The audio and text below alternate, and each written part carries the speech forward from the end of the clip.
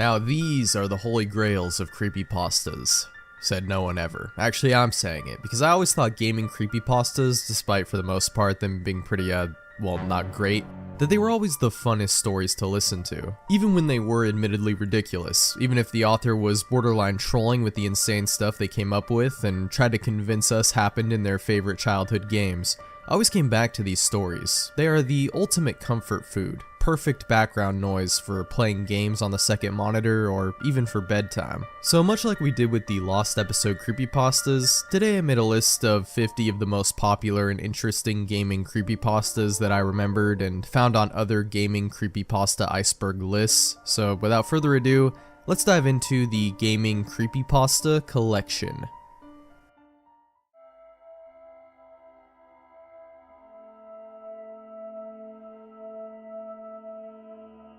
I'm a total Sonic the Hedgehog fan, much like everyone else. I like the newer games, but I don't mind playing the classics. I don't think I've ever played glitchy or hacked games before, though I don't think I want to play any after the experience that I had. It started on a nice summer afternoon. I was playing Sonic Unleashed. I liked how you get to explore the towns in it, until I noticed out of my peripheral vision that the mailman had arrived and put something in my mailbox as usual and left. I paused my game to go see what I got in the mail. The only thing in the mailbox was a CD case for computers and a note. I took it inside. I looked at the note first and realized it was from my dear friend Kyle, let's just call him that, whom I hadn't heard from in 2 weeks. I know that because I recognized his handwriting, though what was weird is how it looked. It looked badly written and scratchy and somewhat difficult to read, as if Kyle was having a hard time writing it down and did it in a hurry. This is what he wrote. Tom, I can't take it anymore. I had to get rid of this thing somehow before it was too late, and I was hoping you'd do it for me. I can't do it. He's after me, and if you don't destroy the CD, he'll come after you too. He's too fast for me. Please, Tom, destroy this godforsaken disc before he comes for you too. It's too late for me. Destroy the disc and you'll destroy him, but do it quick, otherwise he'll catch you. Don't even play the game. It's what he wants. Just destroy it. Please, Kyle. Well, that was certainly weird. Even though Kyle is my best friend and I haven't seen him in 2 weeks, I didn't do what he asked me. I didn't think that a simple gaming disc would do anything bad to him. After all, it's just a game, right? Boy, was I wrong about that. Anyway, I looked at the disc and it looks like an ordinary computer CDR disc, except it had black marker on it written Sonic.exe, and it was much unlike Kyle's handwriting, meaning that he must have gotten it from someone else, like a pawn shop or eBay. When I saw Sonic on the writing of the CD, I was actually excited and wanted to play it, since I'm a big Sonic fan. I went up to my room and turned on my computer and put the disc in and installed the game. When the title screen popped up, I noticed that it was the first Sonic game, and I was like, awesome, because like I said earlier, I like the classics. The first thing I noticed that was out of place was when I pressed the start button, and there was a split second when I saw the title image turn into something much different, something that I now consider horrifying, before cutting to black. I remember what the image looked like in that split second before the game cut to black. The sky had darkened, the title emblem was rusted and ruined. The Sega 1991 was now instead Sega 666, and the water had turned red, like blood, except it looked hyper-realistic. But the freakiest thing that was in that split-second frame was Sonic. His eyes were pitch black and bleeding with 2 glowing red dots staring right at me, and his smile had stretched wider up to the edge of his face. I was rather disturbed about that image when I saw it, though I figured that it was just a glitch and forgot about it. After it cut to black, it stayed like that for about 10 seconds or so, and then another weird thing happened. The save file select from Sonic the Hedgehog 3 popped up, and I was like, WTF, what's this doing in the first Sonic game? Anyway, then I noticed something off. The background was dark cloudy sky of the Bad Stardust Speedway level from Sonic CD, and there were only 3 save files. The music was that creepy Caverns of Winter music from Earthbound, only it was extended and seemed to have been in reverse, and the image for the save file where you see a preview of the level you're on is just red static for all 3 files. What freaked me out was the character select. It only showed Tails, Knuckles, and to my surprise, Dr. Robotnik. Now I was sure that something was up. I mean, how can you play as Robotnik in a classic Sonic game, for crying out loud? That's when I realized that this wasn't a glitchy game. It was a hacked game. Yeah, it definitely looked hacked, it was really creepy, but as a smart gamer, I wasn't scared, or at least I tried not to be. I told myself that it was just a hacked game and there's nothing wrong with that. Anyways, shaking off this creeped out feeling, I picked save file 1 and chose Tails and got started. The game froze for about 5 seconds and I heard a creepy pixelated laugh that sounded an awful lot like that Kefka guy from Final Fantasy before cutting to black. The screen stayed black for about 10 seconds or more. Then it showed the typical level title thing, except the simplistic shapes were different shades of red and the text showed only Hill Act 1. The screen faded in and the level title vanished, revealing Tails in the Green Hills zone from Sonic 1. The music was different though. It sounded like a peaceful melody in reverse. Anyway, I started playing and had Tails start running like you would in any of the classic Sonic games. What was odd was that as Tails was running along the level, there was nothing but flat ground and a few trees for 5 minutes. That was when the peaceful music started to lower down into slow, deep tones very slowly as I kept going. I suddenly saw something and I stopped to see what it was. It was one of the small animals lying dead on the ground, bleeding. That was when the music started to slow down.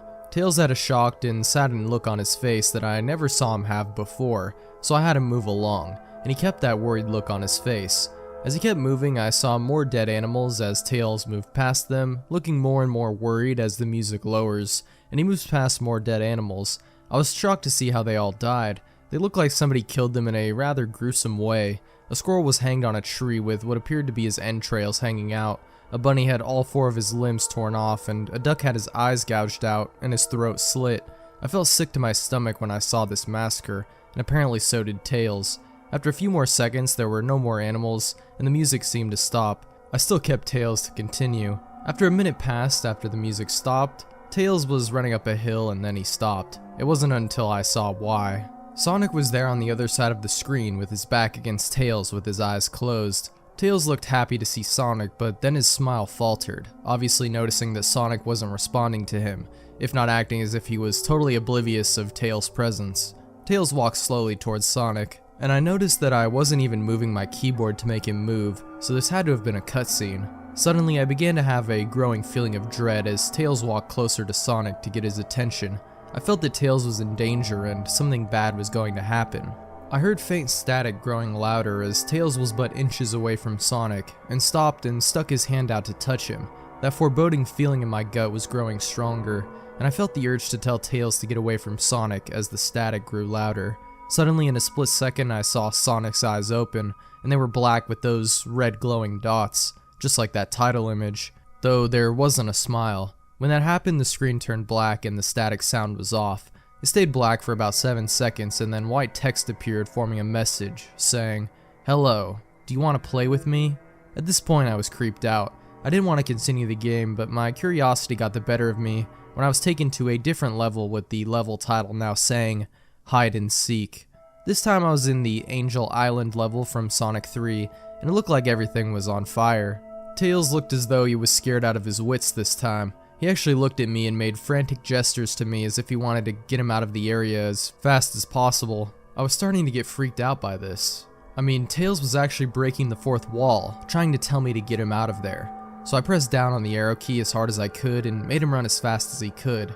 A pixelated version of that creepy theme when you meet Shadow at the Ark as Robotnik from SA2 was playing as I made Tails trek through the desolate forest, trying to help him escape from whatever he was trying to run from. Suddenly I heard that creepy laugh again, that awful Kefka laugh. Right after 10 seconds had passed as I helped Tails run through the forest, and then I started seeing flashes of Sonic popping everywhere on the screen, again with those black and red eyes. The music changed to that suspenseful drowning jingle as I see Sonic behind Tails slowly gaining up on him, flying. Sonic wasn't running, he was actually flying. The flying pose his sprite was making looked very similar to Metal Sonic's flying pose in Sonic CD, except it was just Sonic and he had the black and red eyes again. Only this time he had the most deranged looking grin on his face. He looked as though he was enjoying the torment he was giving the poor little fox as he gained up on him. Suddenly when Tails tripped, another cutscene, the music stopped and Sonic vanished. Tails laid there and started crying for 15 seconds. The scene was rather upsetting to watch and I kind of teared up myself, but then Sonic appeared right in front of Tails and Tails looked up in horror. Blood started to come down those blackened eyes of Sonic's as a grin slowly grew from his face as he looked down at the horrified fox. I could do nothing but watch. Just in a split second, Sonic lunged at Tails right before the screen went to black. there was a loud screeching noise that only lasted about 5 seconds. The text returned, only this time it said, "You're too slow. Wanna try again?" And then that god-awful laugh came with it. I was so shocked by what had happened. Did Sonic murder Tails? No, he couldn't have. He and Tails are supposed to be best friends, right? Why did Sonic do that to him? I shook that shock off as I was brought back to the character select. The save file that had Tails was different. Tails was no longer in the box itself, but in the TV screen, which was flickering with that red static.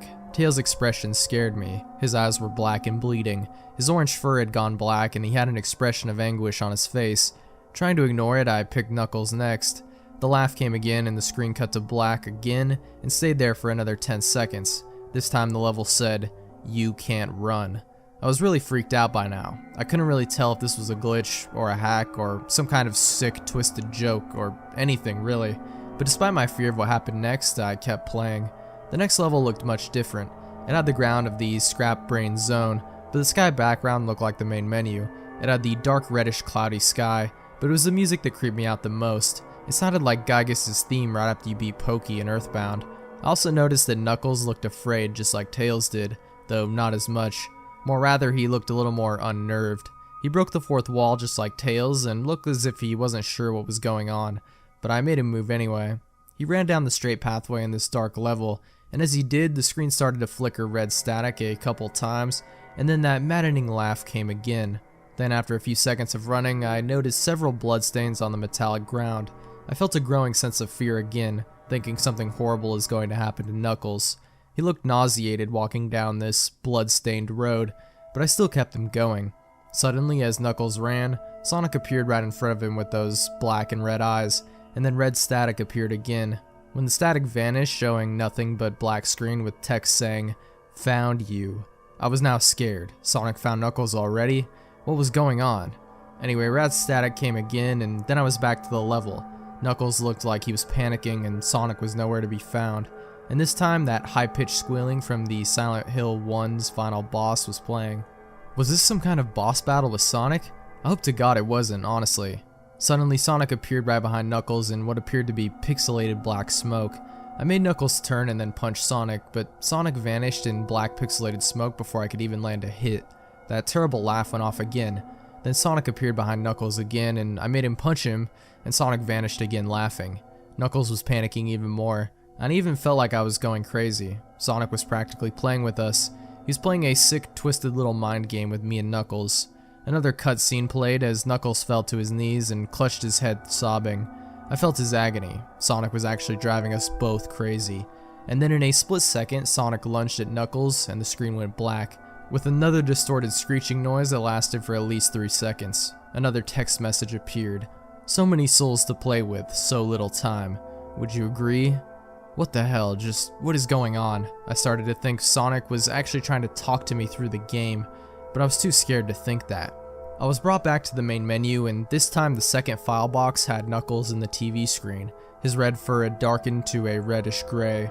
His dreadlocks were dripping with blood and his eyes were black and bleeding too, and he had the look of sadness on his face. I began to think that those are the actual characters trapped in those TV screens on the save files, but I couldn't believe it. I didn't want to believe it. So I shut off the game and took a break. I took a nap. Wish I hadn't, because I then began to have the most disturbing nightmare. I was in pitch black darkness, though I was under the light given off by a lamp that hung high above my head. I could hear the cries of Knuckles and Tails nearby. They were saying stuff like, "Help us," and "Why did you give us to him?" and "Run away before he gets you too." Their cries died out as I then heard Sonic laugh. His laugh, it sounded like the distorted Kefka laugh. "You're a lot of fun to play with, kid. Just like your friend Kyle," though he didn't last long. I was scared and looking around for the source of the voice. Won't be long now until you join him and all my other friends. I saw him walking towards me, flickering in and out in several directions. "You can't run, kid. You're in my world now, just like the others." When he grabbed me and I saw his bleeding, black and red-eyed, grinning face, I woke up with a fright. After a couple of hours, I decided to continue playing the game. I don't know why, but I had to know. I had to figure out why this was happening. So I turned on the computer, turned on the game, and selected Robotnik next. I still thought that was wacky, playing as Robotnik, but anyway, the level title appeared again, and this time it said ... which I found really freaky. This time I was in some kind of hallway. Didn't really look like it was from any of the classic Sonic games, though it did have the pixelated style. The floor was shiny and checkered. The walls were a dark, grayish purple, with animated candle lights and a few dark blood stains here and there, and there was a dark red curtain hanging above on the top part of the screen. Every 12 seconds or so, that red curtain sways very slowly, but whenever you're playing the game, you can barely see it move. The music was oddly pleasant, a piano playing a rather sad yet peaceful song, but I knew better. This was the song that played in Hill Act 1, only it wasn't in reverse. Robotnik didn't look entirely nervous like Tails and Knuckles did, but he did have a suspicious look on his face as if he was just a bit paranoid. He did a little animation when I just left him standing. He turns his head to the left and then to the right, at least twice, and then shrugs at me, as if he has no idea where he was or what was going on.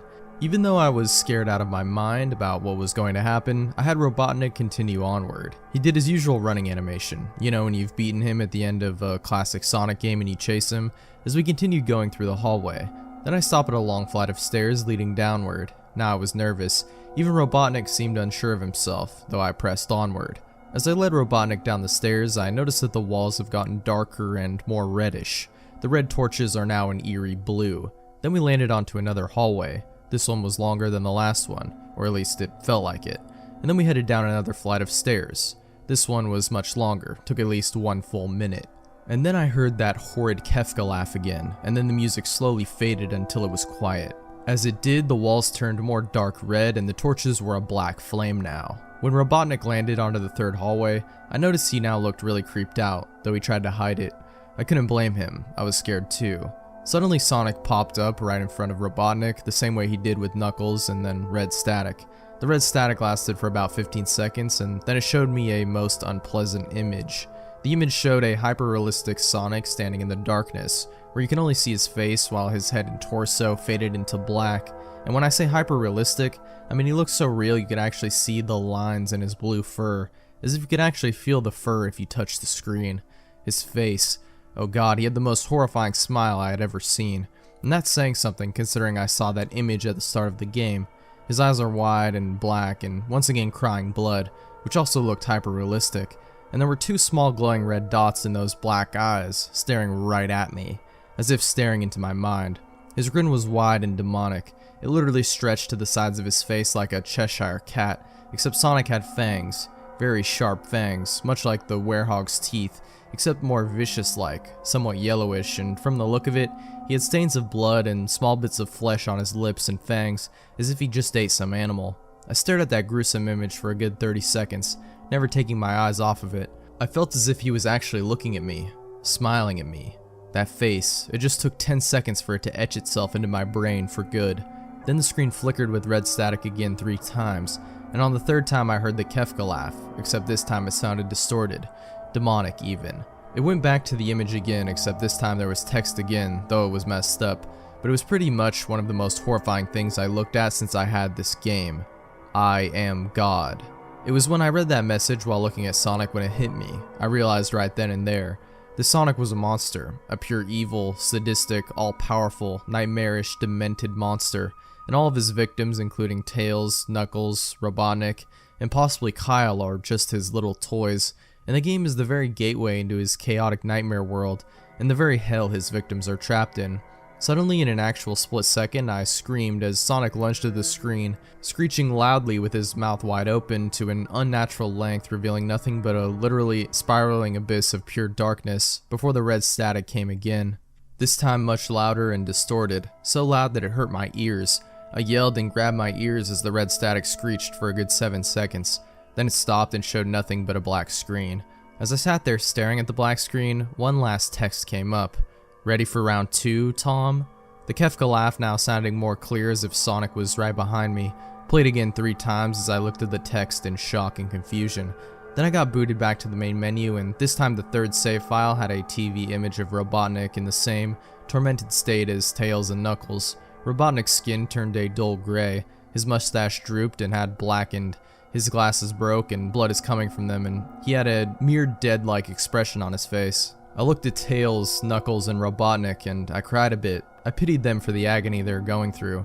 They were forever trapped within the game, forever tormented by that horrid hedgehog, and always will be. Then the computer shut itself off. I couldn't turn it back on no matter what I did. I sat there for maybe 25 seconds, horrified by what had just happened.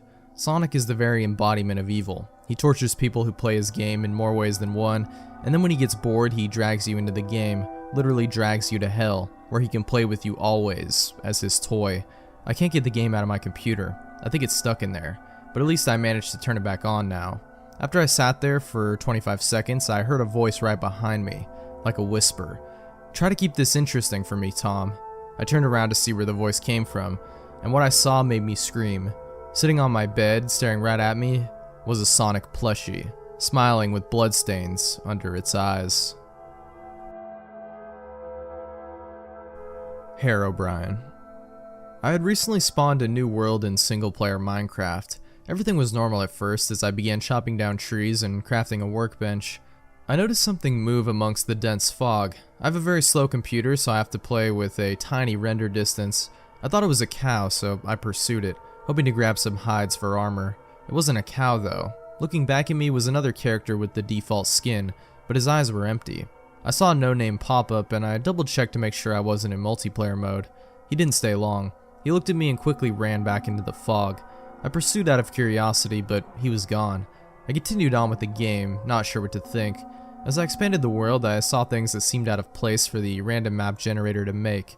2x2 tunnels in the rocks, small perfect pyramids made of sand in the ocean, and groves of trees with all their leaves cut off. I would constantly think I saw the other player in the deep fog, but I never got a better look at him. I tried increasing my render distance to far whenever I thought I saw him, but it was to no avail. I saved the map and went on to forums to see if anyone else had found the pseudo player. There were none. I created my own topic telling of the man and asking if anyone had a similar experience. The post was deleted within 5 minutes. I tried again and the topic was deleted even faster. I received a PM from username Herobrine containing one word: stop. When I went to look at Herobrine's profile, the page 404'd, I received an email from another forum user. He claimed the mods can read the forum user messages, so we were safer using email. The emailer claimed that he had seen the mystery player too, and he had a small directory of other users who had seen him as well. Their worlds were littered with obviously man-made features as well, and described their mystery player to have no pupils. About a month passed until I heard from my informant again. Some of the people who had encountered this mystery man had looked into the name Herobrine and found that the name was frequently used by a Swedish gamer. After some further information gathering, it was revealed to be the brother of Notch, the game's developer. I personally emailed Notch and asked him if he had a brother. It took him a while, but he emailed back with a very short message. I did, but he is no longer with us. I haven't seen the mystery man since our first encounter, and I haven't noticed any changes to the world other than my own. I was able to press print screen when I first saw him. Here's the only evidence of his existence. Been drowned. Post number 1, September 7th, 2010. Okay, X, I need your help with this. This is not a copypasta, this is a long read, but I feel like my safety or well-being could very well depend on this. This is video game related, specifically Majora's Mask, and this is the creepiest shit that has ever happened to me in my entire life. Having said that, I recently moved into my dorm room starting as a sophomore in college, and a friend of mine gave me his old Nintendo 64 to play. I was stoked, to say the least. I could finally play all of those old games from my youth that I hadn't touched in at least a decade. His N64 came with one yellow controller and a rather shoddy copy of Super Smash Bros., and while beggars can't be choosers, needless to say it didn't take long until I became bored of beating up level 9 CPUs. That weekend I decided to drive around a few neighborhoods about 20 minutes or so off campus, hitting up the local garage sales, hoping to score on some good deals from ignorant parents. I ended up picking up a copy of Pokemon Stadium, GoldenEye, yeah, F-Zero, and 2 other controllers for $2. Satisfied, I began to drive out of the neighborhood when one last house caught my attention. I still have no idea why it did. There were no cars there and only one table was set up with random junk on it, but something sort of drew me there. I usually trust my gut on these things, so I got out of my car and I was greeted by an old man.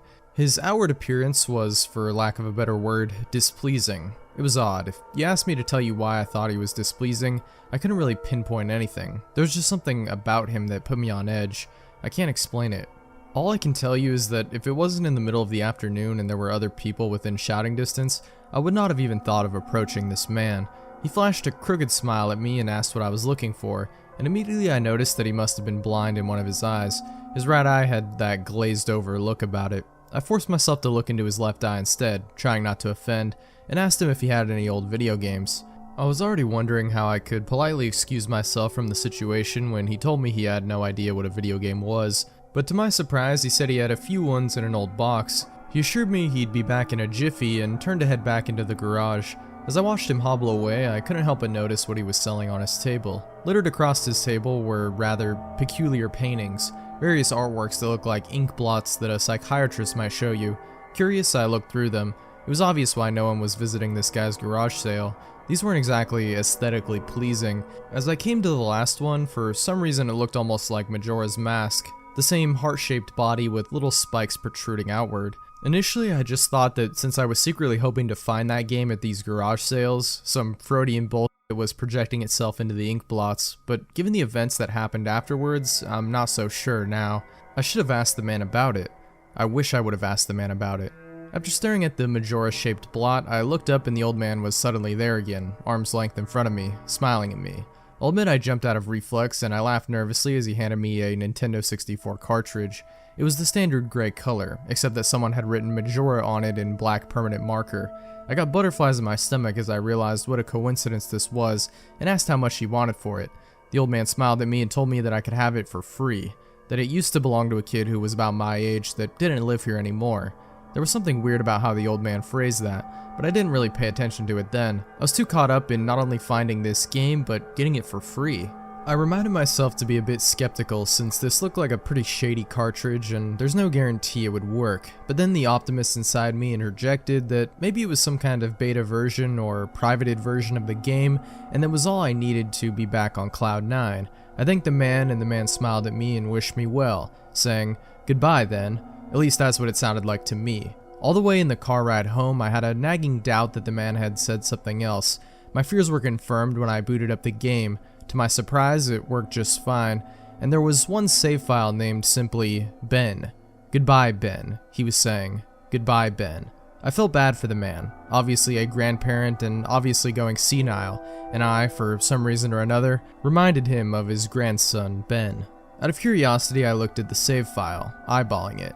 I could tell that he was pretty far into the game. He had almost all of the masks and 3/4 remains of the bosses. I noticed that he used an owl statue to save his game. He was on day 3 and by the Stone Tower Temple with hardly an hour left before the mood would crash. I remember thinking that this was a shame that he had come so close to beating the game, but he never finished it. I made a new file named Link out of tradition and started the game, ready to relive my childhood. For such a shady looking game cartridge, I was impressed at how smoothly it ran, literally just like a retail copy of the game, save for a few minor hiccups here and there, like textures being where they shouldn't be, random flashes of cutscenes at odd intervals, but nothing too bad. However, the only thing that was a little unnerving was that at times the NPCs would call me Link, and at other times they would call me Ben. I figured it was just a bug, a fluke in the programming causing our files to get mixed up or something. It did kind of creep me out though after a while, and it was around after I had beaten the Woodfall Temple that I regrettably went into the save files and deleted Ben. I had intended to preserve the file just out of respect for the game's original owner. It's not like I needed 2 files anyway, hoping that would solve the problem. It did and it didn't. Now NPCs wouldn't call me anything. Where my name should be in the dialogue, there was just a blank space. My save file name was still called Link though. Frustrated and with homework to do, I put the game down for a day. I started playing the game again last night, getting the Lens of Truth and working my way towards completing the Snowhead Temple. Now, some of you more hardcore Majora's Mask players know about the 4th day glitch. For those of you who don't know, you can Google it, but the gist of it is that right as the clock is about to hit 00 on the final day, you can talk to the astronomer and look through the telescope. If you time it right, the countdown disappears and you essentially have another day to finish whatever you were doing. Deciding to do the glitch to try and finish the Snowhead Temple, I had happened to get it right on the first try, and the time counter at the bottom disappeared. However, when I pressed B to exit the telescope, instead of being greeted by the astronomer, I found myself in the Majora boss fight room at the end of the game, the trippy boxed-in arena, staring at Skull Kid hovering above me. There was no sound, just him floating in the air above me, and the background music which was regular for the area, but still creepy. Immediately my palms began to sweat. This was definitely not normal. Skull Kid never appeared here. I tried moving around the area, and no matter where I went, Skull Kid would always be facing me, looking at me, not saying anything. Nothing would happen though, and this kept up for around 60 seconds. I thought the game had bugged or something, but I was beginning to doubt that very much. I was about to reach for the reset button when text appeared on my screen. You're not sure why, but you apparently had a reservation. I instantly recognized that text. You get that message when you get the room key from Anju at the Stockpot Inn, but why is it playing here? I refused to entertain the notion that it was almost as if the game was trying to communicate with me. I started to navigate the room again, testing to see if that was some sort of a trigger that enabled me to interact with something here. Then I realized how stupid I was. To even think that someone could reprogram the game like this was just absurd. Sure enough, 15 seconds later, another message appeared on the screen, and again, like the first one, it was already a pre-existing phrase. Go to the lair of the temple's boss. Yes or no? I paused for a second, contemplating what I should press and how the game would react. When I realized that I couldn't select no, taking a deep breath, I pressed yes, and the screen faded to white, with the words, Dawn of a New Day, with the subtext, straight lines, beneath it. Where I was ported to filled me with the most intense sense of dread and impending fear I had ever experienced. The only way I can describe the way I felt here is having the feeling of inexplicable depression on a profound scale. I'm not normally a depressed person, but the way I felt here was a feeling that I didn't even know existed. It was such a twisted, powerful presence that seemed to wash over me. I appeared in some kind of weird Twilight Zone version of Clock Town. I walked out of the clock tower, as you normally do when you start from day one, only to find that all the inhabitants were gone. Usually with the 4th day glitch, you can still find the guards and the dog that runs outside around the tower. This time though, they were all gone. What replaced them was the ominous feeling that there was something out there, in the same area as me, and that it was watching me. I had 4 hearts to my name and the hero's bow, but at this point I wasn't even considered for my avatar. I felt that I personally was in some kind of danger. Perhaps the most chilling thing was the music. It was the Song of Healing, ripped straight from the game itself, but played in reverse. The music got louder, building up as if you'd expect something to pop out at you, but nothing ever did, and the constant loop began to wear on my mental state. Every now and then I would hear the faint laugh of the happy masked salesman in the background, just quiet enough so that I wasn't sure if I was just hearing things, but just loud enough to keep me determined to find him. I looked in all 4 zones of Clocktown, only to find nothing. No one. Textures were missing, West Clocktown had me walking on air, the entire area felt broken, hopelessly broken. As the reverse Song of Healing repeated for what must have been like the 50th time, I just remember standing in the middle of South Clocktown realizing I had never felt so alone in a video game before. As I walked through the ghost town, I didn't know whether it was the combination of the out-of-place textures and the atmosphere and the haunting melody of the once peaceful and soothing song being butchered and distorted, but I was literally on the verge of tears and I had no idea why. I hardly ever cry. Something had gripped me here, and this powerful sense of depression that was both foreign and crippling.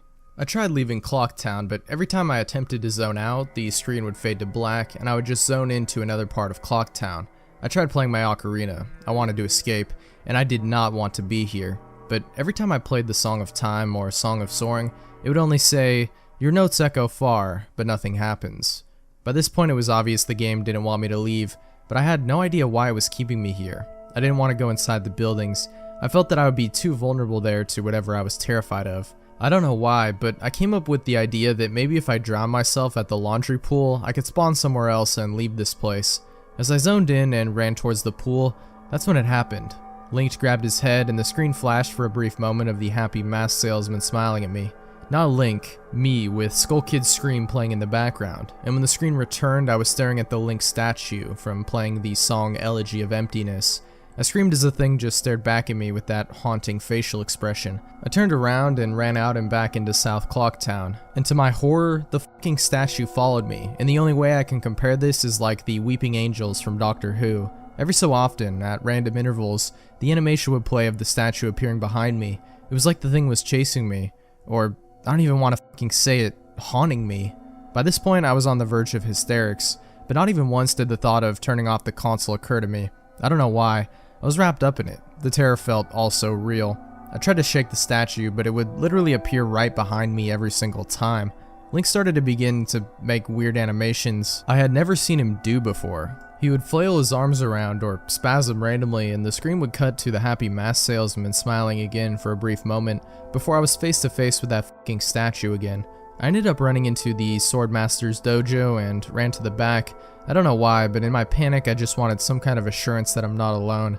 To my dismay, I found no one. But as I turned to leave, the statue cornered me in the cubby in the back. I tried attacking the statue with my sword, but to no avail. Confused and backed into a corner, I just stared at the statue, waiting for it to kill me. Suddenly the screen flashed again to the happy mask salesman, and Link turned to face my screen, standing upright, mirroring the statue, looking at me along with his copy, literally staring at me. Whatever was left of the fourth wall was completely shattered while I ran out of the dojo terrified. Suddenly, the game warped me to an underground tunnel, and the reverse song of healing queued up again as I was given a brief moment of rest before the statue started appearing behind me again, this time aggressively. I could only take a few steps before it would summon behind me again. I hurriedly made my way out of the tunnel and appeared in southern Clocktown. As I ran aimlessly in a sheer panic, suddenly a "Re-Dead" screamed and the screen faded to black as Dawn of a New Day and straight lines appeared again. The screen faded in and I was standing on top of Clock Tower with Skull Kid hovering over me again, silent. I looked up and the moon was back, looming just meters above my head, but the Skull Kid just stared at me hauntingly with that fucking mask. A new song was playing, the Stone Tower Temple theme played in reverse. In some sort of desperate attempt, I equipped my bow and fired off a shot at the Skull Kid, and it actually hit him and he played an animation of him reeling back. I fired again, and on the third arrow a text box appeared saying, "That won't do you any good, hee hee."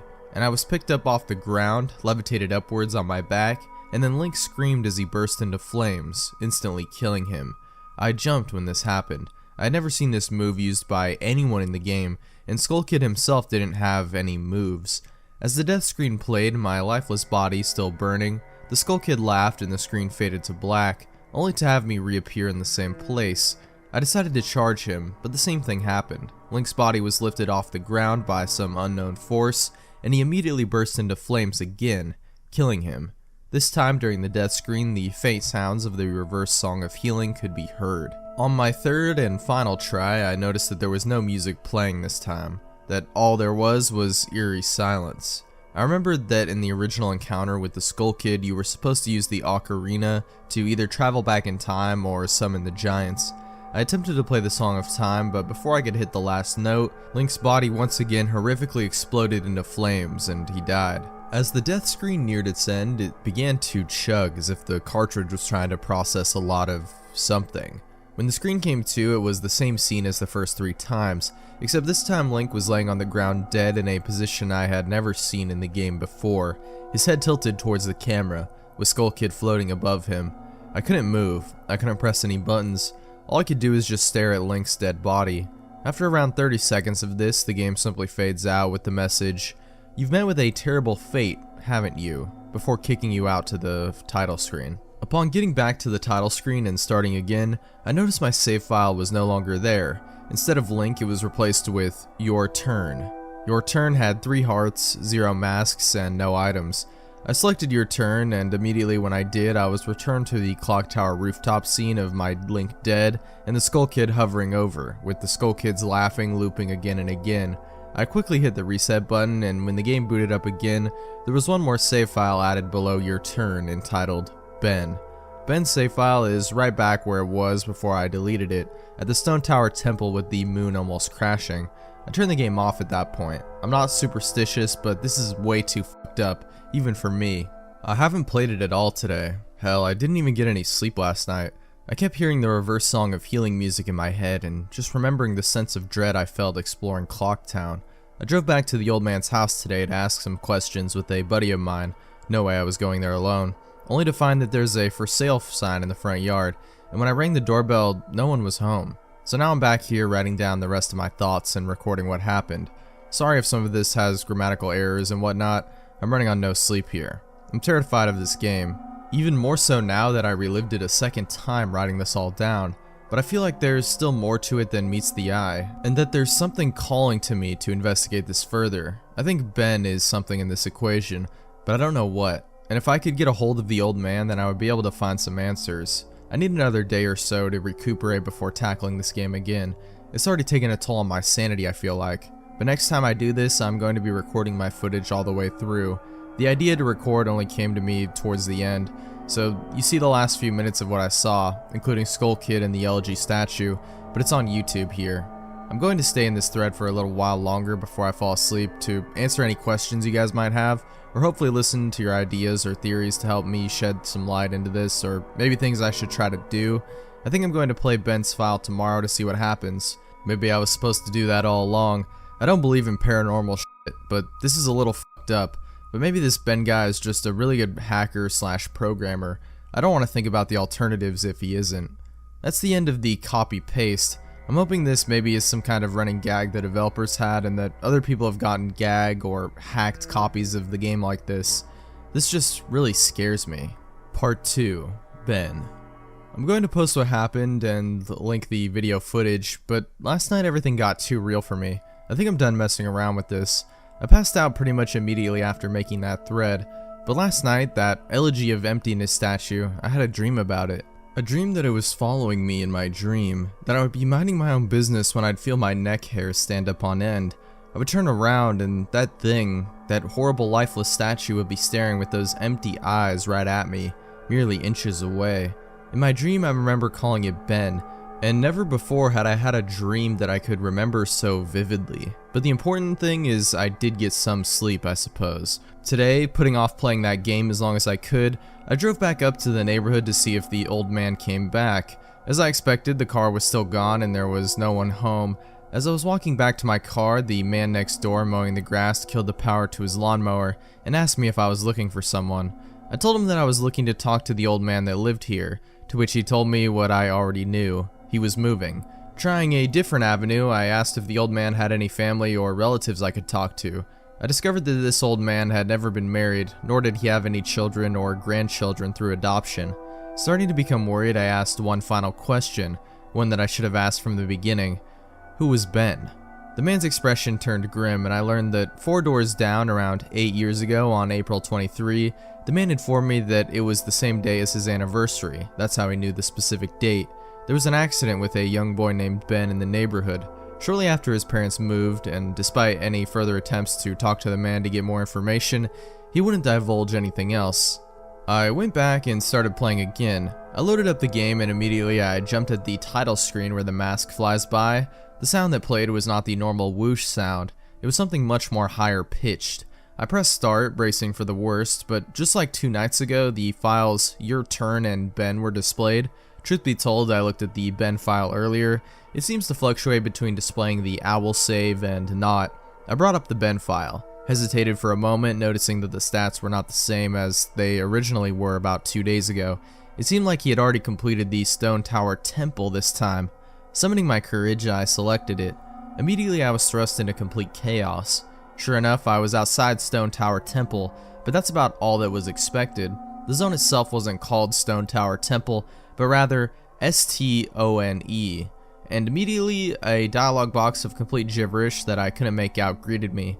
Link's body was distorted. His back was cocked violently to the side where his posture was permanently disfigured. Link's expression was dull, almost monotonous. He had an expression on his face that I didn't recognize before. It was a blank look, as if he was dead. As Link stood there, his body spasmed irregularly back and forth.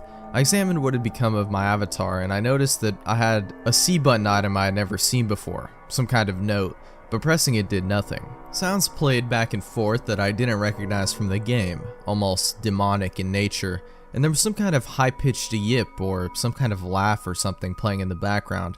I had all of 2 minutes to take in the environment before another one of those Elegy of Emptiness statues was summoned, and immediately after I was cut into the Dawn of a New Day screen, except this time it was without the straight line subtext. I was a Deku scrub in Clocktown. This scene would normally play after the first time you traveled back in time. Title would say, "What just happened?" It's as if everything has, but instead of saying started over, she finished her remark in broken text as the laugh of the happy masked salesman played in the background. I was put back in control of my character, but from a f***ed up camera angle. I was looking from behind the door to the clock tower, watching my avatar run around as a Deku scrub. Seeing as how I really had no place to go because I couldn't see anything, I begrudgingly went inside the door. There I was, greeted by the happy masked salesman, who simply told me, "You met with a terrible fate, haven't you?" before the screen widened out. I was in Termina Field as a human again. I might as well not have been playing the same game anymore. I was being warped around and there was no sign of a day clock or anything. I took a moment to get my bearings as I looked around the field, and immediately I could tell that this was not normal. There were no enemies, and a twisted version of the happy masked salesman's theme was playing. I decided to run towards Woodfall before I noticed a gathering of 3 figures off to the side, one of them being Epona. As I approached them, to my horror, I saw the happy masked salesman, the Skull Kid, and the Elegy of Emptiness statue just standing there. I figured maybe they were bugged out, but by now I told myself that I should know better. Nevertheless, I approached them carefully and found that the Skull Kid was playing some kind of idle animation on loop. Same with Epona, and the Elegy of Emptiness statue was doing what it had been doing all along, just standing there eerily. It was the happy masked salesman that scared me more profoundly than the other two. He was too idle, wearing that shit-eating grin, but wherever I moved, his head slowly turned and followed me. I had not engaged in any dialogue with him, nor was I in combat with him, yet his head still continued to follow my movements. Reminded me of my first encounter with the Skull Kid on top of the clock tower. I pulled out my ocarina, to which the game played the ding sound when you're supposed to play your ocarina, and I tried a song I hadn't played yet, the happy masked salesman's own song, and the song that had been playing on loop back in day 4, the Song of Healing. I finished playing the song, and as I did, an ear-piercing shriek blasted on my TV. The sky immediately started flashing. The happy masked salesman's twisted theme song sped up, intensifying the fear inside me, and Link exploded into flames and died. The 3 figures stayed lit up during my death screen as they watched my lifeless body burn. I can't describe to you how sudden and terrifying the transition from eerie to terror was. You're going to have to watch the video if you want to see firsthand. That same fear that caused me to lose sleep 2 days ago started to grip me again when I was met with the text, "You've met with a terrible fate, haven't you?" for the 3rd time. There has to be some kind of meaning behind that. I had little time to ponder as I was immediately given another small cutscene of transforming into Zora, and I found myself in Great Temple Bay. Hesitant but curious to see what the game had in store for me, I slowly made my way towards the beach where I found Epona. I wondered why the game had decided to put her here. Was the game implying she was trying to get a drink? Unable to take the mask off, I decided that riding the steed wasn't the reason she was placed there. Suddenly I realized that Epona kept neighing, and the way she was angled made it look like she was trying to signal a point to me off in the distance. It was a hunch, but I dove into Great Bay and started swimming. Sure enough, I almost missed it. I found something at the bottom of the ocean, one last Elegy of Emptiness statue.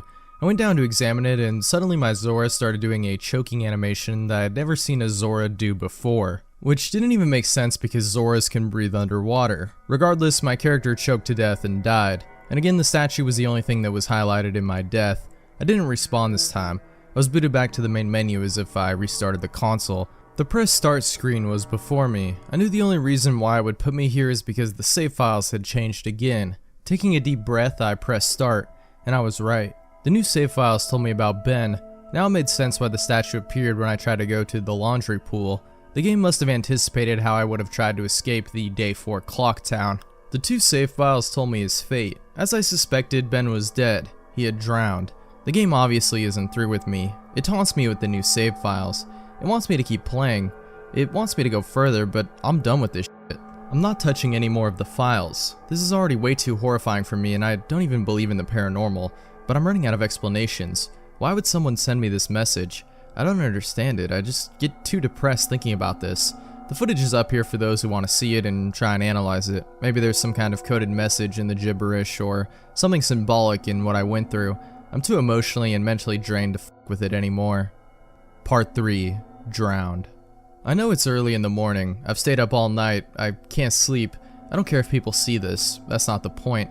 I just want the word to get spread so I don't suffer for nothing. I've lost the will to type about this. The less I dwell on this, the better. I think the video just speaks for itself.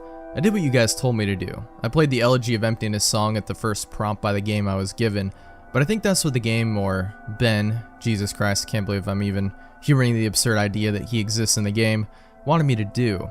He's following me now. Not just in the game, he's in my dreams. I see him all the time, behind my back, just watching me. I haven't gone to any of my classes. I've stayed in my dorm room with the windows closed and the blinds shut. That way I know he can't watch me, but he still gets me when I play. When I play, he can still see me. The game is scaring me now. It's talked to me for the first time, not just using text that's already in the game. It spoke to me, talked to me. It referenced Ben. It talked to me. I don't know what it means. I don't know what he wants. I never wanted any of this. I just want my old life back. Stuff like this doesn't happen to people like me. I'm just a kid, not even old enough to drink yet. It's not fair. I want to go home. I want to see my parents again. I'm so far away from home here at this school. I just want to hug my mom again.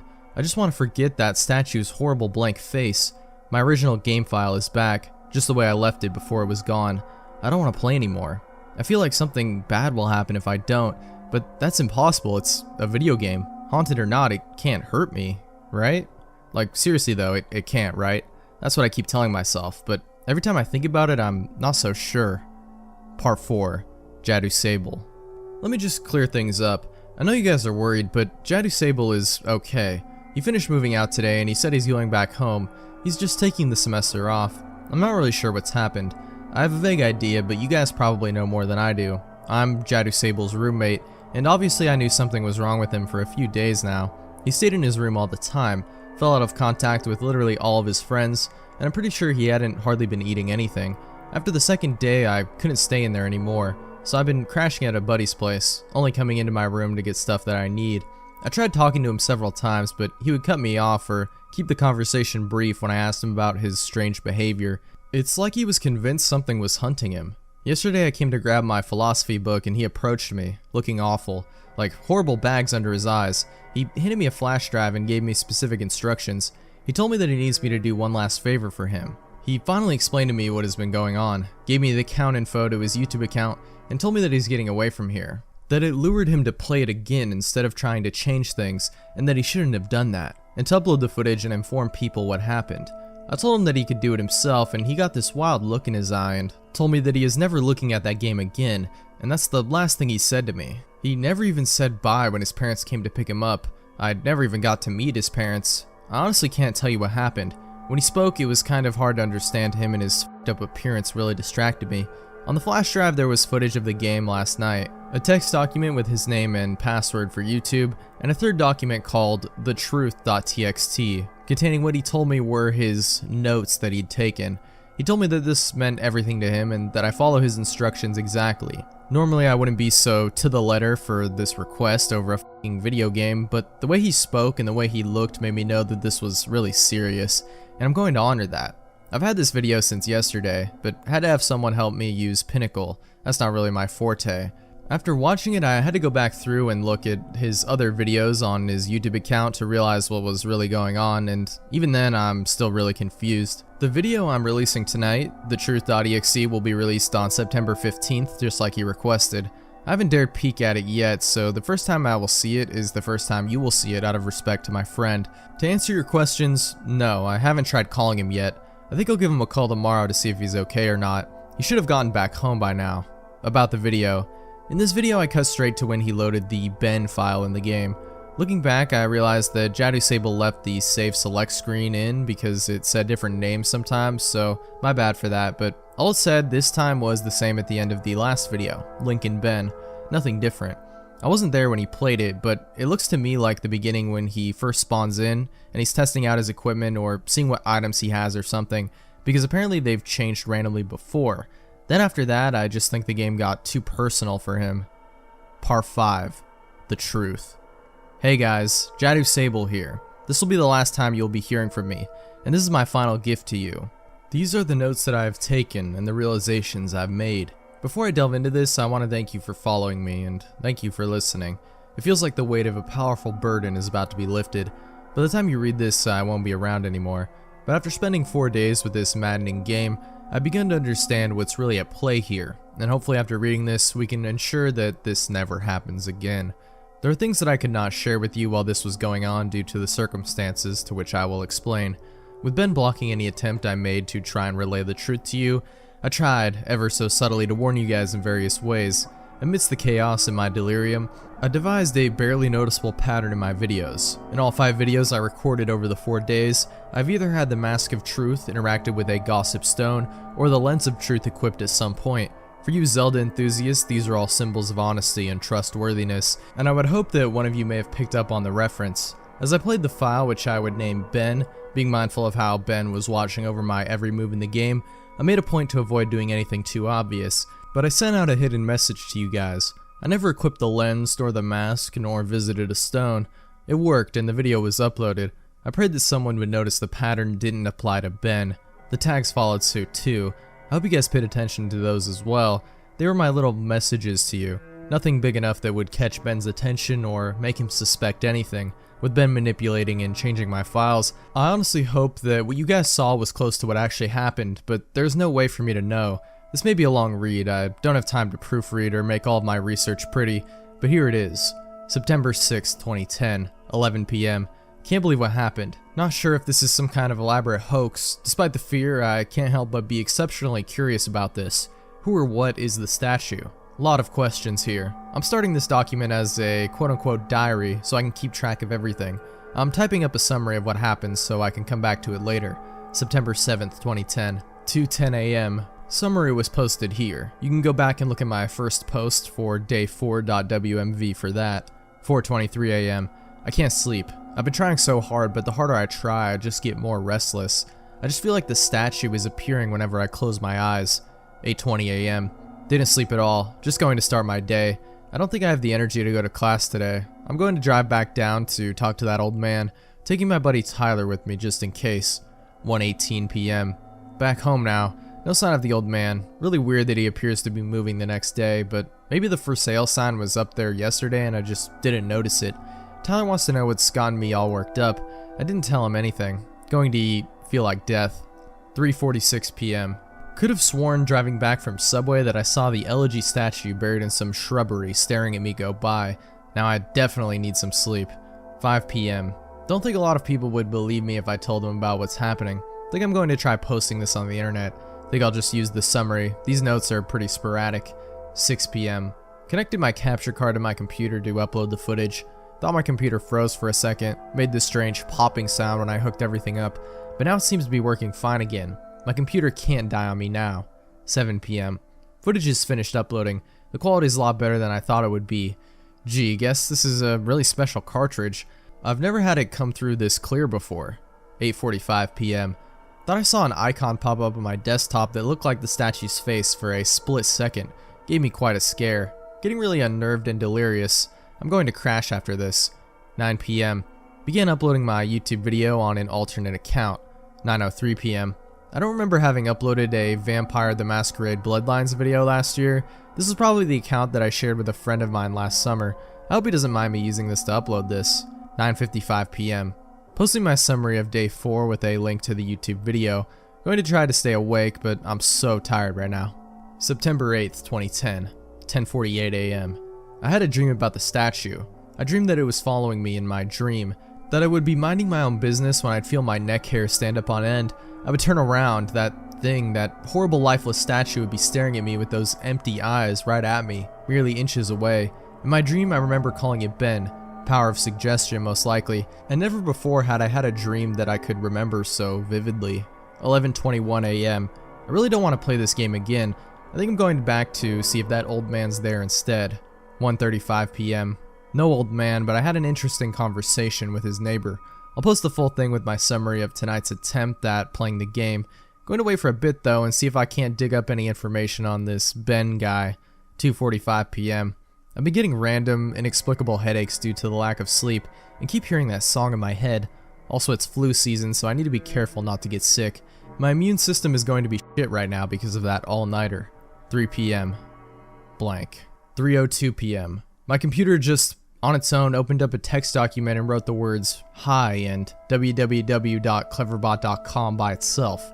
What the fuck? 3:46 PM. I went to the website. It's one of those bot chatting programs. I think it's best if I just let the conversation speak for itself. 9:8:10 conversation. User, hello? Cleverbot, hello. Who is this and how are you able to control my computer? Who am I? Right, forgot, you're a bot. Do you really think that? Listen, I know whoever's fucking with my computer can see my screen right now. Yes. Yeah, and I'll wager that you're one of those IT kids who thinks he's tough shit. You know what you're doing right now is illegal, right? Is it? No shit. Are you familiar with the terms invasion of privacy, Get the fuck off my computer, kid. I am your computer. Cool story. Anyway, I'm calling DPS. You picked a bad time to fuck with me, kid. Should I wait until you play the game then? What? That game? Majora's Mask? Yes. How did you know about that? Because. Because what? I did it. Did what? I played with you. What the fuck? Were you scared? Who the fuck is this? Ben. The statue? You're inside my computer now? Yes. How? You connected me. How the hell did I connect you? Cables and cords. How? Tell me about yourself. What? Tell me about yourself. What do you mean? What is it that really scares you? What the fuck? Answer. No. Answer. What the fuck? How the fuck did you just open that by yourself? I am your computer now. How much can you control? All. What do you want from me? To entertain. You're stuck inside there. You can't hurt me. Ha. Go play. No, you can't hurt me. It took you longer to type that. So? You're not sure. If you're so powerful, why use a ridiculous website like this to chat with me? Less messy, more structured. Fun. Fun? Yes. Tradition. I like it. You think it's funny? Amusing. And my notes? You may write them down. Why are you letting me? It is amusing to see what you think of me. Window closes. 3:50 p.m. What have I done? I've invited it into my computer. I continue to write these notes, write my summaries. I feel like I'm a prisoner in my one place of security. I don't know. I don't know if I'm hallucinating or not. I feel like I'm fucking insane right now. I can feel it, watching over me, even as I type this. Ben is controlling everything in the game, toying with me, leading me like a sheep.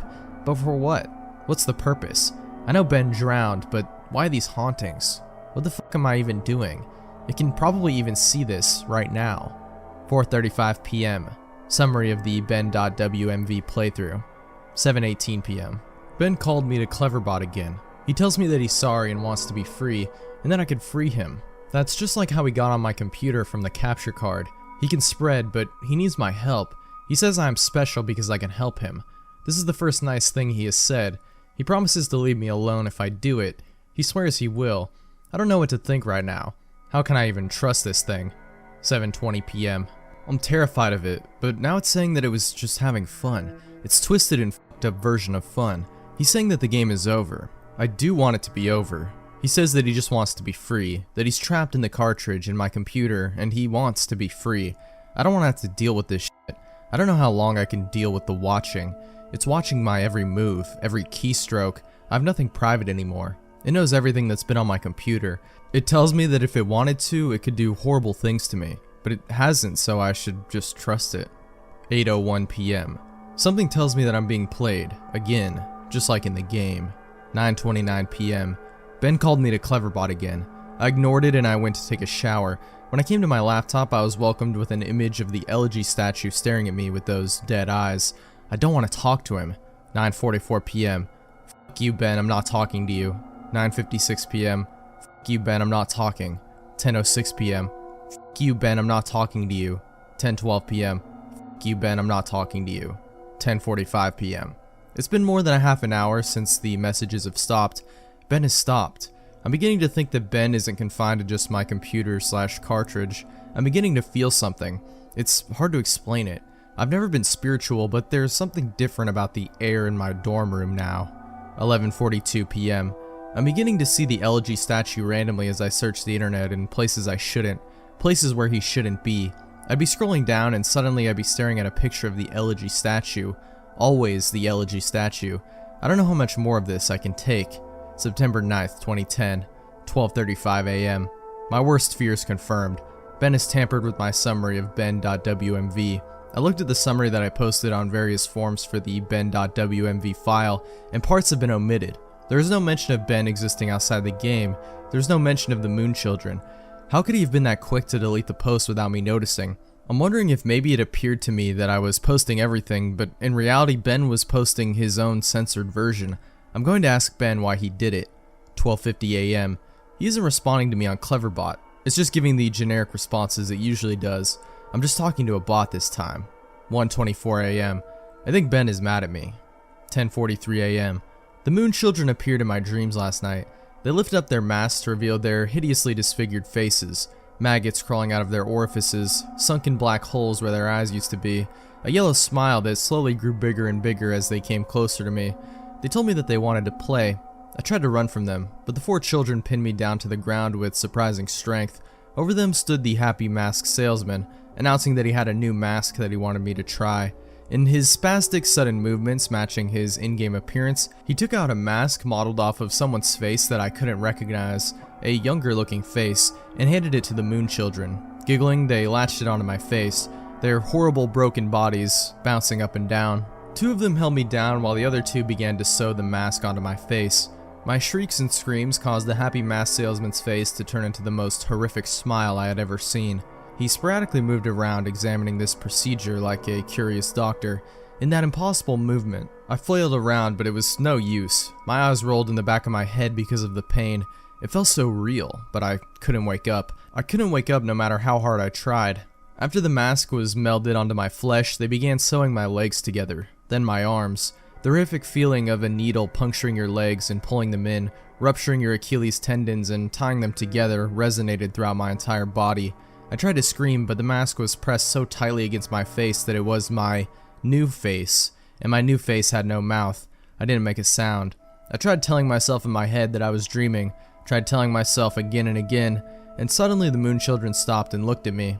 They just stared, and the happy mask salesman slowly bent down and stared at me, inches away from my face, and grinned when he simply said, "You've met with a terrible fate, haven't you?" Before the Moon Children resumed with increased vigor.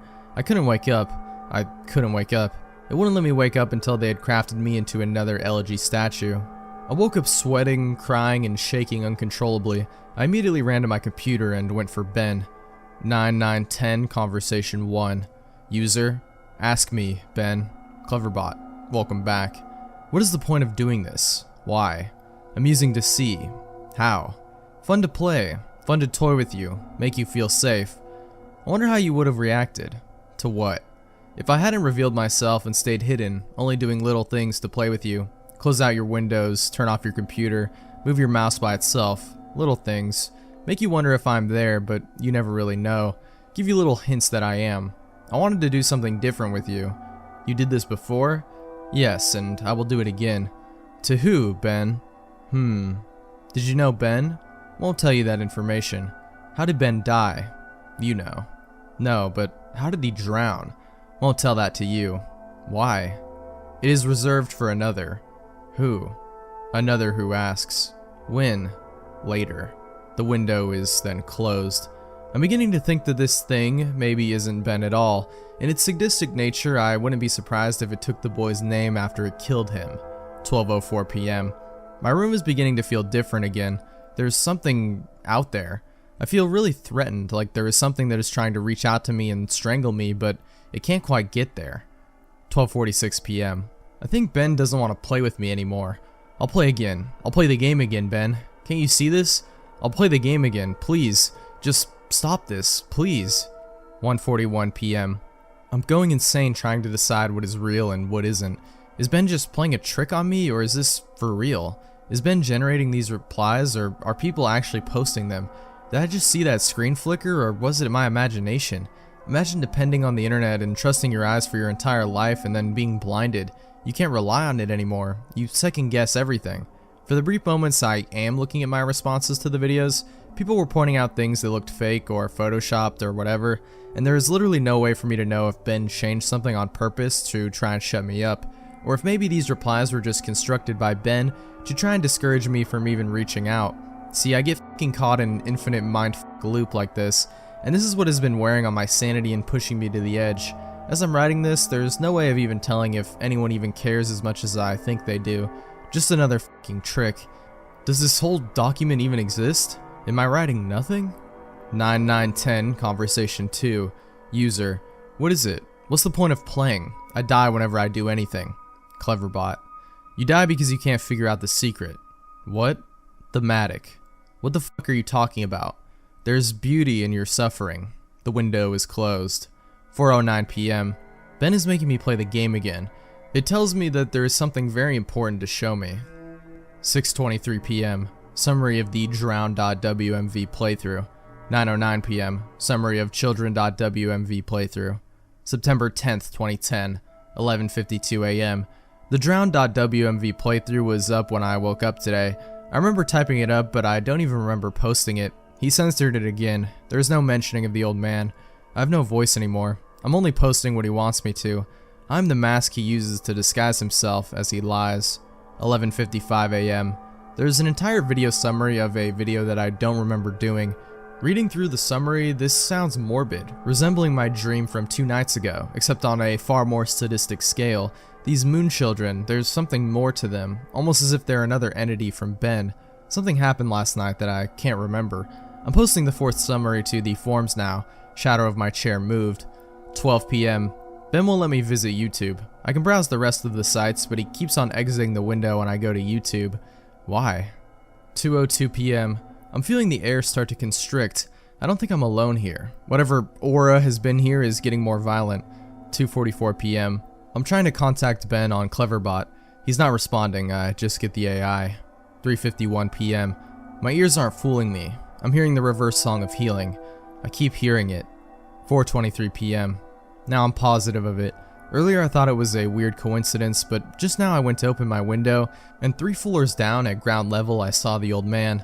I'm completely positive I did. The same guy. He was just staring up at my window, standing in the middle of the campus. If any students took notice of him, they didn't seem to acknowledge it. And that's where my notes end. I fled my room, taking the cartridge with me. I don't want to go into details of what happened. I'll lose my train of thought as I hammer out these last details. It's been roughly 2 days since then. This is my last summary and service to you of the final video you guys saw, Matt.wmv. The last video entry I made, Matt.wmv, began as normal. I was spawned in Clocktown as usual and nothing seemed to be out of place. Determined to set things right and play the Oath to Order on top of the clock tower on the 4th day, I prepared myself. I sped up time and got to the final day, making my way to the observatory. As I got up to the telescope room and approached the astronomer, he would not let me look into his telescope. He told me that it would be cheating and that I should follow the rules.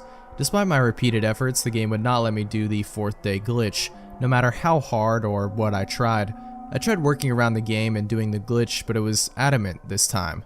Regardless of if I simply had the illusion of free will in prior games, this time the game became more aggressive than anything I've ever seen. It eventually told me to go to Icona Canyon, where the game would end and it would stop haunting me. Anxious and desperate to end this nightmare, I played the Song of Soaring and ended up there.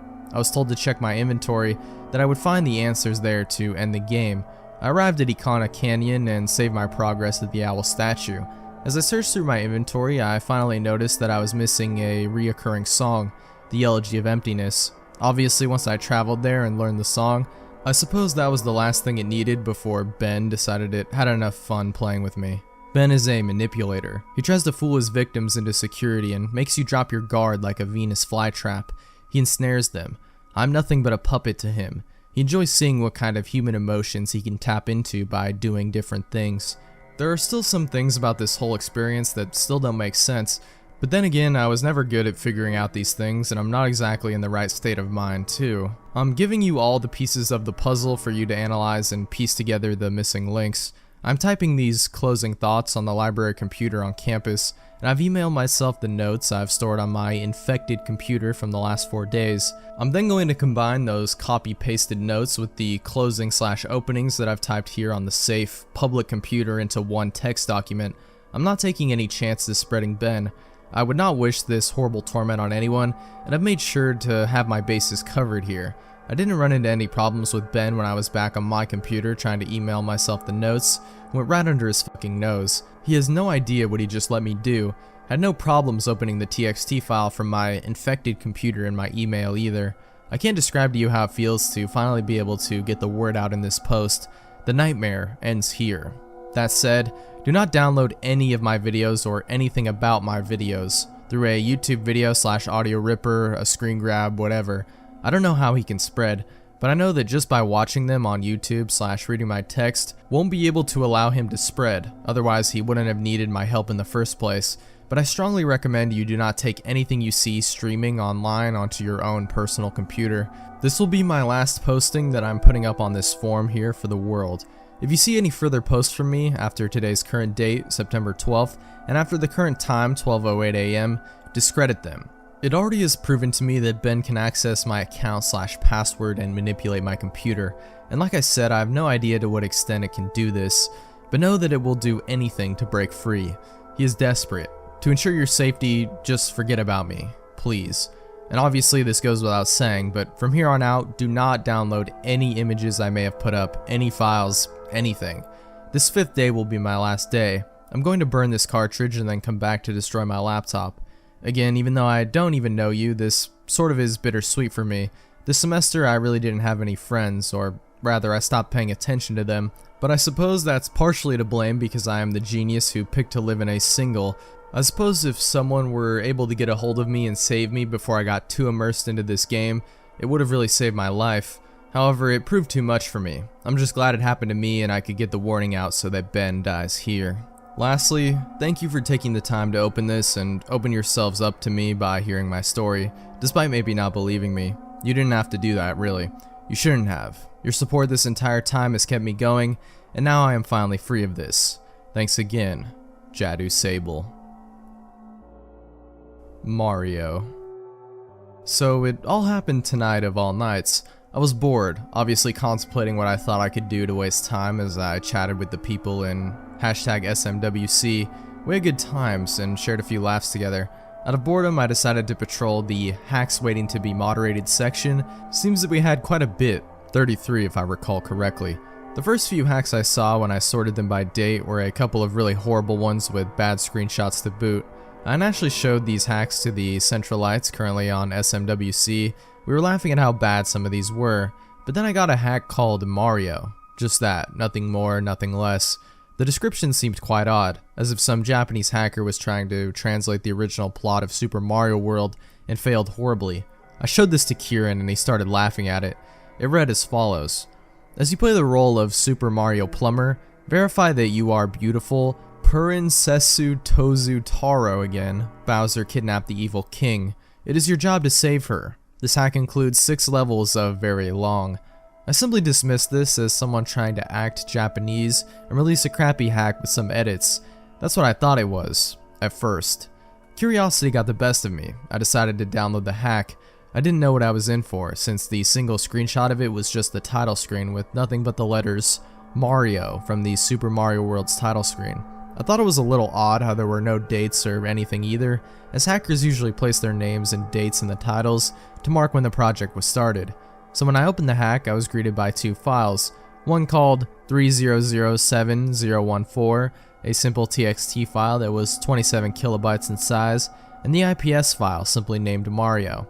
For some reason I wanted to see what the author of the hack had to say, but when I opened the hack in Notepad, there was nothing but indistinguishable symbols and letters and punctuation, sort of like how when you open a ROM in a text editor like Notepad, seems like the author just completely copied his ROM to TXT form, though I could be wrong. Taking a closer look at the top of the TXT file, mixed in with the gibberish, I found the only thing that looked like English there. Here's a piece of what I found. Find me, find me, find me, find me, find me. To be honest, I didn't know what to make of this. I eventually decided it was simply to waste some of my time by making me find some text in the gibberish file. That, I'm willing to bet, no one will ever be able to make sense of. I decided that because my interest was growing steadily, I would start looking through my horribly disorganized download folder for a copy of a clean ROM, which I downloaded a great deal of time before the events of tonight unfolded, and an IPS patcher. Of course, my choice for the job was Lunar IPS. So I then proceeded to move the ROM and the IPS patcher to the folder with the hack. I patched the ROM not knowing what to expect next, and quickly hurried to drag it to ZSNES and play what I thought was to be terrible in the form of a ROM hack. I noticed on boot up that the author had taken the time to change the header of his hack. Instead of the usual Super Mario World you would normally see when booting up a ROM in ZSNES, it just had the letters Mario there again. At this point I gained a little hope, because normally people who do horrible half-assed edits of the ROM generally don't know enough to change a header title. I thought I wasn't wasting my time with this, and my mood brightened slightly at the thought of seeing what the author had to offer in his interesting little hack. The title screen loaded, exactly like it would with the Super Mario World, except it just had Mario in the title like I mentioned earlier. something else had grabbed my interest, more so than the unusual absence of layer 3 tiles on the title screen. Mario's normal bright colored and happy palette seemed, how can I put it, dull. What was once violet-like red now seemed like gray with a slight red tint to it, and I'm fairly sure his pants were looking more gray than blue too. I thought this was strange and wondered why he had decided to give Mario such a dull palette. Regardless as to what his intentions were, I felt that something was wrong. Not in the sense that the palette was slightly bad, but that the hack was empty, like something had happened. Upon pressing start and selecting a new file, like a lot of other countless Mario hacks I've played in the past, there was some sort of intro screen that basically described the entirety of the plot in a short paragraph just small enough to fit into a small black box. I began reading, and for the most part the message stayed the same, but there was one key factor that made this interesting. Apparently the main antagonist of this hack wasn't Bowser at all, it was Mario? The message read as follows: "Welcome, this is Dinosaur Land. In this strange land we find that Princess Toadstool is missing again. Looks like Mario is at it again." What the? This wasn't the original message from Super Mario World, I thought to myself. Normally I wouldn't think anything of this, seeing as how, over my nearly 2 years at SMW Central, I've played countless hacks and have seen many different intro messages, but this one really stuck out. At this point I definitely knew there was something odd about this hack.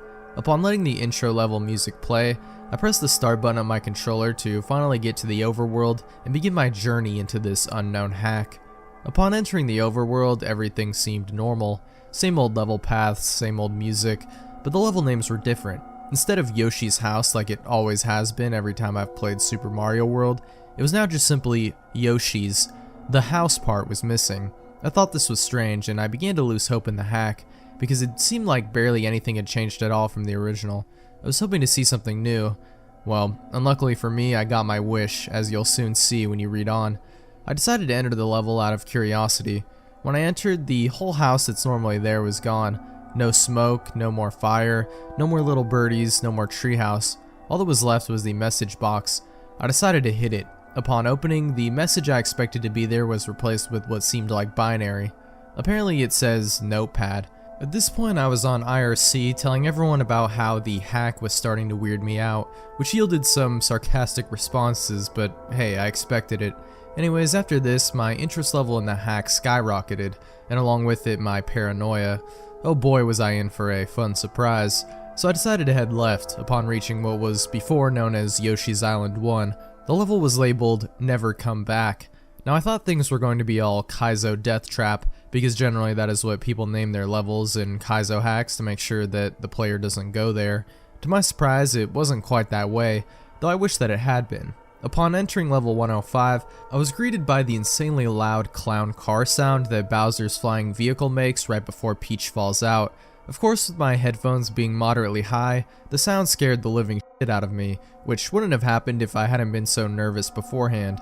I decided at this time it would be best if I turned the volume on my headphones down, as to not get any more unpleasant surprises such as this one. When I entered this level, other than the music, everything seemed to be the same, except for the fact that this little Koopa that slides on the ledges wasn't there anymore, nor was that Bonsai Bill. The Dragon Coin was still there, however. For some odd reason, I wasn't able to collect it, or rather any Dragon Coins at all. The author made certain of that. I also noticed that there was a brown used block near the spot where the Bonsai Bill normally shows up. I can only assume this was a revisit to the level after I had beaten it like I heard in some half-assed creepy stories in other Mario games. Now I was wondering why things were like this, making me wonder about the intro message. Had Mario done something previously to Dinosaur Land? Was this from Bowser's point of view? I quickly dismissed the latter option because it seemed kind of stupid, so that left me thinking that Mario at one point in time in the author's story did something, but what? What did Mario do? My mind was nothing but rushing thoughts at this point. However, I quickly dismissed them and ventured further into the level, only to find that basically all blocks had been hit, all coins collected, save for the Dragon Coins. Those were still there and unobtainable. There were no enemies, and that I could no longer go down pipes. What kind of bullshit am I playing here? I kept thinking to myself. At this point I felt uncomfortable, but I decided to keep venturing. Eventually I came across a message box, which I wasn't surprised was still in the level. Being the idiot I am, I went and hit the box. Upon hitting it, I was greeted with the familiar black box once again. The message was edited, obviously. I'd figured that this was a given at this point. It reads as follows: "Point of advice, I hate you." Now, I thought things were starting to get the vibe that the author was a twisted and warped individual, and that I was right about Mario having done something. At this point, I was basically rushing to get to the end of the level, so I just scurried by, and then came across another message box. However, this one was blank, with point of advice at the top and nothing else in it. I quickly disregarded it and headed off further to the right, hoping to free myself of the hell that was once level 105. Upon reaching the end, I saw a fire flower in the top block where the four-way block intersection used to be. However, it was too high for me to reach by normal means, so I just continued onward, like the blind, curious idiot I am would do. I finally beat the level, and as usual, the path to the Yellow Switch Palace was unlocked. I decided to head up the path that normally leads there, and I found that when I entered the main overworld, every other landmass and decoration besides the ghosts from the ghost houses and Yoshi's Island itself were gone. Nothing really changed at the Yellow Switch Palace except for the Switch message. All that changed was that Switch Palace was changed to Mario World. Boring. Anyways, just when I thought I was done with this abomination that calls itself a hack, I found that Yoshi's Island 2 had also been edited. Oh joy, I thought to myself. Upon reaching Yoshi's Island 2, I found that it had been renamed to Yoshi's House, the original name of level 104. I decided to enter and found that the palette of the level had been altered, along with the background. They seemed to have been changed to the same palette as Yoshi's Island 3, you know, greenish tan and such, except the background was pushed down some and was now a rotting brown color, and the vegetation on the FG was no longer present. I decided to explore the level a bit and then came across the trail of Koopas that countless players have used a shell to rack up free 1-ups with. I ignored them and went to see if any more of the level had changed, and eventually came across the question mark that holds Yoshi and decided to free him. Upon doing so, I got the message, "Hooray, thank you for rescuing me. My name is Yoshi, on my way to rescue my friends. Mario trapped me in that egg." This had me wondering what kind of sick and twisted hack I was playing.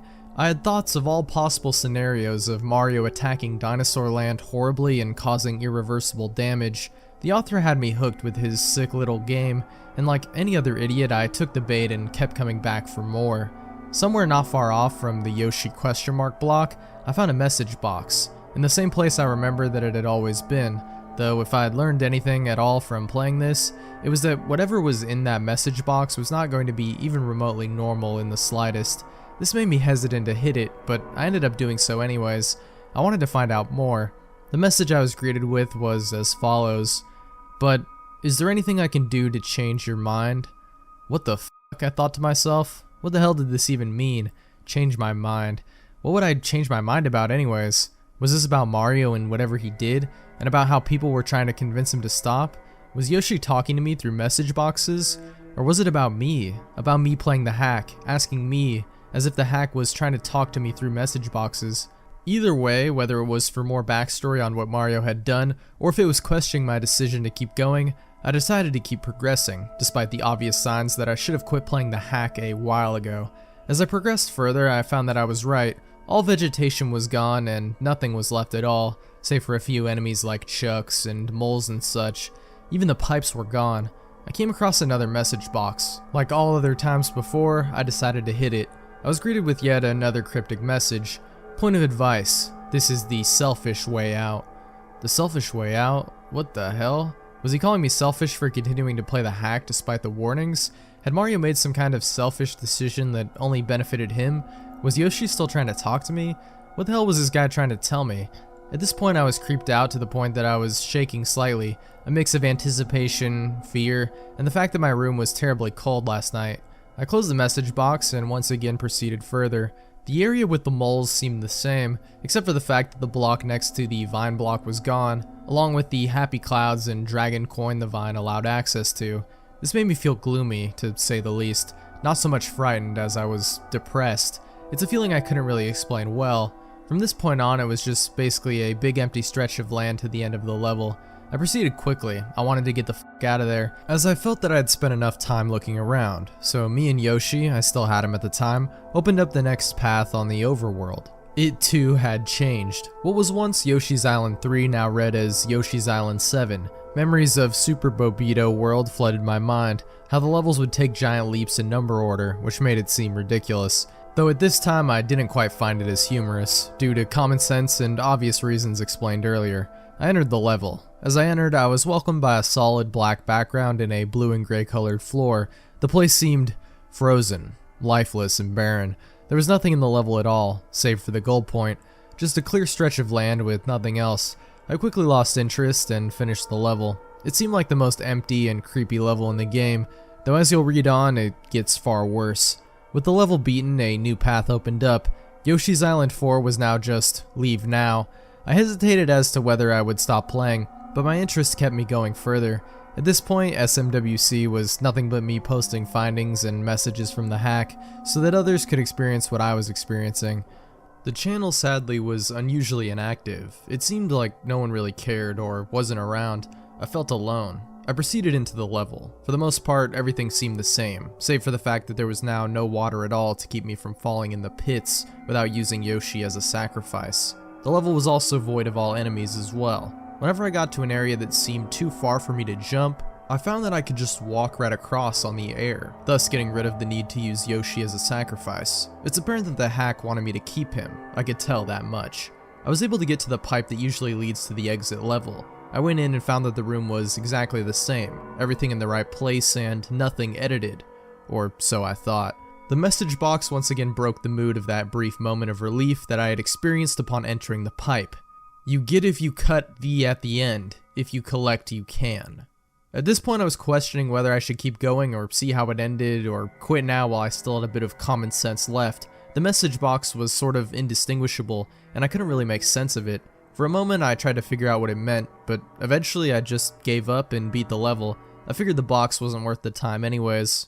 With the level beaten, the path to the First World Castle opened, now renamed from Number 1 Iggy's Castle to Number 1 Go Back. I sure did feel welcome here. Sarcasm.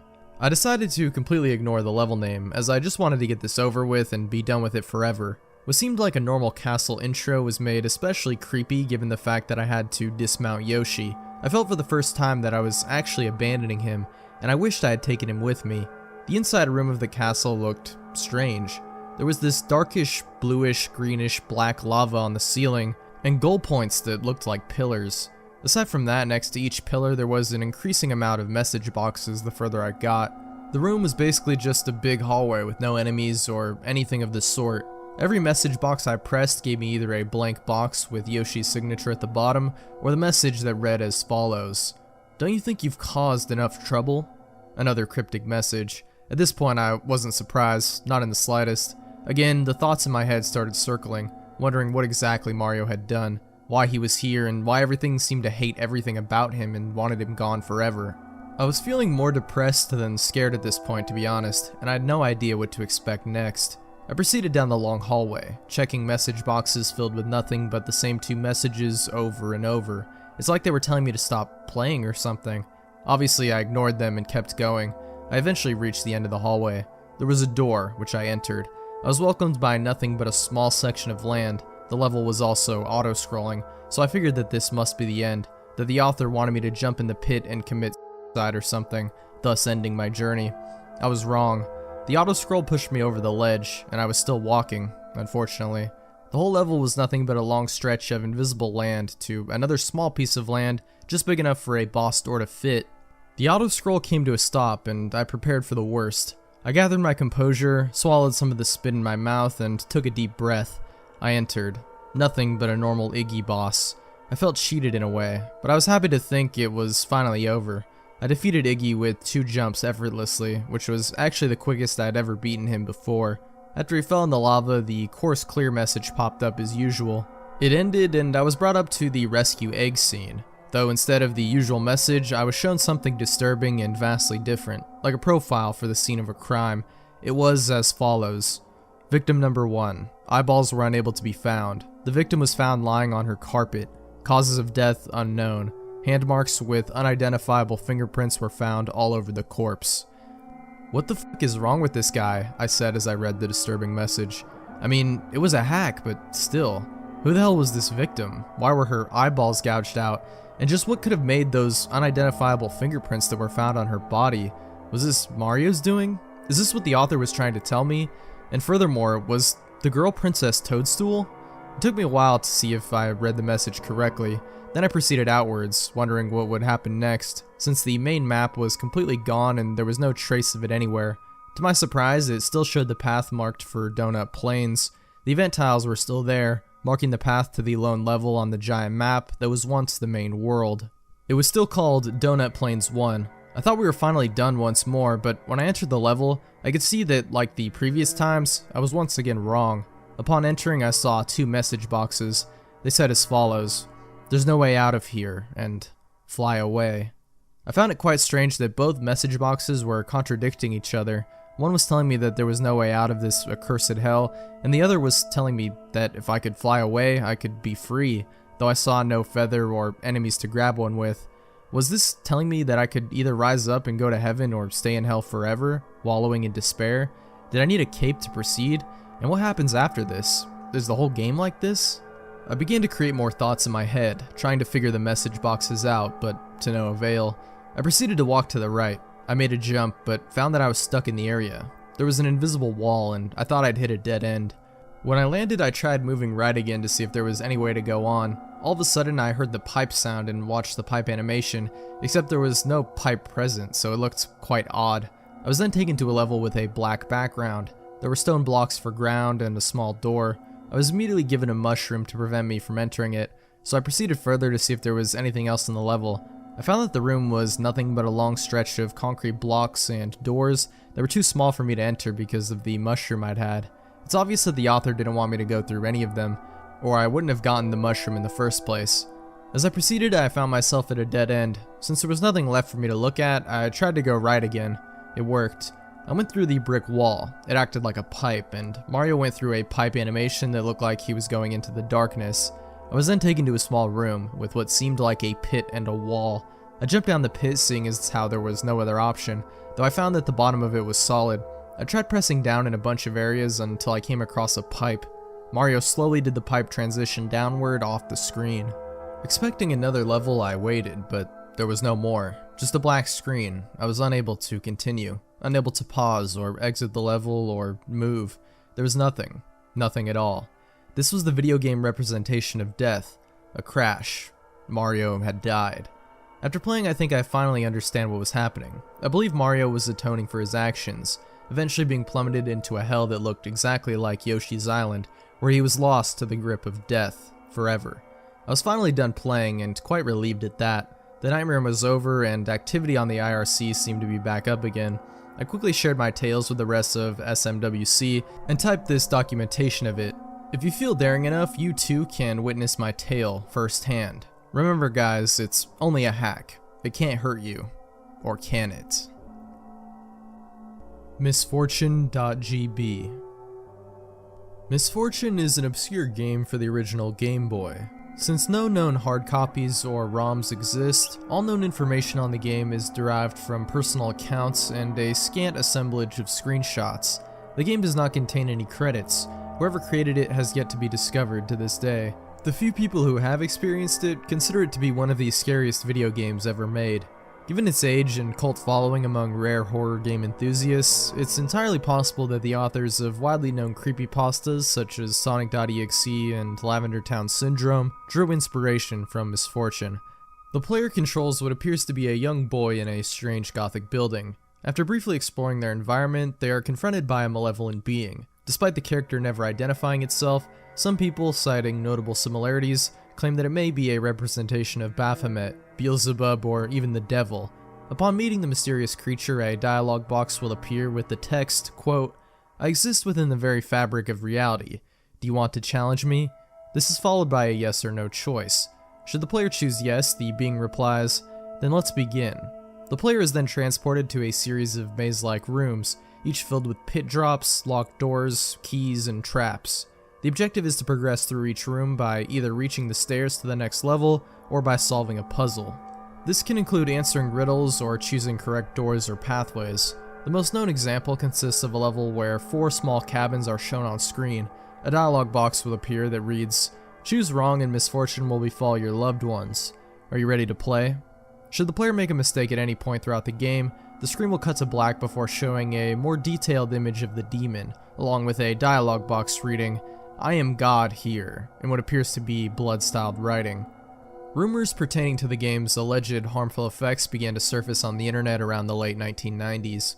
Players claimed to have begun experiencing ongoing depression and dread shortly after losing and seeing the game over screen. Once prominent members of online forums who shared such claims are thought to have died or disappeared when they suddenly became inactive without warning. Heated discussions soon dominated these forums for some time, but the mystery never seemed to get any closer to being solved. Some wrote the whole thing off as a tasteless practical joke. Others believed that viewing the image of the evil character after losing the game can really cause the player to experience misfortune, as the game's antagonist promised. Soon, people began to speculate that the eerie soundtrack of the game was the cause. The music in Misfortune consisted of deep, buzzy tones and off-key melodies. The game had a remarkably unsettling soundtrack overall, despite its composition being limited to the 8-bit Game Boy sound bank. The game over screen especially had erratic, almost nauseating music, accompanied by a very high frequency. Rumor has it that this track could somehow influence moods and thought patterns. Of all the tracks in the game, only the theme that plays in the first meeting with the demonic entity can be found on the internet today. Searching for playable ROMs or cartridges of the game online is futile because none exist. In fact, most of those who have played it hadn't sought it out, but rather stumbled upon it by accident. According to first-hand accounts, certain copies of various Game Boy titles contain Misfortune in its entirety. The means for accessing it through these games vary, but typically involve exploiting glitches or using cheating devices. Although some have detailed their steps for getting the game to run, attempts by others using the same methods have always failed. Another common observation was that many of the sprites in Misfortune had been copied from its host games. Misfortune is actually known to be integrated in the following titles: Legend of Zelda Link's Awakening, Pokemon Red, Spud's Adventure, Poochie Carrot, and Atelier Marie JP. For this section, I'm going to be speaking to you a lot less impartially and a lot more personally. It's important that you read it. Now, is the game really cursed? Does a specter really hide within and snare the innocent in its deadly game? Who knows? What I do know is that the game definitely exists. I also know what it can do.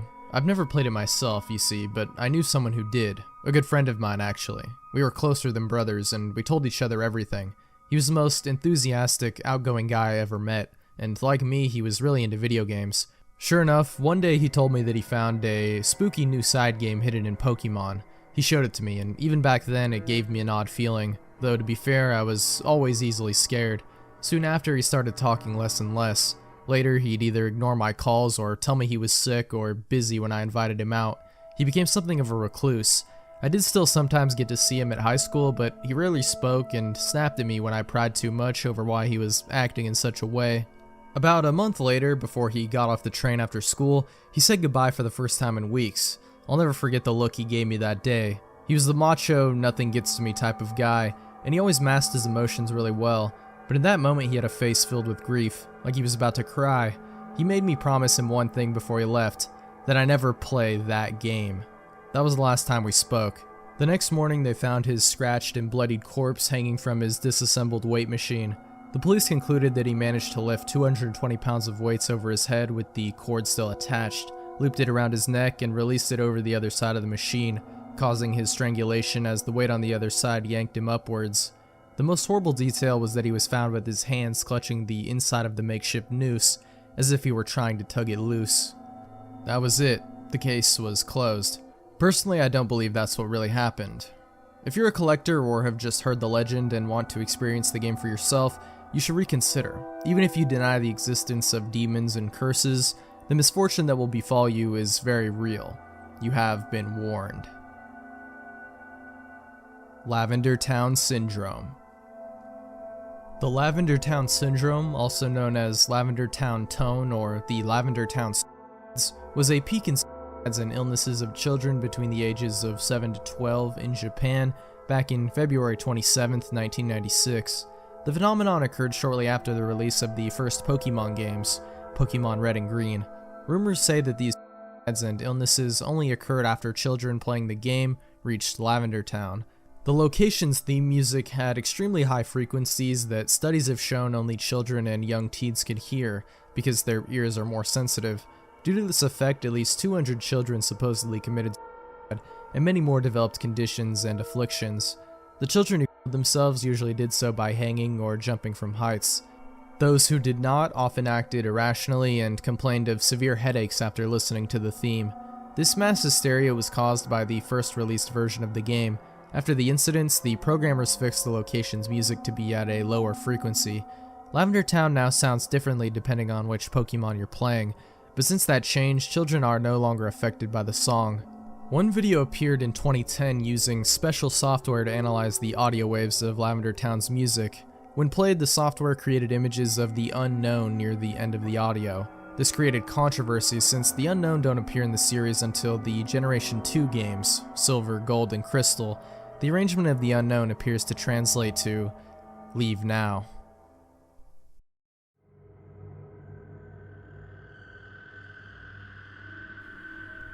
Mr. Mix. Does anyone remember an old PC game from the early 1990s called Mr. Mix? It was mainly a typing game similar to Mario Teaches Typing, where you have to put words into a box to make a chef. The titular Mr. Mix place ingredients into a bowl. Unlike most typing games, however, the game was notorious for having an insane difficulty curve. It had a words per minute requirement for each level, being as low as 10 on level 1 and as high as 85 on the third. By level 5, the requirement reaches over 500, effectively making it impossible to proceed any further. One of the main things that people immediately noticed about the game was the background music. On the first level, it was an unsettling pattern of growls that got progressively louder as the level went on, often causing damage to early computer speakers that were not designed to handle extremely loud volumes. The second level had no music at all, and the third had what sounded like a very low quality recording of a hairdryer playing in the background. The remaining two levels had an incredibly loud, high-pitched ringing throughout that caused severe eardrum damage to those who managed to get that far. Another rather disturbing aspect of the game was the design of Mr. Mix himself. He was a large, round-faced, overweight man with beady eyes and red spots on his cheeks. Most children who played the game reported having vivid nightmares of Mr. Mix speaking to them in a quiet, raspy voice and threatening them to keep quiet about something. However, none of them could remember what exactly that was. One psychologist who saw many of these children reported being disturbed by the sheer amount of terror on their faces as they recounted details of the nightmare. Many of them broke down into tears in the process, begging for their parents to save them. However, no direct relationship to the game itself could be determined by these few cases, as not all children suffered the same adverse effects. For obvious reasons, the game did not sell very well. It remained in relative obscurity until a few years ago, when PC hackers got a hold of a ROM of it and started digging through it. Using memory hacking software, they managed to crack the game's code and bypass the impossible 5th level. What they found, however, was highly disturbing, and caused many of them to quit the expedition altogether. According to the reports these hackers left behind, the game behaves very strangely if the 5th level is bypassed. The game crashes violently and closes, writing a bunch of files to the user's System32 directory, to the point that the RAM is almost completely filled. These files are reportedly pictures of people with horribly deformed faces, appearing to scream in pain and agony, their eyes bleeding from their tear ducts and their outer layer of skin torn clean off in multiple places. If the user attempts to delete these files, their computer will violently crash and blue screen, causing permanent, irreparable damage to the hard drive. The hackers found that this was caused by a lone byte in the game's ROM that triggered when the 5th level was completed. After removing this byte, they were able to proceed to the 6th and final level. Unfortunately, all of the original hackers declined to discuss what they saw in the final level. Each of them became extremely paranoid and reclusive afterwards, refusing to talk about anything related to the game, and showing astonishingly extreme symptoms of post-traumatic stress disorder. Most of them ceased to be able to form coherent sentences within a week. Within a month, all of them had gone missing. All remaining copies of the game were destroyed. To this day, no one knows what was in it that caused the group so much psychological damage. Maybe it's better that way. 2 years after this incident, a man was arrested for trying to kidnap an 8-year-old girl from a grocery store. Through DNA and fingerprint analysis, he was identified as one of the original hackers who had viewed the final level of the game. He was wearing a white chef's hat and had a look of unspeakable malice and insanity on his face. When interrogated, the man would only say one thing: "I'm Mr. Mix. Shh." Pokemon Lost Silver. You see, I'm a simple college student living alone in an apartment. I was very enthusiastic about the release of Pokemon Heart Gold / Soul Silver here in the States. I've purposely locked myself out of all the media and the internet aside for school purposes. That means no 4chan, no V, no Bulbapedia, etc. As I was busy with the school year and being poor at the time, I wasn't able to buy Soul Silver on its launch date. After my school year ended, I ordered Soul Silver on Amazon. However, it would take a week for it to arrive. I decided that during that time, I would replay my Crystal version on my Game Boy Color. However, I realized that long ago, my mom threw it away because I told her that the save went dead, and I was very upset about it then. She also threw away my Silver version, so all I have is my Game Boy Color. As such, I set out to GameStop and bought a used Silver version, as it's the only Pokemon game left that they have for the GBC, $10, fairly cheap. I went home and started it up for a nostalgia trip. However, that's where things started getting bizarre, and most likely the reason why you read this. The Game Freak logo started up as normal, but it just froze there. I thought the cart was just errored or something, so I turned it off and on. The same thing happened. I tried pressing A and start over and over and all of the buttons. Eventually though, the logo vanished and there was a black screen for about 5 seconds. Suddenly, rather than going to the usual menu screen, I was already in the game in a previous saved file, which was odd as I was expecting all of these carts to have been wiped by the poor battery. Either way, I wasn't complaining as I would have chosen the continue option to see what the previous guy did anyways. First off, I checked his trainer information. His name was just ... He didn't have much originality. I checked his profile and he had 999 hours put into the game with all 16 badges, 99,000.9 Pokédollars, and all 251 Pokemon on the Pokédex. Seeing as he apparently had Myuu and Celebi logged also, I'm guessing he either used a Game Genie or was a really hardcore Pokemon player back then. I checked his Pokemon to see what a badass team he has. To my surprise, I saw 5 unknowns and a 6th Pokemon named Hurry. I'm thinking that this must be some cruel joke by the person who last played this game, but I decided to check the profiles of those Pokemon anyways. As expected, they were different letters of unknown, all level 5. I was a bit shaky with my unknown alphabet at the time, but I identified the word spelled out to be leave. As for the 6th Pokemon, it turned out to be a Cyndaquil. Mind you, this was before there were individualized Pokemon icons. The Cyndaquil looked normal, but it was level 5 with only 1 HP left, with 2 attacks, Leer and Flash. I don't know why they named him Hurry, but at the time I just disregarded it. The most eerie thing was that despite my volume being at max, none of the Pokemon had said their usual cries, just pure silence. Having enough of the team, I closed it. I was parked at what appears to be a room inside Bellsprout Tower, however for some reason there were no NPCs around. Even more eerie was that the pillar in the middle didn't move at all, as if just leaning on its side. There was no music at all, and there was no exit or ladder, or at least I thought there wasn't. I walked around for a few minutes, but can't seem to find a way out. This was certainly not a room I've seen in Bellsprout Tower before. I tried checking my items for an escape rope, but the bag was completely empty. There wasn't any wild Pokemon either. Finally, I managed to find a ladder, which turned out to be behind the pillar. The screen turned black and the music finally started playing. I had a sudden chill as I recognized that melody I heard to be the theme you hear when you listen to the radio at the Alph Ruins, where the Unknown are at. I immediately realized that it wasn't a loading transition, but rather I was in a dark room and would need flash. Before I took care of that though, I immediately checked my Pokegear to change the radio to something more pleasant. But it turns out that there was no radio card, or even a phone, nor time cards. There was only a map card in which Gold, from earlier and I will call him Gold from now on, was just walking in a midst of black. I recall that Cyndaquil has flash, so I turned off Pokegear and made Cyndaquil use flash. I didn't see any message saying Hurry has used flash or anything like that. The room just became lit just like that, and I soon regretted it. The room was a chilling blood red with a linear gray path heading south. The ladder I used to go up/down was not there at all. I had no choice but to head south. The screen got darker every 20 steps I made, until I finally made it to the end, which appears to be a sign.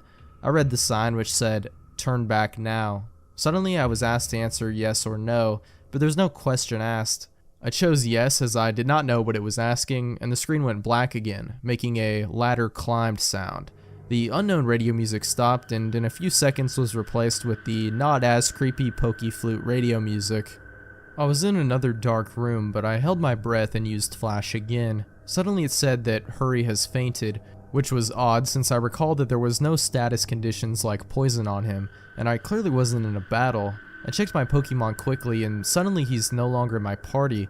In fact, after a bit of investigating, none of my Pokemon are, but instead all are replaced with level 10 unknown. I did the same thing as before and spelled out the unknown. My then team of unknown spelled, he died. Either way, after that creepy change, the room was lit to reveal myself in a very small room that appears to be only 4 squares big. The walls of that room were gray bricks, as if I was inside something that was hollowed out. Outside that room appeared to be a bunch of graves, similar to the ones in Pokemon Red and Blue. I walked around that small room and pressed A, but nothing happened. I've already concluded that this was clearly a hacked game and some sadistic fuck sold it to GameStop. However, my curiosity kept me going. I checked the trainer profile of ... again, only to find out that the sprite of Gold was missing his arms. He also seems to appear less smug, but rather seems more sad and empty in a way that I do not know how to describe. For some reason, it also now said that he has 24 badges, which was clearly impossible. After a few minutes of aimless wandering, my character suddenly spun and did the escape rope spinning animation. Instead of flying up though, my character spun downwards slowly, as if sinking. After that screen, the music stopped. After finally landing, the overworld sprite of Gold is colored differently now. Instead of the usual red color he dons, he appears completely white now, including his skin. It's as if he came straight from the colorless Game Boy games placed into a colored background of the Game Boy Color. I checked his profile and now it is as white as his overworld sprite. He has lost his legs and has what appears to be bloody tears from his eyes. It also says he now has 32 badges, which now starts to disturb me as this change of numbers seems to represent something important. I also checked my Pokemon, which this time contains 5 unknowns and a level 100 Celebi without a nickname. The unknown are at this time leveled 15 and spelled out dying. I checked the Celebi profile. It was a shiny Celebi, except there's only half of the sprite. 1 arm, 1 eye, 1 leg. It only has 1 attack, Perish Song. The area I was in itself was the sprite tower with the immobile pillar as before, except everything is apparently red now. I walked north for what felt like forever. Eventually, I finally encountered some generic men and women NPCs. They were all lined up to the side, just facing the long, slantish pillar in the middle. They were also white, and nothing happens when I talk to them. I kept on going north until eventually the pillar finally appears chopped off, with a transparent red in that spot. I went up to red, and without even pressing A, I was suddenly engaged and finally in a battle. The music starts again, which it sounds like the unknown radio music again, but played backwards. Gold's battle back sprite matches his front one with the bloody eyes, white skin, and lack of arms, while red sprite was the same as before in GSC, except transparent. The text simply said, wants to battle, as if he has no name, and both of us only have 1 Pokemon each, which is weird as I swore I had 6 with the unknowns. My shiny Celebi came out, conveniently with half a sprite for the back sprite also. The shiny noise and animation was different, as the sounds it made sound like multiple screech attacks used consecutively. Red sent out a seemingly normal male Pikachu, except he's level 255, and his sprite seems sad and has tears in his eyes. Rather than the usual fight, item, Pokemon run menu, I was only given the option to use attacks. Since Celebi only has 1, I chose it. Naturally, since Pikachu was level 255, he went first. Pikachu used Curse, lowering his speed and increasing his other stats. I'm not even sure if Pikachu could use Curse. Celebi used Perish Song. In 3 turns, both Pokemon got KO'd. Not like I have a choice. At this point, it didn't even go back to the fight menu, as the battle just continued without me. Also note that there were no animations at all for some reason. Pikachu used Flail, which didn't do much damage despite his level and boost as his health was maxed. Celebi used Perish Song. Nothing happens as it was already used. Pikachu used Frustration, which did a ton of damage, knocking Celebi down to less than 10 HP. Celebi used Pain Split, which surprised me as Celebi didn't even have that attack in the first place. Now Celebi and Pikachu have about 150 HP. Pikachu used Mean Look. Not like that did anything. As expected due to the effects of Perish Song, my Celebi fainted. Except in the text it said, Celebi has died. And instead of the ordinary drop off the screen animation, the Celebi back sprite just vanished. For some reason the Pikachu was still up even with the Perish Song, and it didn't count as my loss. Pikachu used one more different attack beyond the 5 attack limit. Pikachu used Destiny Bond. Afterwards it said, Pikachu has died, with a slow fade out animation. Apparently I was the winner. The transparent red sprite showed up and said ... At that point I just freaked out as that transparent red sprite was suddenly beheaded, leaving nothing but his transparent body. The battle then ended at that point and faded out along with the music. I'm back in the overworld with another change to the gold sprite. He's now as transparent as Red's overworld sprite. I quickly checked Gold's profile, where this time the only thing remains of him is his head, with a transparent skin. The head was zoomed in a bit, showing a black void in his eyes. It now stated that he now has 40 badges. I then backed out and checked my Pokemon. They were all level 20 shiny unknown, which when spelled out read, no more. I was at what I now know is next to the end. There was apparently no music playing, but for some reason I still felt like something there could be heard. I was back in my room in New Barktown. Maybe finally I get to play this game properly, but who am I kidding? I knew that sadistic fuck must have done something. I walked around my room to interact with things as I'm a bit afraid to go down the stairs to see what was awaiting us down there. Note I said walked, as while the background was moving, Gold was not moving his transparent limbs at all while doing so, just floating like those ghosts you see in Diamond and Pearl. As expected, the radio, computer, and TV did not work, so I had no choice but to go down the stairs. I ended up in the same lower level room of my house. Everything appears normal except Mom isn't home. After failing to interact with anything in this room, I decided to go outside. To my surprise, that door leading outside at the south didn't work, and instead I just walked straight through it to a void. I continued moving south to see what the fuck was going on. My house vanishes as I head south into the void. It was creepy as when I entered the void, the outline on Gold's transparent sprite turned white to contrast with the pitch black. Eventually I reached a white area and Gold's sprite turned black and transparent again. I continued south without thinking of stopping at all. After a long trek south, I finally encountered something. It was Gold's regular sprite. I talked to it. He said, "Goodbye, forever, ... Notably with a space in between the forever and the ... and then he vanished. As that happened, it said, ? Used nightmare, which at that point I would not deny that being possible. Gold did another escape rope animation, spinning slowly downwards like before. I'm now back into the small hollowed out room surrounded by graves earlier, or at least I say I was back there as there's no sprite anymore. I tried to walk around but nothing moved, not even wall bumping noises. I checked my trainer profile with absolutely no gold sprite left. It said I have 0 badges and all the pictures of the Johto gym leaders at the bottom were replaced with skulls. I checked my Pokemon, which were all level 25 unknown. As expected, it spelled out a phrase that I dared to read: I'm dead. As soon as I went back to the overworld, the room I was supposedly in was then covered with the same blocks as the walls. I then figured out what exactly the room was when the final text was, RIP. That room was a big grave, surrounded by other graves. Gold has already been dead. He died presumably a few years after he defeated Red. He was a young trainer who, despite his efforts in collecting so many badges and attempts at becoming a Pokemon master, was still unable to avoid the inevitable fate of death, and his efforts were eventually forgotten by the next generation. I was unable to escape from that text no matter what I pressed. I tried resetting the game and the same thing happened, at which I then just finally decided to give up on that horrible nightmare. After that experience, I will never look at that gimmick unknown the same way again.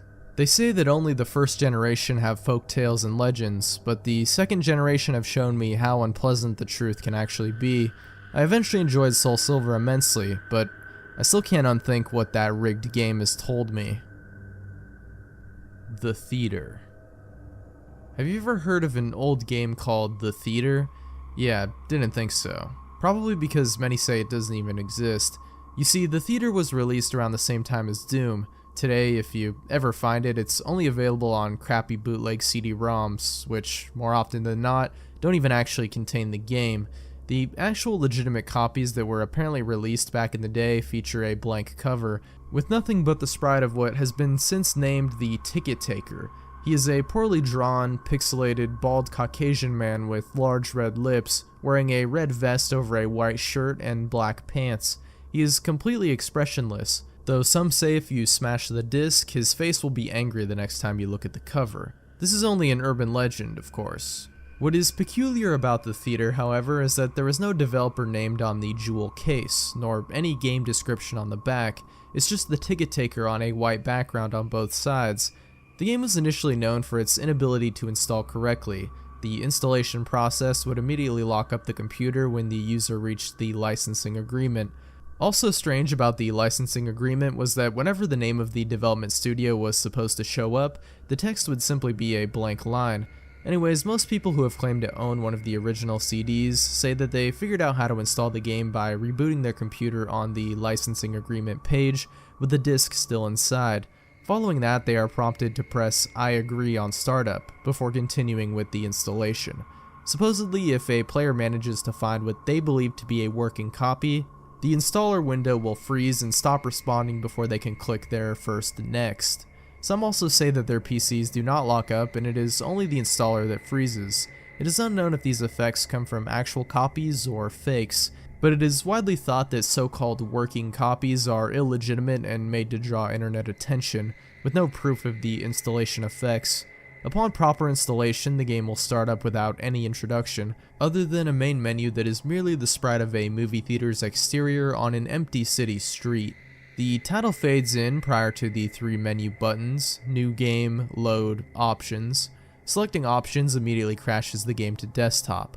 Load is said not to function at all. Even if you do have a saved game, nothing will happen when you press it. Thus, New Game is the only working menu option. Once it is selected, you will find yourself in a first-person viewpoint, standing in a movie theater lobby. The room is empty with the exception of the ticket taker in front of a dark hallway, which one can only assume leads to the theaters themselves. There's really nothing to do here but look at the poorly drawn, mostly illegible movie posters or approach the ticket taker. Upon doing so, a very low quality sound clip will play, saying, "Thank you, please enjoy the movie," along with a speech box that reads the same thing. After walking into the hallway, the screen will fade to black, and you'll find yourself back in the empty lobby. The rest of the game consists of you doing the exact same thing, again and again and again. While this may sound like a tedious experience, a number of peculiar things will occur as you continue to play the game. The number of times you enter the hall after giving your ticket to the ticket taker before the strange events begin is unknown. Most players state that it's completely random, and could take anywhere from the first playthrough to the 400th. The ensuing events, though, have deeply disturbed the players that experience them. The first occurrence takes place immediately once the player fades back in after walking into the hallway. This time they will notice the ticket taker is absent. The player then, without any other options, can only walk into the dark hallway again. The sound clip and text box mentioned previously still play in the absence of the ticket taker, but this time when the player walks into the hallway, their screen does not fade out. It will turn completely dark as they make their way deeper and deeper down the corridor, but the player's footsteps will be audible the whole time. Those claiming to have played the original game report to have felt extremely uncomfortable at this point, anticipating something horrible happening. Eventually the player is unable to continue forward. Nothing will happen for a few moments, before a strange sprite that can only be described as the ticket taker but with a swirl for a face appears and stands before the player. The original players of the game say that upon seeing this sprite, which has been appropriately named the Swirly Head Man, their bodies immediately froze up and their stomachs churned. At first, nothing will occur as the Swirly Head Man stands before them. Then, without warning, a piercing screech will play as the game begins to glitch out. This lasts for a few minutes, the screeching never ceasing. In time, the player is abruptly returned to the lobby, with all the sounds and graphics restored to how they should be. The game continues normally for the next couple of hallway cycles, though a couple of the original players claimed that the Swirly Head Man would briefly appear and disappear in the corners of their screens, accompanied by a brief yelp sound effect. At some point after meeting the Swirly Head Man, the player will see the ticket taker pacing back and forth, though there is no walking animation. The sprite's limbs are completely static, so he will just hop up and down slightly as a substitute, with his eyes wide and mouth open to simulate a worried facial expression. Some players noted that the movie posters had been replaced with images of the Swirly Head Man, which caused them to immediately turn their characters' heads away and approach the ticket taker instead. After doing so, another different, low-quality sound clip will play, but the speech box will contain nothing but corrupted characters that cause whatever text would have been in the box to become completely illegible. Due to the extremely low quality of the sound, it is debated by players what exactly the ticket taker says at this point, though it is widely agreed upon that he warns us to never reach the other levels. Subsequently, the screen will fade out once again and return the player back to their starting point in the lobby. Again, the ticket taker will be absent, and this time the hallway will be blocked by a large brick wall sprite. Touching the brick wall will immediately crash the game. No one knows what these other levels contain or how to access them, nor is it known why the swirly head man causes such acute fear in those who have witnessed him. Sadly, we may never know, as all the original copies of the theater have either been lost or destroyed, but the creepiest part of all is the fact that every one of the original players of the game claimed to occasionally see a brief glimpse of the swirly head man out of the corner of their eyes. Killswitch. In the spring of 1989, the Carvina Corporation released a curious game, whose dissemination among American students that fall was swift and furious, though its popularity was ultimately short-lived. The game was Killswitch. On the surface, it was a variant on the mystery or horror survival game, a precursor to the Myst and Silent Hill franchises. The narrative showed the complexity for which Carvina was known, though the graphics were monochrome, vague, gray and white shapes against a black background. Slow MIDI versions of Czech folk songs play throughout. Players could choose between two avatars, an invisible demon named Ghast or a visible human woman, Porto. Playing as Ghast was considerably more difficult due to his total invisibility, and players were highly liable to restart the game as Porto after the first level, in which it was impossible to gauge jumps or aim. However, Ghast was clearly the more powerful character. He had fire breath and a coal seam attack. But as it was above the skill level of most players to keep track of where a fire-breathing, poison-dispensing invisible imp was on their screens once the fire and steam had run out, Porto became more or less the default. Porto's singular ability was seemingly random growth. She expanded and contracted in size throughout the game.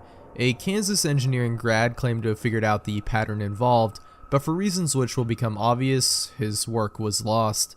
Porto awakens in the dark with wounds in her elbows, confused, seeking a way out. She ascends through the levels of a coal mine in which it is slowly revealed that she was once an employee, investigating its collapse, and beset on all sides by demons similar to Ghast, as well as dead foremen, coal golems, and demonic inspectors from the Sovitic Corporation, whose boxy bodies were clothed in red, the only color in the game. The environment, though primitive, becomes genuinely uncanny as play progresses.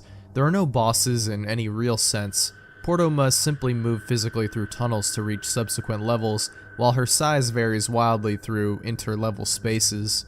The story that emerges through Porto's discovery of magnetic tapes, files, mutilated factory workers who were once her friends, and deciphering an impressively complex code inscribed on a series of iron axes players must collect. This portion of the game was almost laughably complex and defeated many players until Porto881 posted the cipher to a Columbia BBS. Attempts to contact this player have been unsuccessful and the username is no longer in use on any known service. Is that the foreman, under pressure to increase coal production, began to falsify reports of malfunctions and worker malfeasance in order to excuse low output, which incited a Sovitic inspection. Officials were dispatched, one for each miner, and an extraordinary story of torture unfolds, with fuzzy and indistinct graphics of red-coated men standing over workers, inserting small knives into their joints whenever production slowed. Admittedly, this is not a very subtle critique of Soviet-era industrial tactics, and as the town of Carvina itself was devastated by the departure of the coal industry, more than one thesis has interpreted Killswitch as a political screed. After solving the axe code, Porto finds and assembles a tape recorder, on which a male voice tells her that the fires of the earth had risen up in their defense and flowed into the hearts of the decrepit, pre-evolution equipment they used, and wakened them to avenge the workers. It is generally assumed that the fires of the earth are demons, like Ghast, coal fumes and gassy bodies inhabiting the old machines. The machines themselves are so big that the graphics elect to only show 2 or 3 gear teeth or a conveyor belt rather than the entire apparatus. The machines drove the inspectors mad, and they disappeared into caverns with their knives, only to emerge to plague Porto, of course. The workers were often crushed and mangled in the onslaught of machines, who were neither graceful nor discriminating. Porto herself was knocked into a deep chasm by a grief-stricken engine, and her fluctuating size, if it is real and not imagined, is implied to be the result of poisonous fumes inhaled there. What follows is the most cryptic and intuitive part of the game. There was no logical reason to proceed in the correct way, and again it was Porto881 who came to the rescue of the fledgling Killswitch community. In the chamber behind the tape recorder is a great furnace where coal was once rendered into coke. There are no clues as to what she is intended to do in this room. Players attempted nearly everything, from immolating herself to continuing to process coal as if the machines had never risen up. Porto881 hit upon the solution and posted it to the Columbia boards. If Porto ingested the raw coke, she will find her body under control and could go on to fight her way out of the final levels of the mine, which are impassable in her giant state, clutching the tape containing this extraordinary story. However, as she crawls through the final tunnel to emerge above ground, the screen suddenly goes white. Killswitch by design deletes itself upon player completion of the game. It is not recoverable by any means. All trace of it is removed from the user's computer. The game cannot be copied. For all intents and purposes, it exists only for those playing it, and then ceases to be entirely.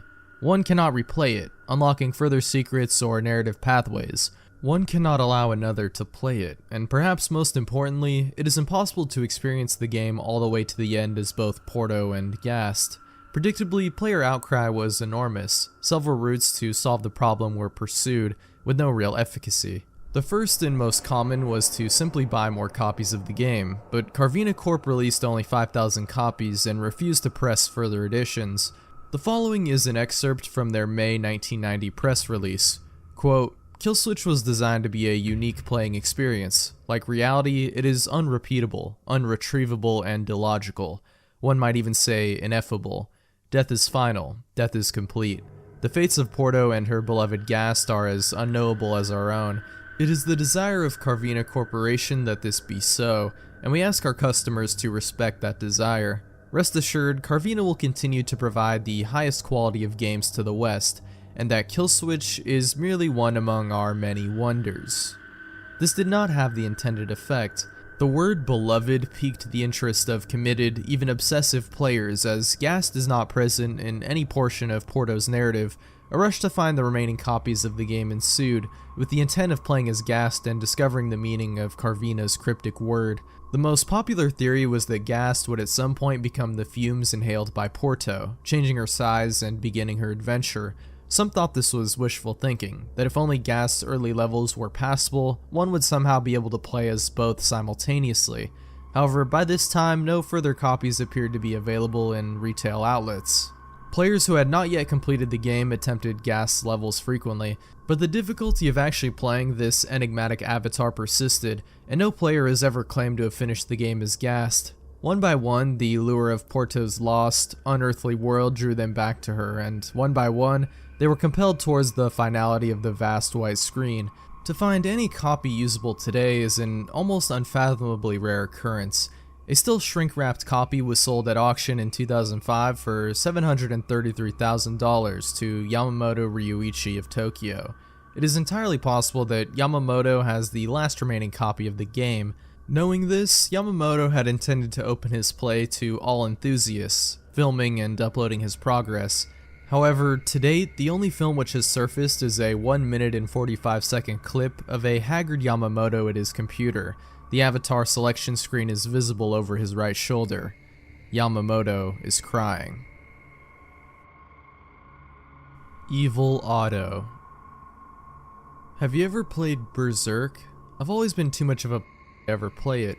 If you saw what I saw, if you felt the sadness I felt, you wouldn't play it either. It was 1981. I remember it was early Saturday morning. The sun had barely risen. Me and my friend Jeff sat outside of the video arcade. We always got up early on Saturday and waited until the video arcade opened. One time we got chairs, we waited so long. Jeff was 19 at the time. He was only a few months older than me. I looked over at Jeff and asked him what time it was. He pulled a leather hand watch out of his pocket. I had never seen it before. Maybe he stole it. He's always been a little rebellious to the law. He looked down at the watch and told me it was 6:30 a.m. I sigh. "How come we always come so early?" I asked. "I've told you this a million times," Jeff replied. "I always want to be the first to play Berserk."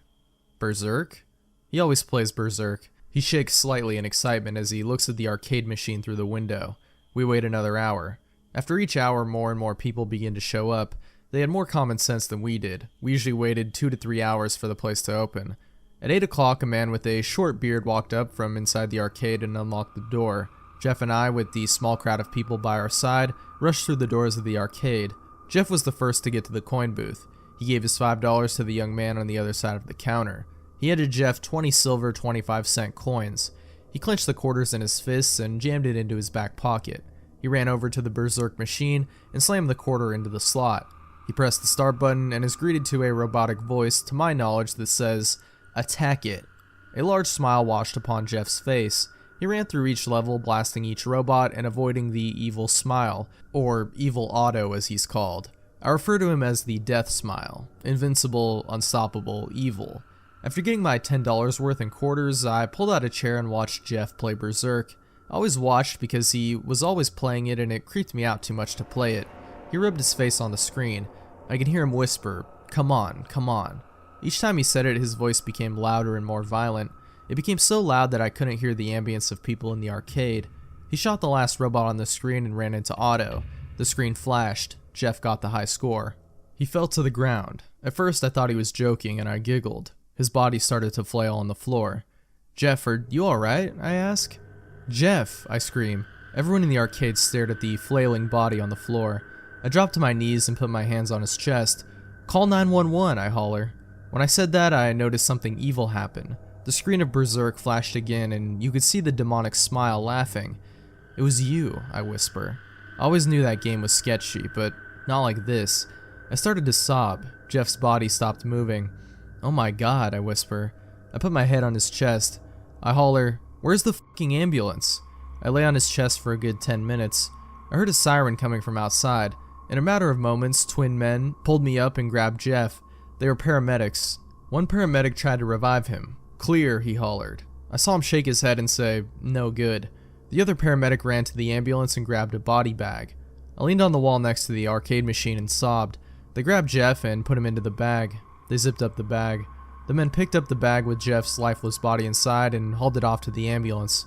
The two men put his body into the car, shut the back, and entered the cab. I walked outside and watched the ambulance move out of the parking lot. Jeff died of a heart attack that night. I walked back into the arcade and looked at Berserk. The death smile was still there laughing. I pointed to the machine and said, "It was you." Out of anger, I drive my fist through the screen. Sparks flare and the screen shattered. I pulled my hand out of the shattered screen and stared at it. There was one shard of glass in my knuckle. A long streak of blood ran down my arm. The owner screams, "Hey man, you crazy?" To which I reply, "No, just angry." I opened the door and stormed out of the arcade. Pale Luna. In the last decade and a half, it's become infinitely easier to obtain exactly what you're looking for by way of a couple keystrokes. The internet has made it all too simple to use a computer to change reality. An abundance of information is merely a search engine away, to the point where it's hard to imagine life as any different. Yet, a generation ago, when the words streaming and torrent were meaningless save for conversations about water, people met face to face to conduct software swap parties, trading games and applications on Sharpie labeled 5 1/4-inch floppies. Of course, most of the time the meets were a way for frugal, community-minded individuals to trade popular games like King's Quest and Maniac Mansion amongst themselves. However, a few early programming talents designed their own computer games to share amongst their circle of acquaintances, who in turn would pass them on, until, if fun and well-designed enough, an independently developed game had its place in the collection of aficionados across the country. Think of it as the 80s equivalent of a viral video. Pale Luna, on the other hand, was never circulated outside of the San Francisco Bay Area. All known copies have long since been disposed of. All computers that have ever run the game now detritus, buried under layers of filth and polystyrene. This fact is attributed to a number of rather abstruse design choices made by its programmer. Pale Luna was a text adventure in the vein of Zork and the Lurking Horror, at a time when said genre was swiftly going out of fashion. Upon booting up the program, the player was presented with an almost completely blank screen, except for the text, "You're in a dark room. Moonlight shines through the window. There is gold in the corner, along with a shovel and a rope. There is a door to the east. Command? So began the game that one writer for a long out-of-print fanzine decried as, quote, enigmatic, nonsensical, and completely unplayable, as the only commands that the game would accept were pick up gold, pick up shovel, pick up rope, open door, and go east. The player was soon presented with the following: reap your reward. Pale Luna smiles at you. You are in a forest. There are paths to the north, west, and east. Command? What quickly infuriated the few who played the game was the confusing and buggy nature of the second screen onward. Only one of the directional decisions would be the correct one. For example, on this occasion, a command to go in a direction other than north would lead to the system freezing, requiring the operator to hard reboot the entire computer. Furthermore, any subsequent screens seemed to merely repeat the above text, with the difference being only the directions available. Worse still, the standard text adventure commands appeared to be useless. The only accepted non-movement related prompts were use gold, which caused the game to display the message, not here. Use shovel, which brought up, not now. And use rope, which prompted the text, you've already used this. Most who played the game progressed a couple of screens into it before becoming fed up with having to constantly reboot their devices and tossing the disc in disgust, writing off the experience as a shoddily programmed farce. However, there is one thing about the world of computers that remains true, no matter the era. Some people who use them have way too much time on their hands. A young man by the name of Michael Nevins decided to see if there was more to Pale Luna than what met the eye. 5 hours and 33 screens worth of trial and error and unplugged computer cords later, he finally managed to make the game display different text. The text in this new area read, Pale Luna smiles wide. There are no paths. Pale Luna smiles wide. The ground is soft. Pale Luna smiles wide. Here. Command? It was another hour still before Nevin stumbled upon the proper combination of phrases to make the game progress any further. Dig hole, drop gold, then fill hole. This caused the screen to display, congratulations, 40.24248, negative 121.4434, upon which the game ceased to accept commands, requiring the user to reboot one last time. After some deliberation, Nevins came to the conclusion that the numbers referred to lines of latitude and longitude. The coordinates led to a point in the sprawling forest that dominated the nearby Lassen Volcanic Park. As he possessed much more free time than sense, Nevins vowed to see Pale Luna through to its ending. The next day, armed with a map, a compass, and a shovel, he navigated the park's trails, noting with amusement how each turn he made corresponded roughly to those that he took in the game. Though he initially regretted bringing the cumbersome digging tool on a mere hunch, the past similarity all but confirmed his suspicions that the journey would end with him face to face with an eccentric's buried treasure. Out of breath after a tricky struggle to get to the coordinates, he was pleasantly surprised by a literal stumble upon a patch of uneven dirt. Shoveling as excitedly as he was, it would be an understatement to say that he was taken aback when his heavy strokes unearthed the badly decomposing head of a blonde-haired little girl. Nevins promptly reported the situation to the authorities. The girl was identified as Karen Paulson, 11, reported as missing to the San Diego Police Department a year and a half prior. Efforts were made to track down the programmer of Pale Luna, but the nearly anonymous legal gray area in which the software swapping community operated inescapably led to many dead ends. Collectors have been known to offer upwards of 6 figures for an authentic copy of the game. The rest of Karen's body was never found. Easter egg, snow on Mount Silver. So my brother and I, we kind of grew up on Pokemon. Around here, a lot of kids did. It worked out perfectly for us too. Every time a new gen came out, one of us would get one version, one of us would get the other, and since our mom liked to spoil us, we both got the third one. This is going to sound, at first, like a bittersweet story about 2 siblings who grow up with a couple of games that eventually take them down 2 different roads. Well, it's a little more than that. The years rolled by, we kept collecting, Game Boys got old, we replaced them, cartridges finally gave out, we picked up new copies, but we started down 2 completely different roads before Ruby, Sapphire, and Emerald came out. See, around then, my brother got a Game Shark. We had heard all the hacks and cheats you could use with them, even if we were kind of late to the party, and they sounded awfully cool. Our first guinea pig cartridge was my brother's old blue version. We just sticked around with it a little bit, nothing major, but whatever we did, f***ed the cartridge up. After just a couple of code entries, it just glitched out completely and became unplayable. Naturally, we were upset at first. My brother mourned the loss of his hours of work, and I was sympathetic. I told him, it's okay, we can replace it, I guess. Stupid Shark was a waste of money. But here our paths finally differed. After seeing the mess it had turned his blue version into, I had become opposed to the idea of hacking or cheating any of my games.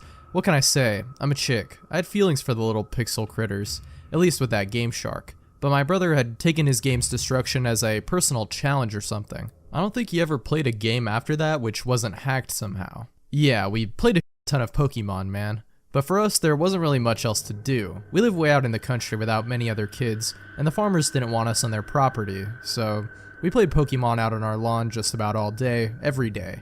It was pretty awesome to us, at least. We lost the Game Shark when our rooms got moved around. A new addition was built onto our house, and it disappeared in the mess of shit that got stuffed into the new closet.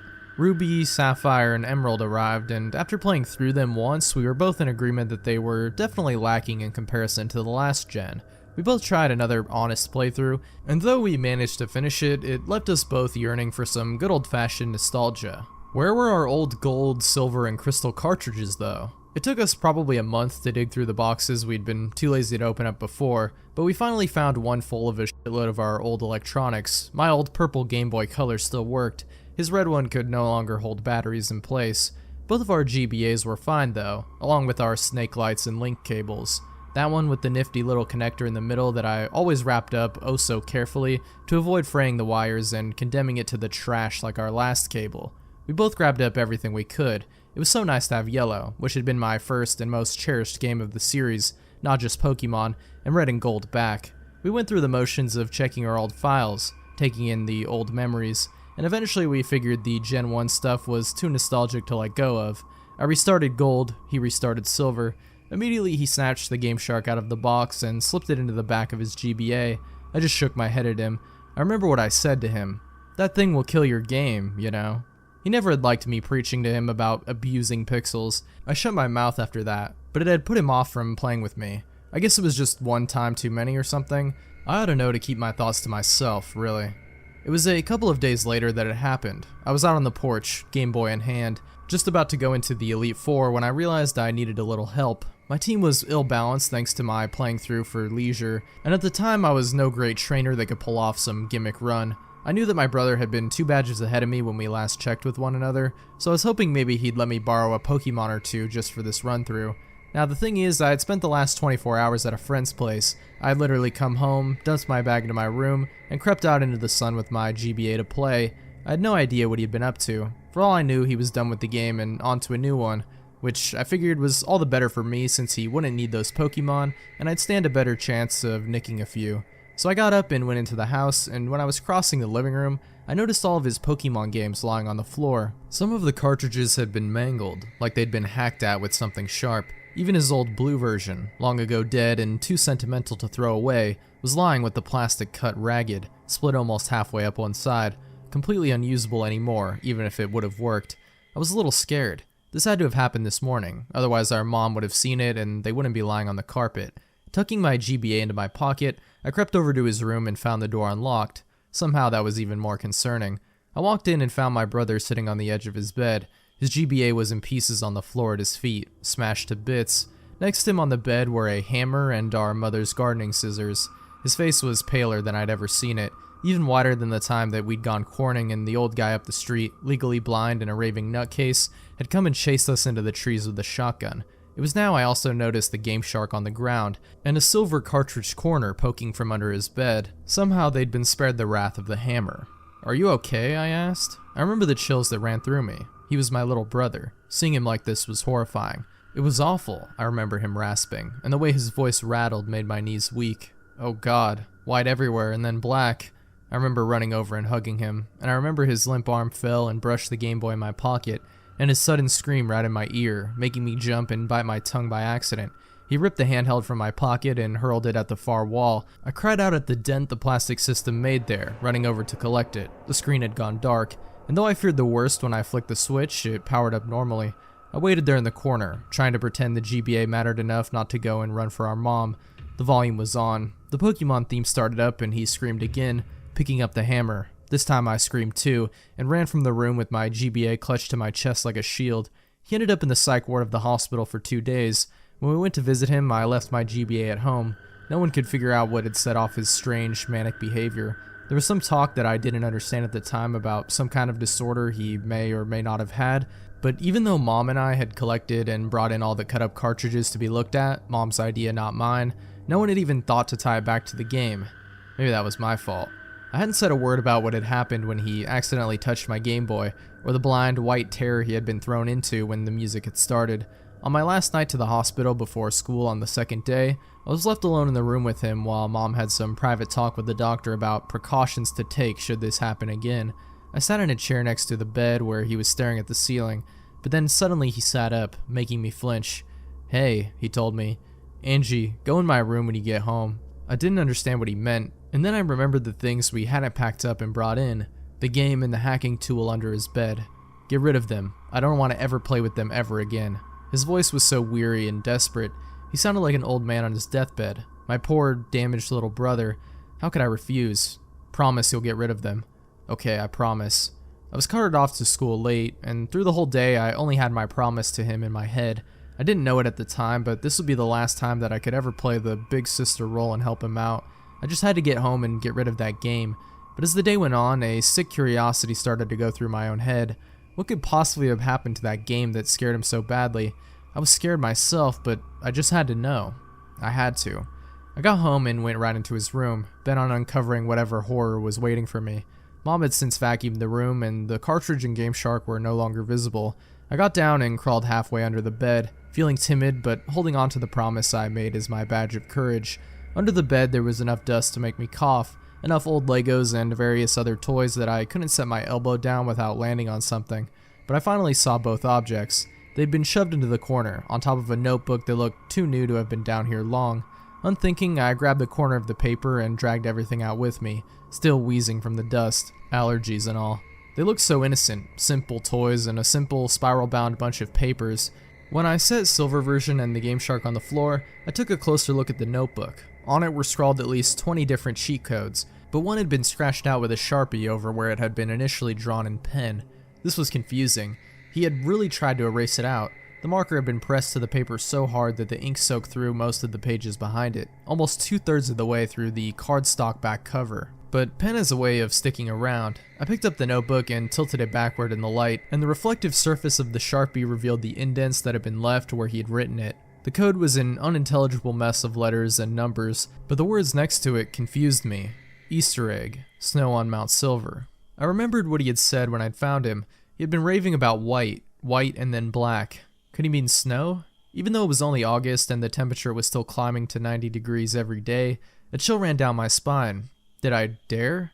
I picked up everything and brought it to my room and laid it out on the carpet in front of me with my own GBA next to it. For a long time I just stared down at it, and the longer I looked, the more maniacal Lugia's face became on the sticker, like some kind of twisted grin, like it was daring me to find out what had happened to my brother. I was a 14-year-old kid. Did I really want to tempt fate and risk ending up like him? I glared down at Lugia for a while longer. I had to see. I slid gold out of my GBA and stuck silver in its place. It took me almost 15 minutes to compose myself and turn it on. It started up normally. I left the sound on low, too afraid of what I might hear to keep it up the full way, and too curious to turn it the whole way off. The title screen was normal too. Lugia again, but somehow menacing despite my common sense telling me it was exactly the same picture as every other time I had started up the game. How bad could this be? I asked myself. His notes said Easter egg. Didn't that mean that was coding already in the game? The menu came up, still absolutely normal. His character was Blake with a mostly filled Pokedex, but the time was odd. 99999. I knew he couldn't have been playing that long. I'd barely logged 50 hours onto my own game, and I was at the E4, and I was playing slowly. Probably the result of his hacking f***ing up his file, I thought. Well, whatever then. The game started up, and the first thing I noticed was the prolonged black screen. It took almost a minute for anything to change, and there was no sound at all. The hairs on the back of my neck were standing up already, but it was too late to turn back. Finally, a very dim sort of map came onto the screen, but it looked like static. What was going on? I squinted down and realized with a fearsome pang that it was actually the Mount Silver map, but what I thought was static was heavy falling snow, so this is where he had last saved his game. I checked his party, a very normal team for someone who had been using a Game Shark. Typhlosion, Feraligatr, Meganium, Pidgeot, Tyranitar, Lugia, all level 100 with modded moves. Typical for him. Something about the sprites was strange though. They seemed sullen in a way, their colors seemed washed out, and their expressions lacked the usual vigor they normally had. I chalked this up to missing pixels or something, also due to the hacking. The map had brightened up just a smidgen when I closed out of the start menu. Indeed, snow was somehow falling very heavily. Pixels danced across the screen so fast it was hard to see the little sprite that was my brother's character. Something was off about him too. When I checked the information, it was the same as the Pokemon sprites. The colors were dull. In fact, now that I thought about it, he almost looked frostbitten. My stomach tightened and I turned and tried to move back down the mountain. As I hit the bottom of the screen, words popped up, and there was finally a sound, my sprite hitting an invisible wall. I can't turn back now. That was unsettling. I went into my Pokemon and tried to use Pidgeot's fly ability. I can't fly in this, it said, obviously referring to the snow. Fuck this, I thought, going into his bag. There was an escape rope. I tried using it. I can't go back anymore. What was going on? Once again, I tried to walk back down the mountain, and to my horror, the words changed with every attempt. I can't run away. I can't go back down. I can never go back. This last one sent a frigid feeling through my heart. There was no way down the mountain. I had to climb. Turning the little sprite around, I moved him forward. No resistance at all, though my walking speed was oddly slow. What was truly weird was the lack of grass, of trainers, of anything at all but that white snow, which still blew across the screen and made it almost impossible to see. As I moved further up the mountain, his walking speed became slower and slower. The static curtain of pixels grew thicker, so that I could barely make out the features of the map, but it seemed like the only way to move was straight ahead anyway. I reached what looked like a set of stairs at the very top edge of the screen. I didn't remember this being there before. As I tried to move up, the little sprite paused. I'm cold. By now, even I was getting goosebumps. His walking speed had become painfully slow, as if he was somehow being impeded. Up the little staircase. More text on the screen. Meganium has died. What the fuck, I thought? Pokemon don't die in these games. I checked in my party and was frightened and confused by what I saw. Meganium's sprite had been replaced by a red X. All of my other Pokemon sported varying degrees of damage, though I hadn't battled once. I went into my bag and found a single revive and tried to use it. It's too late, it said. What kind of Easter egg was this? There wasn't much else I could do. Trying to turn around yielded the same messages as before, so I kept moving. Pidgeot has died. I checked again. Sure enough, there was the little red X. This time I selected it and looked at the Pokemon itself, trying to figure out what was wrong. I wished I hadn't. The sprite was mangled, pieces of it were missing. What was left was splotched with a sickish blue-gray color, and its eye was a solid black pit. I flipped down to Meganium, same deal. A leg missing, a chunk of its neck, most of its head, save that pitch-black dead eye. Morbid curiosity urged me onward, and the path never deviated from the straight upward road I'd traveled the entire time. Along the way, every now and then, another Pokemon would die. An examination of its sprite would show it was in the same condition as the others, until all that was left was the Typhlosion. One more staircase was up ahead. I climbed it, braced for whatever horror awaited me. I hit the summit. It was deserted. Red was nowhere to be found. The snow had stopped falling. In the very center of the map was something sticking out of the snow. It looked like a Pokeball. Okay, maybe all this creepy led up to some climatic final battle using whatever was in there. If I picked it up, maybe Red would come out of hiding. I walked over and examined it, and there was a burst of static noise from my game that made me jump. What appeared on the screen was a battle animation. My trainer sprite appearing, his skin tinged blue, against another mangled Pokemon sprite. It was Celebi. In the center of that black note was its eye. A single red dot burned out like an ember. The thing looked rotted. I didn't even throw out my mostly dead Typhlosion before it had moved. Celebi used Perish Song. A screech came out of my GBA, and I almost dropped it as the screen went white. A part of me was relieved, thinking that my final Pokemon had been KO'd, and I would be transported to a Pokemon Center, but I was wrong. My sprite reappeared in what looked like a cave. Was I now inside the mountain? I checked my trainer card and felt sick. The sprite was just as mauled as the Pokemon had been. A leg gone, a single eye remaining, pitch black and so sad looking, tears welled up in the corner, and every color on him was replaced by those 6 shades of frosty blue and gray. Every stat on the card was reduced to 0, except the time, which still read 99999. I quickly moved back to the map. His sprite there mimicked the horror it had become on the trainer card. Pieces were missing, everything was discolored. I started trying to walk, and at first I received a message. It's so cold. There was only one direction to go, upward. I moved on, and every now and then would be stopped by a message that made my heart sink lower and lower. Mother? It feels so cold. I can't go on. The walls as I walked became darker and darker until they were pitch black at the end. There was an exit there, marked only by a white outline. I had no other choice but to go through it. It opened into a chamber that was also solid white. The only way to distinguish the walls was a thin gray line that marked them as separate from the floor. Against the far wall there was another sprite, red sprite, intact. I had come this far, I had to finish this. I walked right up to him and hit A. ... A battle started. Red sprite had none of the deformities that marred my own. The colors were the same blues and grays, but he was intact. He just looked extremely sad. His first Pokemon came out, Venusaur. It was just like my own had been, but level 0, with a speck of health. I sent out Typhlosion, who just had 6 hit points left. No Pokemon made a sound when they were brought into battle. Venusaur used Struggle. There was no animation, just a single point of damage done to Typhlosion, and then the opposing sprite dropped off the screen. Venusaur has died. There was no text asking me to switch out. Instead, there was just what I took to be dialogue from Red. ... His next Pokemon was Blastoise, even more mangled than Venusaur had been. It too struggled and died. After each round there was that ominous ... from their trainer. Every sprite was more damaged than the last. His Espeon was barely distinguishable as a Pokemon. I realized somewhere that he was sending them all out of order, which saved one Pokemon for last. Pikachu came out, and it was grotesque. It too was discolored like it was frostbitten. It was missing an ear, half its body and tail. Its head was mostly intact, but its eyes were much larger than they should have been, and glared out at me like pitch black windows into hell. But the thing that got me the most was that giant smile that extended almost all the way to the edges of his head. Its health was somehow at 0, or at least looked that way. My hands were shaking. I didn't get a chance to attack. Pikachu used Pain Split. Pikachu has died. Typhlosion has died. It cut back to the image of Red Sprite, and now it looked like mine, with his body so butchered it looked like a carcass stripped of most of its meat, except it had those same soulless, deranged eyes as Pikachu. I finally understood what had happened. They were dead. They were dead, and this sublevel of the mountain was the hell they now existed in. Red finally spoke. It's over. The screen flashed black and white for a moment. Use Destiny Bond. A horrible, hideous screeching started to issue from my GBA. The screen went white and it shrieked at me, and I threw it to the floor and pressed my back against the bed. The horrible noise continued for several long moments while the screen stayed white, then went black, then there was silence.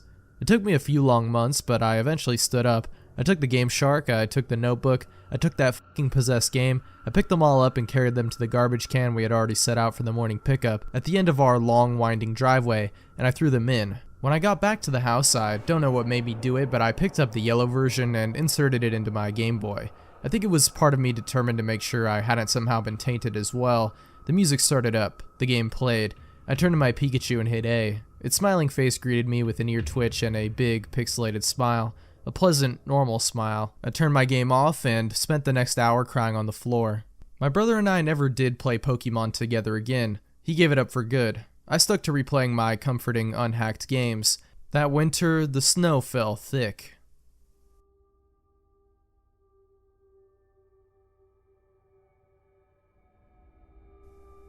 Sally.exe. I'm a big fan of the Sonic the Hedgehog series, like a lot of people. I narrowed down to the classic Sonic the Hedgehog cartoon shows though, because I think the rest Sega had spawned was rat crap, each to their own though. I was browsing eBay the other day. I wondered if there would be any items about my favorite character from the series, Sally Acorn. Indeed, what I found was a plushie that was manufactured in Sega World of Sydney, which closed down due to a lack of visitors in 2006. Those Sally plushies were very rare, but I didn't have the money to buy her and my parents would despise me for it. I examined the plushie for a while as the article came with pictures. This Sally even had her jacket. On it was written with a permanent marker, God. I don't really know what it meant, probably the initials of the child owning her before they sold her.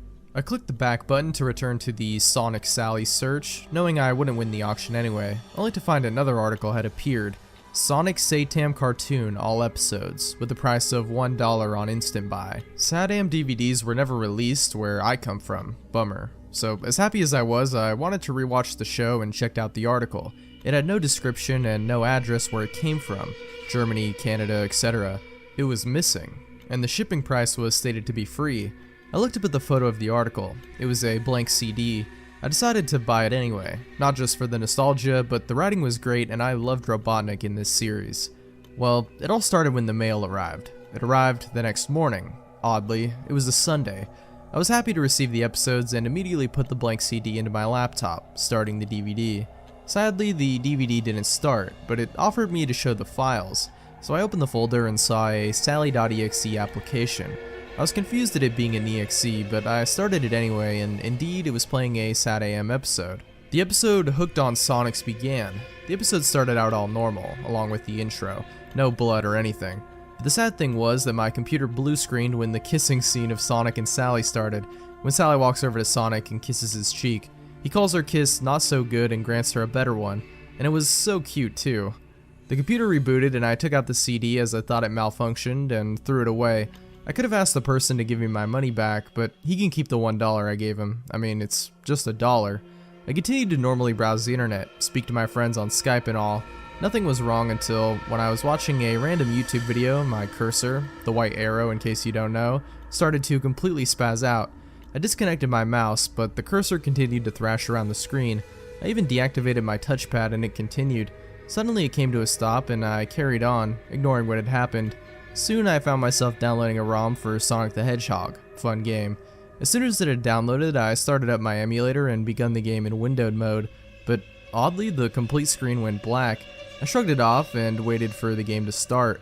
The familiar Sega jingle didn't sound. Well, it did, but it was slowed down, so much so that it sounded demonic and gave me a cringe. The background remained black and Sonic didn't run past the logo. It faded to black and some text appeared. I first thought it was a red font, but it looks like it was scratched onto my computer screen. Up for round 2? I blinked and flinched as the main screen came on. The sky was a dark gray and the clouds looked dull and black, like right before a thunderstorm. The mountains were decayed and so was the logo. It even looked partially rusted. I was amazed at the pixely detail, but it also scared me. Sega 1991 was now replaced with Sega 666, and the water was a bloody red. The familiar music wasn't played either. It was just a 16-bit mess of sounds, the demonic Sega occasionally mixed in. Instead of Sonic showing up, 2 characters appeared next to the logo, Tails and Knuckles. The sight of them terrified me even more. Tails' eyes were black and they were bleeding. His fur had become a dull gray/black as well, and he had an expression of anguish on his face. Knuckles looked far worse. His red fur had darkened to a reddish gray, his dreadlocks were dripping with blood, and his eyes were black and bleeding like Tails, and he had a look of sadness on his face. Just then, I noticed a new character pop out of the middle of the logo. A pink, bubbly little hedgehog poked her head out. At first she was smiling, but then frowned at what was around her. She looked confused and nervous, like she didn't really know what was going on. Amy Rose, I thought? What is this all about? Curiosity drove me to press enter. A short yet loud static noise sounded and the screen faded. I wish I hadn't done so. Kyle didn't want to play with me. The writing appeared again. What a shame. But I can play with you, right? The demonic Sega jingle sounded again. As for a split second, an image flashed. It disappeared too fast so I couldn't make it out, but I could swear I saw a red and black Sonic with black and red eyes. I almost felt them pierce me, and that moment made me jump. It didn't begin in Green Hill Zone Act 1 though. I wish it did. Instead, the title card read, Not Perfect Act 1. The game begun. The ground looked like the normal Green Hill Zone, but the background was pitch black. Amy stood normally where Sonic would be in the original game. Surprisingly, that was a well-made sprite. It wasn't her classic self, but her current self. It looked official, even. On the opposing side of the screen, where Amy was at, was a large silver ring. In front of the ring stood the sprite of Sonic with a smile on his face. The animation of Amy standing there was that she stared forward with a lovey-dovey expression as hearts came from her head here and there. I guess I should head to Sonic, I thought, as I moved Amy towards Sonic, but Sonic ran away and jumped into the ring. I made Amy leap right after him. The level teleported to one of the stages where you get a Chaos Emerald. The background was pink with love hearts all over. It looked cute, but I was distracted by only having 4 red/white colored spheres to jump on, and I've tried to balance Amy on top of it as she desperately tried to keep onto the spheres, but my controls slipped and Amy fell. I fell into a wall of gold spheres. Just as I thought I'd teleport back, a loud shriek sounded, and the image of this demonic Sonic continued to flash over the screen. The screen completely spazzed out and I heard shrieks. Loud shrieks from what I could swear was Amy Rose herself. I kept hearing, no, no, and loud cries of agony and pain, which abruptly ended with more statics for a split moment before the screen cut to black. Soon the title screen appeared again. Knuckles and Tails were missing, but instead Amy appeared. She was smiling her usual cute smile, but her body had holes. Not bleeding holes or bullet holes, just holes that pierced her all over her body. Her colors faded to a dull white and black. Even her eyes looked oddly disfigured. This scared me so much my entire body began to itch. I scratched myself over and over as I watched a new character appear. I frowned upon seeing Cream, who had a sheer terrified expression and huddled against the logo for comfort. Poor Cream. I wanted to quit the game, but as if forced, I hit start again and the screen faded. Kind and Fair Act 1. The stage was blank now, and the background music was a drowned-sounding, slower version of the Green Hill Zone. It nearly made me gag, but something forced me to play. The stage began, and Cream's sprite was, like Amy's, very well done. The environment was childish. It looked like a cute cutout. In front of Cream was the TV box that gave you higher speed. I made Cream crouch down and do a spin dash, and I dashed forward, crashing into the box. The level didn't change. The ground was a solid platform, and it seemed that Cream was going faster, and crashed more boxes and more.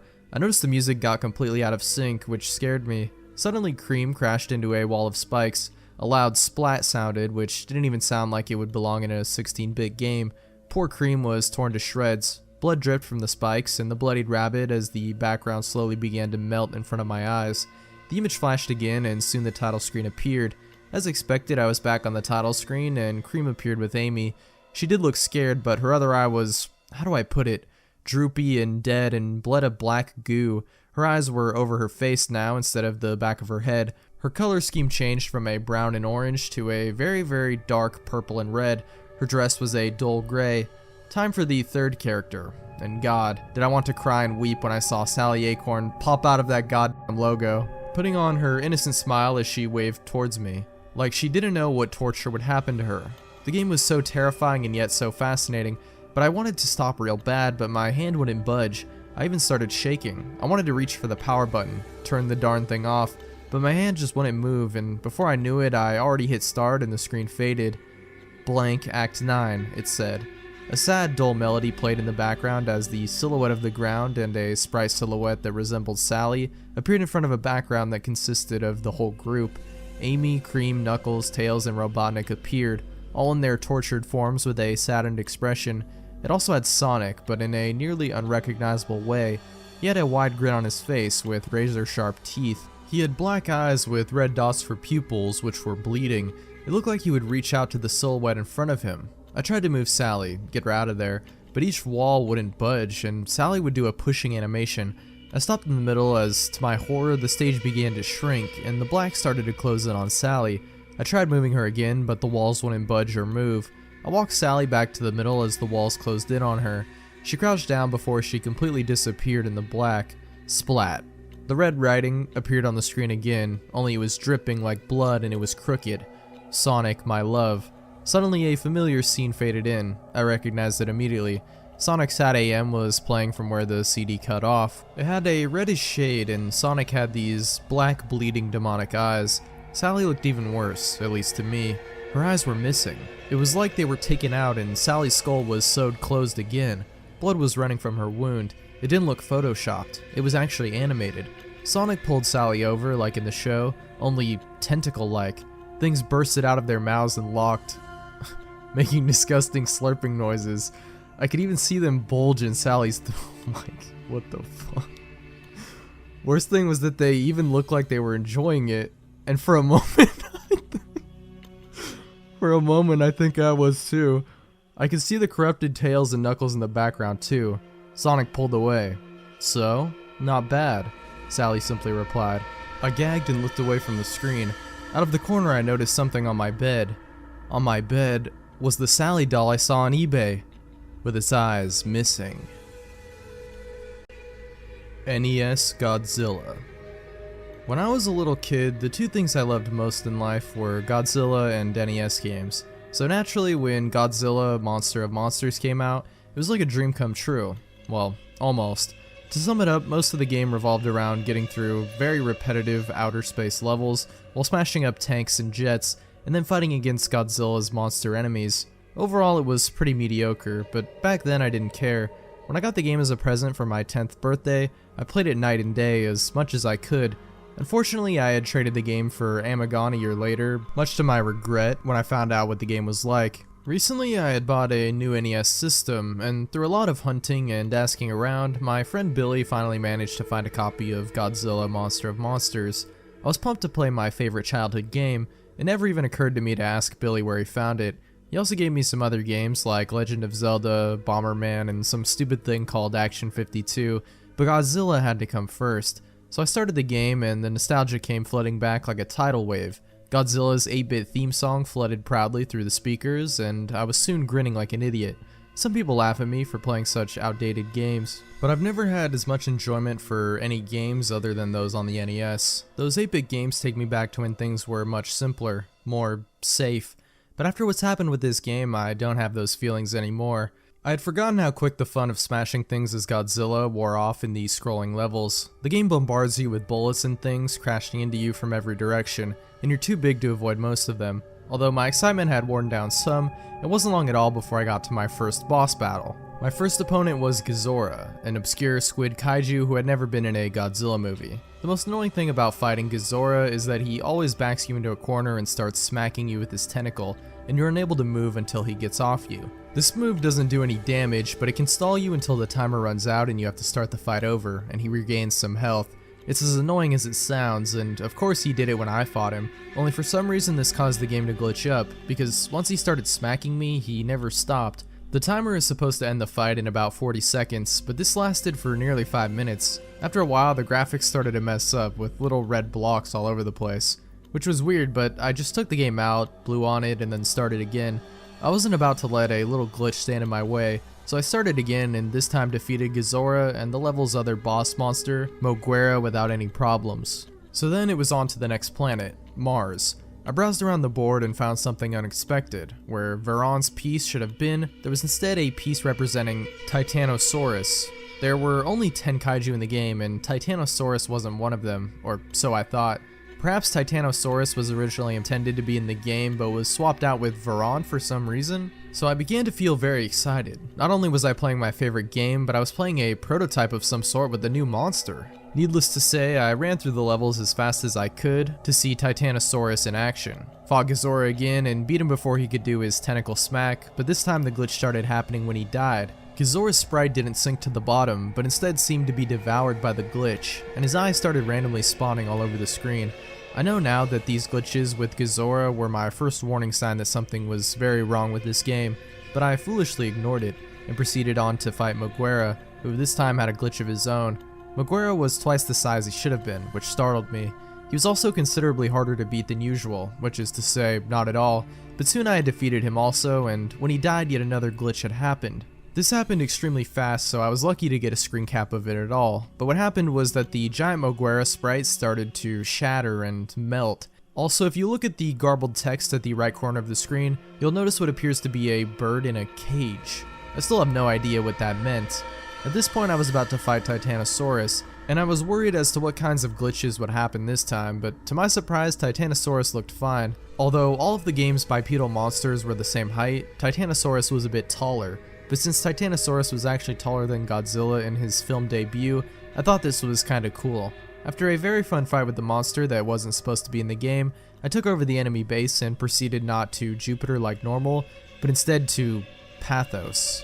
Pathos was the same as Jupiter in layout, except the board was dark blue rather than green. The first thing I noticed was that all the usual level icons had been replaced by a blue rock in some kind of orange honeycomb shape.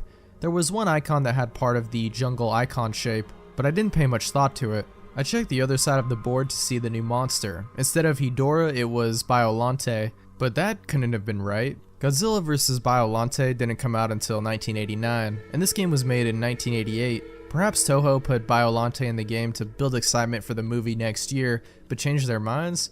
I tried to rationalize the game's abnormalities any way I could, but this would prove to be futile. Pathos' map song was the first new song I heard in the game. Like most of the new songs, it was hard to describe, but I'll try. It started out slow and suspenseful, much slower than any other song in the game, but every 12 seconds or so there would be a loud clashing sound, and the tempo changed. It was like the composer randomly played parts from 5 different songs with the same instruments. I moved Godzilla over to one of the many blue rock icons that had replaced the jungle icons and started the level. The level resembled a blue mountain range with a blood-red planet in the sky, but there was something odd about the monsters. They had a shredded paper look to them. I thought at first maybe the glitch had affected it, but it looked far too intentional. I quickly noticed something else about this level. There were no enemies at all, not even any obstacles. I should also mention that this was where the point meter started to become glitched beyond comprehension, but it didn't bother me much. I'd never kept up with game points, so without having to focus on anything, I listened to the music while walking through the level unopposed. The music had a sorrowful feel to it. It would have been rather pleasant had I heard it in a normal game. The level went on for 3 screens, but with no obstacles around, I finished it very quickly. I tried other levels of the same type to see if any enemies appear, but there were none. There was little else to be seen in the Blue Mountains, so I tried the other level type. I started one of the orange levels, and my eyes were assaulted with a grotesque background of tumorous orange eyes. The sky was the same as the ground, so I assumed the game was indicating that this level takes place in a cave. The only enemies here were Matango spawn, but as you can see, the little bastards were everywhere. The music certainly didn't help, with a mixture of screeching sounds and loud drum beats that sounded like a monster's theme in a horror film. After completing it, I tried to avoid playing through any more of these levels whenever I could. The map was short, so it was only a few minutes before I was headed towards a rematch with Gazora and Moguera, but this time their sprites and attack patterns were vastly different. I fought Moguera first. Moguera's replacement was a flying machine with a slight resemblance to a Pascagoula alien. It was a bit like fighting Mothra, only it moved with a lot more grace. It attacked by spinning its front tentacle like a corkscrew, and it still had an I-beam, except now it fired from the drill. This lanky aberration had replaced Gazora, and the new beast was more of a challenge. It would run and jump at a fast pace, constantly swinging its arms around, making it hard to get close, and of course it tried to pin me in the corner with as much annoying resolve as ever. I defeated it using a combination of tail whips and heat beam spamming. I defeated them and was going to fight Titanosaurus, but when I started the fight, Titanosaurus was nowhere to be seen, and the game simply went back to the map where the Titanosaurus piece was now missing. There was no one left to fight now but Biolante, so I eagerly started the battle. I was quite surprised that Biolante started the fight in her rose form. She was immobile and used tentacles to keep me away from the main body, which took the most damage. As expected, she turned into her final form after taking enough damage. The sprite looked pretty damn good for 8-bit. The battle technique was the same, except now Biolante could move, albeit slower than any other monster. Being hit by the tentacles did more damage now, and Biolante could do an acid spit, which I managed to avoid by jumping in the screen cap. Not much more difficult to beat than Titanosaurus. It only took 2 rounds, but when Biolante was gone, the music had stopped, and there was a new icon replacing the base. This icon wasn't there before I beat Biolante. It resembled a red tribal mask, and I had a feeling of dread when I saw it, but since it replaced the base, it must be the only way to exit Pathos. I moved Godzilla to the square and started the level. It was a hellish looking place with no sky and a flickering fire in the background. The fire looked far more advanced than anything I've seen on the NES. There was music in the form of a slow, steady drum sound resembling a heartbeat. All the text on the top of the screen and the life bar were gone. In their place was a single bit of text in the middle of the screen that said, "Run." My feeling of dread had intensified. I cautiously walked through the level, but like the Blue Mountains, there were no enemies. I paced around for a minute before thinking, run? From what? The first time it hit me, I didn't even see it. I heard a noise outside my room and turned back to see if something fell, and when I looked back, Godzilla was dying. I figured it must have been a glitch, but I wasn't going to play through the game without Godzilla, so I restarted the game and went to the password screen. Have I ever mentioned how creepy the password screen music is? If you play the game, you know what I mean. It doesn't at all fit the mood of the game. It's more like something from a horror game. Maybe they made it like that so kids wouldn't cheat. I was quite annoyed at this point because I thought I was going to have to fight all the monsters again, but that didn't happen. The game started me right off where I was before I started the red face level, so I tried again, making sure to pay attention this time. That's when I heard a low bellowing sound, and then I saw it. This thing. Do you know that feeling your body has when you feel like you're in extreme danger? You start to recoil and tense up as the adrenaline flows through your veins, and your nerves start to feel very cold. That's the feeling I had when I took this screen cap. I haven't seen all the Godzilla movies, but I'm pretty sure this thing was never in any of them. It had to be something the creators made up. But what kind of sick fuck would put this in a children's game? By sheer dumb luck, or perhaps the adrenaline boost, I managed to run fast enough to get away from it. It ran very fast, so much so that if you saw it, you were almost certainly going to die, and when I say die, I mean your monster gets killed instantly if the creature touches them. Once I got back to the map, I was so afraid that I was extremely tempted to just shut the game off and try to pretend this never happened. I couldn't believe what I had just seen. It couldn't have been real.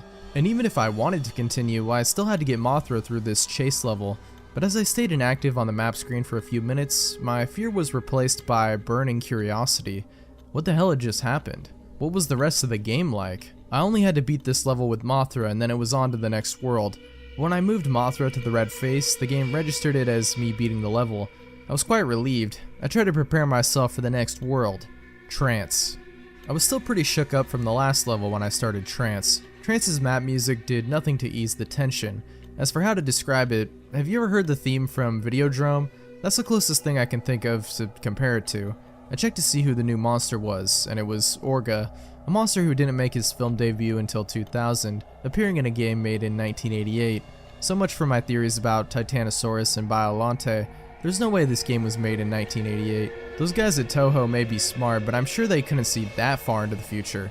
If they could, they never would have gave Roland Emmerich the rights to make a Godzilla movie. No, this had to be a hack of some kind, which just opened up even more questions. Who made this hack? When? How? And most importantly, why? The why was the question that bothered me most. My immediate assumption was to think Billy did this to pull a joke on me, but that couldn't be right either. Billy didn't know how to make a ROM hack, and if he did, he'd probably just do something simple and stupid like replacing all the monsters with crudely drawn genitalia. Unless Billy has some amazing game editing skills and a serious dark streak to his imagination that he never told me about, he couldn't have made this. Is it even possible to put a hacked ROM into a cartridge? Aside from all that, my eye was drawn to a new icon on the map, a question mark. I was really curious as to what it did. I'm sure you're also curious, so I'll explain the quiz levels now, since this is when they started appearing. There was one of these per map from here on, and they always appeared near the start of the map. When you start on a quiz level, you appear on a screen like this. As you can see, there's a question at the top, a yes and no button, and a emotion in the center.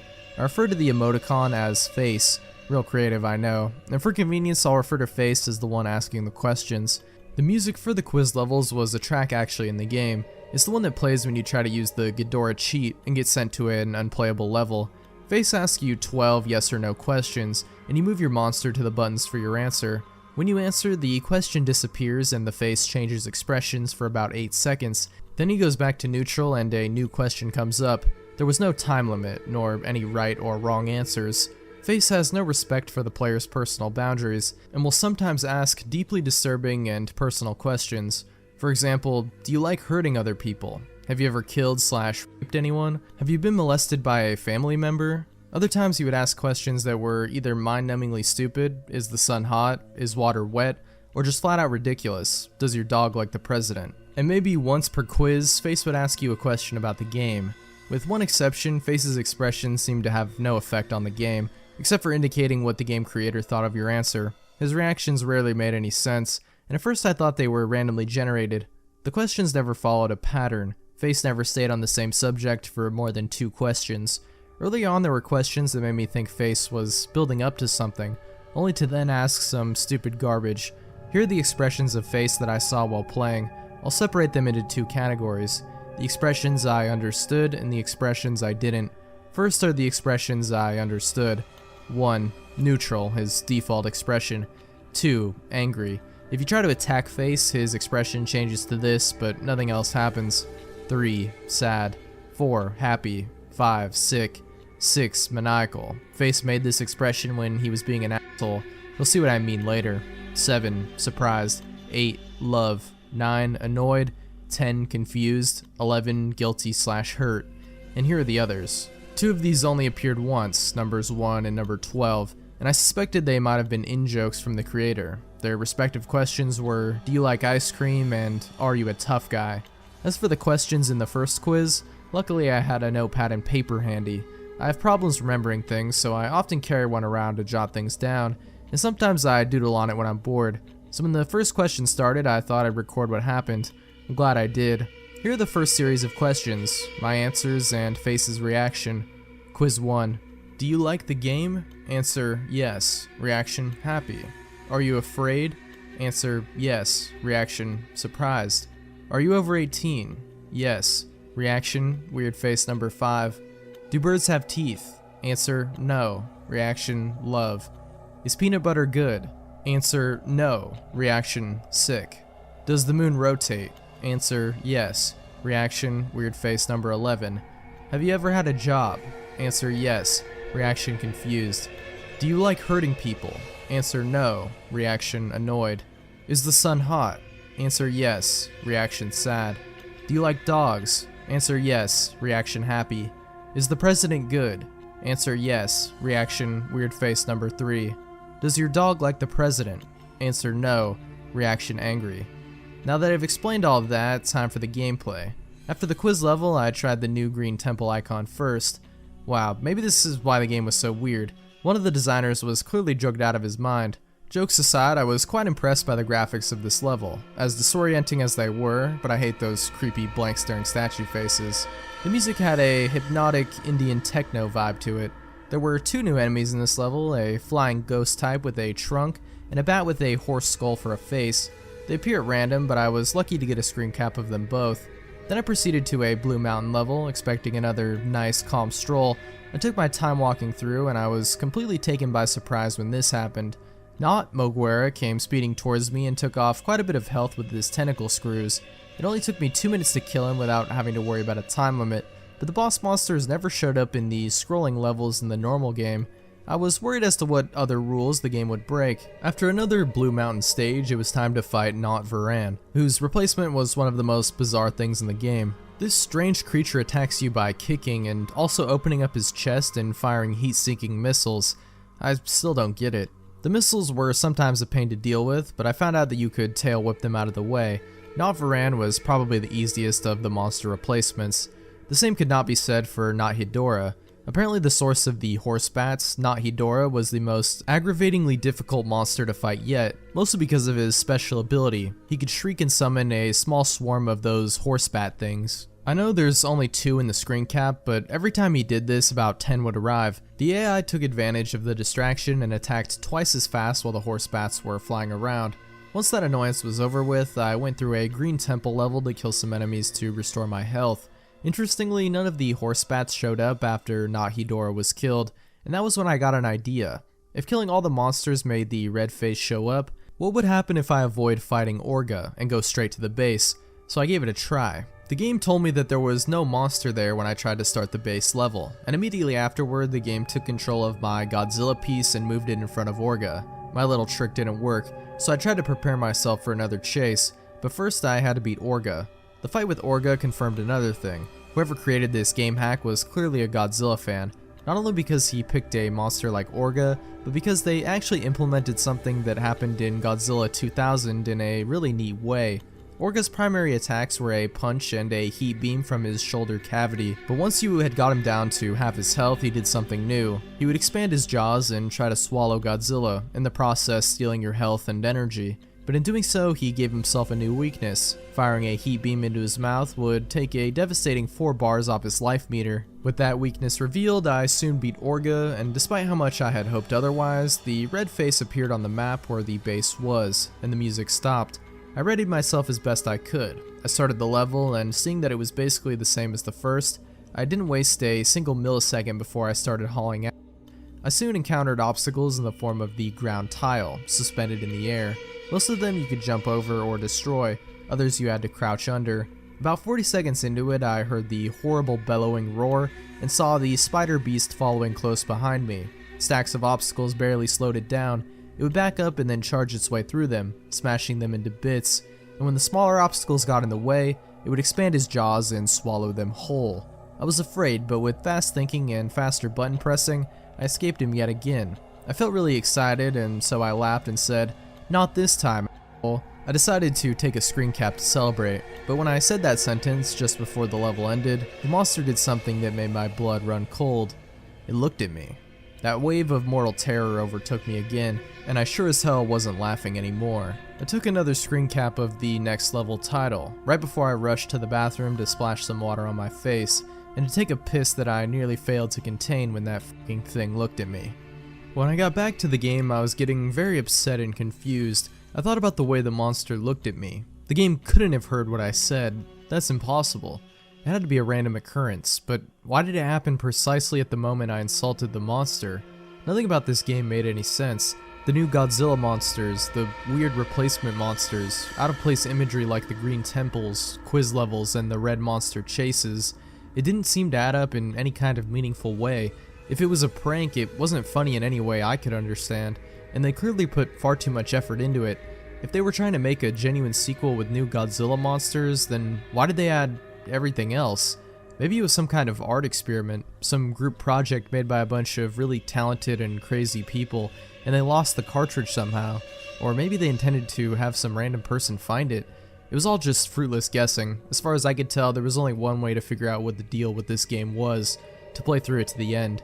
Maybe, just maybe, there would be something in the credits, an explanation by the creators as to why they made this. Or it could be something much more cryptic and strange, maybe even something horrifying. Before I got a good look at the Dementia board, I considered replaying Trance to see if the red monster would look at me again, but I decided against it. I wanted to keep moving forward. I was also somewhat worried that backtracking might cause the game to become even more strange. The Dementia board music sounded a lot like the Saturn music, except it was slowed down and played with a piano-sounding instrument. Like most of these new map themes, it had a dangerous, suspenseful feel. While listening to the music, I looked at the Dementia board. There were 4 boss monsters this time: Space Godzilla, Manda, Gigan, and Baragon. I was surprised that there were 2 new Toho monsters this time, but the best surprise was still to come. I started the quiz level. Here's another list of the results in the same format as the last one. Quiz 2. Question 1. Can you swim? Answer yes. Reaction happy. Do you like fish? Answer yes. Reaction sick. Can penguins fly? Answer no. Reaction sad. Can it spin in all directions? There was no clarification of what face meant by it, so I just guessed. Answer no. Reaction surprised. Do you breathe oxygen? Answer yes. Reaction weird face number 8. Does it taste good when you bite a woman? I don't know who came up with this question, but I really hope they're getting mental help. Answer no. Reaction annoyed. Is it night where you are? Answer yes. Reaction weird face number 6. Do you like cats? Answer yes. Reaction confused. Is water wet? Answer yes. Reaction angry. Have you ever broken a bone? Answer no. Reaction happy. Do you like your job? Answer yes. Reaction hurt. Would you like a new monster? Answer yes. Reaction weird face number 11. I wasn't entirely sure at the time what face meant by new monster, but I couldn't resist answering yes, just to see what would happen. The result was mind-blowing. The game took me back to the board and I had a new playable monster in the form of Anguirus. Ever since I was a kid, I always wanted to play as Anguirus since he was my second favorite Godzilla monster, and plus I never liked Mothra all that much. I moved my new Anguirus piece over to the level right next to it, eager to test out my new monster. Before I get into the level description, I'll talk about Anguirus a bit. Using the up and down buttons, you could choose whether Anguirus stood in a bipedal stance or crawled around on all fours. It wasn't a huge difference, but being able to stand was helpful in boss fights, and crawling sometimes helped dodge obstacles and attacks. He could punch and kick like Godzilla, but no tail whip. Instead, he had something far more interesting: the ability to curl up into a spiked ball of death and roll around.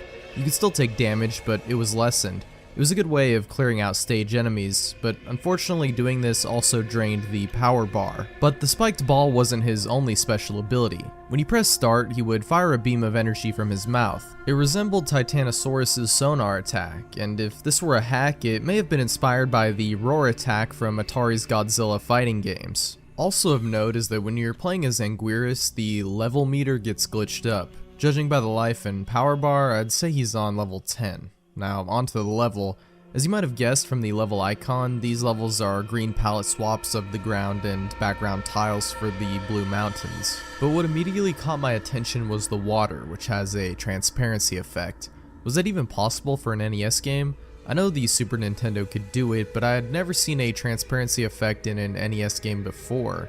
The Green Mountains music was played with the same instrument as the Blue Mountains, but the melody was totally different. It was a very simple song with a lot of abrupt pauses, followed by a loud note every few seconds.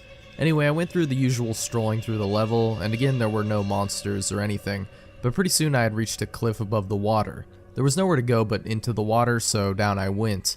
The water transparency made things a bit harder to see, but it's tolerable. After going underwater, I encountered 2 new enemies. A giant piranha and some kind of spiky bottom feeder thing. I liked the piranha because I could easily tell what it was. It was a sane enemy design that would later appear in a real game, and there were very few enemies like this. They didn't take much hits to kill, but they were quite annoying and could considerably trim down your life if they got close enough. They also tend to travel in packs. As for the bottom feeders, they're easy to deal with. They swim along the bottom of the screen towards you and are easily crushed with the roll attack or jumped over. In this screen cap you can see me about to run one of them over, and there's a pack of piranha behind it.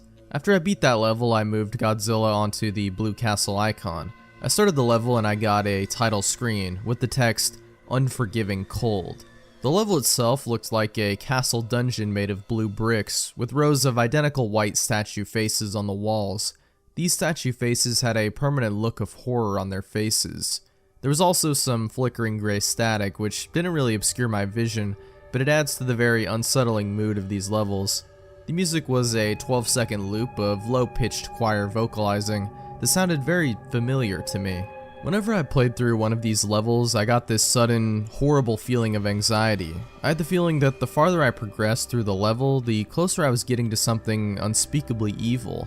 There weren't any enemies, but these were some of the longest levels in the game. I only played one level, but it took around 7 minutes to complete. I didn't want to admit it to myself at the time, but I realized something playing the Blue Castle level. This game has the power to make the player feel certain things.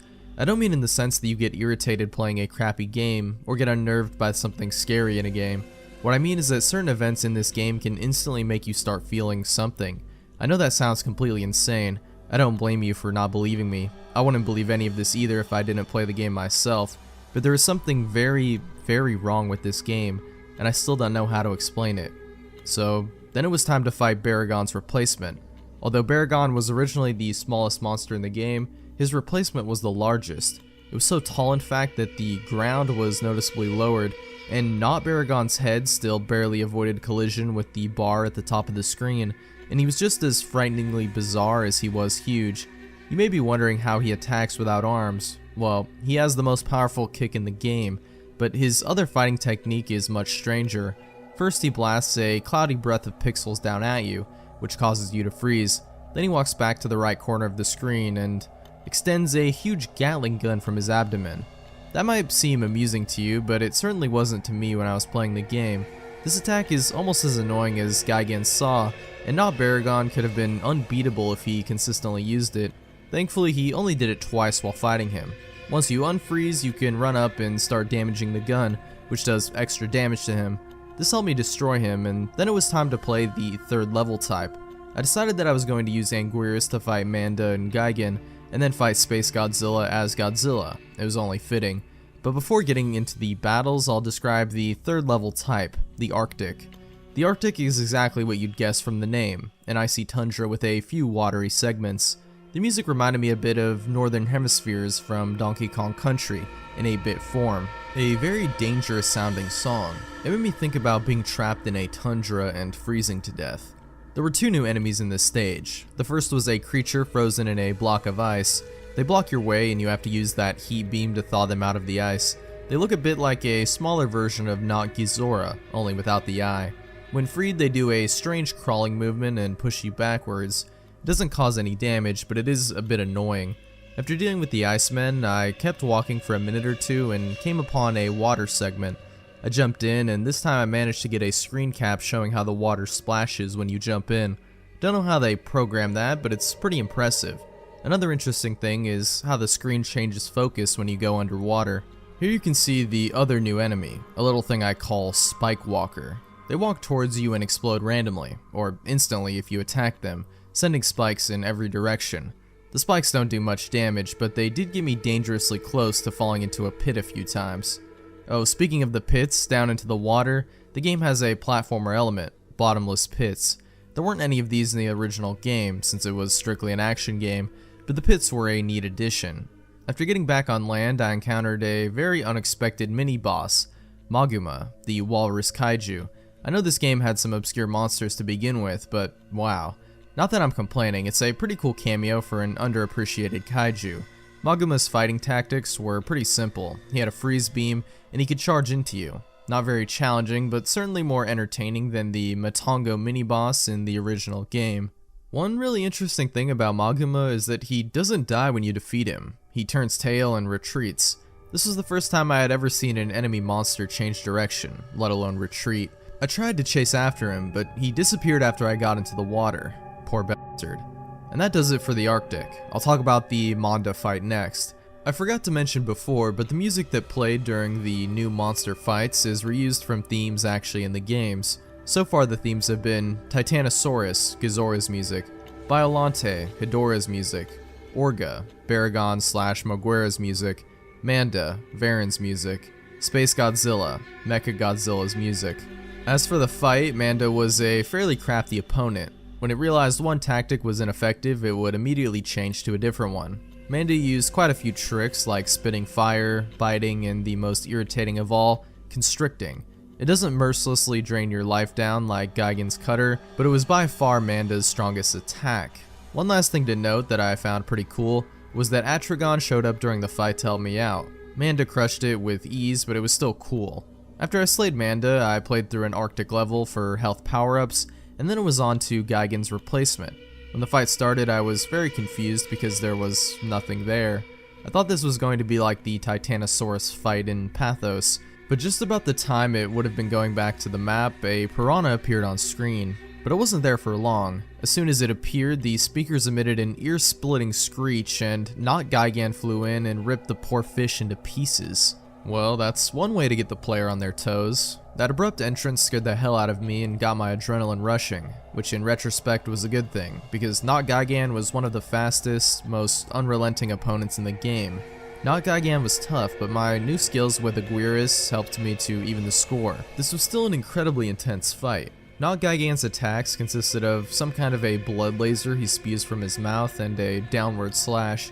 I was expecting some hellish variant of the buzzsaw attack, but thankfully there didn't seem to be one. The howl attack was invaluable in defeating him. I would have taken more screen caps of the fight, but I had to really concentrate. After that, there was just one more monster left to take down, Space Godzilla. As mentioned earlier, I used Godzilla for this fight. Space Godzilla's fighting technique was rather frustrating, but admittedly a very clever idea. Space Godzilla would use his energy to create two flying crystals which would reach the ground and become crystal spires. These spires not only would block you from reaching Space Godzilla, but it also allowed him to constantly recharge to full energy, and blast you with a deadly fully charged Corona beam until you broke the spires. Space Godzilla would eventually drain his own spires of energy until they shattered. But if you waited for that to happen, you'd probably lose a lot of life. Heat beams actually seemed to re-energize the spires, so you had to use physical attacks. When you finally got close enough to hit Space Godzilla, he was no pushover. When I punched him, he hit me back just as hard. Space Godzilla does everything in his power to knock you back to the left corner of the screen so he can create more spires. By the time this was over, I only had about 5 life bars left, but it didn't matter because I didn't need to fight anymore. I needed to run. Here we go again. I decided right then that I really wanted to see the end of this game. As terrifying as these levels could be sometimes, I had to beat them to get through. I decided that no matter what happened, no matter what the game showed me, I was going to get to the end. And I also made sure not to say a damned word while playing a chase level from here on. For this chase, I tried out Anguirus, since his roll attack allowed me to move faster than Godzilla or Mothra. The chase started off like the first two, except there was a river of blood below the ground. I was beginning to get the hang of it, and the extra speed from the roll helped me to get an edge on the red monster, especially since I didn't have to worry about a power limit and could keep rolling endlessly. Like the previous levels with water, the ground inevitably reached a stop, so I rolled off into the blood. To my surprise, the hell beast didn't follow after me. It just stopped at the edge of the ground and grimaced. I guess it can't swim, I thought to myself. So I went under blood and continued moving. There wasn't anything around, but I knew something was up. The chase wasn't going to end that easily, could it? Surely something else had to show up. And sure enough, I heard the bellowing roar sounding slightly different, and the monster was following after me in a new aquatic body. I had no idea it was a shapeshifter. After it reappeared, the chase started to get into the difficulty I had expected. Being submerged slowed me down, putting me and the beast at about the same speed. The only thing that would keep me alive was fast thinking and reflexes. I encountered some bottomless pits in which mines floated up from. I assumed that if you hit one, it would damage you and knock you back. Considering how fast the red monster swims, hitting the mines would be instant death, so I went through great effort to avoid them. But that wasn't all I had to be wary of. Halfway through the chase, the hell beast revealed yet another surprise. A tentacle formed of intestines and tipped with a clawed set of jaws burst from its mouth, trying to pull me in and devour me. I only barely avoided both the tentacle and the mines, but I could tell the beast was getting desperate because the chase was nearly over. And about a minute later, I had spotted a bit of ground that served as the exit. I leaped with all the might I could muster without breaking my controller. The beast screamed with rage and jumped out of the blood river in one last attempt to drag me down, but I escaped its grasp, this time. I fell back onto my bed and took a deep breath, satisfied with yet another successful escape. Now I was headed to the 5th world, Entropy. In the original game, the 6th world was Pluto. Ironically, despite being the smallest planet, Pluto was the largest and most diverse world in the game. Entropy had a different layout but was similarly huge and diverse. The board music was played by a violin instrument, a melody that started out sounding mournful and then it gets rather, I guess I would call it distorted. It made me feel depressed and unnerved, not something I would want to hear while trying to sleep. Strangely, none of the levels from the previous worlds were present here. Instead, there were 8 brand new icons. The bosses this time were Megalon, Batra, and Mechagodzilla. As usual, the first thing I did was go to the quiz level for another interrogation from Face. But when I got there, I noticed something different. Instead of the usual Ghidorah music, it was the password theme. The music change seemed to be intentional, because after the first 2 questions at the start, the quiz started to take on a darker tone. Quiz 3. Do you like ice cream? Answer, yes. Reaction, weird face number 1. Do you like clowns? Answer, yes. Reaction, weird face number 10. Is time slipping through your fingers? Answer, yes. Reaction, weird face number 2. Do you have any regrets? Answer, yes. Reaction, hurt. Do some people deserve to die? Answer, no. Reaction, weird face number 3. Is it safe to go out at night? Answer, yes. Reaction, weird face number 5. Do you find it hard to sleep at night? Answer, yes. Reaction, weird face number 9. Have you ever killed anyone? Answer, no. Reaction, weird face number 7. Do you want to kill anyone? Answer, no. Reaction, angry. Are you actually accomplishing anything? Answer, no. Reaction, weird face number 4. Does life have any real meaning? Answer, no. Reaction, love. Do you like Mothra? Answer, no. Reaction, maniacal. I knew that last one was going to be a gameplay related question, but I had no idea what the result would be. I answered honestly because, as I said before, I never liked Mothra. Nobody liked playing as Mothra in this game, and there was good reason for that. Every other time Mothra gets hit, she gets slammed back to the left corner of the screen, and she sucks at fighting because her attacks are so weak. The only benefit Mothra had was being able to fly over obstacles in some levels. So I answered no, and Face actually replied back to me, not only with the maniacal expression, but with text, too bad. I was taken back to the map screen, and I was shocked to see that Godzilla and Anguirus has disappeared from the board, leaving only Mothra. Face had just f***ed me over. Needless to say, I was pissed, but there wasn't anything I could do, and I'm willing to bet even if I said yes, I would have been stuck with Mothra anyway. Face giveth and face taketh away. I took a deep breath and got ready to explore. There were 2 paths I could take through the board. I decided to take the lower one. This turned out to be a good choice for reasons I'll get to momentarily. The first world ahead of me was a forest, so I started there. Almost immediately I got an eerie feeling. There was something about this level that just seemed off to me, even more than the previous ones. Perhaps it was the pitch black background. I've always been afraid of being in a forest at night. Something about all those trees makes me feel surrounded and vulnerable, and the fact that I was stuck as Mothra didn't help. Playing the game's previous worlds as Godzilla gave me a feeling of bravery. Being in control of the King of Monsters, I'd be able to handle just about anything in my way, but it's not like that with Mothra. No feeling of strength or security. Now I'm just a weak, easily overwhelmed bug traversing into the unknown. Back to the level, the music had new instruments, sounding like woodwinds, followed by slow, rhythmic drums and chiming bells. Gave me this feeling that I was intruding into some dangerous place I really should not be. After a while, I encountered the first enemies of the stage, or at least I assumed they were enemies. They were strange, long-legged deer-like creatures. Instead of attacking, they were just idly walking around. I went to approach them and they ran away. I thought about shooting one with an I-beam to see what would happen, but it seemed wrong. These creatures were harmless, so I just passed over them and continued through the level. About halfway through, I encountered groups of the deer-like animals and also 2 new creatures. A sloth-like creature with a beak climbing on a tree, and hairy raptor-esque beasts that were preying on the deer. It was very surreal watching these creatures interact. I didn't feel like I was playing a video game, but rather that I was traveling through a forest in some other dimension. The creatures ignored me for the most part, although the raptors did attack me when I got too close, or if I attacked them first. I know I shot one of them to help one of the deer creatures escape. I got clawed at, but that confrontation was easily avoided by flying up to the top of the screen. After that, I had to choose whether I wanted to play the levels with the hourglass or the TV screen. I picked the latter. What I got was not at all what I expected. When I pressed the button to start a level on the TV screen like I normally would, this screen with an animation popped up. There was also music in the background, which was the goofy Ghidorah music that used to be playing in the quiz levels. I was somewhat unsettled by this because it was just so strange. I also found it a bit spooky because I had a shirt that looked just like that when I was a kid. After starting the animation, you could go back to the board by pressing any button. After that, I had no idea what to expect of the rest of these icons. I went to try an hourglass icon next. I was somewhat relieved when an actual level came up. It was certainly an unorthodox looking level, all brown with time measuring instruments floating in the air and gigantic grandfather clocks in the background. The music was the same as the board screen, and very early in the level I encountered something else I didn't expect to see, original enemies from the game. And not just that, it seemed to be a whole fleet of them, and the yellow tanks, which were normally immobile, could now move. I took some damage, but it was nothing I couldn't handle. But the most interesting thing about this level was the colored hourglass items.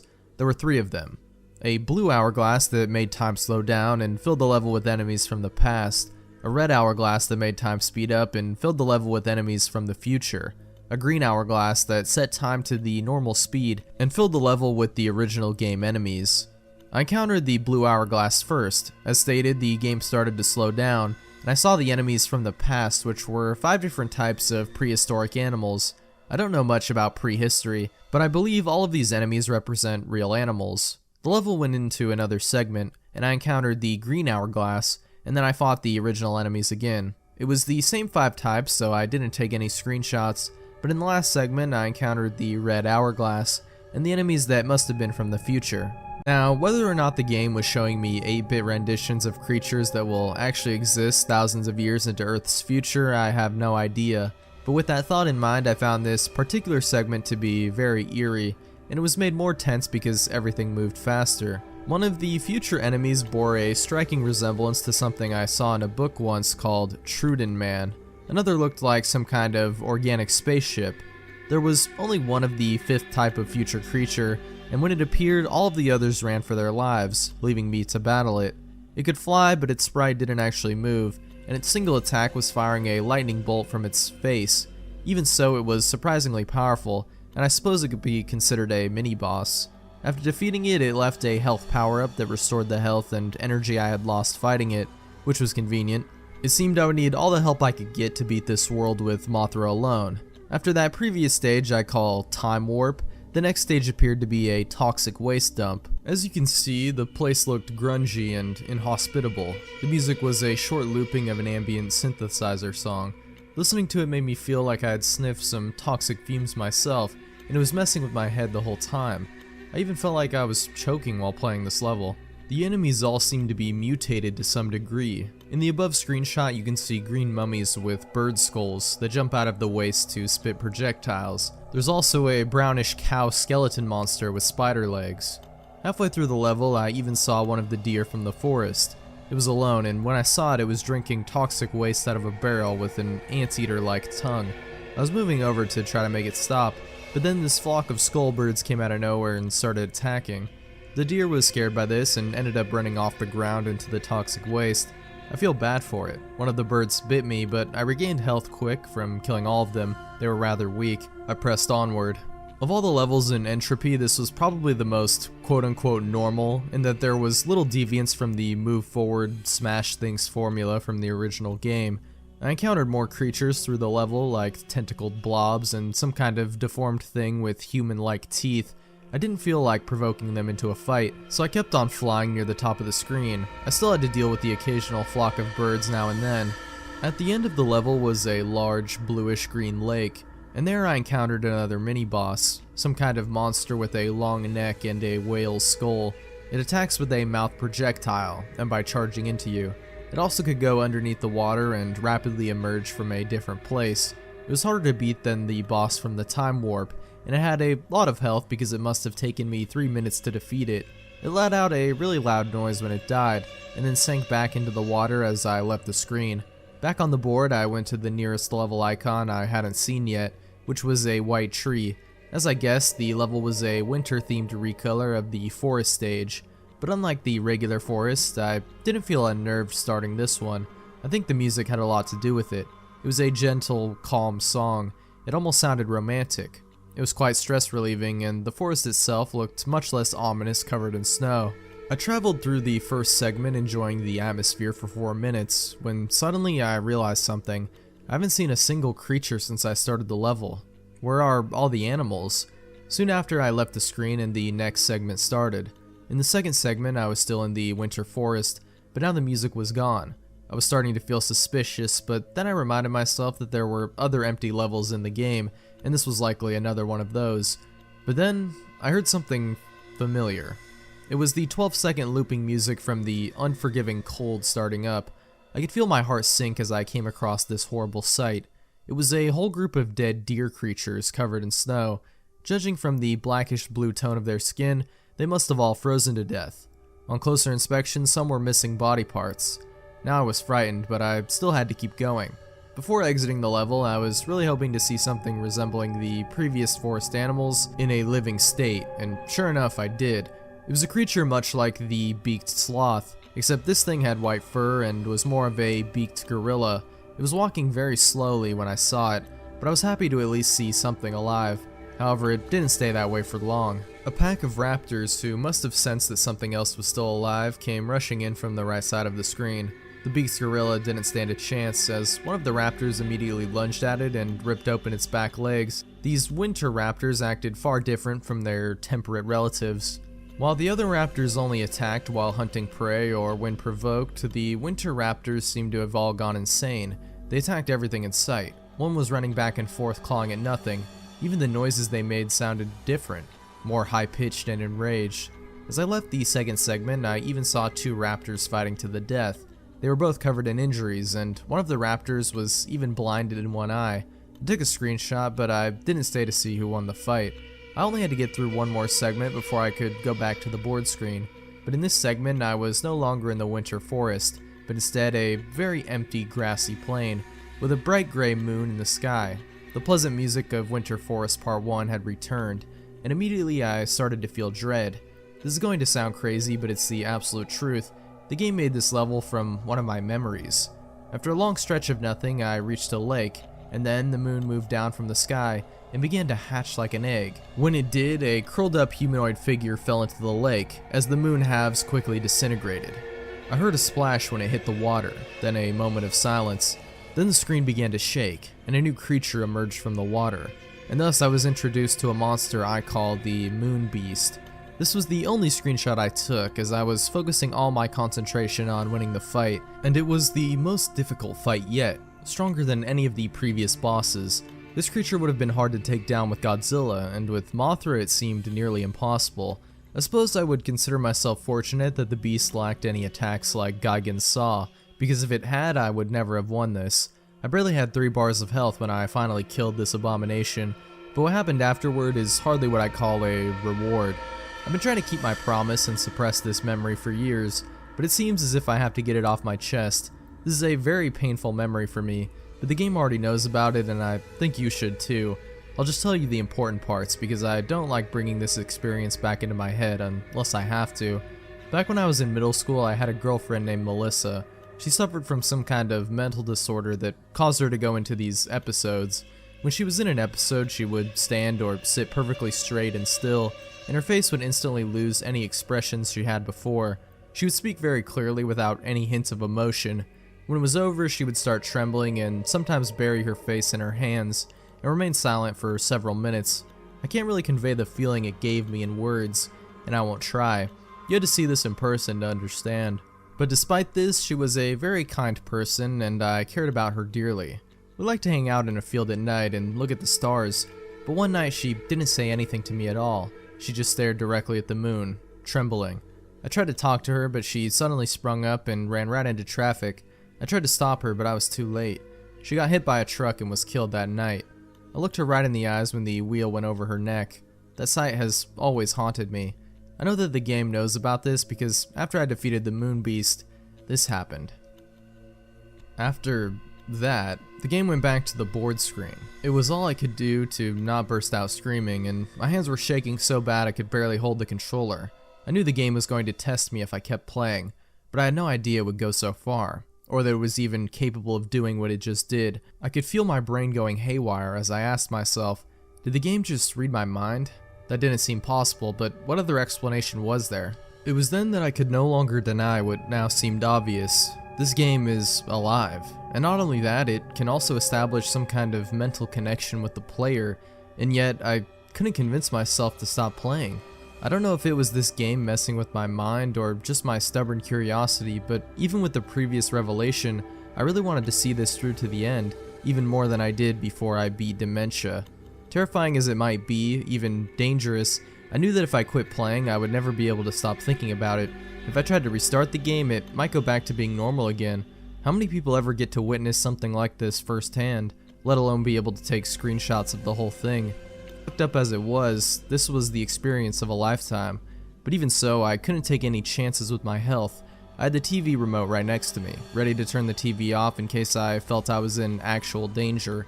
And if that didn't work, I would pull the plug out of the wall or just run out of the room.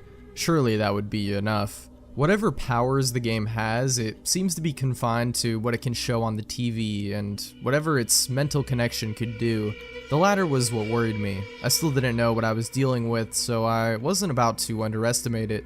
I took a break for a few minutes to calm my nerves, and then it was back to the game. And speaking of TVs, there was a TV screen icon right below the white forest I had just left, and because the first animation was so bizarre, I figured I'd try another to see what happens. Although I expected the same animation, I actually got a totally different one. Weird. The music for this one was the Neptune board music.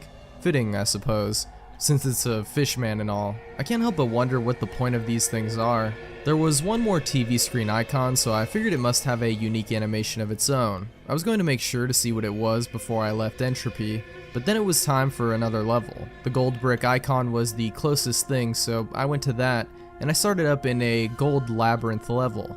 My health and power were refilled, not sure how or why, but I was glad not to be heading into the unknown nearly dead.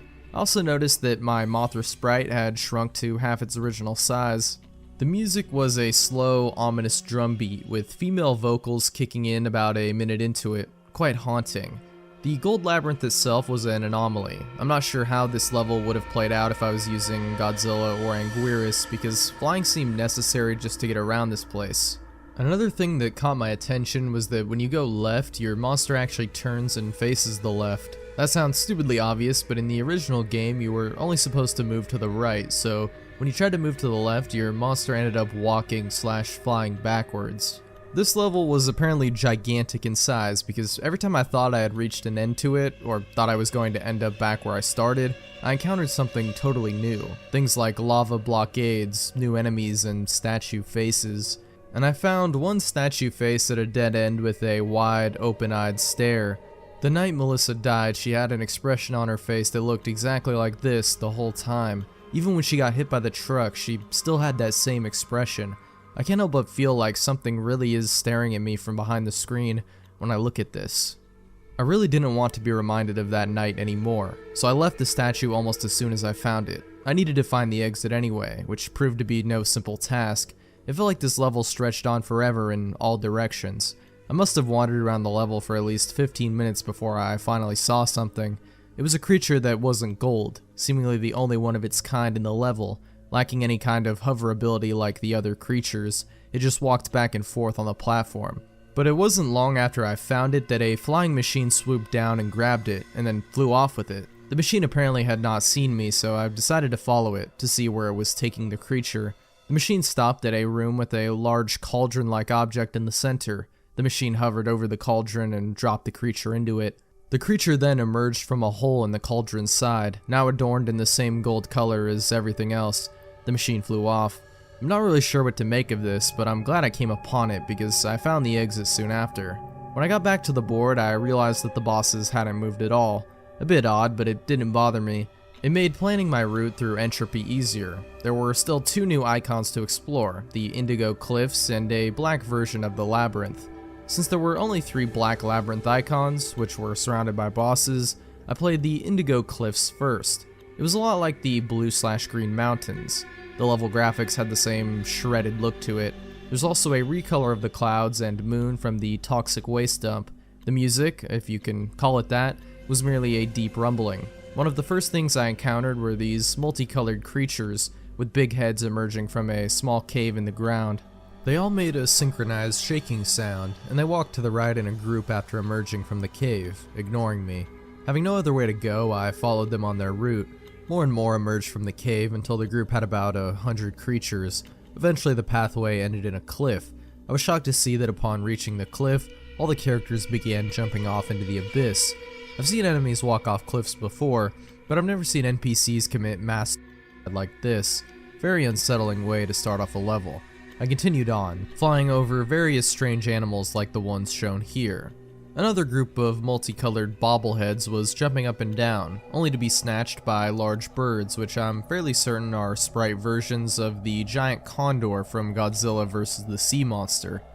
I defeated some of the condors in battle, but it bothered me that these bobbleheads seem to be so eager to die. If the game itself is alive, perhaps the creatures in these levels are also alive? And some have very unhappy lives if this behavior is any indication, but what provokes them to do this? In the back of my mind, I almost suspect that the glowing moon in the sky is the reason. At the end of the level, I saw yet another group of the bobbleheads, marching up to a large monster and being devoured. This was starting to disgust me, so acting on impulse, I fired off eye-beams at both the monster and the bobbleheads. I destroyed the cave. The monster became angry and ran through the remaining bobbleheads to fight me. Although it lacked any ranged attacks, it was relentless, but it was no match for me. I was in the home stretch now, up to the bosses. My plan was to go through Batra first, then Megalon. After that, I would watch the last TV screen, play the Black Labyrinth before fighting Mechagodzilla, and lastly going through the chase with the Hell Beast. I was curious to see if it would be in a new form again, but first things first, time to beat up Batra. As expected, he started off in his larva form. The music was Veron's battle theme. Whenever the game puts in a new Godzilla kaiju with more than one form, that other form always shows up. For a game that's otherwise inexplicable, it's rather startling in its consistency and accuracy with the new kaiju bosses. The fight started off simple. Larva Batra fought in a similar fashion as Maguma did, charging back and forth and occasionally firing off lightning from its horn. During the fight, I noticed that Mothra's combat abilities had been altered in my favor. 1. The eye-beams did twice as much damage as they did originally. Now they were as strong as Godzilla's punches. The poison powder was similarly improved. It also did this nice thing where it would actually hit the enemy when you used it. Number 2, in the original game, even though Mothra could fly, she was unable to fly over an opponent. You would get knocked back the same way as if you just ran straight into them, which was extremely annoying, but not anymore. I could change direction and fly around, which was a big help because fighting Imago Batra is much like fighting a clone Mothra. Although Batra is distinctly faster and stronger, no longer impeded by its slow-moving larva form, Imago Batra was a fearsome opponent. Although it lacked the horn lightning, it now had a new, more powerful eye-beam. Batra could change direction just like I could, so this battle involved a lot of flipping and flying around. It was pretty fun, to be honest. So after defeating Batra, I was excited to see what Megalon would be like, but first I went through an Indigo Cliffs level and shot through a lot of the creatures for the health power-ups. So about Megalon. His music was Gigan's theme. Makes sense, since Gigan was his battle partner in Megalon's one and so far only film appearance. He's a lot like Muguera, but faster and with more weapons. He'd start out charging off with his drills. I liked to fly back and forth around him, which seemed to really annoy him. After a few seconds, he'd step back, turn around, and just start spitting out grenades. Those were a pain because they bounced when they hit the ground. Lastly, he started spamming his lightning beam, It only went straight forward, so it was easy to duck under it and then shoot him with I-beams. Overall, I'd describe him as strong, persistent, but dumb. I was now nearing the end of Entropy. I had just taken down Megalon and I started up the last TV screen to see what I'd get this time. The result was rather unpleasant. The music for this gruesome scene was the password theme. I couldn't figure out why this animation was so sinister and violent in comparison to the other two. The whole game seemed to be growing more malevolent. As I went on to finish Entropy, I began to feel drained. It's hard to describe. Like I suddenly became tired when I wasn't before. Most likely it was just the tension from all that had happened in the game getting to me, but who knows. The last level type on Entropy is what I call the Shadow Labyrinth. The scenery was recolored from gold to black. The music was an evil ambience similar to the unforgiving Cold Loop, but distinctly different. The music was my first sign that this level was going to be distressing. I traveled through the maze for about a minute, and I noticed there weren't any creatures hovering around. It was an odd transition from the Gold Labyrinth, which was overrun with creatures, to this level that had nothing at all. But then this might be a good thing. Maybe there wouldn't be any obstacles and I could get through this level with ease. Then the screen went dark. And immediately I snapped out of my daze from a few seconds earlier. Everything had darkened so that the only thing I could see was the Mothra sprite. I couldn't tell where I was going and I ended up frantically running into walls. I heard a noise, the sound of a crowd running through a hallway, and along with the running came the roars. Loud roaring sounds, which I would describe as something like a rabid dog the size of an elephant screaming with fury. And I could tell that whatever was making this noise, there were a lot of them. I knew there was something there, but it wasn't until I did some screen cap editing that I got to see what my pursuers looked like. But at the time I couldn't see where they were, or where I was going. I was literally running blind, and this mob of beasts eventually caught up with me. All I could think was, no, as I saw my life bar rapidly declining. The monsters had taken me down to half of my total health when I was saved. The light came back on and the attackers had disappeared, and so the challenge of this level was revealed. Find the exit before the lights go out and a pack of monsters mauls you to death. I was in panic mode now, moving as fast as I could go while trying every path I could find for a way out. As I played through the level, the lights went out a total of 3 times. The second time I would have been dead meat had it not been for one of those wide-eyed statues. As I stayed close to it, the monsters seemed to all avoid me until the light came back. The statue warded them away, somehow. I was safe as long as I stayed near the statue, but at the same time I had to leave to find the exit. The Shadow Labyrinth turned out to be much smaller than the Gold Labyrinth, as it only took me about 6 minutes to navigate to the end. But before the exit there was a row of halls leading straight down, with no way out once you entered. You either got to the exit before the monsters reached you, or you died. Thankfully I made it out. Only one more boss, Mecha Godzilla. I started the battle and got something unexpected. Not only did my life shoot back up to 100% again, it seems to do that randomly, but instead of a replacement boss, I was fighting Godzilla. But any Godzilla fan worth their salt can figure this out. Mecha Godzilla started off like fighting a clone Godzilla, but his disguise burned away after only 3 life bars. Usually a transformation only occurred at the halfway point. At this point it was like fighting Mecha Godzilla in the normal game. It felt kinda nice to fight one of the original game enemies for a change. Although he wasn't exactly like normal, he also had a rainbow beam and finger missiles. This prevented me from doing the old trick of backing him into the corner and hitting him with I-beams in a spot where he can't hit me, but that was always a cheap trick anyways. But after getting him down to half his health, something weird started to happen. His sprite started to glitch in much the same way as Ghidorah had way back in the first world. After a few seconds, the glitches began to form a new shape, and thus the game had created not Mechagodzilla, and I discovered that this visual glitch was somehow related to the game recreating things. The human face on this one gave it a very uncanny look. It was one of the stronger replacement monsters and had the most firepower. Pictured here is its mouth beam, which I got caught in the middle of. Even though it was a bit stronger, it was also slower than its original counterpart and couldn't jump around much. I won the fight by constantly staying out of its line of fire, bombarding the machine with poison powder as I flew over it. One last thing to do, the Hell Beast chase. Oh boy, might as well just get this over with, I thought. The Entropy End chase ended up being exactly what I was afraid it would be, a labyrinth level. All the other chases, although difficult, were extremely straightforward. You just had to run to the right and not get touched. But this took all the simplicity out of it. There was no telling how big this labyrinth would be or where the exit was. And now not only did I have to constantly backtrack to find my way out, I also had to avoid getting one hit killed by the red monster, and for those first 30 seconds it didn't show up, but I knew it would. And as I started picking up the pace, I heard a loud flapping noise. And there it was in a flying form. It flew with bat-like wings and it was as fast and relentless as ever. For reasons already stated, this was probably the most nerve-wracking of all the end chases, and as such I had to keep my focus on the game and not taking screen caps. However, I did take one of the red monster doing something I found very interesting. I had managed to lose it by going through a different path than it apparently expected, and it was blocked from attacking me by one of the organic walls of the red labyrinth, or so I thought. It tried clawing through the wall for a second before opening up its mouth and tearing the wall apart with the intestine jaws, but those brief milliseconds that the monster was held back might have been the key to me finding the exit. The path to the exit was long and complex, but from what I remember I went up and then back towards the left. I'm still not sure why I chose that particular way, just a lucky hunch I suppose. I was sweating profusely, but my luck had saved me yet again. I hoped that it wouldn't run out before I finished the game. There were only 2 more worlds to go. Next was the penultimate world, called Extus. In the brief instant before the transition between Entropy and Extus, I was hoping that I would get Godzilla and Anguirus back. As the board appeared, I saw that my wish was half granted. I had Godzilla back, but no Anguirus. I would have preferred both, but despite Anguirus' neat abilities, I would have chosen Godzilla if I had to pick between the two.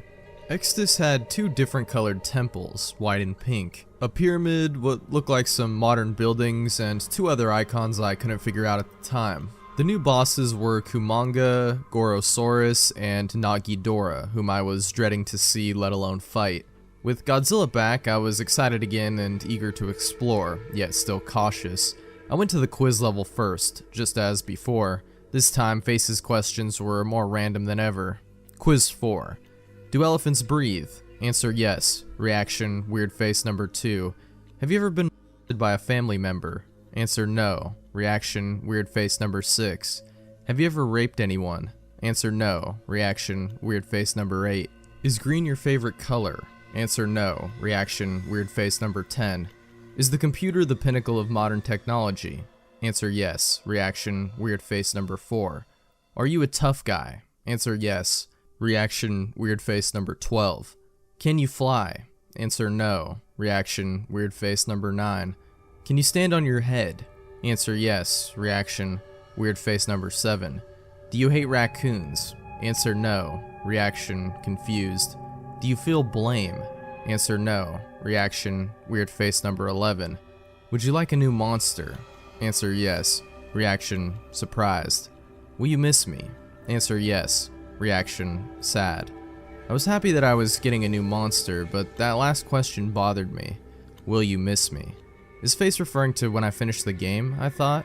Since the revelation of the game's truly otherworldly nature, I wasn't sure what to think of Face or anything else in the game, but something about that last statement gave me a genuine feeling of sadness from Face. As I was thinking about this, the game had gone back to the board. I had a new monster, but I had no idea who it was supposed to be. The sprite had a slight resemblance to Rodon, but the head was totally off.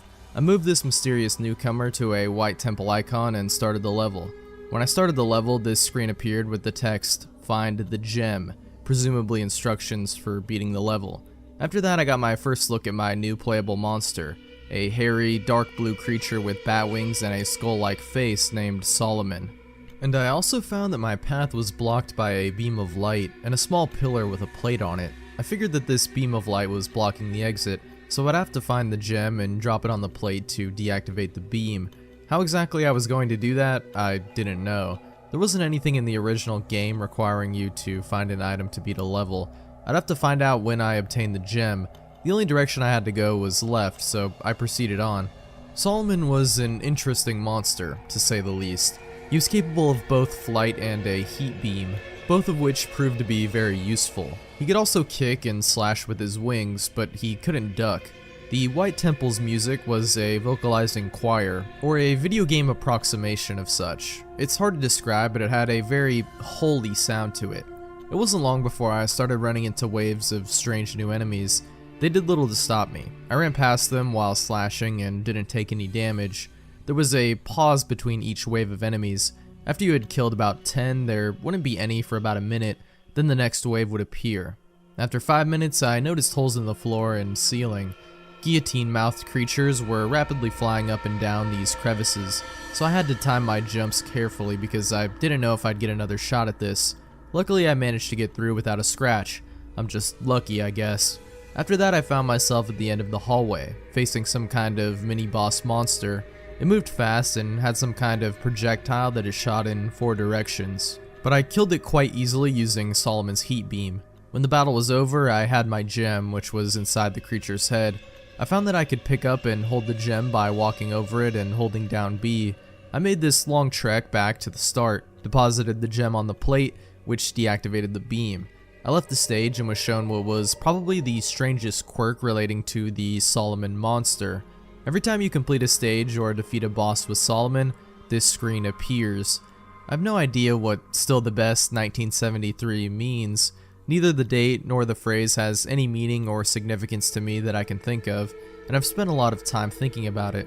The next level I played was the one that I call Bronze Pyramids. I used Godzilla and found he had been leveled up to 12 since I last played him in Dementia. The Bronze Pyramids were fairly normal as far as these levels go, but the visuals were quite interesting. Almost unusually colorful and lively. The music had a fittingly Egyptian style to it. It was slow and mysterious sounding. I strolled through the level fighting off the various enemies. None were too difficult, although the ants could be a pain if you ran into too many at once. My favorite enemy was the giant reptile I encountered halfway through.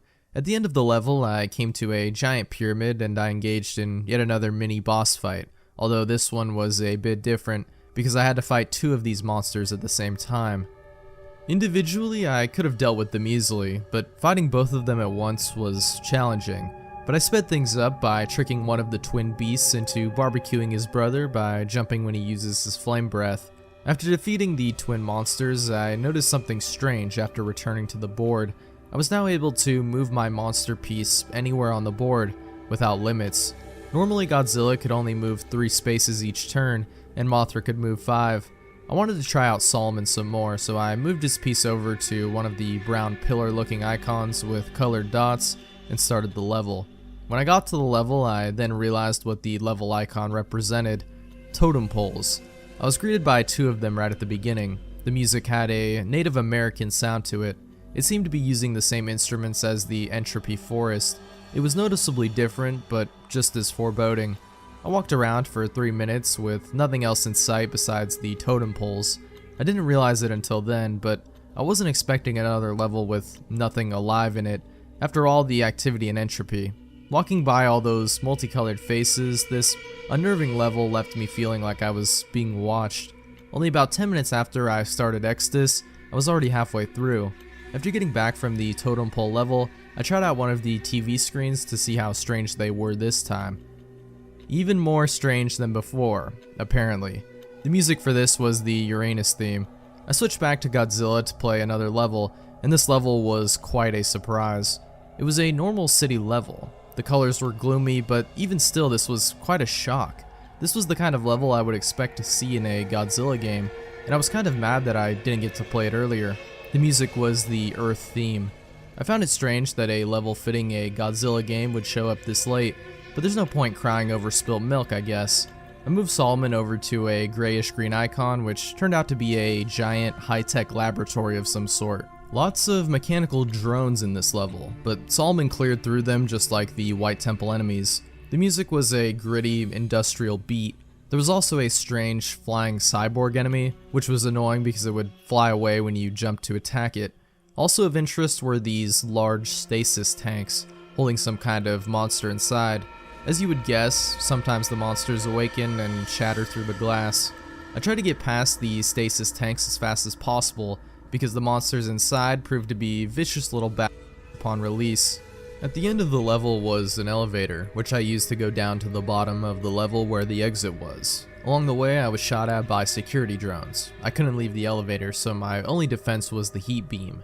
The last level type was this simple thing that I call the Heart Temple, for obvious reasons. Nothing but a big hallway filled with floating enemies shaped like human hearts. They're incapable of causing you damage, so what you do is run through the level, smashing as many as you can to get all the power-ups. One run through these levels would get the life meter back up to full, and I would greatly appreciate these levels later on. The Heart Temple's music reminded me of a circus tune, had an overly cheerful sound to it which gave the level a really weird feeling. Having seen all the level types, I chose to fight Gorosaurus using Solomon. The music for this fight was Gizora's theme. It was during this fight I realized that Solomon is overpowered. A single well-aimed slash could take down as many as 4 of the enemy's life bars. Due to this, the fight was over very quickly. Gorosaurus had no projectile attacks or anything else that could match Solomon's deadly claws, but I kept the fight going just long enough to see if Gorosaurus would use his iconic kangaroo kick, and I was greatly pleased when he did. Even though I knew Solomon was my fighting ace, I used Godzilla to battle Kumonga, just for variety. I briefly considered using Mothra, but of course Godzilla won out. Kumonga was a simple opponent, no heat beams or anything. He attacks you by jumping on you, stabbing you with his mandibles, and also uses his signature webbing stream to paralyze you.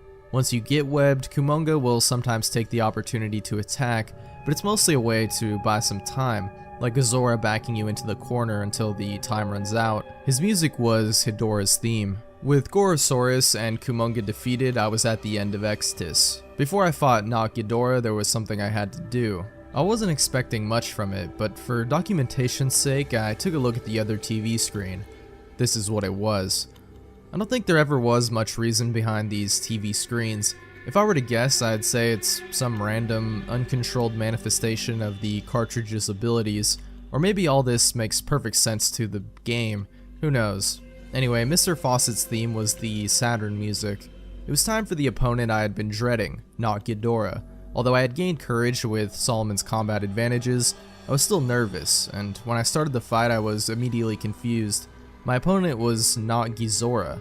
I defeated the imposter with a few strikes, and then Not Moguera appeared. Then it made sense. In order to get to Not Ghidorah, I had to battle all the previous replacements first, and battle them I did. I tore my way through them until I finally made it to Not Ghidorah, who was a Dorat. Once I stopped laughing, I destroyed him with only 2 slashes. The music stopped and I thought I was going back to the board, but the battle wasn't over yet. The real fight was against the Chimera, a monstrous hybrid of all the replacement beasts. This was by far the most difficult boss fight yet. Every attack of his would cut down whole life bars per use, while attacks against him were greatly weakened. Solomon's slash, for example, was now lucky to take away 1/2 a life bar. During this battle, I gained a great appreciation for 2 things, the boss fight time limit and the Heart Temple. Had it not been for those things, I might not have ever beaten this boss. To take down this behemoth, I came up with a strategy. I would switch between Godzilla and Solomon. As one began to get dangerously low on health, I would take him through the Heart Temple, while fighting Chimera with the other. I should count my blessings that Chimera couldn't regain any lost health. A very interesting thing about Chimera was the colored sections on his body corresponded to different body parts, so each body part effectively had its own life meter. The head was invincible as long as the other parts were present, and would always be the last part to be destroyed. In addition to being difficult, it was also the longest fight so far. I tried to remember how many times I got taken out of the fight by the timer, but I lost count around 13. Eventually I had destroyed all the components but the head, which now flew around on its own at incredible speeds. Chimera fought well, but I was extremely determined, and once he was reduced to a head, he no longer had the power to defeat Solomon, and I heat beamed him into oblivion. And then Chimera was no more. I was exhausted after that drawn out fight, and worried that might affect my performance in the End World Chase level. The headquarters icon was replaced, but not by the Hell Beast face. Instead it was a crucifix. I was completely stunned. I wasn't excited about seeing the Hell Beast icon again, but if there was only one good thing about those levels, it's that they were predictable. I had a basic idea of what to expect, but now, here I was at the end and the icon was completely different. What did it mean? And why a crucifix? It made me very uneasy. I attempted to start the level with Solomon, but couldn't. I got this notice that simply stated, "Solomon cannot enter here." It didn't say why, but I think maybe it has to do with Solomon's demonic appearance. Since Solomon was out of the question, I went with Godzilla instead. Once I saw the level, the crucifix made sense. The level was a graveyard. I was still on edge, thinking this was some kind of trick. The last level had always involved running from the demonic beast, and I wasn't going to be fooled into thinking this would be any different. so I started out running, but after a minute without interruption, I slowed down. It was during this time that the music caught my attention. I knew it sounded familiar when I first heard it, but it took for a while before I realized what it was. An 8-bit rendition of Prayer for Peace from the first Godzilla film, a very sad, powerful song, even in this form. At 2 minutes into the level, I encountered something that I wasn't sure how to react to. My first instinct was to run, but this blue statuesque being simply floated in place, and I felt compelled to just stare at it for a time. Since this was a grave and it was floating over a chapel, I guess this was some kind of angel, watching over the deceased. It gave me a strange but warm feeling. I wouldn't say happy, but I felt that I was at peace, somehow. I had never seen this being before, yet it seemed very familiar to me. Just as I was going to leave, the Hellbeast appeared, and its presence warped the music into a terrifying, discordant screeching and transformed the level, desecrating the tombstones as a new ground appeared, comprised of blood-soaked bodies. I could feel my heart now beating out of control. I had no chance of escape with the monster that close. It lunged for the kill, but the angel got in its way. The demon roared and started clawing through the angel's leg, and tears of blood streamed from its eyes. I wanted to save the angel, but there was nothing I could do. I had to honor its sacrifice and run, and so I ran through the hellish landscape as fast as I could. The beast soon caught up with me, still swallowing the body of the angel, whose legs it had torn off. And this sight made my terror change into anger. I now found myself hating this horrible monster. There was no doubt in my mind that it was pure evil, and I wanted it to die. When I got to the end, I remembered how it responded to my insult and trance. I spoke to it and said, "You're going to pay." This was its response. I had no idea how I would follow up on that threat, and nothing could have prepared me for the horrors of the final world, Zenith. And here we are, at the final world. I don't like to discuss this part, and it still bothers me very much, but it's something I have to do so that I can put this behind me. People deserve to know. At this point I was well aware of the game's unnatural nature, but Zenith was different than the other worlds. While the others were certainly strange and sometimes frightening, the world of Zenith was like a nightmare. And I didn't have to go any further than the board screen for an indication that something was wrong with Zenith. The first thing I noticed was the blood-red texture of the board, and the music, which was an eerie, whistling tune. I noticed that I had Solomon and Anguirus back, and I felt better for a second. Then I scrolled over to the right to see who my enemies would be this time.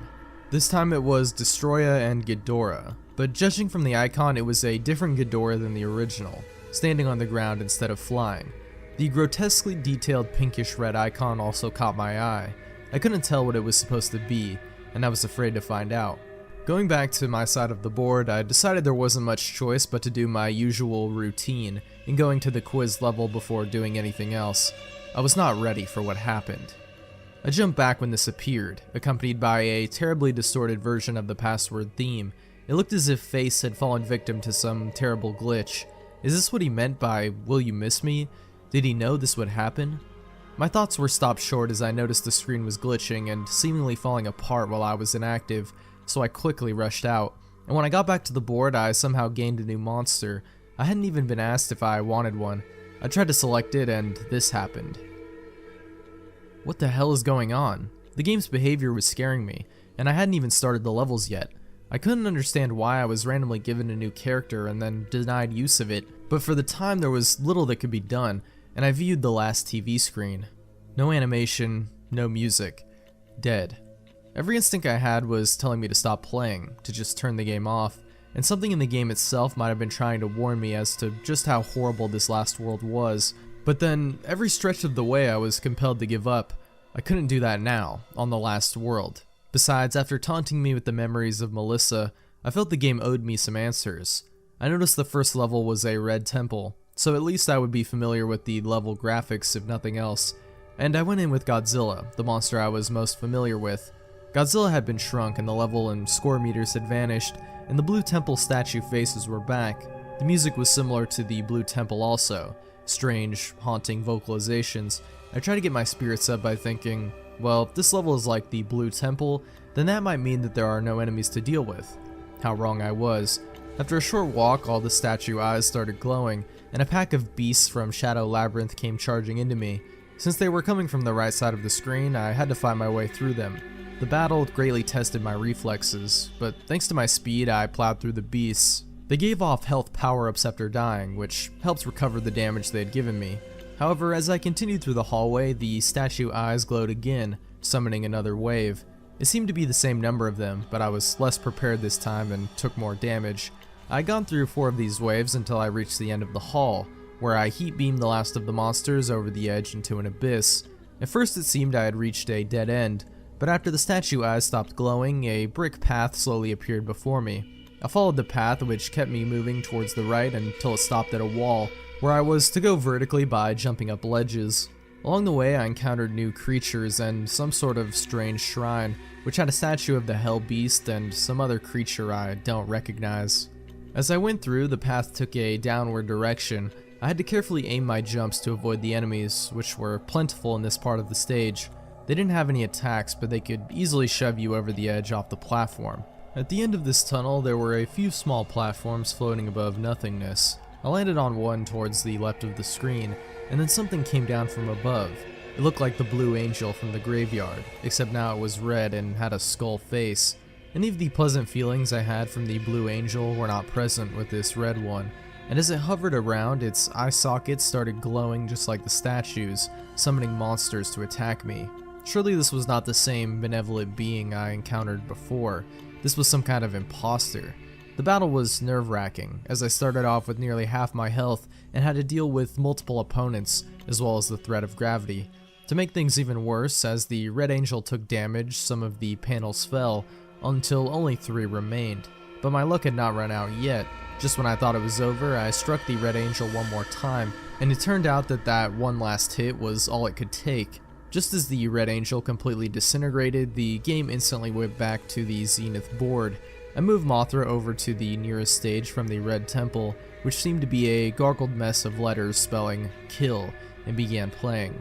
As suspected, all the level graphics were made of jumbled letters, and Mothra, just like Godzilla, was shrunk to half size. I began to suspect that all these Zenith levels would be like this. The background music was terrible. Like if someone put all the sounds an NES was capable of making into a blender and then piecing them back together into a song. I had to turn the volume down because of it. Playing as Mothra made avoiding the enemies easier, but they were nonetheless determined to get at me. The first enemies I saw were headless Gigans, and later on there were hybrid monsters pieced together from previous bosses, like the Biolante-headed thing singing above. 5 minutes had gone by as I didn't see anything new, and the level shifted into another segment. The music changed from the loud and annoying beeps into something far more ambient and menacing. The level graphics also changed, now looking like a blood-drenched junkyard. The way everything in this level was red made it sickening to look at. The enemies multiplied in number, never ceasing to follow after me, and became harder and harder to avoid. And at the end of the level, the situation reached a climax, as a swarm of monsters fused together into one terrifying hybrid. Once I had gotten through the initial shock, I discovered the way to destroy this thing, constantly shooting eye beams at the Hedora cluster that formed its heads. If you attacked anywhere else, it would regenerate the damage. Even with that knowledge, this was an extremely difficult fight. I'd say it was as hard as fighting the Moon Beast, if not harder.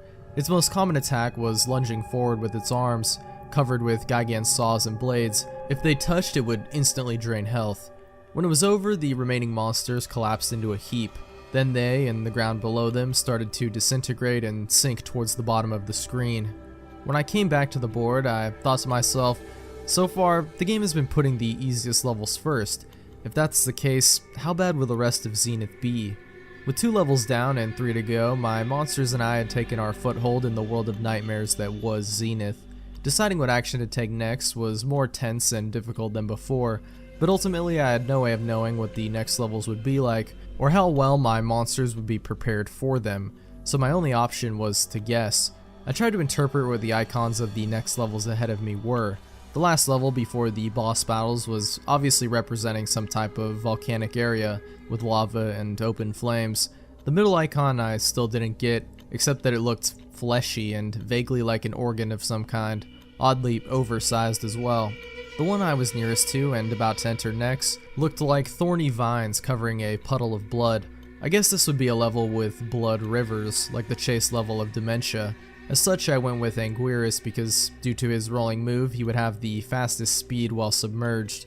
The level, which I call Blood Lake, looked like I expected, rivers of blood accompanied by thorn-covered vines, which were scattered along the sides of the ground. The music was rather faint, but I could hear a distinct drum beat and a few other instruments, a lot of echoes, and sometimes it sounded like someone was hitting a drum underwater. I was disappointed to see that Anguirus was shrunk down just as Godzilla and Mothra had been. Apparently all these Zenith levels would be like this. I felt less secure with my giant monsters no longer so giant. I walked along without interruption for only a minute until my path reached a dead end. There was a massive gap between the ground I was walking on and the ground to the right of the screen. I would have swam across it and continued walking to the right, but due to the huge mass of brambles in the way, there was nowhere I could go. Two creatures with gliding membranes on their arms and lamprey-like mouths were perched on outstretched vines and screeching at me, much like a crow does to an invader of its territory. Another unnerving display of possible sentience by the creatures of this game, if it's even accurate to refer to them as being of the game, that is. I descended into the blood, slowly sinking to the floor. Aquatic enemies were everywhere, and they were hard to avoid. The black shark in particular was very aggressive and hard to deal with, but thankfully I only encountered one. As the scene became more and more crowded, I swam to the surface to find that it was littered with floating corpses. Creepy, but at least they're not a threat, or so I thought, until they all sprang to life and leaped on me. They were trying to pull me under, and they were draining my health as they did it. They all attacked as a group, and when I got one off me, another would jump on me from behind. I had to curl up into a ball and roll for them to loosen their grip, and when they did, I quickly retreated. It wasn't long before I had reached another land path. A note regarding the brambles: you can stand on them, but it causes pain, and you can also destroy some of the vines, but only the thinner ones. I had to destroy multiple vines, as well as dealing with more enemies. I was interrupted by a screen. The screen was only up for about 30 seconds, then it went back to the level. I was facing another dead end, and a pregnant humanoid creature being hanged from the top right of the screen by a spine/umbilical cord. Instantly the creature's belly was split open from the inside, and as the lower part of its body was ripped apart and fell into the river below, the Blood Lake's boss was revealed. It came flying towards me, making a shrill, hacking scream. I was forced to move back. The bat was a highly mobile boss, fast and difficult to hit. As I moved back along the ground, the monster opened its mouth and shot out a barrage of needles. I jumped over them and managed to give it a blow to the head, and it started flying out of my reach. As the bat was flying, it shot a stream of fire from its eye sockets and started trying to hit me with the flames. I rolled along the ground, which drained my power, but put us at equal speed. This cycle repeated around 3 times until the monster was defeated. With most of my health drained, I went back to the edge of the level, and the large bramble vine blocking the exit was now gone. Now only 2 levels left to go. Who to send this time? Godzilla, Mothra, and Anguirus had all completed 1 level, leaving Solomon, and also the mysterious 5th monster. I tried again to access it, but with no luck. I chose to use Godzilla again for the next level, and Solomon for the final one. The second to last level was what I refer to as the organic level, which was the most visually unpleasant of them all. Right from the start I could see that the graphics were freakishly different. The atmosphere was gruesome and foreboding, with the addition of the loud droning music. I was dreading what I would see in these levels, and it was only a few seconds before something appeared. 2 hideous things.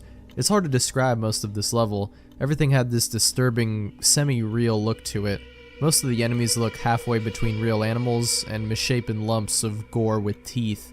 It's also worth noting that all of them were considerably larger than Godzilla, and although the majority were not very intelligent, each of them took around 30 plus hits to kill. Due to this, it was a better idea to run away from them than fight, but it was never clear exactly what direction to run to. While most levels involved going to the right to get to the exit, the path of this level was primarily going down, by walking to the edge of one platform and jumping down to a lower one. There was no way to make sure you were going the right way, nor any apparent means of getting back up to the higher platforms if necessary. Also, certain enemies acted as if they were aware you had to jump down and would stand at the edge of a lower platform, waiting for you. When this happened, I would have to walk back and wait until the monster would leave. As I went on, I came across platforms stacked above each other with little space in between, looking like a maze. This meant that I couldn't jump, and it made escape from enemies difficult. Thankfully, the only enemies able to fit through these mazes were the four-legged beasts seen at the beginning of the level. Adding to the difficulty were long, tapeworm-esque monsters that would rise themselves up between the platforms and trap you. The only attack they responded to was the heat beam, which would cause them to shrink back down. But this was costing even more power, and I couldn't afford to do without the heat beam for long. While trying to avoid the abominations that dwell in this level, I found out that if you stand idle in one place for too long, the ground tries to absorb your monster. I think it was about 4 minutes before the end that this level was making me physically sick. The tension was getting to me, and having to take in all these disgusting sights made me want to puke. I nearly did pause the game and look for a bag, but I was able to hold it together. I also found a trick at the end of the level, though it was too late to do me any real good. If two different species of monster were to run into each other face to face, they would fight each other and leave me alone. I didn't intentionally cause this, it just happened. Finally, at the end, it was time for another boss fight. It was certainly ugly, but not quite as horrific as I feared it would be. But more important than dealing with its appearance was defeating it. And since I had less than half my health bar to start with, there was no room for errors. It was attached to the floor when I first saw it. After 10 hits, it detached from the floor and began floating. It moved fast, and unlike the Blood Lake boss, he wasn't impeded by any sort of gravity. It wasn't even able to fly through the ground without any collision effect. It used this to its advantage and would float beneath the ground and spring up randomly to bite at you. But it stopped doing this after a few well-aimed kicks to the face. The pink area on its upper jaw was a weak point too. Many hits there would cause it to spasm uncontrollably. The new strategy was to rapidly float up and down while moving back and forth across the stage, trying to constantly keep its jaws aimed towards me. Health was getting critical at this point, and I spammed the heat beam, for which it had no defense. In the last stretch of the battle, the monster had lost its mind, rapidly rushing back and forth and gnashing its jaws. I had to duck under it and then strike when its back was turned. 20 more hits and it was destroyed. One last level to go, and then it was down to one last level. I didn't hesitate. I selected Solomon and entered, perhaps a little too fast. This last level was definitely the peak of disconnect between what the NES was graphically capable of and what this game could create. The music also caught my attention. It was one of the only songs that appeared more than once, the horrible screeching from when the Hell Beast appeared in the graveyard.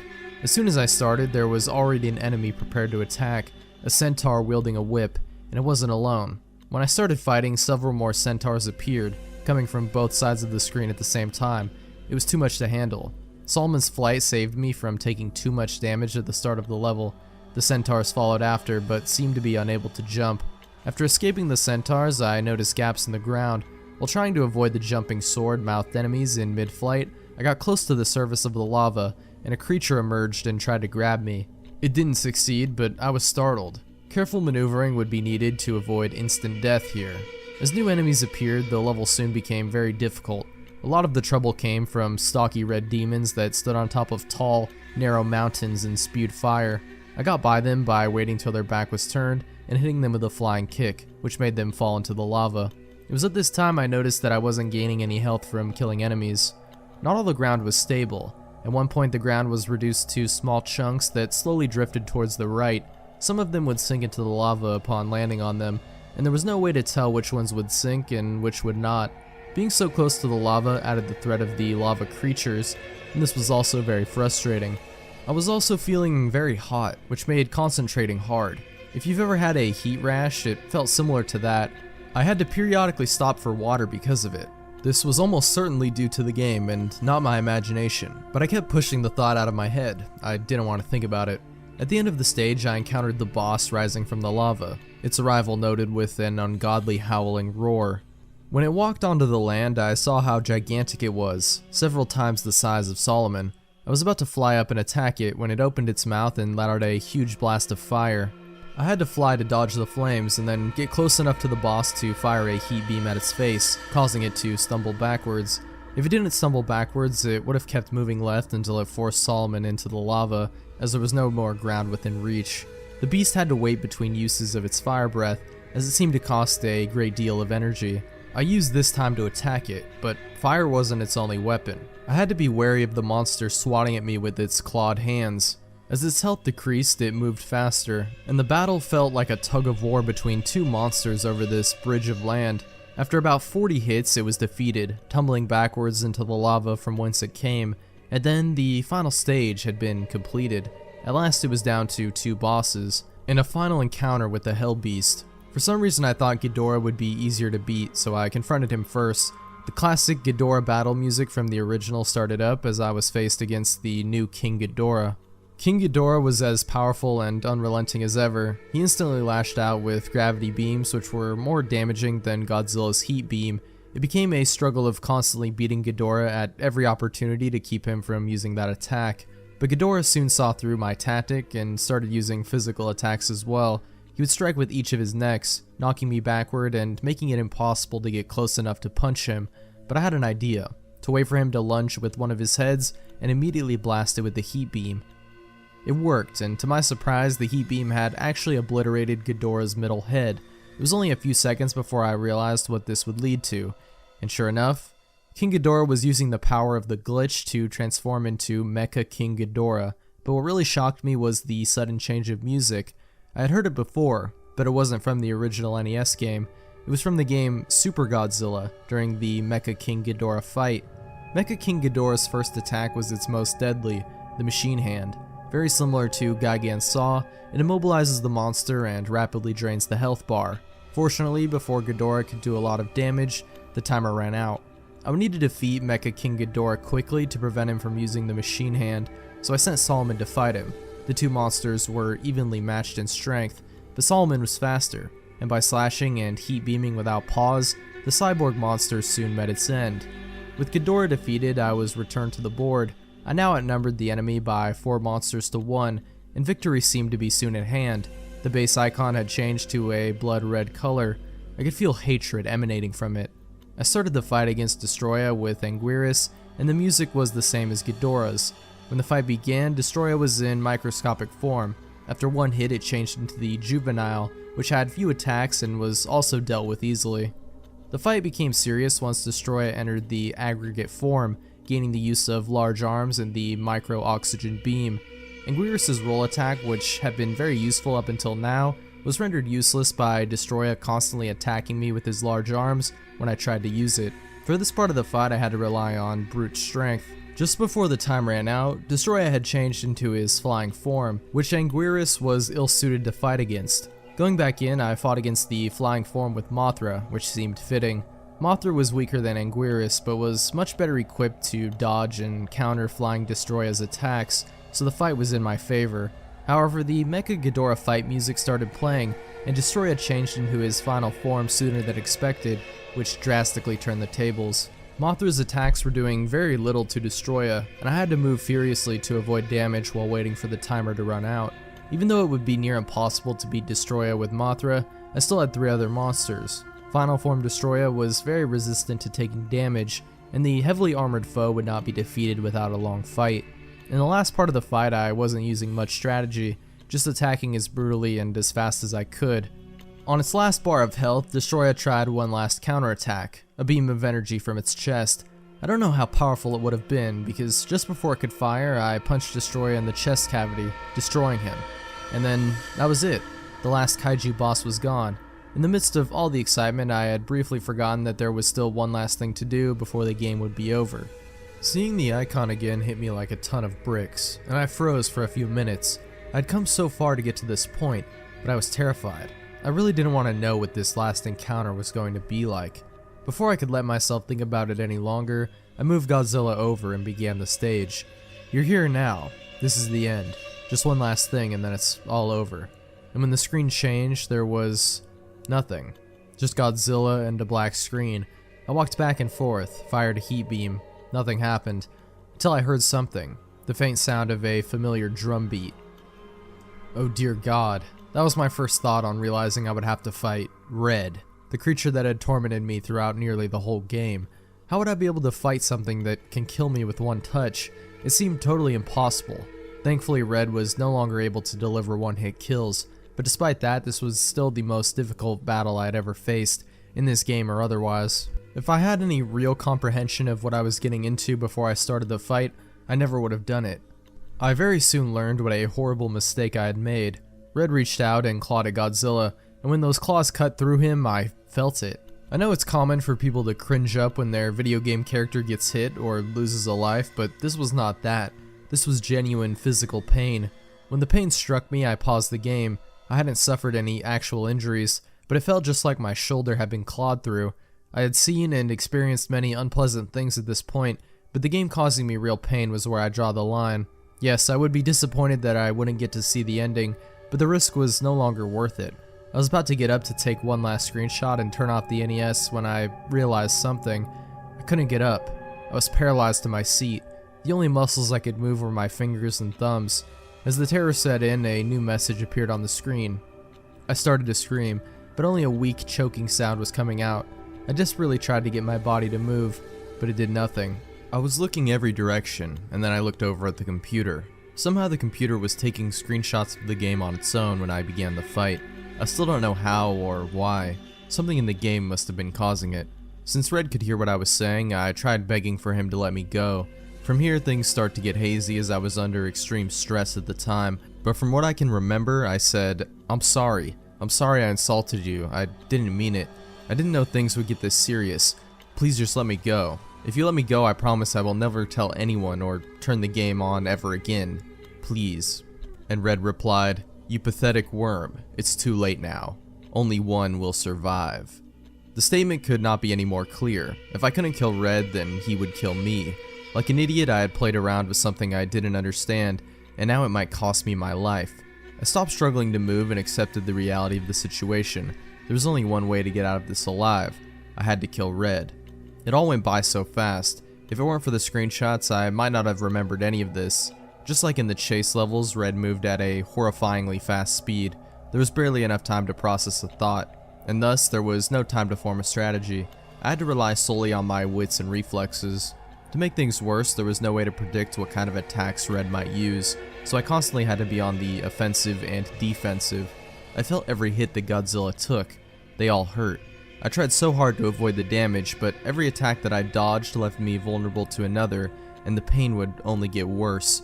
After he jumped over me, Red's eyes started to glow. I moved as far back as I could and ducked, but there was no dodging this one. When this hit me, I really did scream.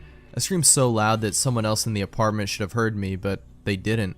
Just looking at the image hurts me, making me remember the incinerating burn. I paused the game because it hurt so bad, but Red unpaused the game to attack me again, which made me furious. I immediately counterattacked with the heat beam, again and again until the power meter was totally diminished. I wanted Red to hurt like I did. Just before the timer ran out, Red transitioned into his swimming form. I didn't think the timer would still be affecting a battle like this. I'm thankful for it, because it gave me a few minutes to collect my thoughts and decide what to do next. I chose to fight Red's next two forms with the monsters I had encountered them with, so Anguirus was next. It probably wasn't all that smart of an idea, but it's what I did. I jumped up and heat beamed Red in the face, and he moved off screen where I couldn't reach him. Then a wave of large mines started to fall from above. I felt this was unfair, so I shouted, If you're going to cheat, then why did you even let me use the controller? Can't break the rules. And then he came at me, rushing from the top left of the screen downwards. Damn it, now I wouldn't even be able to see where his next attack was coming from. Red continued to strike from random angles. I constantly moved to swerve around him. Another 40 seconds went by and Anguirus was nearly gone, but together we had forced Red into his flying form, so it was Mothra's turn next.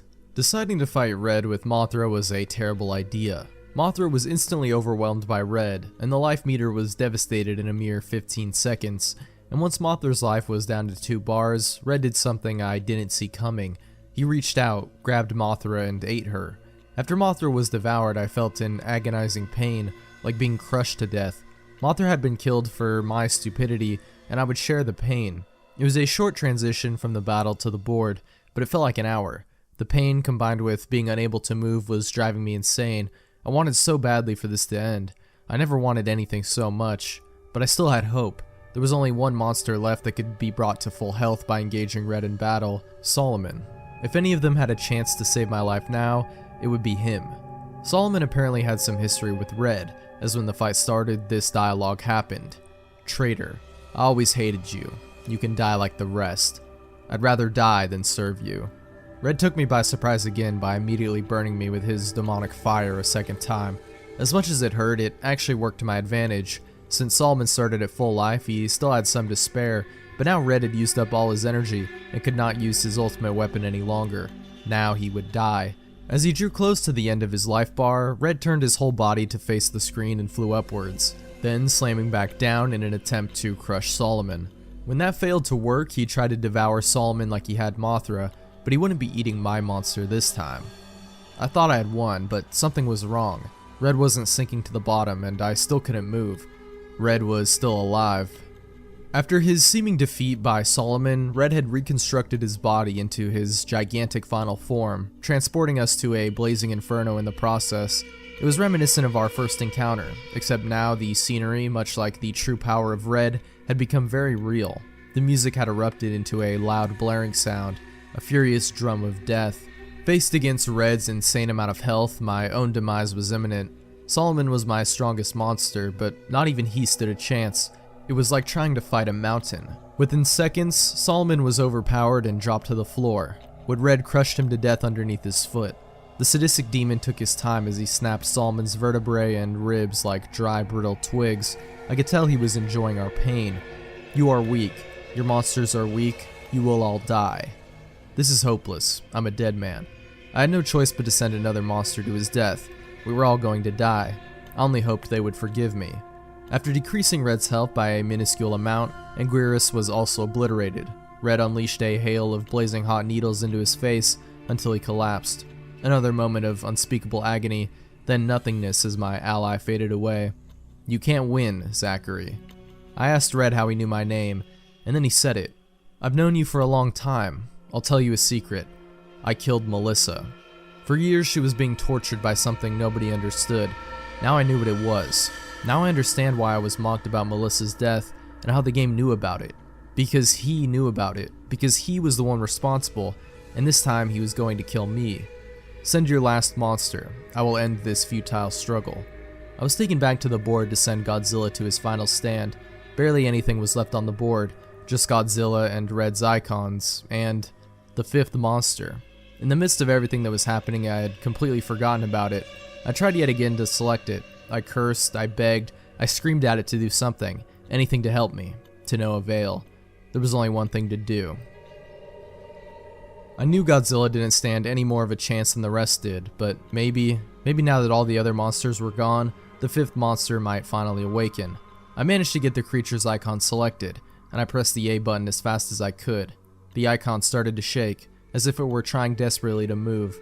It was then that Red decided he was done playing fair, and before I could activate the monster, he went for the killing blow, paralyzing my heart.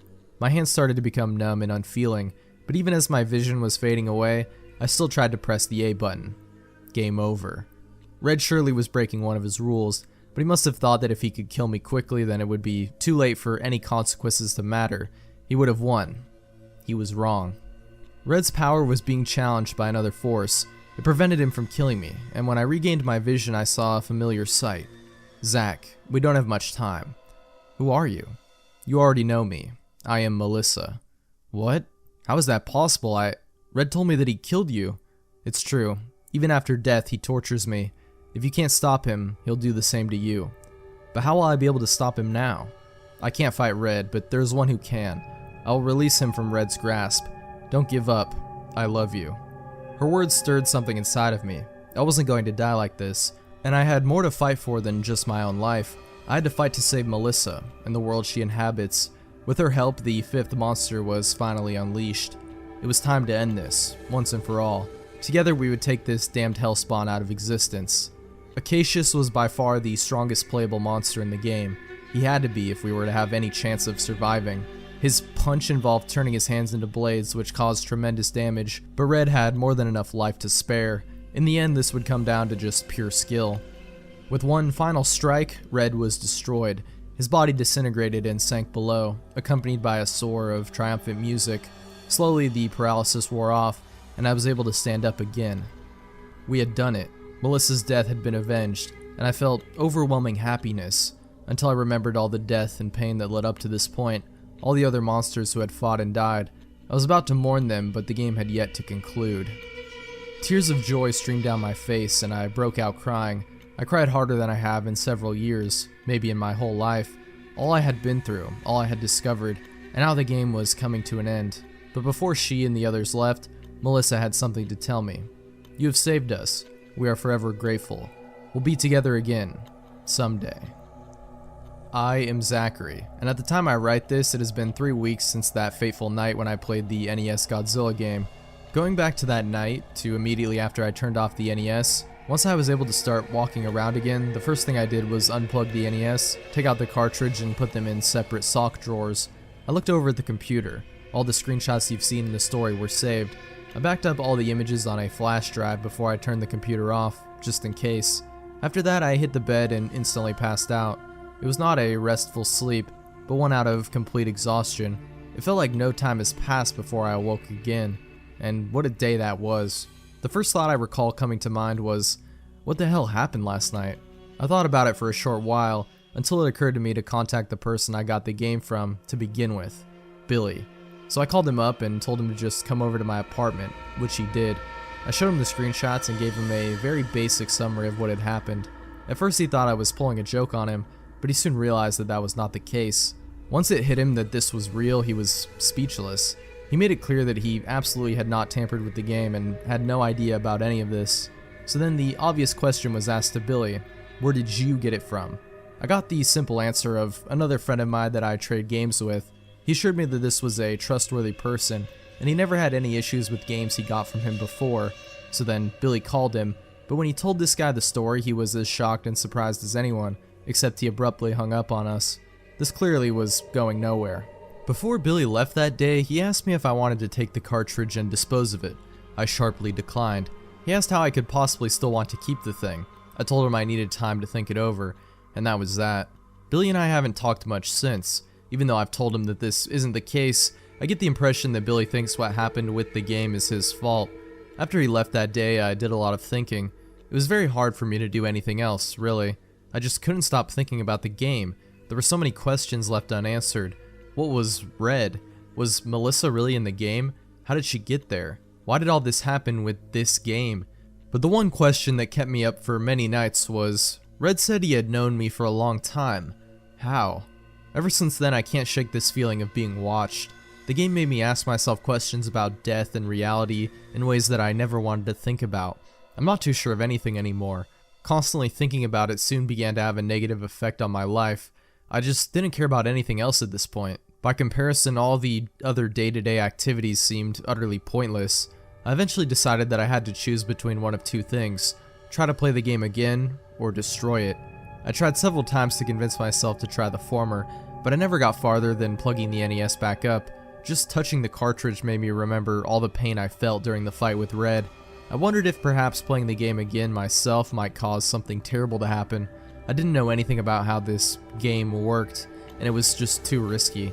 I wasn't sure if I could stand another round of the game anyway. So then it was time for the other option. Wanting to get some fresh air, I took the game with me and drove to the lake, planning to throw it in. I got up to the lake with the cartridge in my hands, and I looked down on it and I thought of Melissa. If what I experienced in the game was indeed genuine, doing what I did may have been the only way to save her from endless torture. In a way, this warped game might have saved her soul. Damn it, once that thought came into my head, I knew that I wouldn't be able to destroy it. So I just sat down at a bench, gazing at the lake for about an hour. Ultimately, I decided on a third option, selling the game on eBay. It may be selfish, but I promise you that it has nothing to do with money. I don't care how much or little I get paid for this game, believe me. It's selfish because I don't want the responsibility of owning this cartridge anymore. I cannot dwell on this forever, and the only way I can deal with this is by putting the game out of my life. So this brings me to the main reasons I created a summary of these events. First is to record the details while I can still remember them, and second is that whoever bids on this game knows what they're getting into. I can't guarantee the safety of anyone else who plays the game, or that anything will happen at all. But to the new owner of the game, remember this. Be careful, and if you feel as if the game is literally messing with your mind, shut the thing off.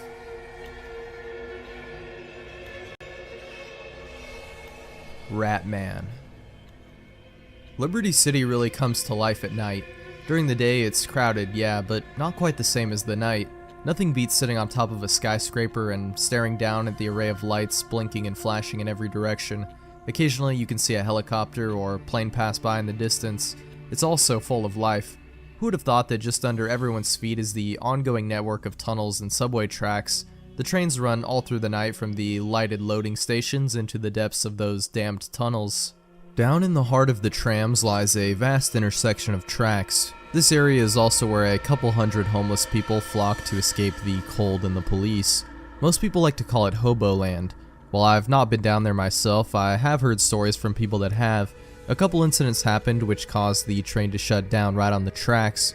People there conversed with the homeless people and came back with wild stories of a strange being that apparently lived down in the subway. This man could run swiftly, almost in a scurrying fashion according to several witnesses. The story eventually evolved to where the man was supposed to have excess body hair and the face of a rat, deeming the name Ratman. It made the nighttime subway ride home all the more unnerving. I work in one of those skyscrapers you see in Liberty City. Most of the time I get off at 9 p.m. just as the nightlife is starting to pick up, but it's almost always dark by then. A few of my coworkers take the subway home at night too, one of whom is actually a close friend. At some point around a year ago, my friend, we'll call him Jordy, was caught up in one of the trams breaking down. Not even 300 yards away was a maintenance entrance/exit for the tram workers, so Jordy told the driver that he would just walk up to the exit and ride a taxi home. While the rest of the riders stayed aboard, Jordy climbed off and started his short hike out of the subway. The only thing that is known is that after this, around 4 a.m., police found Jordy walking down the street in a daze. He was covered in an orangish goo with the same texture as blood and stank like feces. It took a couple of weeks for Jordy to even respond, and once he did, he still had no memory of what happened between approximately 10:30 p.m. and 4 a.m. when he was found. I tried to talk to Jordy since he was a good friend of mine, but he didn't appear to be the same man until at least 3 months later. After that, he returned to work and resumed his life, but still talked noticeably less than before. One day, he and I were alone on lunch hour, and he started to speak again. It was the first time I had actually seen him speak more than a couple words since the incident. "I saw the Ratman," he said, staring at his glass. "You saw what?" I asked, thinking he was still delusional. "Actually, I fought him," Jordy said. "He just came running at me, and before I knew it, I was being clawed up. It was mainly just scratches, but just the way he moved, it was so fast," Jordy shuddered. "I managed to land one good hit on him and dug my thumbs into his eyes before he started emitting this orange-colored blood. That was what really got me. The smell was unbearable. I wasn't sure how to react." "What happened next?" I asked him. "He ran off after I got his eye, but I'm certain he didn't die," Jordy said, avoiding eye contact. "He's still out there somewhere, and I have to finish him off." After that, Jordy became obsessed with this figure living in the subways. He'd often stay up all night riding the trams back and forth, hoping that it would break down. Other times, Jordy would actually take the extreme step of climbing down onto the tracks and following alongside them into the darkness. Armed with a camera and a knife, he snapped pictures of anything that looked suspicious. I only saw Jordy a handful of times after he became so fixated on the Ratman. Once I visited his apartment. It was absolutely littered with newspaper clippings, sketches, printed articles, and alleged pictures, all of which supported the cryptid living in the subway. They dangled from his ceiling and covered the floors, walls, and even his bed. Jordy himself looked horrible as well. He rarely showered or shaved anymore, so he stank along with the apartment. I tried to convince him to go get help and try to clean himself up, along with his home, but he refused and I eventually left, defeated and worried about my friend.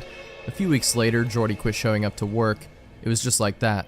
No notice, no excuse, just complete absence. When my boss tried to phone his house, there was no answer. We all decided it'd be best to visit the apartment again, since he lived alone. When we approached the apartment complex, there was a large group of police officers surrounding the entrance. Apparently Jordy had wandered off into the black tunnels of the Underground Railway one night and never returned. A full-scale search was started 3 days after he didn't return to his apartment building. The search team ventured towards the heart of the subway, all the way to the flocks of homeless people where they questioned many of them. A few of the more competent hobos reported seeing a troubled man matching Jordy's description.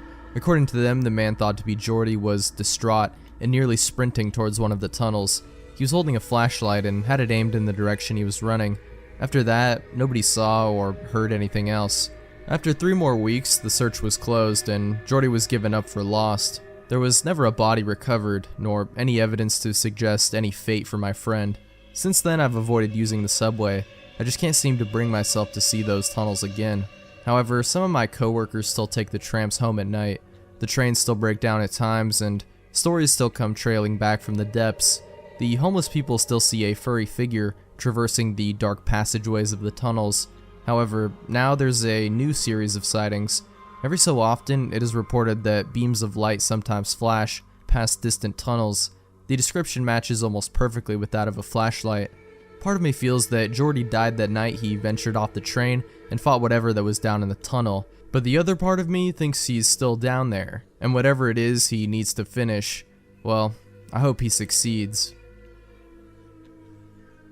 Pokemon Black.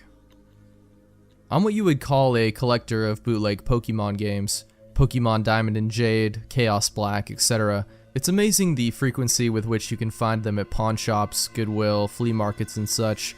They're generally fun, even if they are unplayable, which they often are. The mistranslations and poor quality make them unintentionally humorous. I've been able to find most of the ones that I've played online, but there's one that I haven't seen any mention of. I bought it at a flea market about 5 years ago. Here's a picture of the cartridge in case anyone recognizes it. Unfortunately, when I moved 2 years ago, I lost the game, so I can't provide you with screen caps. Sorry. The game started with the familiar Nidorino and Gengar intro of the red and blue version. However, the press start screen had been altered. Red was there, but the Pokemon did not cycle through. It also said black version under the Pokemon logo. Upon selecting new game, the game started the Professor Oak speech, and it quickly became evident that the game was essentially the Pokemon Red version. After selecting your starter, if you looked at your Pokemon, you had in addition to Bulbasaur, Charmander, or Squirtle, another Pokemon, Ghost. The Pokemon was level 1. It had the sprite of the ghosts that are encountered in Lavender Town before obtaining the Sliff Scope. It had one attack, Curse. I know that there is a real move named Curse, but the attack did not exist in Generation 1, so it appears it was hacked in. Defending Pokemon were unable to attack Ghost. It would only say they were too scared to move. When the move Curse was used in battle, the screen would cut to black. The cry of the defending Pokemon would be heard, but it was distorted, played at a much lower pitch than normal. The battle screen would then reappear, and the defending Pokemon would be gone. If used in a battle against a trainer, when the Pokeballs representing their Pokemon would appear in the corner, they would have one fewer Pokeball. The implication was that the Pokemon died. What's even stranger is that even after defeating a trainer and seeing Red receive $200 for winning, the battle commands would appear again. If you selected Run, the battle would end as it normally does. You could also select Curse. If you did, upon returning to the overworld, the trainer's sprite would be gone. After leaving and re-entering the area, the spot where the trainer would have been would be replaced with a tombstone, like the one seen in Lavender Town.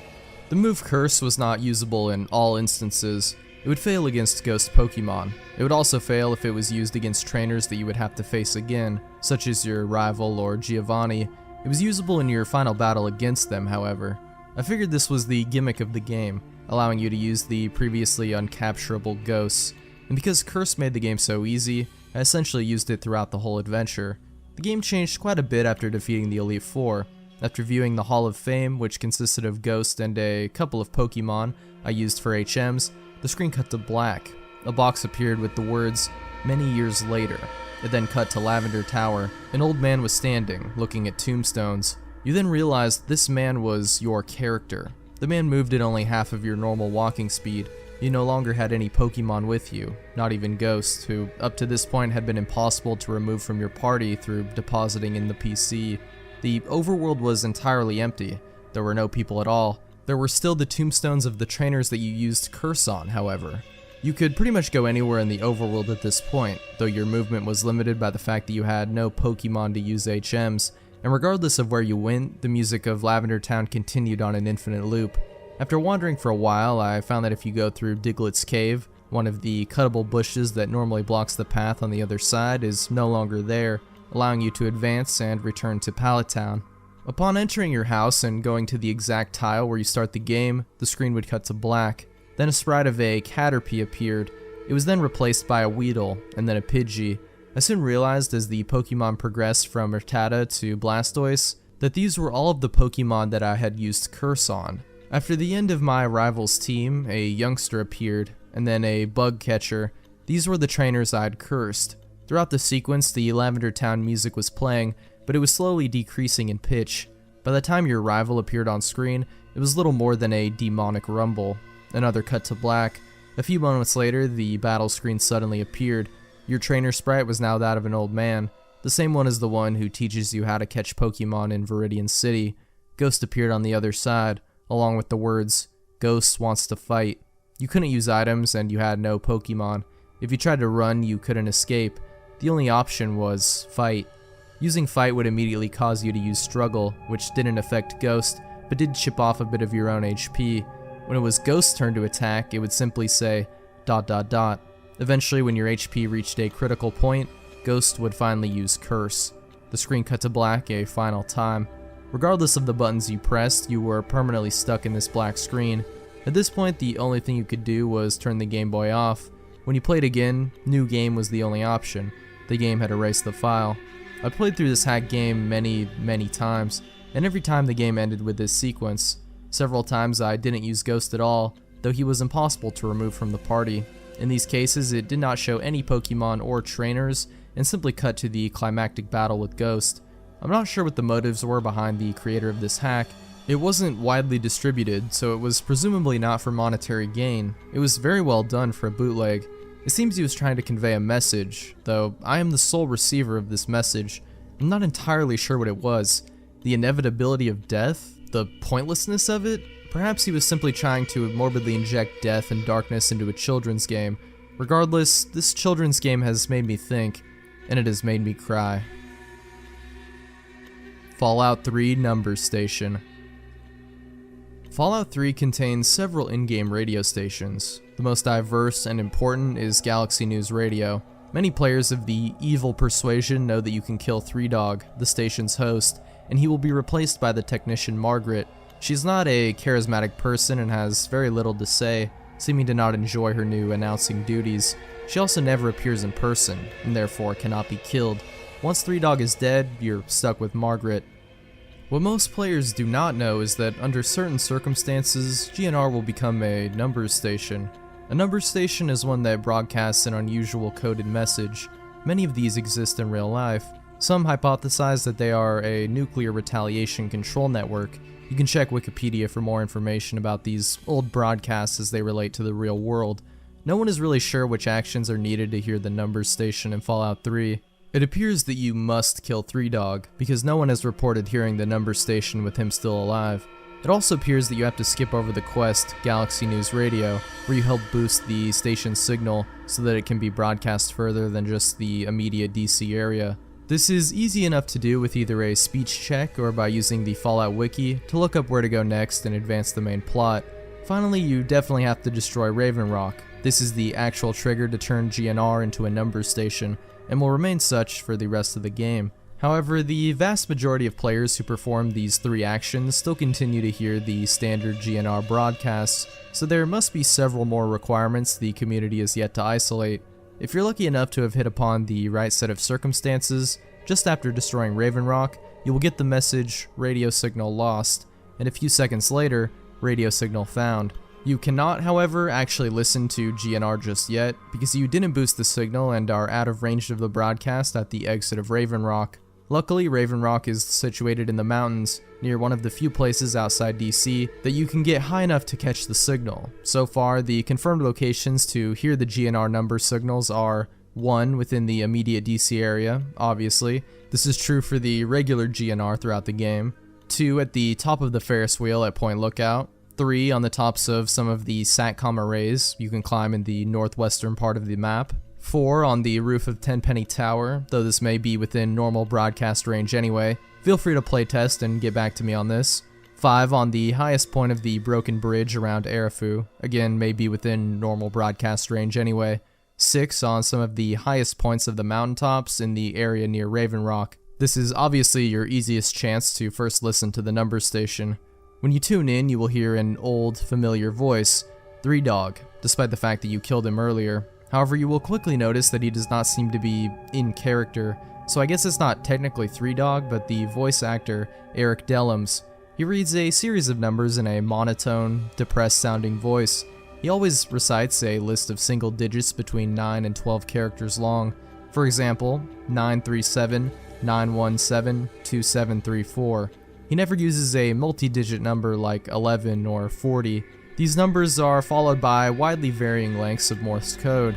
This is then followed by the song "I Don't Want to Set the World on Fire."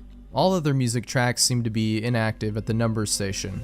The Morse code was the easiest part of the mystery to crack, as it was widely available and many people actually know it off by heart. We quickly had a list of a great number of messages in English. Some sounded completely mundane and even comical, such as, "Wash the car today, maybe Chinese for dinner," or "Have you watched my YouTube video yet? I uploaded myself kicking bums in the nuts."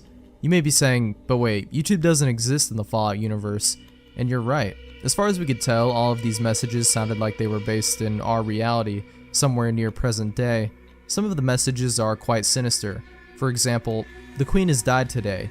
The world mourns, as on days like these, we are all Brits." Or, "I can't believe they've actually done it. Not long left. The noise. I can't take the noise anymore. I have a pistol in the attic." Just recently, a player on the wiki forums noticed something that brought to light the meaning of the messages. He was reading a thread that collected all known ones, transposed from Morse to English, and saw the line 120-552-82010. "What are you talking about? You'll be missed." He discovered this referred to the recent death of Gary Coleman, and then quickly realized the numbers were the relevant date and time it occurred. He immediately scanned through the messages to try and find more examples of this apparent future telling by a game that was more than a year old. The next message he read shocked him, and pushed him to enlist the aid of others to decipher the codes. It was 945-420-2010. Accident in the Gulf, several dead, oil spill apparently averted. He realized this was the BP explosion, and the erroneous Day 1 assessment that the well was not leaking. From this point on, all numbers will be transcribed as times and dates. All times were given in-game in military format, and will remain so in this document. Numerous members of the Fallout Wiki message board began looking over the messages to see what else could be learned. We quickly found that most of the dates were from after the game had been released, yet oddly some were from the past. 2215, April 15th, 1865. He's dead, and blame will probably be placed on the actor Booth. Johnson better not cheat me out of the payment. This shed new doubt on the official version of the Lincoln assassination. As the community quickly started piling up interpretations of the messages, the mods of the site summarily banned everyone who had posted in or even read the thread. All reference to the number station was removed from the Fallout Wiki, and filtering software was put in place to prevent the reposting of any relevant information. A few people, however, are trading emails, slowly finishing the translation of the remaining messages, and putting dates to the existing ones.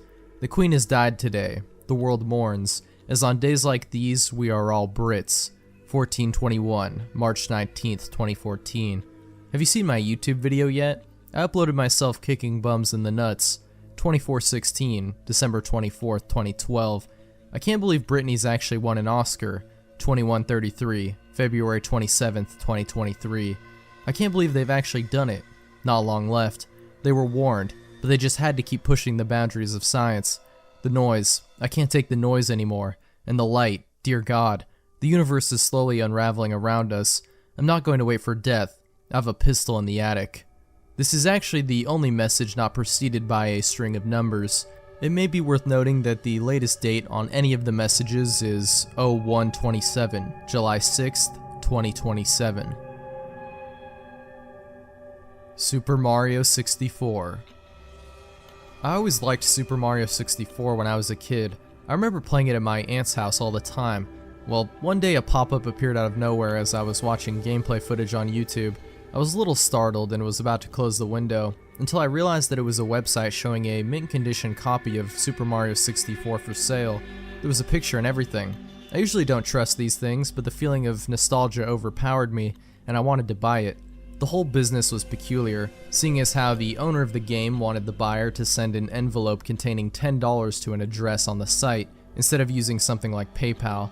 What made things even more strange was that when I tried to gain access to the website, I wrote down the URL. After encountering problems with the game, the page was nowhere to be found. A few days after the $10 was mailed, I got a package containing the new copy of the game. The first thing I noticed when I opened the small box was that the official sticker with Mario flying in the air was apparently peeled off or something. In its place was a piece of duct tape with Mario crudely written on it in permanent marker. I felt a little ripped off, but as long as the game worked, I didn't care. I got out my Nintendo 64 and put the cartridge in. The screen turned on with the familiar Mario face that you could stretch and twist aimlessly. I remember laughing at the results as a kid all the time, and decided to mess around with it for old time's sake. I moved the cursor over to Mario's ear and pulled it to elven proportions. I was going to do the same to the other ear when the TV suddenly produced loud static. Mario's whole head began deforming and twisting in ways that I didn't even know were possible for the model. Random sound effects from the game started playing along with the static. As all of this was occurring, I could hear a faint voice whispering in Japanese. The voice was stammering and whimpering. I immediately shut the game off and tried again. I didn't bother with the Mario head this time, just selected a new file and started playing. When I selected the file, the game skipped the opening monologue by Peach and the courtyard outside. Mario was placed right inside the castle. Creepier still, Bowser didn't say anything either. I tried to ignore it and played anyway. However, I also noticed that there was no music, just dead silence. There weren't even any toads around to talk to. The only door I could enter was the Bob-omb battlefield. The other doors wouldn't even respond to my button commands. The portrait to Bob-omb battlefield wasn't the usual picture. It was just a stark white canvas. I was still trying to convince myself that these were just minor glitches, and that they wouldn't affect the gameplay at all. Once I entered the portrait, the image suddenly went from a blank canvas to the Lethal Lava Land painting. You know, that slightly unsettling image of the flame with the evil smile? Yeah, that's when I started really getting suspicious. The mission select menu came up, and yet another weird detail was present. Instead of Big Bob-omb on the summit, the mission was called Turn Back. I have no idea what drove me to press A, but I did. The level seemed normal. Everything was how I remembered it. I thought I could finally enjoy my favorite childhood game, but then I saw him, Luigi. I was absolutely shocked. He was never in this game. His model wasn't even a Mario palette swap. He looked like a completely original model. Luigi just stood there until I tried to approach him. He started running at unexpected speeds. I followed suit and went through the level. Strange things happened as I pursued him. Each time I picked up a coin, the enemies and music would get slower, and the scenery would look darker in color and more morbid. It kept gradually getting worse until I collected a 5th coin. Then the music just stopped. The enemies laid down on the ground like they were dead. I was seriously freaked out, but I kept chasing Luigi. I went up the hill. No cannonballs rolled down trying to knock me over. I really wasn't surprised at this point. Luigi was just always out of sight as I ran. Once I reached the summit, I saw yet another object out of place. A small cottage was all that was seen on the top of the hill. Luigi was nowhere to be found. The cottage was certainly odd looking for a Mario game. It was old, plain, and broken down. Regardless of my fears at the moment, I had Mario enter the cottage. As soon as the door closed, a disturbing picture of a hanged Luigi immediately popped up, along with a very frightening scare chord. It sounded like a violin screech accompanied by loud piano banging. Mario fell to his knees and sobbed for roughly 5 minutes. Then the screen irised out. I returned to the castle. Mario just slumped out of the painting. The image switched from the Lethal Lava Land portrait to the image of Luigi hanging himself. The room was different this time. It was now a small hallway. Toads with blank expressions and white robes lined its sides. There was another painting at the opposite end that completely and utterly scared me. It was a picture of my family. It wasn't even a photo from the time Super Mario 64 was released. It was a very, very recent photo. I remember posing for it last weekend. I reached for the on-off switch on the N64. There was no way I was going to play this anymore. However, when I flipped the switch, the game was still on. I flipped it back and forth, but to no avail. I tried unplugging the whole system, but it never left the screen. I was even still able to control Mario. I couldn't just leave it on forever, so I kept playing. I went to the photo of my family and jumped in. Only one mission was available, of course. This was called Run, Don't Walk. I selected it. Let's-a go. The level started in a flooded hallway with platforms floating on the water. Mario landed on one of them, and the camera turned to show what was behind. A silent black void was slowly approaching Mario. It didn't look like anything. It didn't even look like finished graphics, just a giant, blocky black blob. I started jumping from platform to platform with no goal in sight. I just kept running, the darkness slowly but surely gaining speed. This kept going on for what felt like hours. I was really doubting there would ever be an end. Mario was just going in circles. Finally, the black blob/void thing caught up with Mario and enveloped him in darkness. He didn't scream or resist at all. It just consumed him. Mario fell out of the painting and back into the castle. I lost one of my 3 lives. The room was different now. Some of the toads were gone, and the painting looked different. My family and I were in the same positions, but our bodies were partially decomposed. It looked too real to be photoshopped. It looked more like someone had taken our dead bodies and posed them. Regardless, I jumped into the painting again. Mario was in a small room. There was still only one mission available. It was called I'm Right Here, spelled just like that. I selected it and prepared for the worst. Mario landed in a small dark room. There was no visible way out. The room was empty except for a piano in the corner. I knew what that meant. I was stuck in here with the mad piano. I approached it and it started chasing me as always. There was no way to damage it, so I had no choice but to let Mario take damage. When he lost all his health, the usual death animation didn't happen. Mario just got mauled by the piano. He fell as his blood and guts spilled on the floor, and the camera panned to a top-down view of his corpse. A distorted version of the merry-go-round music from Big Boo's Haunt played as the screen slowly transitioned from the in-game shot to a photorealistic sketch of Mario's dead body in the same view as the shot. It was very unsettling. I was crying softly as I gazed upon the image. I lost another life. The photo of my family was shown again. We were even more rotten than before. The view zoomed into the painting like I was warping again, and I was greeted with a shot of Peach's castle from the outside. The castle was crumbling, in ruin. The fields were on fire. The sky was pitch black. Bowser's laugh played on a loop in the background as children mockingly chanted, "You couldn't save her." This went on for a long time, until a close-up of Peach's face accompanied by an extremely loud screech interrupted the loop without notice. Peach's mouth was wide open, as if she was screaming, and her eyes were empty black holes. Suddenly I was back in the hallway as Mario was once again ejected out of the painting. Now all of the toads were gone, and me and my family looked positively repulsive. Maggots were wriggling around in holes in our flesh, guts were spilling out of our bodies, my dad's eyeball was hanging loose from its socket. It was just too much to bear, but something still urged me to trudge on. I jumped into the painting, with only one life remaining. This time there was no name for the mission, just a blank space where the title would be. I selected it and Mario landed on a very small island in the middle of the ocean. There was a solitary sign. It only read, "Dive." I did just as it said and entered the water. The ocean was dark and empty. There were no fish. I wasn't even able to see anything besides Mario.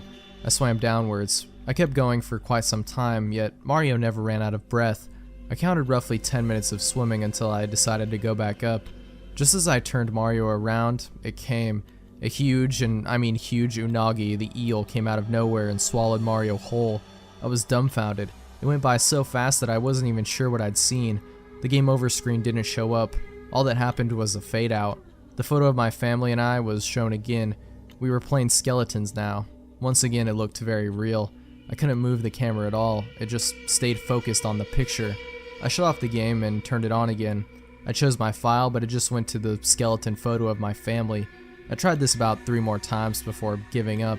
I desperately wanted to stop, but some force kept me from walking away. I decided to select the only other saved file. The camera once again focused on the skeleton picture, but this time they were in a different position, as if they were a different family. Console me. It started one day when I finally had enough money to buy myself a new gaming console and a few games. I planned on getting an Xbox 360 for a while now, and my dream was about to come true. I drove down to the electronics store where they sell things like televisions, batteries, remotes, and all that. I asked one of the staff members for where I can find the gaming consoles, and she pointed towards the back of the store. I quickly headed over there and picked up an Xbox 360 box, then rushed back over to the register. I asked if there was anything wrong with the console for safe measure, and the man said it was brand new, factory sealed. I went along with him and bought the console, went back to my car, and drove to the next location, the game store. It was very close by, so it wasn't too bad. I walked into the store and picked out a few pre-owned games, then took them to the register. I once again asked if there was anything wrong, and the man behind the counter said that there were a few scratches, but still playable. I bought them, then rushed back to my car and drove home. As I arrived and walked into my house, I noticed that the television was left on, where a show about supernatural things was on. I disregarded it, quickly setting up my new console. I went through the natural process of making a profile and an avatar, then I popped in my first Xbox 360 game, which was Borderlands. I couldn't wait. I was trembling with excitement. The next day, I had finished the main campaign of Borderlands, and I was doing all the side quests I might have skipped. At this point, the bandits, skags, and other enemies were hard to beat, as they were around the same level as me, and I didn't have very good weapons. However, this didn't faze me. I slowly got through some of the missions, then I stopped for a while to try and find better gear. This was easier said than done. I couldn't find anything worth mentioning. I yelled at the game, "Damn, why is this so hard? All I want is a weapon strong enough to be able to kill these things." At that moment, I found a supply crate. I found my first orange weapon, one of the rarer weapons, and I almost jumped through the roof in excitement. But what made me think the most is that the moment I yelled at the game, it happened. I shrugged it off as coincidence and continued.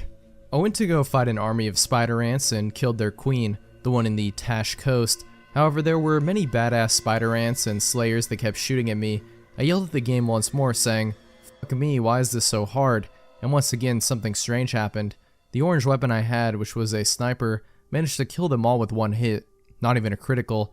Even the queen, which has the second highest health amount of any spider ant in the game. This time I was sure there was something wrong. I had enough of Borderlands for the time being and decided to play my next game, which was BlazBlue Continuum Shift Extended. I went back to the home menu and put the disc in, once again bouncing up and down in excitement, but the game froze as it tried to load the main game. At that point I heard a voice, "Hello, Azurai Temsev." I jumped back a little, my breath quickening. What happened? I get my breathing to normal and I tried to forget what I had just heard, but then the same voice spoke again, saying, "Hello, sir? Are you there?" This time I freaked out a little more, putting the controller down and rushing out of the room to the kitchen. I keel over the sink, running some water. I ran my hand under the water, splashing water on my face. Then I took a few deep breaths. I must have been imagining something, or it might have just been my flatmate. I walked back into the lounge room and I see that the intro to BlazBlue has just begun playing. I sat back in my seat and smiled as I saw how awesome it was. The game froze for a short moment, and that same voice said, "Help me." This time I didn't take a chance. I ran through the house to my flatmate's bedroom, but he was asleep. I pinched my cheek hard to see if I was dreaming, but I wasn't. Could I have been hearing things?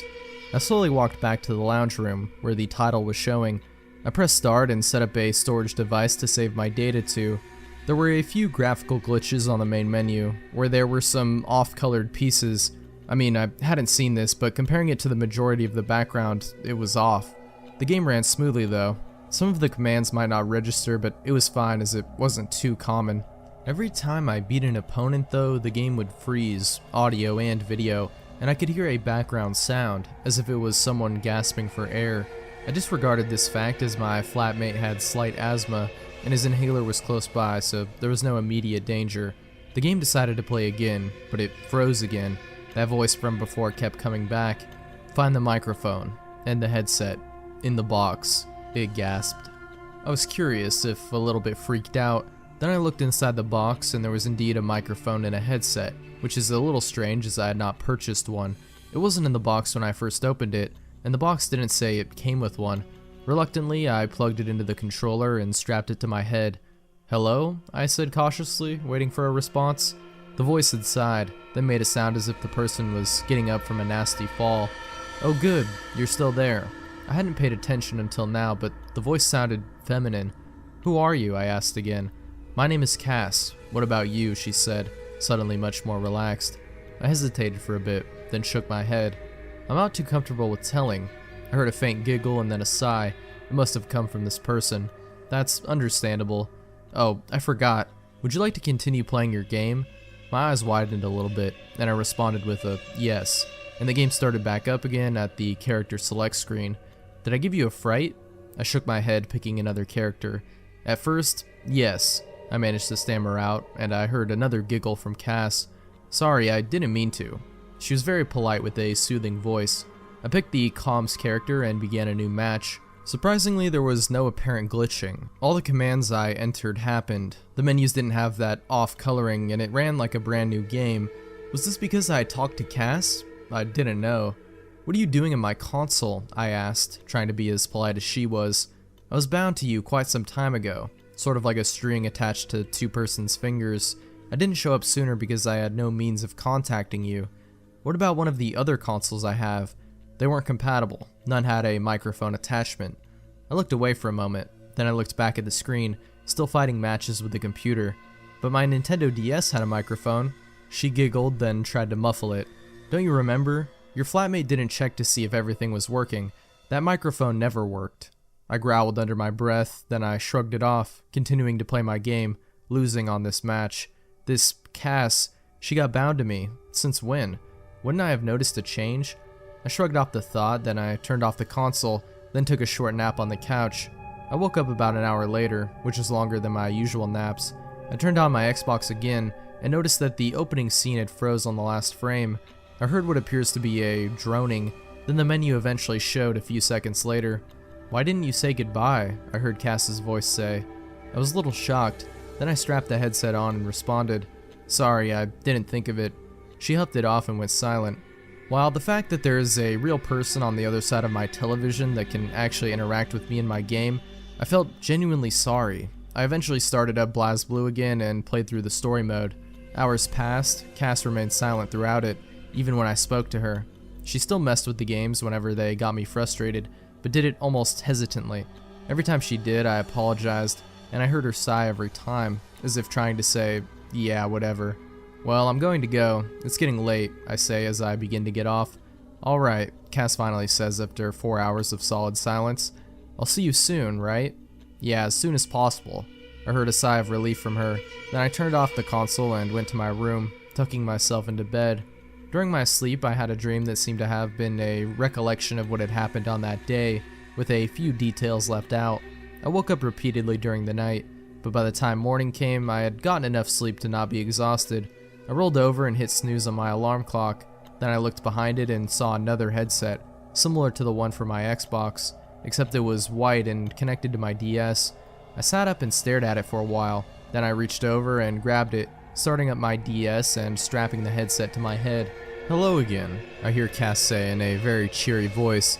Isn't this great? I found a way that we can stay together. I laughed nervously, then I responded, yeah, I guess. Things were starting to get creepy now. I had a strange girl stuck inside my Xbox, and the same one now in my DS. Is she going to stalk me down and do something?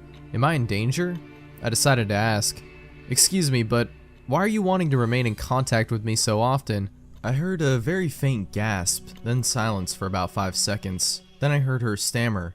You've had a hard time with your life, haven't you? You've had nobody to talk to all your life, right? I quickly but carefully put the DS down and took off the headset, taking a few quick breaths. How did she know? I haven't told anyone. I hear Cass repeatedly saying, oh no. I put on the headset again, talking to her. How did you know? I just did. I'm not sure how, but it's like I can see your memories. She sounded really sincere and even a little upset. I didn't know what to say. Well, I think it's best if we think of this later, I finally say. Then Cass agrees. I turned off my DS and put it and the headset on the top shelf of the bookcase. I walked out to the kitchen to get a glass of water, but I was starting to see things. There was a strange man hovering over someone defenseless. I couldn't make out any faces or hear anything, but he struck this person on the ground with what seemed to be a knife. I was at my limit. I fell backwards and landed on my backside, leaning up against the chair. My forehead was a little sweaty from worry, so I quickly crawled over to the sink, propping myself against it, washing my face again. My hands were shaky and I felt as if my body would shut down from pure shock and anxiety. What had I seen? Why did I see it? Who were the people I saw? All of these questions needed answering. I took a quick drink, then I turned around and leaned against the cupboard under the sink, closing my eyes and taking slow, deep breaths. I opened my eyes and saw that my hands were still a little shaky, probably because of the cold air from the open window blowing against them while they were wet from the sink. I dried them off with the tea towel and stood up slowly, looking around. I eventually walked into the lounge room, turning on my Xbox. With no freezing on the menu and no voice from Cass, maybe she didn't feel like talking to me after what I had said. I grabbed the headset and put it on, talking into the mic. Are you there, Cass? I slowly said, trying to hide my trembling voice. The home menu on the Xbox slowly faded into a picture of what seemed to be a pure white room with no window, and a single person in the middle of the screen, sitting on a chair. It was a woman, smiling at me. She stood up and walked closer, waving as she did. Yes, I'm here, the woman said. Now realizing that I can see her, I smiled slightly, sighing in relief. Where are you? I asked. She simply looked around whilst pacing, then shook her head. She didn't know. What was it that I saw? That was a memory, one of mine. A man offered me a job, one that would change the face of communication for a millennium to come. That was the man you saw. He betrayed me. He stuck a knife through my stomach and watched as he... I leaned in closer, covering my mouth, as I saw her hide her face, shaking her head a lot. No, I shouldn't. I stood up and walked over to the television, pressing one hand against it. Then Cass looked up at me, putting her hand where mine is. She smiled, wiping away tears that rolled down her cheek with her cuff. I could see the pain in her eyes. She needs to say what happened, so I ask for the rest of the story. Not looking away, she slowly nods and begins where she left off. He betrayed me, left me to die as he grabbed something and stuck it into my head, and I could feel all of my memories, my emotions, my experiences, and everything about me flow into this one device. It was like he reached into my being and pulled it all out, leaving just an empty, fleshy shell. The next thing I know, I'm woken up by the person he chose to be his victim. I felt my knees give way and I fell backwards, landing on the coffee table, my eyes wide, simply staring down at the floor in front of me. Cass took her hand away, bringing them to her chest. I'm sorry, there's no preventing it. I looked up at the screen, tears welling up in her eyes. Then the screen fades into static, no sound coming from the speakers. Eventually it came back to the home menu of the Xbox, waiting for me to pick a game. I picked up the headset and microphone and quickly said, "I'll be back soon," then quickly unplugged my Xbox without waiting for a response. Then I stumbled towards my room, bumping into a few walls on my way. I felt very lightheaded and I collapsed onto my bed, my breath escaping my lungs. I could feel something within my chest, as if a hand had plunged into it from the outside. I clasped it tightly, my heart racing with fear. I was gasping for air and I saw the lights from my DS turn on from the top of the bookshelf and Cass's voice yelling, "Hang in there, it's only temporary." I eventually passed out on my bed, my eyelids slowly falling. I woke up eventually with my flatmate shaking me wildly, and I could hear his grating voice, but it was muffled and distorted. I looked up at him as all sound was drowned out by something. My head felt heavy and it dropped, finally hearing a single thing before passing out again. "I'm sorry." The next time I opened my eyes, the room I was in was a very white room, laying on a bed. There was a single glass window and a door to the right of it, but nothing else. There were 3 people standing behind it. One of them was Cass. I sat up slowly, rubbing my head, then looking at the window. Where am I?" I managed to say. Then I see Cass smile and clap her hands together, grabbing a microphone from the wall to her right, from behind the window. "Oh, thank God you're alive. I'm sorry to say, but you're stuck in the same place as I am. You're just waiting to be bound to someone." I look around the room a second time as it begins to come more into focus. It seems to be a single hospital ward, but it was completely quiet. No other patients, no doctors even. I slowly got up off the bed and walked around, feeling the walls. "The door will unlock very soon. We're looking for the right person," I hear Cass's voice say. Then I walk up to the window, pressing my hand against it. She does the same, over mine. "So, did I die?" I ask quietly. Then Cass shakes her head. "No. Well, not yet. Once you come through the door, you'll become what my body is, a fleshy shell with no life left whatsoever." I turned around, my back facing her, leaning against the glass. "This is unbelievable." I hear Cass sigh through the microphone, gently knocking on the glass to get my attention. "Don't worry. As long as you're here, you can relive as many memories of your life as you want, and make new ones," I hear her whisper, as I hear a click from the door to the left. I look over at it, then back at Cass. "Do I go through now?" She simply nods. Then I walk over to the door and it slowly swings open. I take a slow but deep breath, then I walk towards it, stopping at the last minute. Cass was there, smiling at me with open arms. I smile weakly, walking through the doorway, letting her wrap my arms tightly around me. "Now we can feel the embrace of total oblivion together," I hear her whisper. I nod slowly, feeling a strange sensation. My consciousness slips from my mind and I feel as if I'm falling backwards through the sky. The monitor on the control panel turns off for a few seconds, then comes up with the display. Consoled subjects 4. Beginning transition of 4th subject to target number 5. Zombreon. A friend once told me that there was supposed to be 4 new evolutions for Eevee in Pokemon Gold and Silver. The 2 that are already in the game are Espeon, a psychic type, and Umbreon, a dark type. The other two were dropped from the game. These were poison and ghost types. I wasn't convinced this was true, so I decided to see for myself by trying a beta version of Pokemon Gold. The beta ROM was hard to find, because most of the ROMs were either normal, not beta, Japanese, or didn't work. When I finally found a working ROM, I loaded it up to search for the new Eevee evolutions. I wasn't quite sure what to do to get an Eevee to evolve into a poison or ghost type, so I just played the game normally and figured I would find out at some point. I eventually ended up beating the Elite Four and all of Kanto.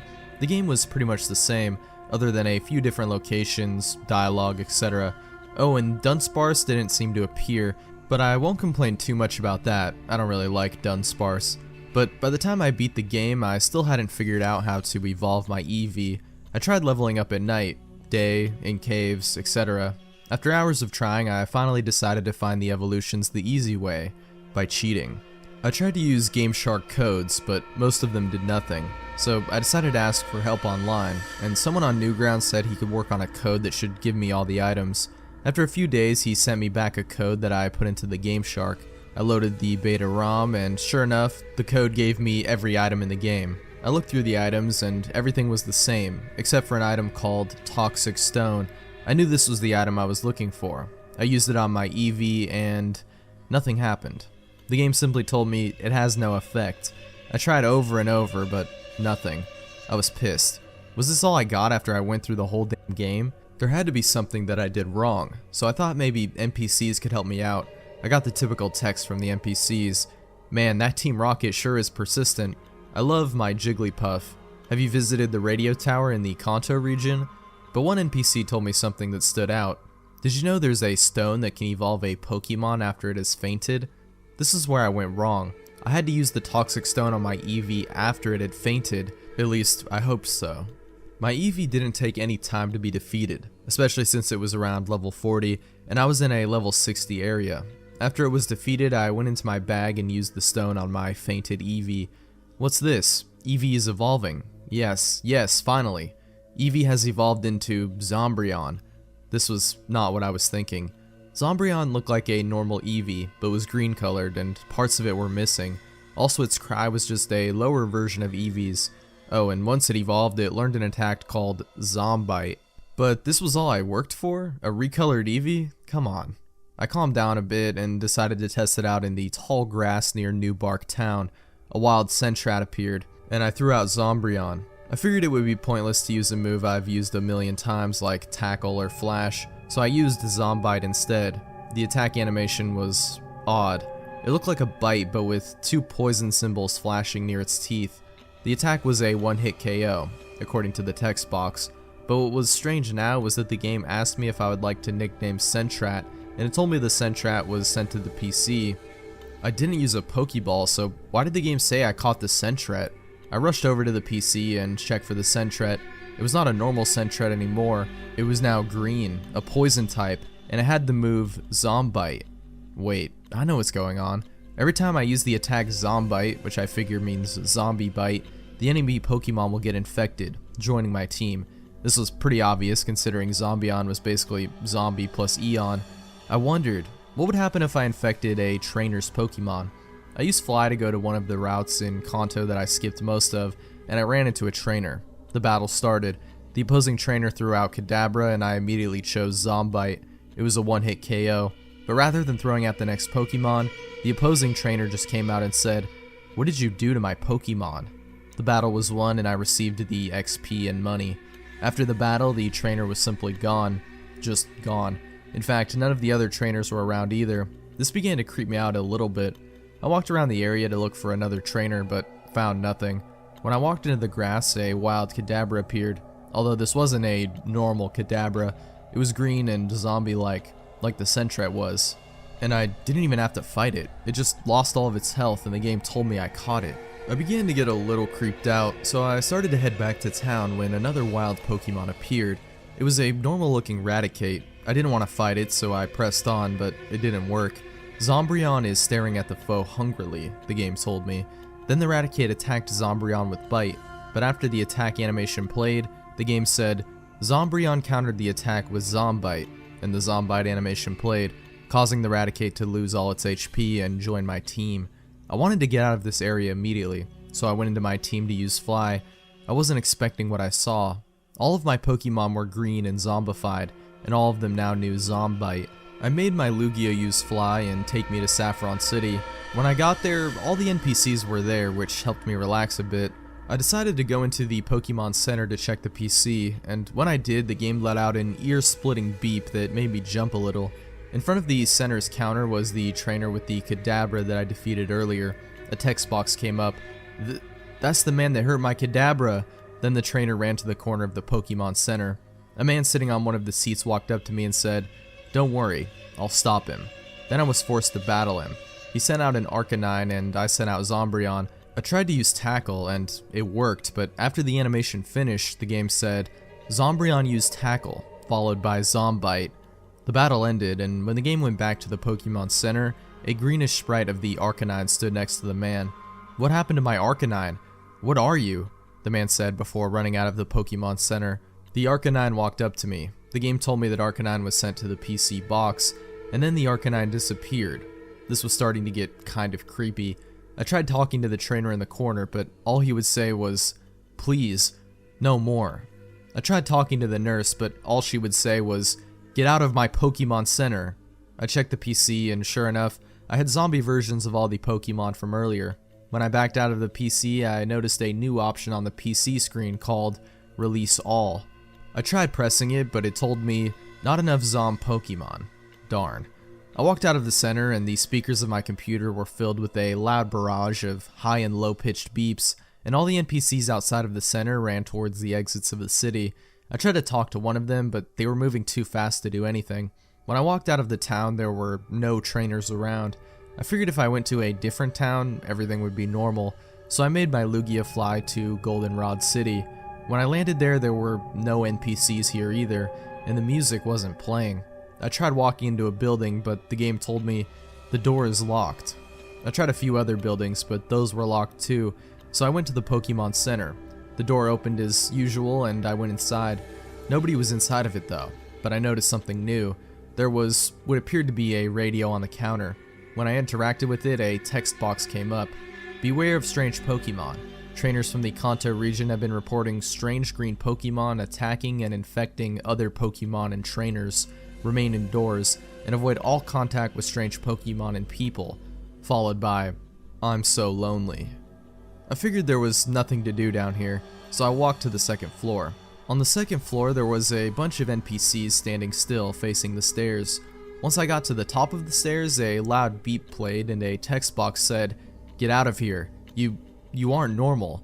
A trainer standing in front of the crowd ran up to me and a battle started. The opposing trainer sent out a Ditto, and I sent out Zombreon. I tried to use Flash, but instead the game said, "Zombreon spat poison at Ditto," and Ditto was defeated. After the battle, the man backed up into the crowd. Suddenly, Zombreon walked out, and the game said, "Zombreon cannot wait any longer," and Zombreon ran into the crowd, touching every trainer in Pokemon. When it touched a Pokemon, they would turn green, but when it touched trainers, the game let out the loud beep, then the trainer would disappear. Once all the trainers were gone and all the Pokemon were infected, a text box said, "Jigglypuff, Abra, Ditto, and Clefairy were sent to the PC," then the Pokemon disappeared. I checked my trainer card because I remember the trainer from earlier saying that I wasn't normal. Sure enough, my trainer was zombified too. I felt kinda sick. Would Game Freak really do something like this? I shook off the feeling and tried to fly to a different town, but the game told me, "Lugia is too weak to fly." Great. I went back to the center to get a few new flying Pokemon from the PC, but when I looked inside, all of the Pokemon in the PC were infected. I tried taking out my Pidgeotto, but pressing the withdraw button just would play a buzz sound that usually played when you aren't allowed to do something. I couldn't move Pokemon either, so there was only one thing left to do. I saved the game first, then I pressed the Release All button.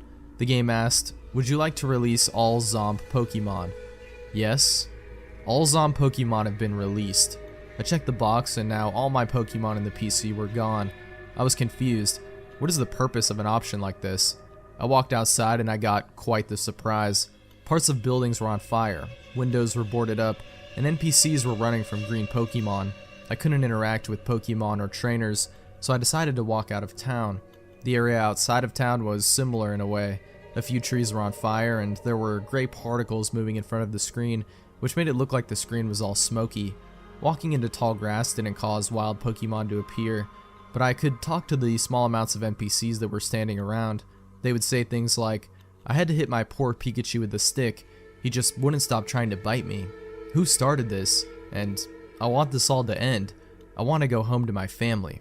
I eventually walked to Violet City, then to Cherry Grove City, and finally to New Barktown. This was the only place that was normal, sort of. The trainers that walked around outside of the buildings weren't there anymore. I went into the laboratory to see if it was empty too. It wasn't. Inside was a single professor. Once I took a step forward, an exclamation point appeared above his head, and he walked up to me. "I finally finished it. A gene that protects my Pokemon from that poison stuff that has caused all the Pokemon to turn strange. This is where it all began, and this is where it will all end," he said, causing a battle to start. The game said that Professor Elm would like to battle. He sent out a level 86 for Alligator. I threw out Zombreon. I knew Zombreon was too weak to handle this, so I switched to Lugia. When I tried to use any attack other than Zombite, Lugia would end up using it anyways. And when Lugia did, I would get a message that said, "It has no effect on Feraligatr." After this, the opposing Feraligatr used an attack called Cure that was super effective and defeated Lugia right away. My next Pokemon was my Typhlosion, but the battle was almost the same as it went for Lugia. I tried using Flamethrower, but instead, Typhlosion used a Zombite and was instantly defeated by Cure. The battle went on like this until I got to Zombreon. I pressed Zombite at this point because I knew it was coming. It didn't work, and Feraligatr used Cure. Zombreon was brought down to 1 HP. The game said, "Zombreon refuses to give up." Zombreon uses Struggle. Feraligatr was instantly defeated, and Zombreon was defeated by the recoil. Professor Elm came up and said, "No, no, no," and the battle ended. After the battle, Elm took a step back and said, "I lost. It's over. It's all over. I want to end this pointless game right now," and ran out of the lab. After a few seconds, a text box said, "You hear a loud bang in the distance." I think I know what that meant. I went outside and a text box came up. Why did this have to happen? I didn't understand who said this since there was nobody around. I thought maybe someone was in my character's house, so I headed there. Inside was my mom. She was sitting on a chair in the house as usual, so I tried interacting with her. She definitely wasn't doing anything usual. It's Mom. She's not moving. This text actually made me feel sad, but I didn't expect the screen to cut to black after the text box closed. The screen faded from black into the opening screen where you get to enter your character's name, but my character just stood there, and the text below said, "All of this is my fault. All those poor people. My mom. Eevee." But was it really my fault? My character glared at the screen for a split second and cut to black. Then the game went straight to the credits. Nothing was different. All the Pokemon were there as usual. Once the credits were over, the emulator froze. Now, whenever I try to load the beta ROM, the emulator just freezes. I realized that this was only one of the 2 evolutions for Eevee. The ghost one was probably in Pokemon Silver. I can't imagine what would happen with this evolution of Eevee, and I don't want to know. Who are you running from? The Game Boy camera was seen as a revolutionary piece of technology when it first hit shelves in 1998. The idea that you could take real pictures with your Game Boy and print them no less was unthinkable at the time. Tons of kids rushed to stores to buy the world's smallest digital camera to go with their Game Boy Color, blissfully unaware of what to expect from the game that came with it. The game came with several minigames, aside from the typically simple picture editing software. You could even play a Space Invaders type mode with your picture as the final boss.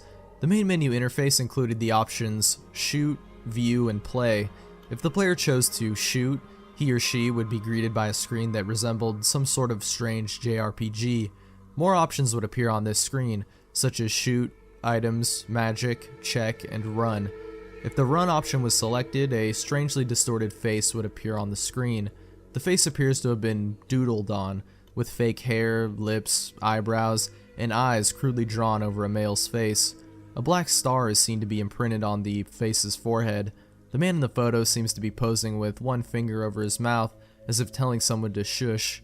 The picture comes with a caption as well, which reads, Who are you running from? In the American version of the game / accessory, 2 other faces can randomly appear throughout the game.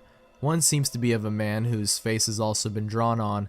He had been given female hair, and a bizarre wave symbol had been drawn on his forehead. The other face was obviously female, with artificial eyes and drawn pigtails. This face had the same wave symbol drawn onto her forehead. These faces were occasionally accompanied by the same eerie inquiry: who are you running from? The Japanese version of the game had 2 additional faces that would pop up at random intervals while playing. The first face seemed to be male, with scribbled eyes and an unnerving smile. It is unclear whether or not the hair on this face is real, as the resolution is extremely low. The face also had waves drawn on its forehead. The final face is seemingly of a man with a drawn scowl and cartoonishly long hair. The eyes of this face are also doodled, as well as most of the other features. This face is the only one without a symbol on its forehead, and is also the only face without a devilish synthetic smile. Another more subtle difference is that this picture seems to have been taken in a different location than all the others. The previous faces all have nothing but a white backdrop, but this one appears to have some sort of object in the background. It is believed that these pictures are a result of a kidnapping done by a strange cult. The figure with a black star drawn on its forehead is said to be the leader of the group, while the ones with waves were said to be the disciples. The face without any symbols and the dark scowl is believed to be the unlucky victim. It is unclear what the condition of the victim is in the photograph, or how these pictures managed to be included in the game.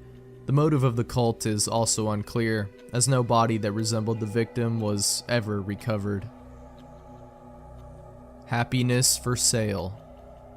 A man came into town today, a very strange man. He looked to be in his 30s, walking with a hunched back with a load of items upon it. He had thinning red hair and tannish skin, as well as an almost skeleton-like frame. He was quite small, really. It was the big grin on his face that got to me. It was such a large smile, almost inhumanly big. Its edges seemed to stretch beyond his cheekbones and into his eyes. He strolled into town with that joyful expression on his face, speaking in almost whispers to children who were lined along the road. The children would stare, emotionless as he whispered to them. I couldn't make out what he was saying from the distance, so I sat on the centerpieces in the town square, waiting for him to cross my path. I was genuinely terrified, to be honest, but I didn't know why yet. Even still, I wanted to wait for him. I couldn't explain this curiosity, but I had a hold on me that would not be released until I spoke to the eerie man. He slowly began approaching me. The soft thudding of his footsteps was barely audible over the dull roar in the square.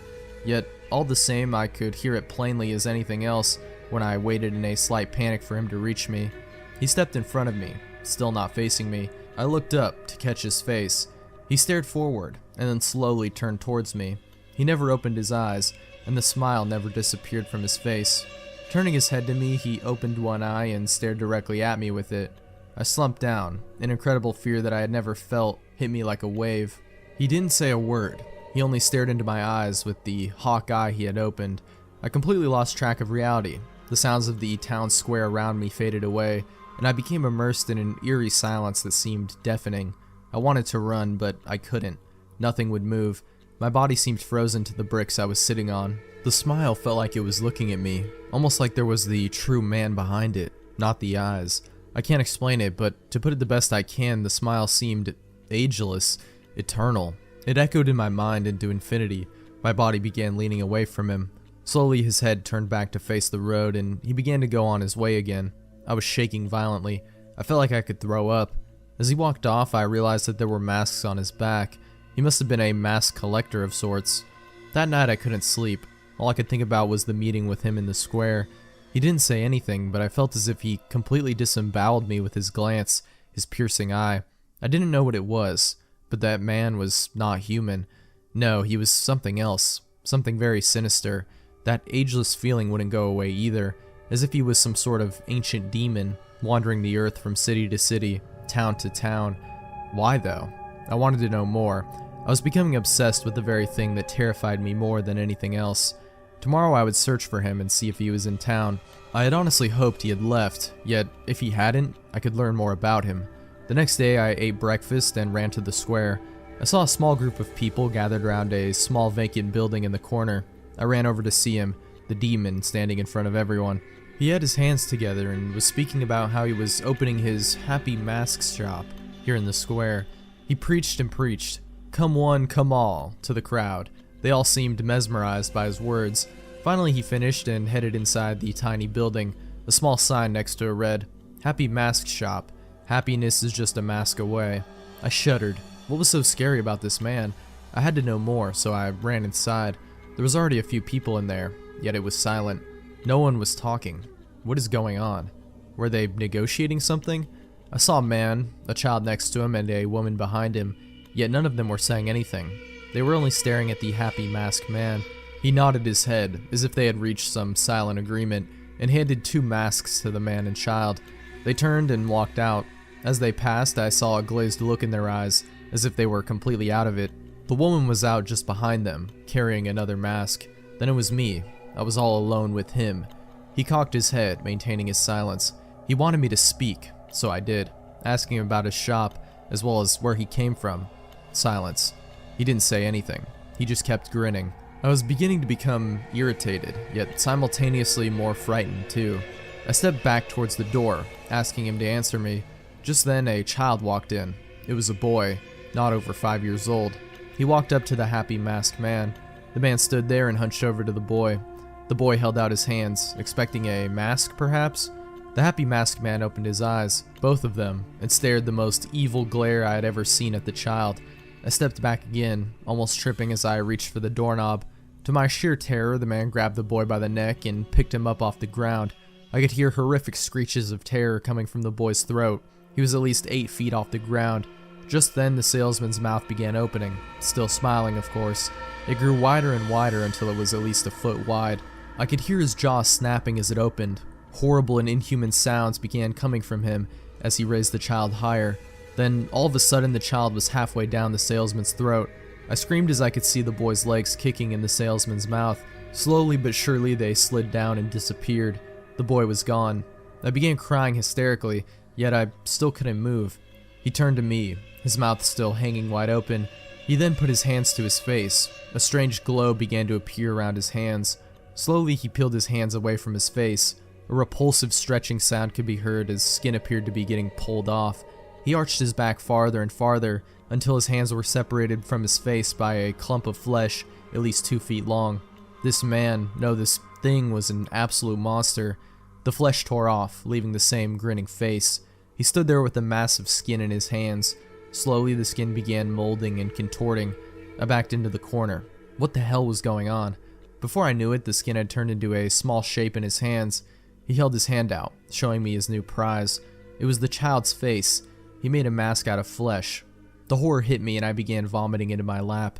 I heard a small chuckle coming from the salesman. No, I had to get out of here.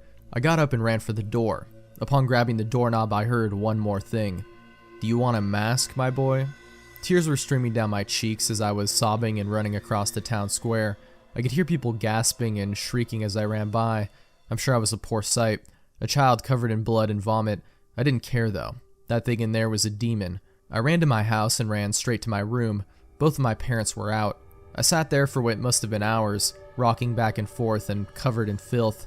Finally I got up and looked out the window. The small building was still there, but no one was going into it. The sign was gone. To this day, I have no idea what happened or what I experienced. I've never told anyone because I know no one will believe me. I washed myself and tried to continue my life as normal after that day. The happy mask salesman was gone. I even asked around town and people all claimed they either had no idea what I was talking about or they weren't sure. Dead ends were everywhere. Had it all been a dream? No, I would not make up something like that. And I pity all those who may experience him in the future. That monster, that thing. May the gods protect all who come into his path. It's been a few years. A lot has happened since then, but he has never come back. And I dread the day more than anything when he may. If he does, I'll be sure to stay clear. If you see a man in your hometown claiming to sell masks, a man who looks off and seems to be hiding something sinister, stay away from him. He isn't human. Whatever it is the very essence of evil itself.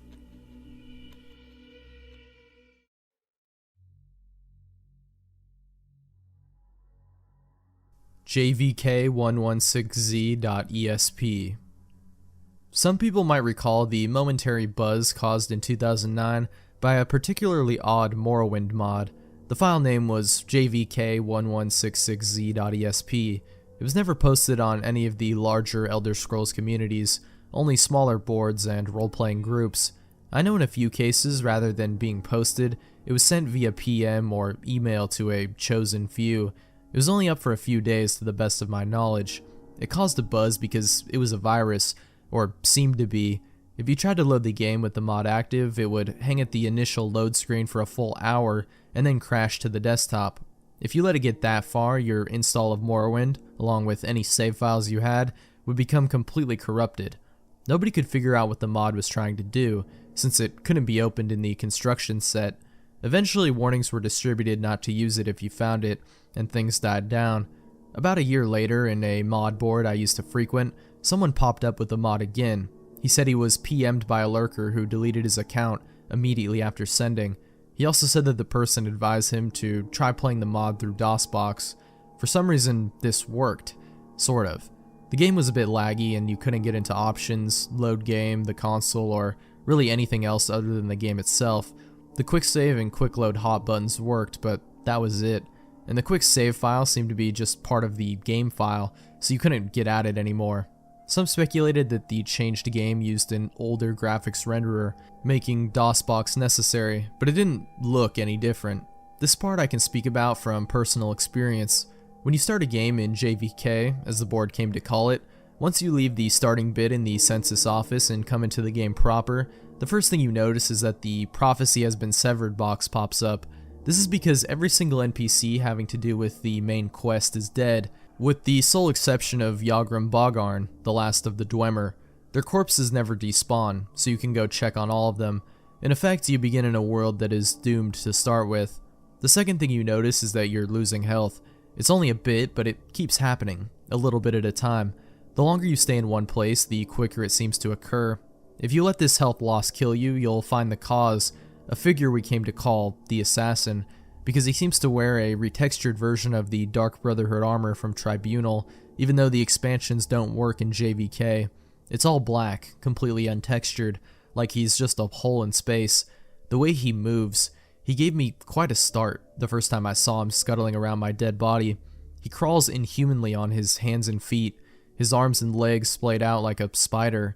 You'd usually only see him after death, crawling around and over your body just before the reload box popped up. Occasionally you could catch a glimpse of him darting around a corner or crawling on a wall or ceiling. It made the game very difficult to play in the dark. Other than that, the only noticeable difference is that at night, at random intervals, every NPC in the game will go outside for a few minutes. During this time, the only thing they will say when hailed is, "Watch the sky." Once they return to their normal behavior, they act regularly though. After a while, a player on the board discovered a new NPC named Tierras, a male Dunmer in the temple at Ghostgate. Two things are notable about this NPC. First is his robe, a unique article of clothing that was lovingly rendered with twinkling stars all across it, looking like a torn off chunk of the night sky. The second is that all of his dialogue, in addition to showing up in the dialogue box, is voiced. You can skip it if you wish, but it all sounds like it's in the default male Dunmer voice. Some people said that they thought the voice was slightly different, but it was a very, very good imitation. I won't go into details, but the questline he sends you on has to do with a dungeon referred to simply as the Citadel.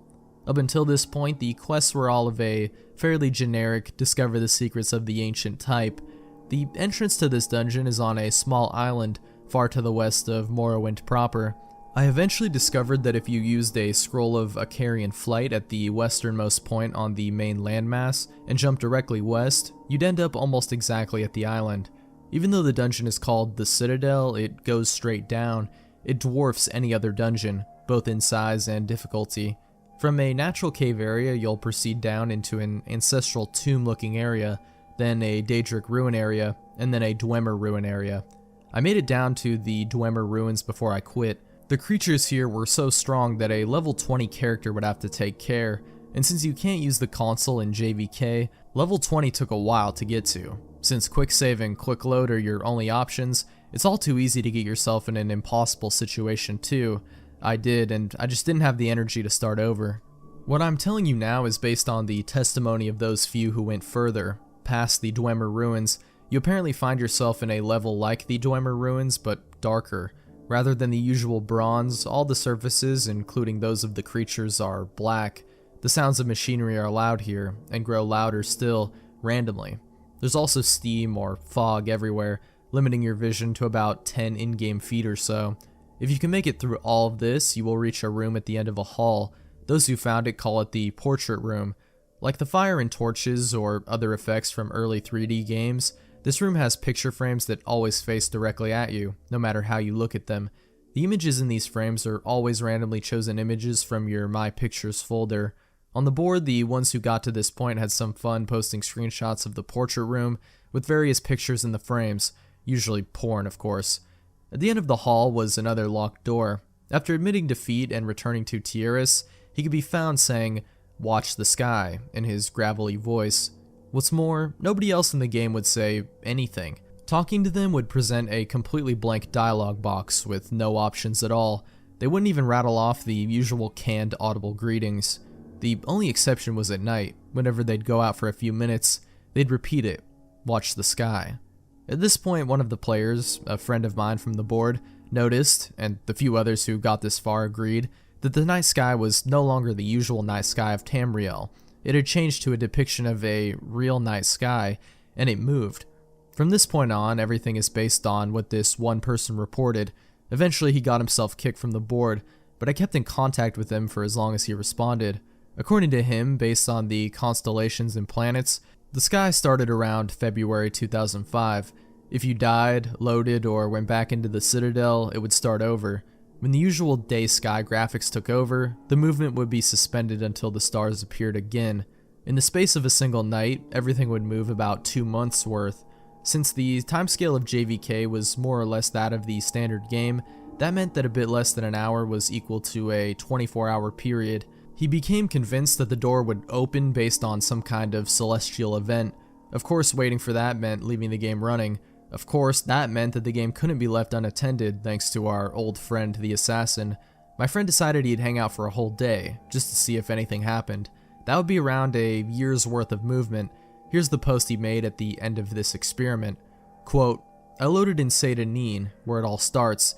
It wasn't too bad, just had to check in now and then to move around and heal to make sure I wasn't dying. But check it out. 24 hours in exactly, the assassin learns a new trick. He screams.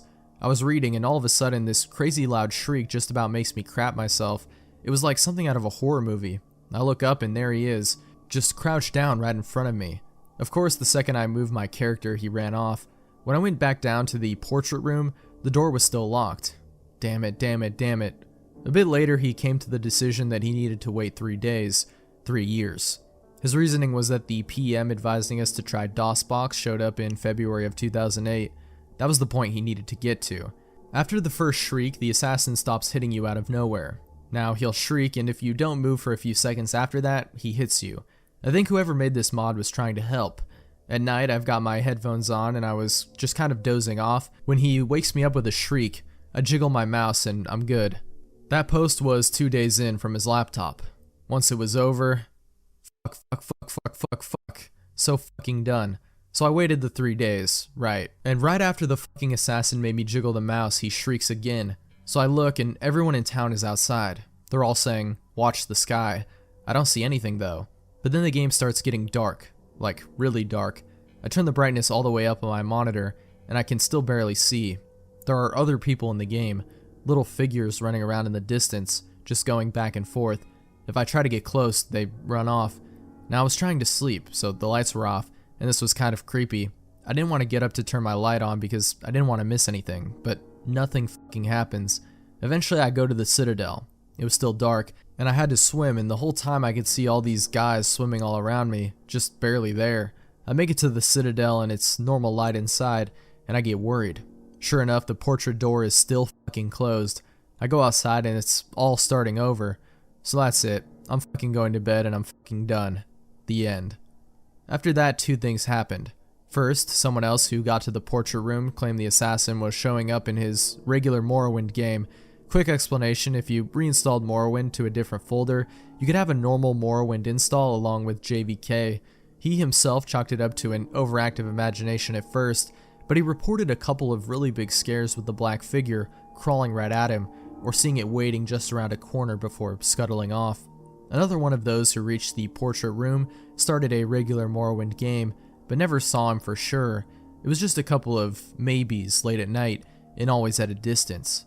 The second is that my friend started getting really abusive and short-tempered on the board, though he stopped talking about JVK entirely. It got so bad that he was soon kicked off. I didn't hear anything from him for a couple of weeks after that, so I sent him an email. This was part of his reply. I know I shouldn't have, but with classes out I had some time, so I started JVK up again. It's almost 2011, and I think I've got the sleep madness, but stuff is happening. It's still dark. Once it gets dark, it never gets any lighter. It stays like that. The people moved a few months ago. Everyone in Seda Neen just went to that little bandit cave and moved in. They killed the bandits inside, and now they're just standing around inside. They don't say anything anymore. They don't do anything when you click on them. I quick saved and killed one, and he just stood there until he died without fighting back. And it's like that everywhere. You have to walk, since the quick travel people are all in the caves now too, but all the cities and towns are deserted. Their people are in caves and tombs. Everyone in Vivek is down in the sewers. I'm going to Ghostgate next. I want to see if Tierras is still there. I'll tell you what he says when I get there. I replied and said I wanted to see what he said too, and waited a day. When I didn't get a reply, I mailed again, and a couple of hours later he sent back, "Sorry, I totally forgot. It's 2014 now. Since it's always night, the stars are always moving. The whole screen is dark, but you can still see the brightest stars moving around. Tierras was gone. Everyone in Ghostgate was gone. I don't know where they went. They're not in any of the nearby caves, but there's new stuff. People still don't say anything, but their eyes are bleeding. It's so dark that even with a light spell you have to get right up against them to see, but there they are, little dark streaks coming down from their eyes. I think I gotta be getting close. I know this is stupid and there's no way the payoff is going to be worth it, but I just want to be able to say I stuck it out." I got that one during the day. Later that night I received a follow-up email. "Some of the planets aren't moving right. It's pissing me off. If this keeps up, I won't be able to track anymore. It's almost 2015 now, I think. You know, I just now noticed that there aren't any monsters anymore either. I'm completely alone outside now. The main quest people's bodies are still lying around though. I went to check on them. I don't need headphones anymore, so I just leave them off. When he shrieks, it's like he's screaming right into my ear. I think I even kind of anticipate it. He's around a lot more now, a lot closer. He's different from the other people who started showing up. Remember? They keep running around where I can barely see them. I have to admit, it's kind of creepy at night. Sometimes when I go to the bathroom or whatever, I swear I can see something out of the corner of my eye. I'm keeping all the lights on now." I sent him a letter, jokingly telling him to get some real sleep, and left it at that. 2 mornings later, I found this in my email, and it was the last thing I got from him. After it, he completely stopped responding. I just got up from a fucked up dream, I think. The assassin shrieked at me, and when I opened my eyes, he was standing right there, crouching over me. His arms and legs were longer and more like a spider's. I tried to push him away, but when I touched him, my hands went inside, and I couldn't get them loose again, like he was made of tar or something. Then I woke up. I thought he was gone, but when I looked at the monitor, I wasn't where I was. I was in the Corpusarium with Yagram. For once, the light was okay, and I could see him all bloated on those mechanical spider legs. I sat down at the computer, and he started talking to me. Not in a box, but really talking to me, in Tierras' voice. He knew things about me. He told me things that I never told anyone, and some things I totally forgot about. He told me that almost nobody has made it this far, and that the door would open up soon. I just had to hang on a little while longer. He said I'd know when it was time. He said I might be the first one to see what was inside. And then I woke up for real, but I was at the computer. I still wasn't where I was. Right now, I'm swimming out to the Citadel Island, and I can hear this tapping. It's at my window. It's over on the left. So I'm sending you this, because I left my laptop by my bed, to the right. Just a little tap tap tap tap, like he's knocking his finger against the glass. I might still be dreaming now. I guess that's the end of the story. I know there are a few other tales floating around about this mod, but this is the only one I know is true, as far as it goes. I deleted my JVK copy of the game pretty much right after I gave up, but I'd like to get the mod again. If anyone still has a copy of the file, I want to see some of this for myself. Sonic.exe Round 2. It's been more than a year now ever since the Sonic.exe murders began to happen, and the police department still doesn't know who's doing it or why it's happening. The first murders looked as though the killer did a sloppy job at it, but over time the killings, or at least some of the guys back at the station, think that it's just the killings have gotten more elaborate. Bodies have been starting to look like the victims just dropped dead or there were disappearances. One thing is certain, all the victims seem to have a burned/destroyed computer with some data from a game called Sonic.exe. None of us have found any connection or clues that could help us learn why all of this is happening. Well, no, that's not true. There was one cop who may have uncovered more about the murders than we did. The guy's name was Derek Green, a really good detective, mainly because he was always teamed up with his sister Chelsea. They were assigned to investigate the Sonic.exe murders. I should know because I was their boss at the time. They're both dead. Sometimes I wonder if I should have helped him. I don't know.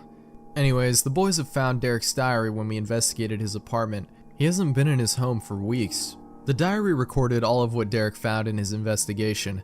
My god, did he write down a lot, especially after the chief of police took him off the case, and a lot of what he wrote down seems to connect a lot about what's going on with these murders. At least I hope he was onto something. Here's what Derek wrote. 7:30 p.m., September 15th, 2011. Happy birthday to me. I got this diary as a gift from my sister, Chelsea. This will certainly come in handy when we do another investigation. Oh, I forgot to tell you. Name's Derek Green. I'm a detective. Wow. I'm not really good at this. Hopefully I'll get better as I write in this. Anyways, I'll let you know if anything else happens.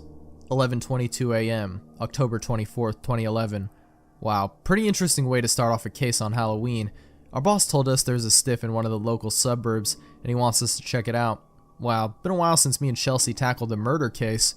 This might be interesting. We're in the truck right now, and we're heading for the house. 2:30 p.m.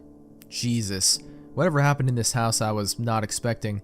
The victim looks like something ripped his mouth open and tried to yank something out from inside. I've seen a lot of messed up ways to kill a person, but this is rather strange. I don't really think any normal person would do this. The cop present at the crime scene told us that the kid was like this for 2 days, and his parents just discovered his body and called us this morning. What's really weird about this is that there's a badly made cut on his chest that's shaped like the number 1. Chelsea told me she found a possible clue to the murder. She showed us that the victim owned a computer. The computer is badly burnt and wrecked. Both me and Chelsea have a theory on this. Either the killer destroyed the computer, or the victim did it himself. Either way, we sent it to the station for research. 6:10 p.m. Alright, the guys from the lab have their report. They told us that the computer's wrecked from inside and out, and what I mean by that is that everything that was on the kid's computer is completely deleted, while at the same time the computer got destroyed. The only thing that seems to still be on the computer is some data from a game called Sonic.exe. 4:30 p.m., November 11th, 2011. A couple more murders these last few weeks, all the same killing method. Dead bodies, torn open mouths, destroyed computers. The more recent killings are looking less messy, as if the killer is being more careful with tearing out whatever it is he's tearing from inside of these victims' bodies. There's also cuts on these victims' chests that seem to be in numerical order. 2, 3, 4, 5, and 6. The killer seems to be keeping count of all the people he's killing. 8:30 p.m. Had dinner. Both me and Chelsea are brainstorming with what's been going on. It's really strange. The fact that the computers are getting destroyed every time there's a murder victim, and we find that there's some old data from the same game, Sonic.exe. That name reminds me of all the times me and Chelsea played some of our old Sonic the Hedgehog video games. I remember we used to play Sonic Heroes. She always liked playing as Rouge the Bat, and I always liked playing as Vector.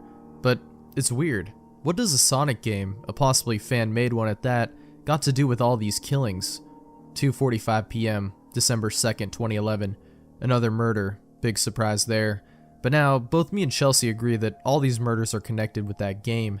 Maybe the killer made it as his calling card. The chief told us not to worry so much about a simple video game, and just stick with what's going on with these murders. 6:30 p.m. Autopsy came in. The doctors told us that aside from the wounds from the chest and mouth, the victims don't seem to show any signs of a murder or a struggle, in fact, as baffling as it seems. All the victims appear to be in perfect health, apart from the fact that they're dead. I air-checked the word dead because that's where the report came out really disturbing. The doctors stated that they're all in what appears to be a persistent vegetative state, meaning that these people are in fact still alive. Their brains and hearts are still working, but they're all in an empty, dead-like state. as if something robbed them of their minds or sense of self. Chelsea stated it was probably one of the freakiest things she's seen in her days as my partner, and I don't blame her. Who would be capable of actually stealing people's senses of self? It's like the devil is handpicking innocent people and robbing them of their souls for eternal damnation. 5:42 p.m., December 14th, 2011. Chelsea has been acting very strange lately. She seems quieter at work, and whenever we go home, she goes back into her room. I'm guessing she's just as determined to learn more about this case as I am. If she's onto something, I hope she lets me know first before we make it official. After all, we are a team. 2:00 p.m., December 19th, 2011. Chelsea didn't go to work with me. She said she wasn't feeling well. I'm starting to get a little worried for her. Ever since we took this case, she's been acting rather odd. I don't know, maybe I'm overreacting. Boss told me not to worry about it and maybe just look into what she was researching on. I might just do that. Also, several news stories about people worshipping this guy recently. Calls himself X. I swear, the things kids will be into these days. 9:30 p.m., December 24th, 2011. Almost time for Christmas, though I don't know if I should celebrate. Chelsea's been shut up in her room almost every day, not responding to me. I hope she's alright. Anyways, I've been looking into Chelsea's work, and I think she might have found something. Apparently the killer must be going after anyone who plays the Sonic.exe game, and once they've played the game, the killer tracks them down, kills them, and keeps count by carving the numbers onto their chest. But what about the fact that almost every victim looks as though they had their soul sucked right out of them? Wait a minute, I just remembered something. A few days ago, Chelsea came home from the store and went back into her room. She said she found a new game. Oh my god. Chelsea! 12:32 a.m. The writing is a bit sloppy and there are tears splotched here and there. Chelsea is dead. She found the game. Oh my god, why? 4:50 a.m., December 25th, 2011. I called the guys back at the station to help me move Chelsea. Oh god, why? Why her? Did the killer find out and try to cover his tracks? No, it doesn't look like anything was taken or destroyed. Well, except for the computer. And the game is still here. I wanted to keep it to find out why this had happened, but the chief demanded I hand it over to him. The way he asked for it is really odd. It's as if he doesn't want me to do anything to the game disc. The funeral for my sister will be prepared in a few days. I can't believe that Chelsea, my own sister, is gone. When I find out who killed her, I'm gonna make sure he pays dearly. 4:50 p.m., December 28th, 2011. Came back from the funeral. God, am I a mess. Thankfully, Boss was there for me. He's the only person who's ever supported me and Chelsea. I'm glad he's on my side about this case. A woman came to me in the funeral party. Her name is Shannon Goldman, and she was supposedly a representative for the cult of X, as she called it. She told me she was sorry for my loss and pulled out some weird religious crap about X wishing me a happier year. Seriously? Who is this X guy anyway? She told me that X will soon make things better for the whole world, which pretty much ended the conversation right there. That woman is crazy. Anyways, more news about the cult of X doing more crazy stuff. Wow. Whoever this X guy is, he's making as much of an impact on the public as the killer is. 2:20 p.m., January 2nd, 2012. Another murder. Jesus. This guy never has a break with this, does he? This is like the 22nd killing. What is he trying to gain from killing all the people? And how the hell is he getting away with it so goddamn easily? I gotta know what it is Chelsea was finding. She was onto something and I just know it. Maybe if I look around in her room, I might find a clue. 5:30 p.m. Well, whatever Chelsea found, she left a lot of good clues for me. The computer isn't entirely broken. In fact, it seems it only got beat up a few times, but still surprisingly working like new. I'm actually surprised I didn't see it like this that night. But then again, if you lost someone you love, you too would lose sight of very important details surrounding you.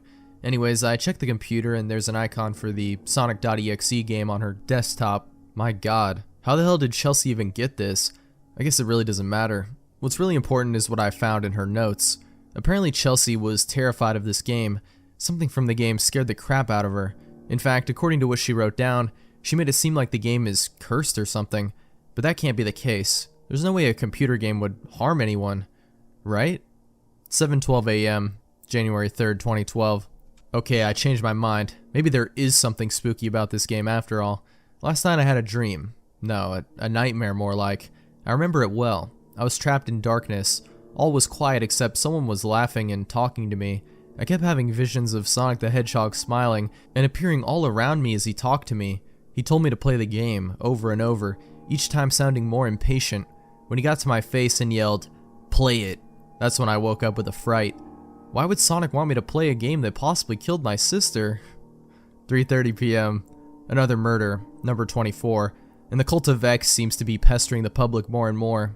What's their deal? Don't they realize there's a killer on the loose? Wait a minute. What if this X weirdo is the killer? It would make sense. Ever since these murders started, this cult has been hanging around, recruiting more and more people, and this X character they're worshipping? Who is he? Why is it that the cult even started after several murders have taken place? I looked over Chelsea's notes again, and she seemed to agree with me. Apparently X has something to do with the Sonic.exe game. Did he make the game? Did he somehow get a hold of it and thought, hey, if I kill people with this game, people will like me? If what X is doing is real, then something is seriously wrong here. 6:30 p.m. Unbelievable. The chief of police came over to my apartment a while ago and told me that the investigation may be too much for me to handle, and he said I was off the case. What the hell? I practically found a lot of evidence for it, and he practically told me that I shouldn't even continue on. He also said that Chelsea would have wanted me to quit with this after what happened. Bullshit. Whatever. I'm not gonna let some fathead stop me from solving this case. I'm gonna find out who X really is, why he's doing all of this, and I'm gonna turn him in. 5 p.m. February 8th, 2012. More murders. We're up to 28 now. The boss contacts me about it every now and then behind the chief's back. He told me that whoever is causing all these murders is one smart son of a bitch. I can't really blame him. As much as I hate to admit it, I have to give X credit for being able to kill 28 people so far, but he's not going to get away with it. Anyways, I've looked over Chelsea's notes again, and it's what she wrote down before she got attacked, which was very odd. Nonsensical stuff about a Sonic plushie always watching her, spying on her. I never saw a Sonic doll in the apartment. Then again, I never questioned my sister's sanity. She was always the smart one in things, and it just pains me to realize how broken she was just before she died. I didn't tell the boss about X or Chelsea's notes.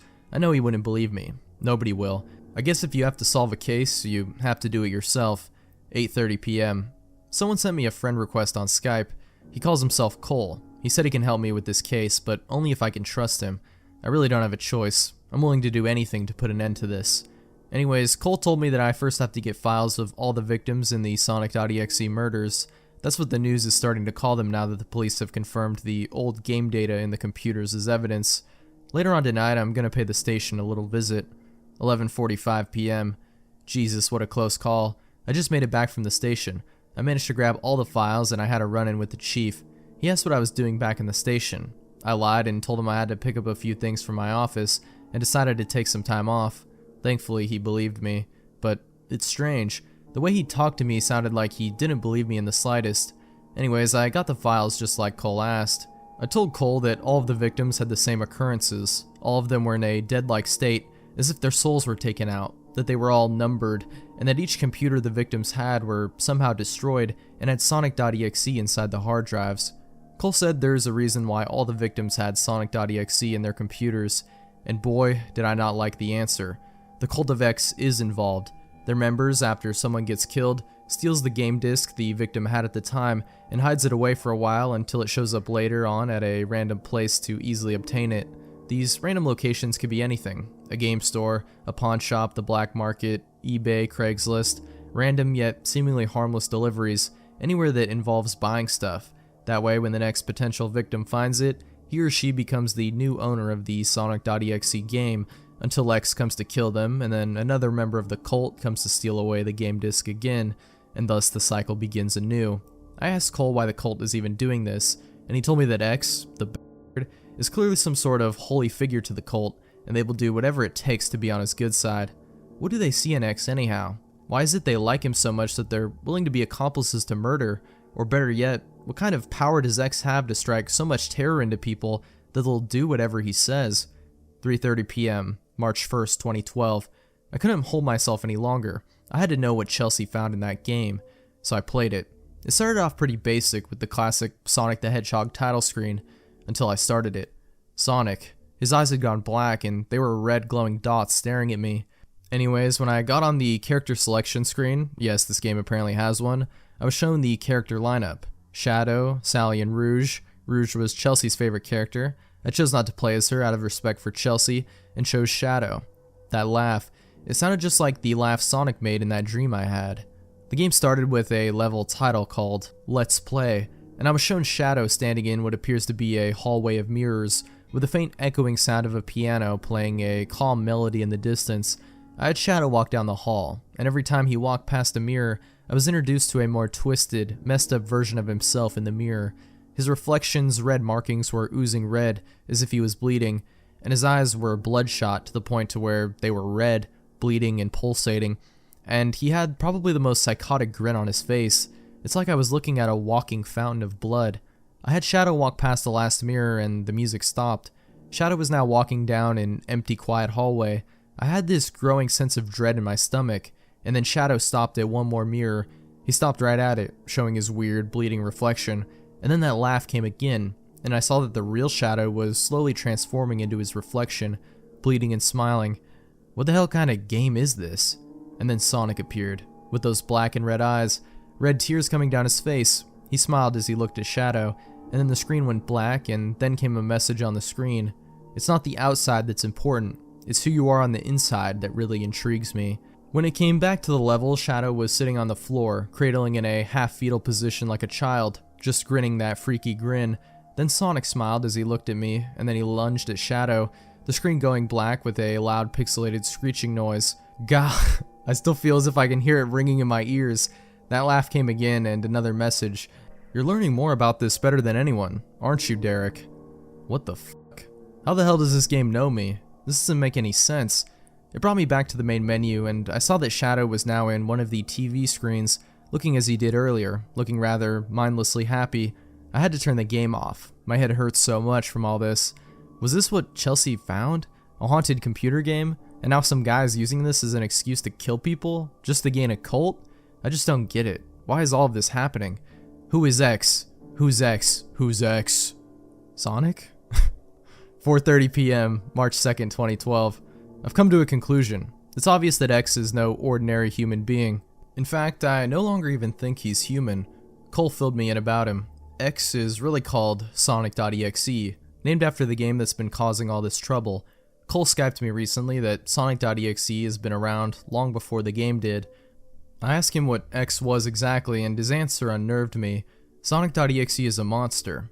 No, not the monsters you see in horror films or video games. He is a real monster, and he's not just any monster apparently. Cole told me that X is a supernatural being from another dimension. How fucking crazy is that? But it's true. It has to be. X has the power to control all of reality in his realm, and he is unable to do the same in our world because he can't enter it. So, some time ago, someone made a game disc that would serve as a window between X's world and ours. Anyone who gets to play it gets a front row seat of what X's dimension looks like, and it is hell. Not literally hell, but pretty freaking close. Over time, after someone plays X's game, X sends out a plushie of Sonic to act as a spy for him. Then when the time is right, X is able to open the window for a short time and pull people into his world, where they are trapped forever. This is how he's able to kill people so easily without anyone noticing. He comes out of the computer, pulls the soul out of the person's body, and then he goes back into the computer to retreat into his dimension. There he can make the soul he captured his slave for all of eternity. If I was told about this long ago, I would not have believed it, but now I'm straight up convinced. Everything Cole has told me is the truth so far, and right now I am writing down all that he's telling me, just in case any of this information becomes useful. 6:30 p.m. Cole told me that he has to go. He'll get in trouble if he gets caught talking to me, but he says he'll Skype me again soon. Until then, I'm asked to write down the names of any potential victims this time. I'm also asked to keep an eye out. The cult is getting suspicious. 4:30 p.m., April 22nd, 2012. 29th murder and no word from Cole yet. I nearly escaped from a few members of the cult and anybody that might be involved. I can't trust anyone now. I need to stay in my apartment more often so no one finds me. The person killed this time was a middle-aged guy named Paul. He was very paranoid of the outside world and anything could traumatize the poor guy. Apparently he had a Sonic Adventure 2 game to stay sane, and he always played as Dr. Eggman. I betcha X has made the poor guy a vegetable in his world by now. May 4th, 2012. I just realized something. Why is it that the chief tried to get me off of the job?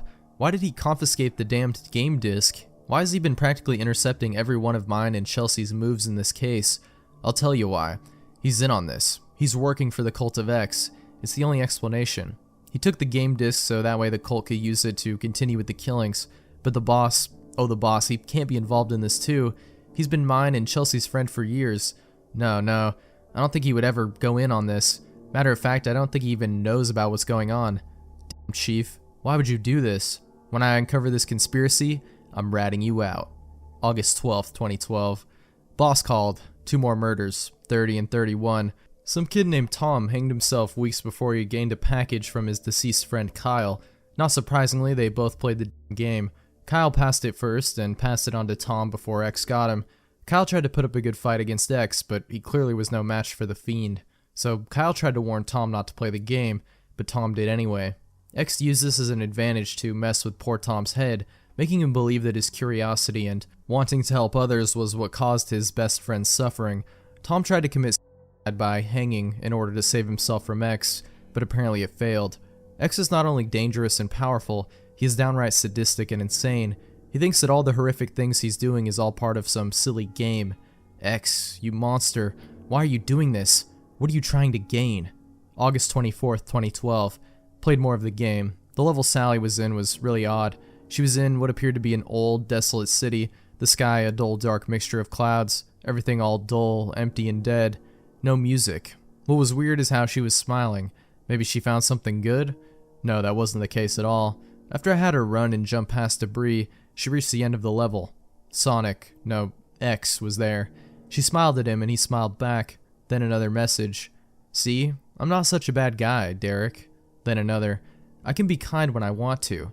Then it showed X holding Sally's hand, smiling warmly at her. She looked different now. Her eyes were sewn shut, and her color palette seemed darker. X gently placed his hands around her head. I really do love humans, Derek. So much fun to play with. In fact, I guess you could say. Then it showed me a close-up of X with a wide, mad grin, violently snapping Sally's neck. She was still smiling as though she didn't feel any pain from it. They're the ultimate toy. I almost gagged at that. The main menu showed Sally in the TV screen, still in her darker state. She was still smiling. She can't have possibly enjoyed any of that. 8:30 p.m. Cole just called me. He said that all the characters you play in the game is all of X's slaves, turned into horrific parodies of Sonic characters, or at least turned into their favorite Sonic characters, and X set them up randomly in each game to show us humans what's in store for us. Wait. Oh god, no. I won't do it. I won't play this game just to watch you harm her, X. Fuck you. August 25th, 2012. More information on X. X is these 7 guardians ruling over his world alongside him. They are essentially extensions of EXE himself, made from his power combined with powerful emotions of humans. Each guardian is named after the emotions they were born from. Kido, prayer. Aishu, sorrow. Gekido, rage. Kyurei, hatred. Kofuku, happiness. Kyofu, fear. Yukubo, desire. X created these beings to not only maintain order in his world, but to cause trouble in ours. They corrupt humans and make them more susceptible to X snatching them away by manipulating their emotions. For example, Gekido could bring out your anger and make you violent towards others, while Yukubo could manipulate your desires and confuse you with what's reality and what's not. Also, Cole had informed me that X plans to one day permanently cross over to our world, so that way his reality will merge with ours, and all of mankind will become X's slaves for eternity. But how? How does he plan to accomplish such a feat? Cole thinks that the cult is thinking up ways to make it so, but so far none of their attempts have been successful. Apparently their knowledge in computers is not as superior as the unknown original creator of the disc. I asked Cole why he knew so much of this. I don't know what compelled me to ask, but I'm guessing it's been nagging me for some time. Dear God, poor Cole.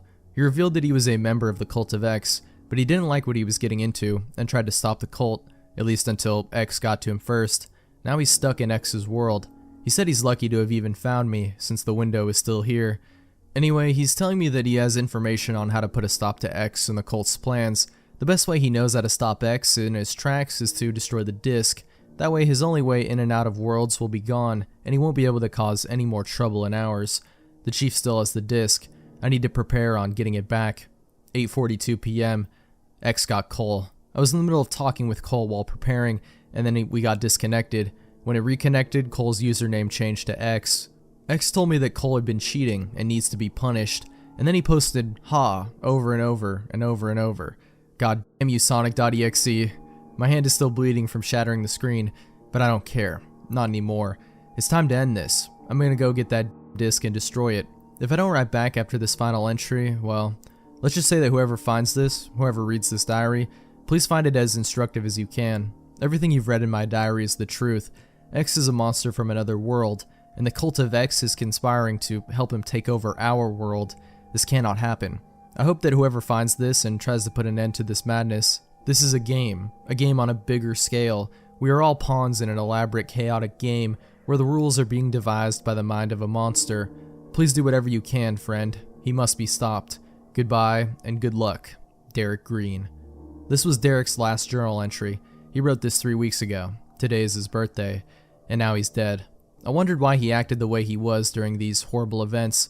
I was worried about my friend, but I never bothered to find out why at the time. I feel so stupid. Derek tried to fight this battle alone, and I did nothing. I hadn't heard from Derek in 3 weeks, but yesterday I got an email from someone named Cole. It was addressed strictly to Bob Richardson. That's my name. I clicked on it and it was an audio tape that was made September 13th. That was made a day ago before I got the email. I clicked on it. This is what was on the audio tape. Recording starts. A man is grunting and yelling as 2 people are dragging him into the room. Derek, get your fucking hands off me, you crazy cultist freaks. The sound of high heels is heard as another person walks into the room. Shannon Goldman. Isn't that what you would call the Christians and the Satanists, Mr. Green? Goldman. Struggling is heard. More high heel sounds as Goldman approaches Derek. Derek, why do you deny X? Don't you see what he's trying to do for everyone? He only wants to make our world as happy as he is. Quietly. Happy? More loudly. You think stealing souls and turning them into puppets is being happy? Our planet is not his toy box, you bitch. Goldman, more coldly. It's not your place to decide what X wants with humanity, Mr. Green. He is a divine being that wishes to make humanity happy by showing us the paradise that is his world and taking us from the wretched filth of a planet we've been forced to live on. Derek, struggling. Some of us actually like this planet, Goldman. X's world is nothing more than a prison. All X cares about is making us his plaything for all of eternity. Can't you see that it's not fair? Goldman, surprisingly angry. What do you know about what's not fair? More than you do, obviously. A loud slap is heard and Derek falls to the ground. Goldman quietly. You fool. X chose me to be his most loyal because he knew I never liked this planet. He knew I wanted to get rid of the stupidity humanity is causing. I'm perfectly okay with being X's slave if it means getting away from it all, getting the peace I finally deserve after all this time, and if everybody's gotta go with me, then too fucking bad. Derek, chuckling rather shakingly. Whatever, it doesn't matter anyway, because I'm going to stop you, once and for all. Oh, are you now? With what, I presume? Derek pulls something out of his coat. With this. Several gasps and murmurs are heard. Cole told me that the only way X can enter our world is to collect more souls. With this, well, no more. A loud snapping noise is heard. Silence is heard. Goldman starts laughing. So Cole told you that, huh? A smart boy, but even geniuses tend to get their information wrong. What do you mean? Easy. High heels again as Goldman walks across the room. It's true that X cannot enter our world unless someone places that disc into a computing system, but I'm curious, Mr. Green. The sound of Goldman pulling out something from her pocket. Whatever made you both think that that disc in particular was the original? Derek shakingly. No, that can't be. A brilliant theory, I might add, but I'm afraid it's your last, detective. The sound of a disc being inserted into a CD drive is heard. Derek, violently struggling and yelling, is heard. No, let me go! You can't do this! And then strange supernatural sounds are heard, and then the audio breaks up and distorts a bit. A new person is walking into the room as Derek is screaming for his life. X. Hi, Derek. Derek. No! X more clearly. Ready for round 2? Then loud screeching noises are heard as the audio distorts more badly. Derek is screaming. Sonic.exe is laughing as there is a loud tune playing sped up and in reverse, and a loud, fast, drum-like rhythm booming loudly as the whole audio distorts and breaks up, finally ending in static. The audio tape ends. After hearing this, I've never felt so helpless. Both of my friends are gone, taken from me. There's nothing I can do about this. I'm a useless cop after all. But I hope someday, someone, somewhere is able to put a stop to this, to do what I failed to do, to have hope. I have to believe that there's a chance at winning this, because if there is no hope, no chance, Sonic.exe wins the game. Buryman Buried Alive. Remember the Buried Alive story? The one about an undead corpse that supposedly was originally going to be the boss of Pokemon Tower in Lavender Town, which some people actually believe?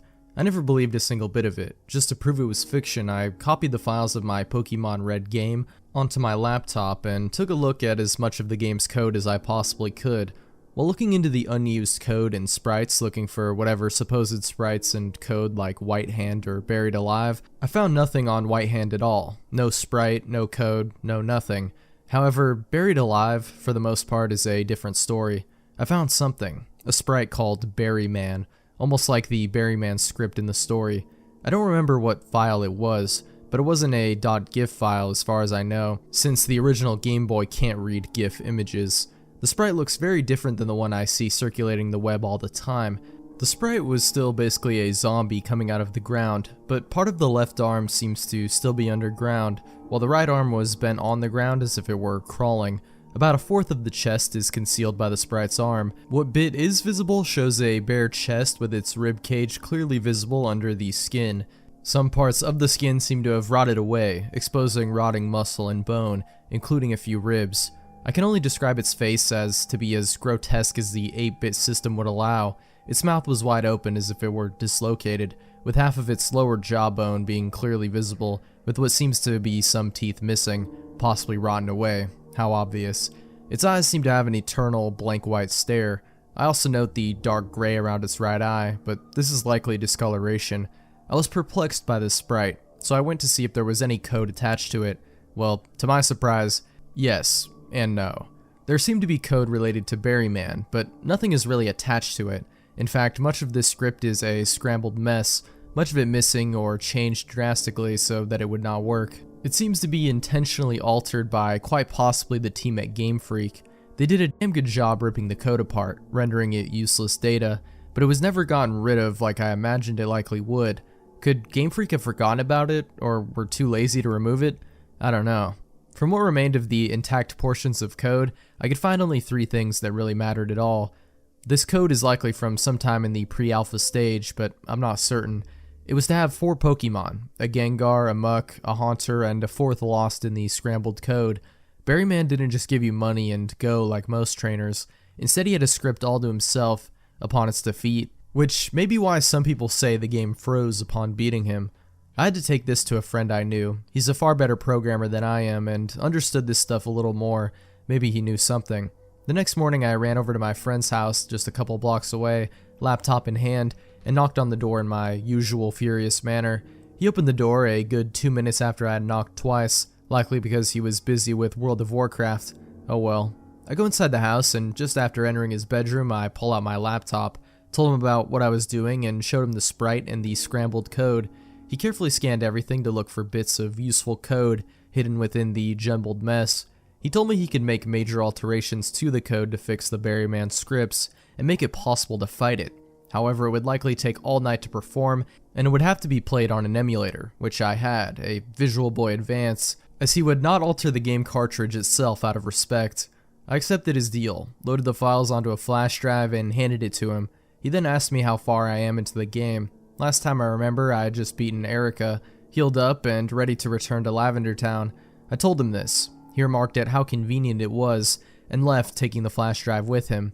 The next day, my friend came back to my house and handed me the hard drive. He told me he made all the needed alterations and managed to keep my progress. Wasting no time, I popped in the flash drive, loaded my VBA, loaded the altered game, and went on from there. I make it back to Lavender Town and went into Pokemon Tower. Seemingly everything is the same as an unaltered game.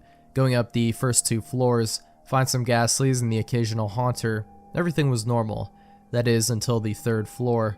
From there, after beating the first channeler on that floor, I began to hear strange noises, like the sounds of digging and tiles being broken. As I ascended the floors of Pokemon Tower, I began to hear moaning from time to time, as if someone was in pain. However, it sounded so distorted it didn't sound like a moan in pain. From there, everything was as normal, until I got fairly close to where I would normally fight the dead Marowak. From here I can hear growling and snarling, which is funny because I don't see a sprite of anything. So I take a couple steps to where I would normally fight the Marowak, and suddenly I'm stopped in my tracks. I hear an aggressive screech and enter what seemed to be a trainer battle, only the encounter tone was distorted, as was the music that played during a trainer battle. Buryman wants to fight, the text box says. There I see the zombie sprite I saw just days before. I first brought out my Raichu. It brings out a Haunter. A quick thunderbolt caused the Haunter to faint.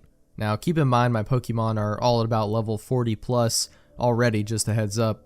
For whatever reason, as this thing brought out its next Pokemon, a Marowak of all things, the music began to distort, becoming slower and slower as time passed, almost in a demonic manner. I brought out my Gyarados and took care of the Marowak with ease. Next was Gengar. I expect things to become even creepier from here. I brought out Myuu, and sure enough, a dose of Psychic does the trick. Psychic's sound was different this time. Rather than the usual sound, a remixed version of the sound, including high-pitched beats played instead.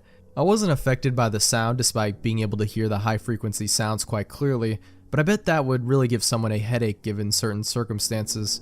Finally, Buryman was down to his last Pokemon, a Muck. Same deal as Gengar, Psychic. It still had the same weird sound it did before against Gengar. I won. Oh wait, have I won? I clearly beat him, but it's not showing the usual victory sequence. For a few moments, the music was gone. Everything was silent. The screen went black for a fraction of a second, and immediately after came a horrid scream. Not like a scream for help, but like the scream from before when this battle began. The music played again, only this time it was about 3 times faster than usual, and Buryman came out into view. Not to admit defeat, but from the looks of it, to fight me and my team. The level was blank, only showing its name above the health bar. So I guess this is what happens. Am I surprised? Slightly. I wasn't given the choice to switch Pokemon. Raichu automatically switched out Myuu. Why? Why is that? Anywho, on to the battle. I had yet to test out a new move I taught Raichu in Celadon, Thunder, and this odd occasion seemed like the opportune time to test it out. As such, I select Thunder. By now I'm expecting something creepy to happen. The Thunder animation plays as normal, and Buryman's health dropped, little by little, all the way down to 1 hit point. The screen goes black for a frame and I am instantly back in the overworld. I take 2 steps back automatically as an overworld sprite of Buryman slowly crawls towards me. The sprite was bald and had dark patches all over its body, and from the looks of it, its legs were torn off. Raichu suddenly appeared in front of me, in between me and Buryman. A text box appears reading, "Raichu, get over here, you rotting son of a..." I pressed what was mapped as the A button, and the screen goes black again. The sound clip of Thunder played, and the screen rapidly flashed as if it was trying to give you a seizure. With each flash showed a picture of an undead man without legs being ripped and blown apart. After this little sequence, I'm back in the overworld, only this time where the Buryman sprite was, is now a pool of blood, most likely, as was the area surrounding it.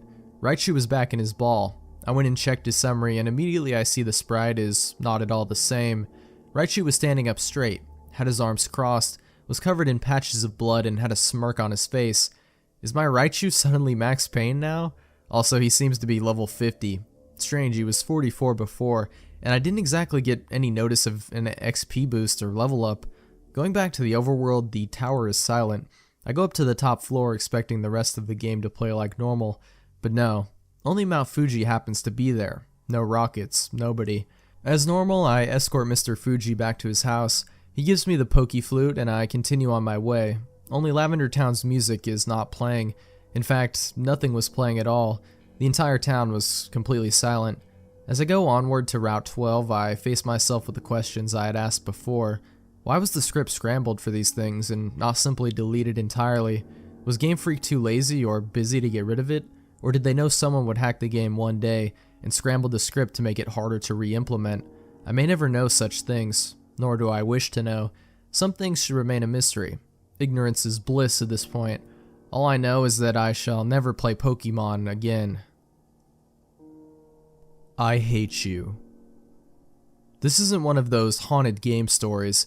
At no point are you going to hear me claim something within the game spoke to me, reacted to my words, or forced me to punch myself repeatedly in the face. No, this isn't about a haunted game or a game doing something impossible or even something it shouldn't have. This isn't about a glitch or a hidden satanic message, and at no time did I phone Nintendo headquarters, only to have my questions answered with hushed whispers or anguished screams. This story is about a game feature I don't think anyone else has unlocked. That's it. No ghosts, no conspiracies, just a secret we were all supposed to find, but never did. Something that changes an entire generation's childhood and the very essence of a multi-million, billion-dollar franchise. This is about what I assume to be a previously undiscovered alternate ending of Super Mario World for the Super Nintendo. In 1996, I received my first computer as a birthday gift. I'd been on the internet before, had used computers before, but it had always been in school or at a friend's house. This one was mine, all mine. I explored the crude, prehistoric web of the time with great interest. I downloaded all sorts of pornography and even printed it out, which made absolutely no sense. I also pirated media like a madman. Music, games, anything. This is where I first discovered Mario World. I never had a Super Nintendo as a little kid, so it was all new to me. I downloaded tons of games along with the SNES emulator, but Mario World was my favorite. For over a decade, the same Mario World ROM was my time-wasting hobby. I played it over and over again, beating the game faster and faster, until I began to lazily explore the worlds with no particular purpose. Game Genie codes helped immensely. I could turn off the timer and relive a particularly entertaining map for an hour as I waited for a download or any number of boring events. It was in this manner that I must have beaten and rebeaten the game thousands upon thousands of times. There was comfort in the obsessive-compulsive behavior of this routine, but all of that was shattered when I saw the Blind Boo. The Blind Boo, as I refer to it, was hovering over the exit from the haunted, sunken ship level later on in the game. I call it blind because it actually had no visible eyes. It was like someone had made a lazy ROM hack, but I knew from years upon years of experience that this was a normal game. The Blind Boo just hung there over the exit pipe, blocking it. I turned my back on it, but it didn't chase me. How could it? It didn't even see me. Then I noticed something else out of sorts. There was a key and a keyhole misplaced above the exit. Keys and keyholes as such are ways of ending a level in an alternate manner and discovering a secret area. Still, this didn't belong there and I knew it. For a moment I considered the fact that I had actually broken a ROM file from overuse. After taking a screenshot specifically to show all of you Mario Bros fans out there, I picked up the key and opened the door, figuring the game would seize up and I'd have to restart. Instead it opened up a new path on the map selection screen. A whirlpool next to Bowser's already creepy head cave thing. I pressed the right arrow and moved on to the whirling drain. Oh god, no. This didn't really strike me as odd because if you're familiar with the Mario World game, there's an area called Star Road that you may note has similar names. Just stuff like tubular and awesome and all manner of dumb words and phrases. Most of the areas were called Vanilla Forest 1 and Donut Mountain 3 and all that, but there were maps with odd names like that. What did concern me though was Mario's expression. Surprise? Shock? Fear? I entered the map.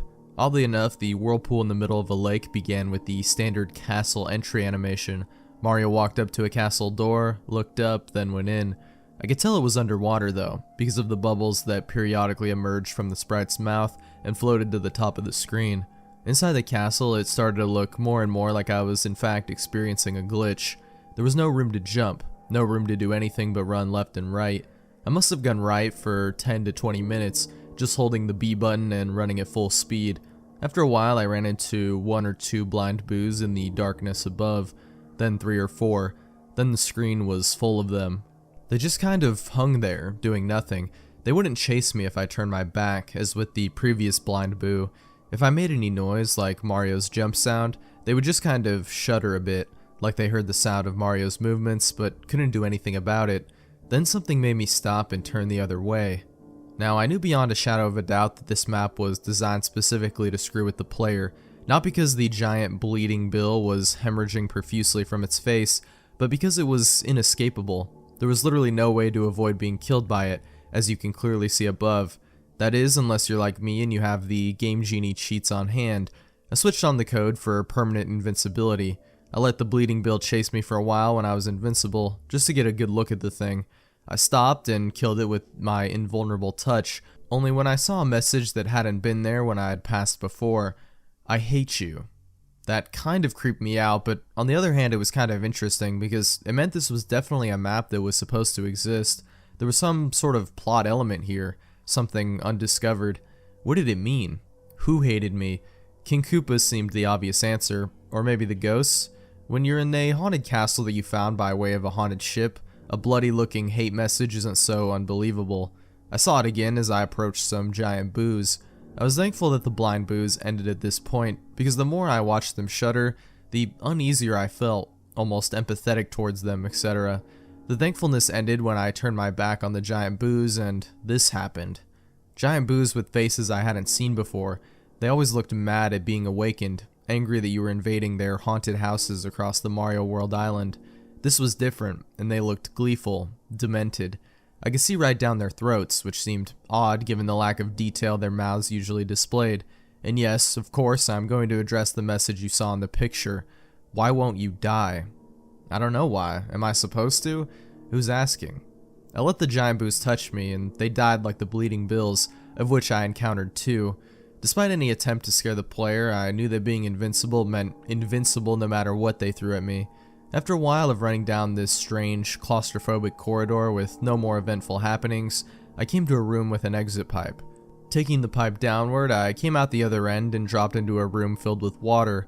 The water made sense, this being a sunken castle beneath a whirlpool and all. I was rewarded for my troubles with a question mark block that released a mushroom for me. I could have easily done this with a cheat code, but the thought had escaped me as I faced all these new and strange sights. The first creatures I encountered in the underwater portion of the castle were thwomps. Unless you've been living under a rock since the mid-80s, you know, thwomps are stone-like square creatures that hang from the ceiling and fall whenever you come near. They try to crush you, essentially. Well, these thwomps lined up in a tight row, dropped repeatedly and randomly with no real trigger or any sense of logic. They would just wait or drop whenever they seemed to feel like it. It also looked like these thwomps had been very successful thwomps. More cartoony blood. This was getting pretty surreal for the Mario Bros franchise, which I hadn't recalled seeing blood in at all. Now, I'd seen it used 3 times. The bloody bills, the messages, and these perpetually smashing, grinding thwomps who were working their victims, into a pulp, forever. In the hampering effects of the water, I walked slowly under these things, making sure every single one touched me and died. There were almost 30 of them in a row. The sight of them mindlessly crushing over and over just made me hate them with an unsettling intensity. What's weird is that the blood caused Mario to slide as if he were on an ice level. After walking through the gauntlet of depravity, I swam into a more open area that was filled with spikes on the floor and ceiling. It was difficult to swim in this manner without touching the spikes, but since I was invincible, I didn't think much of it. I avoided them more for fun than out of any sense I'd be damaged. It stopped being fun really fast though. Now I knew some of what was going on. The bloody mess the thwomps were unendingly spattering. It was other Marios. Past Marios that had tried to traverse this level and failed. I had to admit this was an excellent touch, even if it was a bit ghoulish. Whoever had designed the map actually broke the 4th wall and showed you the bloated, motionless abortions of the player's own careless treatment of Mario's tiny life. The bodies only floated straight up and down a tiny bit, as if to show the effects of a light current. It was genius, and I couldn't believe I might be the first and only person to ever see this. I toyed with the idea of taking more than the one screenshot I just presented to you, basically so all of you reading this could enjoy the secret map as much as I had, especially this weird little touch. But without swimming, without kicking or moving in any way, the dead Marios started to come at me like torpedoes. Their faces remained blank and blue and dead, but they moved with astounding speed. They angled and positioned and worked all sorts of unique trajectories that left me almost nowhere to move. They continued coming at me and swarming and backing up to try again, and I just couldn't bring myself to let them touch me. I moved with more speed and skill than I'd ever exerted, frantically trying to keep Mario free of the drowning victims that seemed dead set on rocketing straight into him. When I finally reached the purple exit pipe you see above, there had to be 10 of these things right behind, pitching, turning, and chasing me. I entered the pipe as fast as I could, thankful that it worked properly and had Mario out of that situation in a heartbeat. The corridor that followed was empty, thankfully. It was just a blue underwater hallway of sorts, with nothing to avoid or kill. It was boring and predictable, like the game had been all these years, which brought back a sense of safety. At the end of the hallway, I came to a standard pair of doors you'd enter to face the final boss. Beside the doorway, a mushroom power-up. I didn't touch that shit. Going through the door was as you'd expect. The typical change of map views occurred, and Mario was standing on the ubiquitous bridge over boiling lava. Or had it been blood all along? When Mario walked onto the bridge, however, there was no boss creature. Instead, Mario immediately looked to the side and froze. I couldn't control him anymore. He just stood there. Keep looking until you see it. I didn't even see it at first, so I don't expect you to notice it right away. If you still haven't spotted the thing, look in the third window from the left. FYI, that's not usually there. Mario seemed to regain his composure and look back and forth slowly, surveying the room. There was still no boss and I still couldn't control him, so I stopped trying and just watched. This went on and on for what seemed like forever. Nothing happened. Then a familiar face walked in from the right, dressed in green, tall and angry. It was Luigi. Mario recoiled in horror. It's difficult to say that without thinking how crazy it sounds, but Mario really reeled back with a sort of terror that was uncharacteristic for such a peppy, happy-go-lucky mascot like him. Then Luigi spoke. It was all connecting now. The messages scrawled on the walls. I hate you and why won't you die? Luigi. He's always been Mario's second banana, the player 2, the one who doesn't get the princess in these early games. No matter how identical he is to Mario in skill set and ability and tenaciousness and bravery, at the end of the day the game is Super Mario Brothers, and he's just the brother. How he must have hated Mario. Who amongst us wouldn't? Think about it. No matter what happens, Mario always comes back. No matter how many corpses he leaves littering the battlefield, he's always there once more to leap and cheer and get all the adoration. And Koopa hadn't worked alone? I didn't know what that meant at first, if anything, but again, you just have to think it through. How exactly does King Koopa consistently succeed in kidnapping the princess? From day one, from the original Mario Brothers onward, it had always been an inside job. Still unable to control the character, I watched Mario simply cower in fear as Luigi leapt high into the air, as high as he could in Mario 2, the bastard child of the franchise. He jumped on the pathetic, weeping Mario again, and again, and again. I was powerless to stop it. When he was done, he seemed to look at Mario's limp body with this overwhelming rage. Then the bridge started to disappear. Soon, Mario would be dead. As I looked on, I had an irrational thought. Would it be permanent? Within an instant, as Luigi turned to seemingly strike a victory pose, like he'd beaten the level, Mario awkwardly got to his feet and took him by surprise. Fear and sadness and confusion had given way to anger, and Mario overpowered his brother with little effort. To this day, I'm still haunted by the final result of his wrathful reprisal. There was the map's title. None of this was a glitch, none of it was a mistake. It wasn't a developer getting back at Nintendo, and it wasn't a ghost haunting a Nintendo cart. It was a planned, purposeful part of the Mario Brothers mythos. If you beat the same level X number of times, a secret part of the world opened, and you learned that from Mario Brothers through Mario Land, Luigi had been secretly working against you, and was in fact facilitating the repeated abduction and abuse of the princess. But why? Money? Power? No, it was all there, because he couldn't take not being the one in the spotlight, not being Mario himself. After Luigi died, well and truly died, Mario just sat on the edge of the bridge and wept. I was forced to watch this for minutes on end before the screen faded to black. I played the rest of the game through to see if anything changed. Nothing else odd happened, as one would expect since this whole ordeal was just supposed to be part of the actual full story. I couldn't access the whirlpool again. I'd seen the events once and that was all I was apparently allowed. It was back to the game as usual, the same exact game I'd played since the 90s, and would probably continue to play for the rest of my days. Well, it was the same, except for the final image. Missingno Murder. My brother and I used to play really avidly when Red, Blue, and Yellow were hot on the scene with Game Boy and Game Boy Color.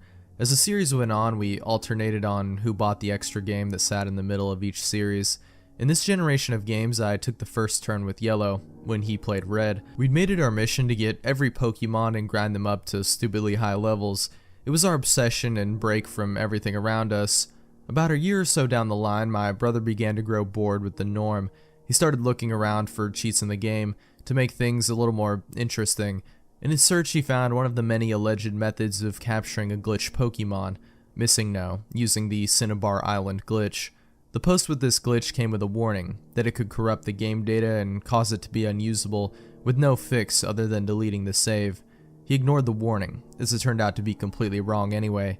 We were glad at the time. We wanted to see what fun we could have with this. So, after following the guide's steps, as well as a few bad attempts at a capture, he finally got a hold of his little old glitch. He quickly found the first of his quirks along the way, the item cloning, which at the time covered his hyper potions. The moveset was also weird. It had 2 sets of water gun in the first 2 attack slots. The other attacks I cannot remember. It was a while ago and we were just kids. Jumping forwards quite a while later, after messing around with the Missingno and Pokemon Stadium, which gave him the substitute doll model as a placeholder, we decided to look back at our old save files and try to finish our mission. But first, a Link battle. The main contender to beat was his Missingno.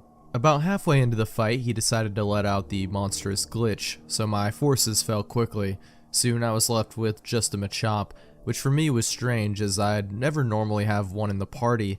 First round of attacks came and he used his second water gun on the list. I gave him a painfully weak tackle. I thought my Machop was going to faint in a single move, but something went odd at this point.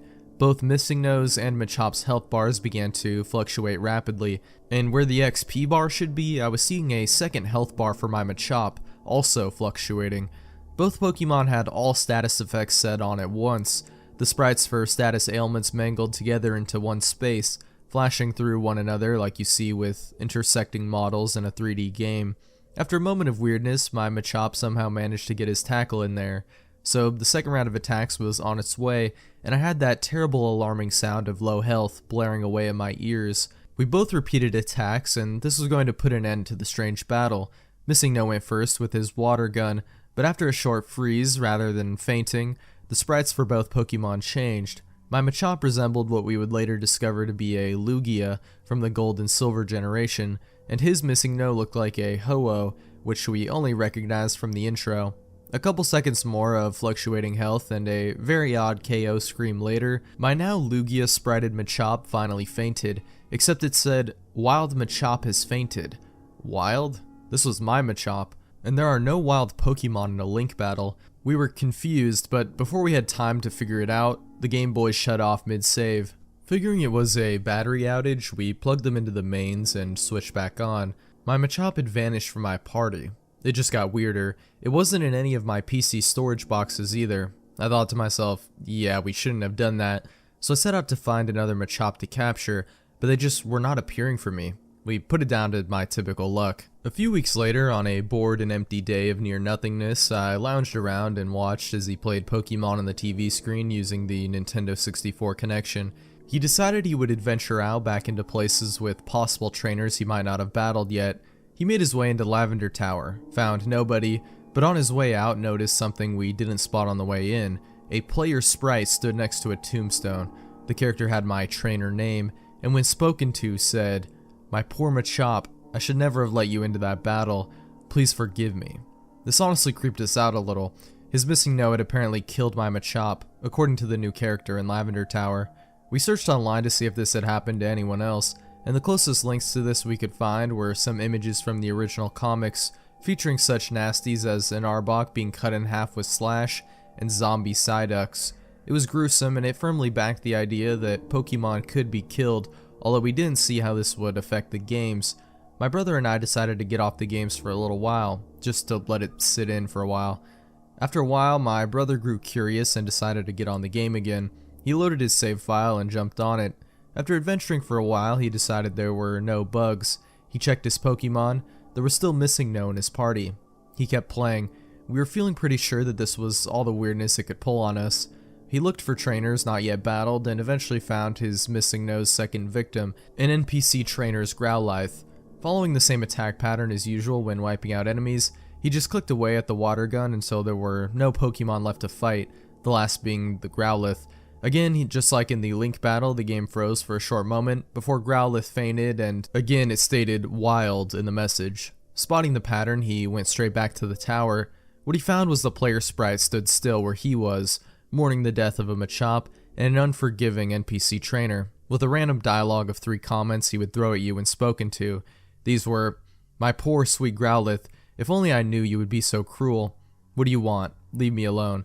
How could you be so heartless? We battled to train and learn about Pokemon, to get close to them, like I did, to him. Just get out of here." This was about all he could let happen.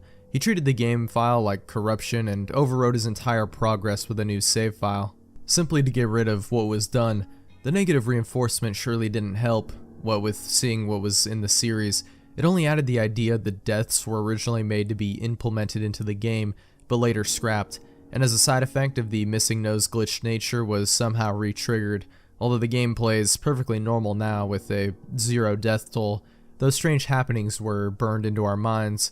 We never thought the dark side of the Pokemon franchise could have made it into a seemingly innocent children's game, but it has since been made apparent that it can. Unknown format. Dear Nick, remember last month how you let me rip your game collection before your family moved?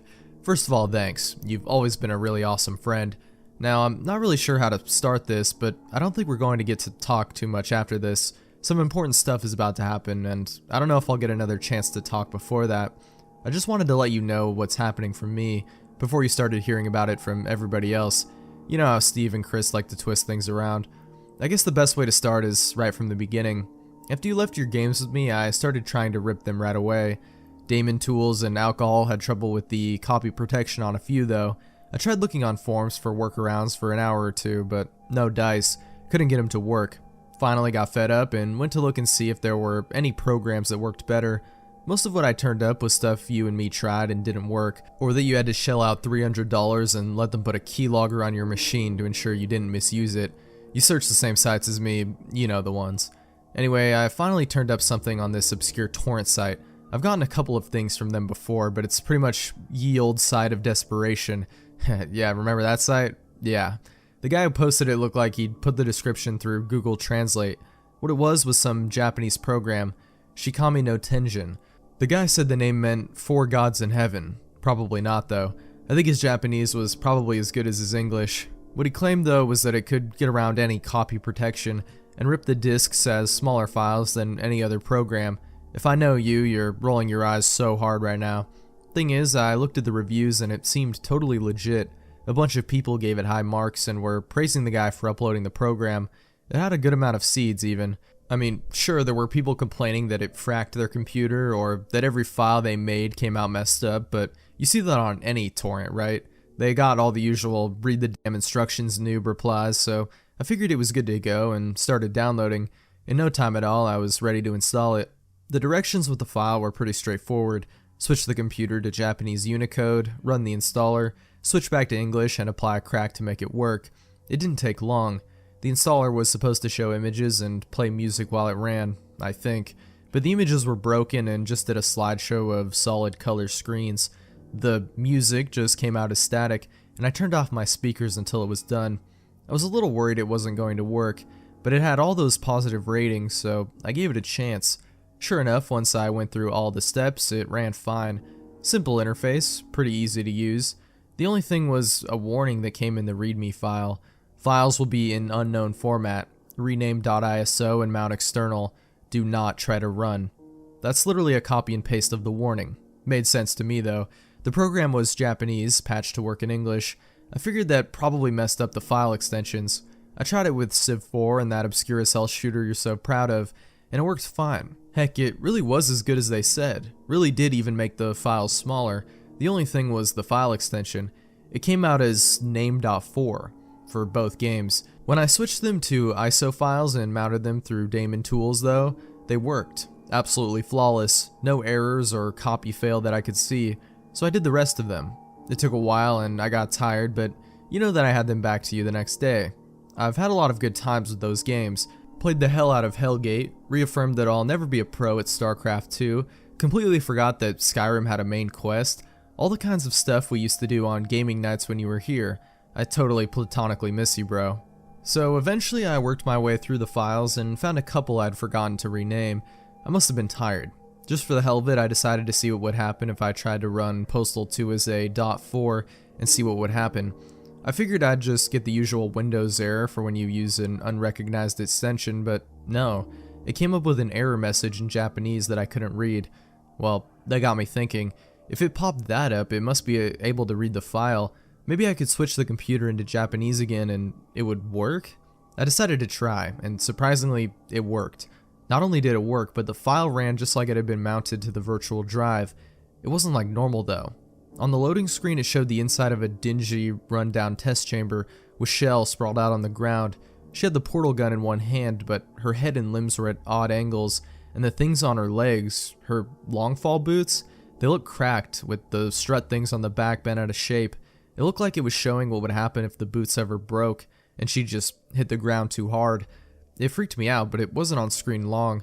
At the title screen, GLaDOS's eyes seemed redder, and there were flickers of flames just out of sight in the background. Instead of leaves, these little embers would drift by from time to time. To be honest, I wasn't sure what to think, but I remember that time way back when we played Fire Red on an emulator, and the ferry boat guy said, "If you like this game, buy it or die." I figured it was probably something like that, just a trick to scare people into not playing a pirated copy. None of the other games I'd run through the Shikami program had a problem, but maybe it only properly bypassed the protection when you ran it as an ISO, right? It wasn't stopping the game from being played, and once I got over the initial shock, it actually seemed kind of cool, so I kept playing. Everything was darker, and there was a kind of fog along the ground, even in the part of the game where everything was clean and new. The picture you were supposed to stare at was just a red space, and the music was nothing but static. But oh well. The data wasn't supposed to be read in this way, so it was understandable there would be errors. When I got to Wheatley though, he was a lot meaner than usual. He asked me to say apple, then just started laughing and said, "You can't, you're brain damaged," and laughed some more, that harsh, cruel laugh he uses later in the game. He told me right out that everyone else was dead, and I had to help him or I'd die too. I can't be sure, but the way he talked made it sound like he knew that Shell had killed GLaDOS too, and he wanted to bring her back. When I got to the second of the old test chambers, there were mangled bodies on the floor. Not gory, mind you, just broken bodies looking as old as the rest of it. It's not like I don't play some gory games sometimes, but the shift in tone was really just unnerving the hell out of me, so I stopped playing Portal. If it was a way to deter pirates, it had worked on me. I wasn't even sure I'd be willing to try it as an ISO later, to see if it worked normal that way. Still, I had a few other .4 files. Actually, they changed to whatever the Japanese version of 4 was, but that's not the point. I had other games I could try, and I didn't feel like switching my computer back just yet. I figured I'd play something more relaxing to take my mind off it. Need for Speed seemed like a good pick. The opening sequence showed a 15-car pileup during a thunderstorm, while news reporters talked about the death toll in the background. Nope.avi. So I tried Serious Sam HD. No idea how I forgot to set that one up. The gameplay, some things are better left unsaid, but I know that game never had human sacrifice in it before. At that point I was pretty damn freaked out, and I was starting to have a suspicion about what was going on. I put the computer back into English and tried a couple of games for a few minutes each. Nothing wrong with any of them. Even Portal 2, when I switched it to an ISO extension, was perfectly normal. On a whim, I changed a couple games back to .4s and switched it over again. I only got around to trying Civilization. My save file worked with it, but just, what the hell? There was new research I've never seen before, things that there's no way were coded into the game. Some of these seemed harmless, like Manifest Destiny, while others were along the lines of tyranny and xenophobia. They got you upgrades like slave markets and concentration camps. There was a new religion too. Ever heard of Yazidi before? I hadn't. There were also events like plagues, accidents, and natural disasters, where it would show you a clip of your city's population suffering. Just like the other games, playing it as a .4 made the game darker in tone. I don't know how the hell that's possible, but it did. I thought that maybe it was some kind of novelty software, and when you ran the game through it, it streamed a mod for whatever you were playing. Yeah, stupid idea, I know, but some people will go through a lot of trouble for a prank, right? Like I remember that time when we wanted to get back at your sister for giving away those concert tickets we won, even though she knew that you and I loved Radiohead, and we got all our friends and some of their buddies in on it. So yeah, I tried disconnecting my router and restarting the game. On my first turn, it announced that England was working on a Wonder, the final solution. There was one more thing I had to try at that point. On a whim, I'd ripped my DVD of Inkart one day, put into the right format. It had run just flawlessly as anything else. Now I tried it as a .4 file. The film played out how it should. All the actors said their lines and did what they normally would, at least until the market scene. It looked the same, but what was going on in the background shouldn't have been there. I watched, transfixed as a beggar that was never there before was kicked savagely from a well-dressed man and collapsed in a heap. A woman in a red coat twisted her son's arm until it looked like she's about to pop it out of its socket, dragging him off screen as he resisted. A thug ran up and stabbed an elderly woman in the stomach, taking her purse and running as the rest of the crowd just stepped around her bleeding body. I shut off the player, feeling sick to my stomach. So at that point I knew that I didn't want this shit on my computer. Not ever. I deleted the files I'd ripped on the spot. Then I told the computer to uninstall Shikami no Tenjin. To uninstall, it brought up the same business it did when I had installed it. The graphics and audio weren't broken this time. The speaker played sounds of people speaking in Japanese. I couldn't tell what they were saying, but they sounded terrified. They screamed a lot. I could have turned it off, but I didn't. I have no idea why. They screamed, and the monitor showed me photo after photo, crime scenes, accidents, disasters, anything where people had died horribly. There were shots that looked like a single frame of people being vaporized by an atomic bomb just before the camera was destroyed, with the flash of the bomb somehow filtered out. There was a cave where a man sat frozen to death, surrounded by the remains of companions he'd killed and eaten trying to stay alive. In another shot, a woman who looked like she'd been drained of blood had the skin on her forehead peeled back, and some symbol I didn't recognize, probably something Japanese, carved into her skull. They were all horrible, the worst things I've ever seen, and I just sat there numb and watched while the screams of the dying echoed in my ears. As I was watching, though, I realized something. People always look away. They don't want to face the horror and tragedy in this world. They don't want to see. Horrible things happen all the time, everywhere, and we just pretend like it doesn't matter, like it doesn't affect us. It's not right. So you see, that's why I'll be going away for a while. Somebody has to do something about what's wrong in this world.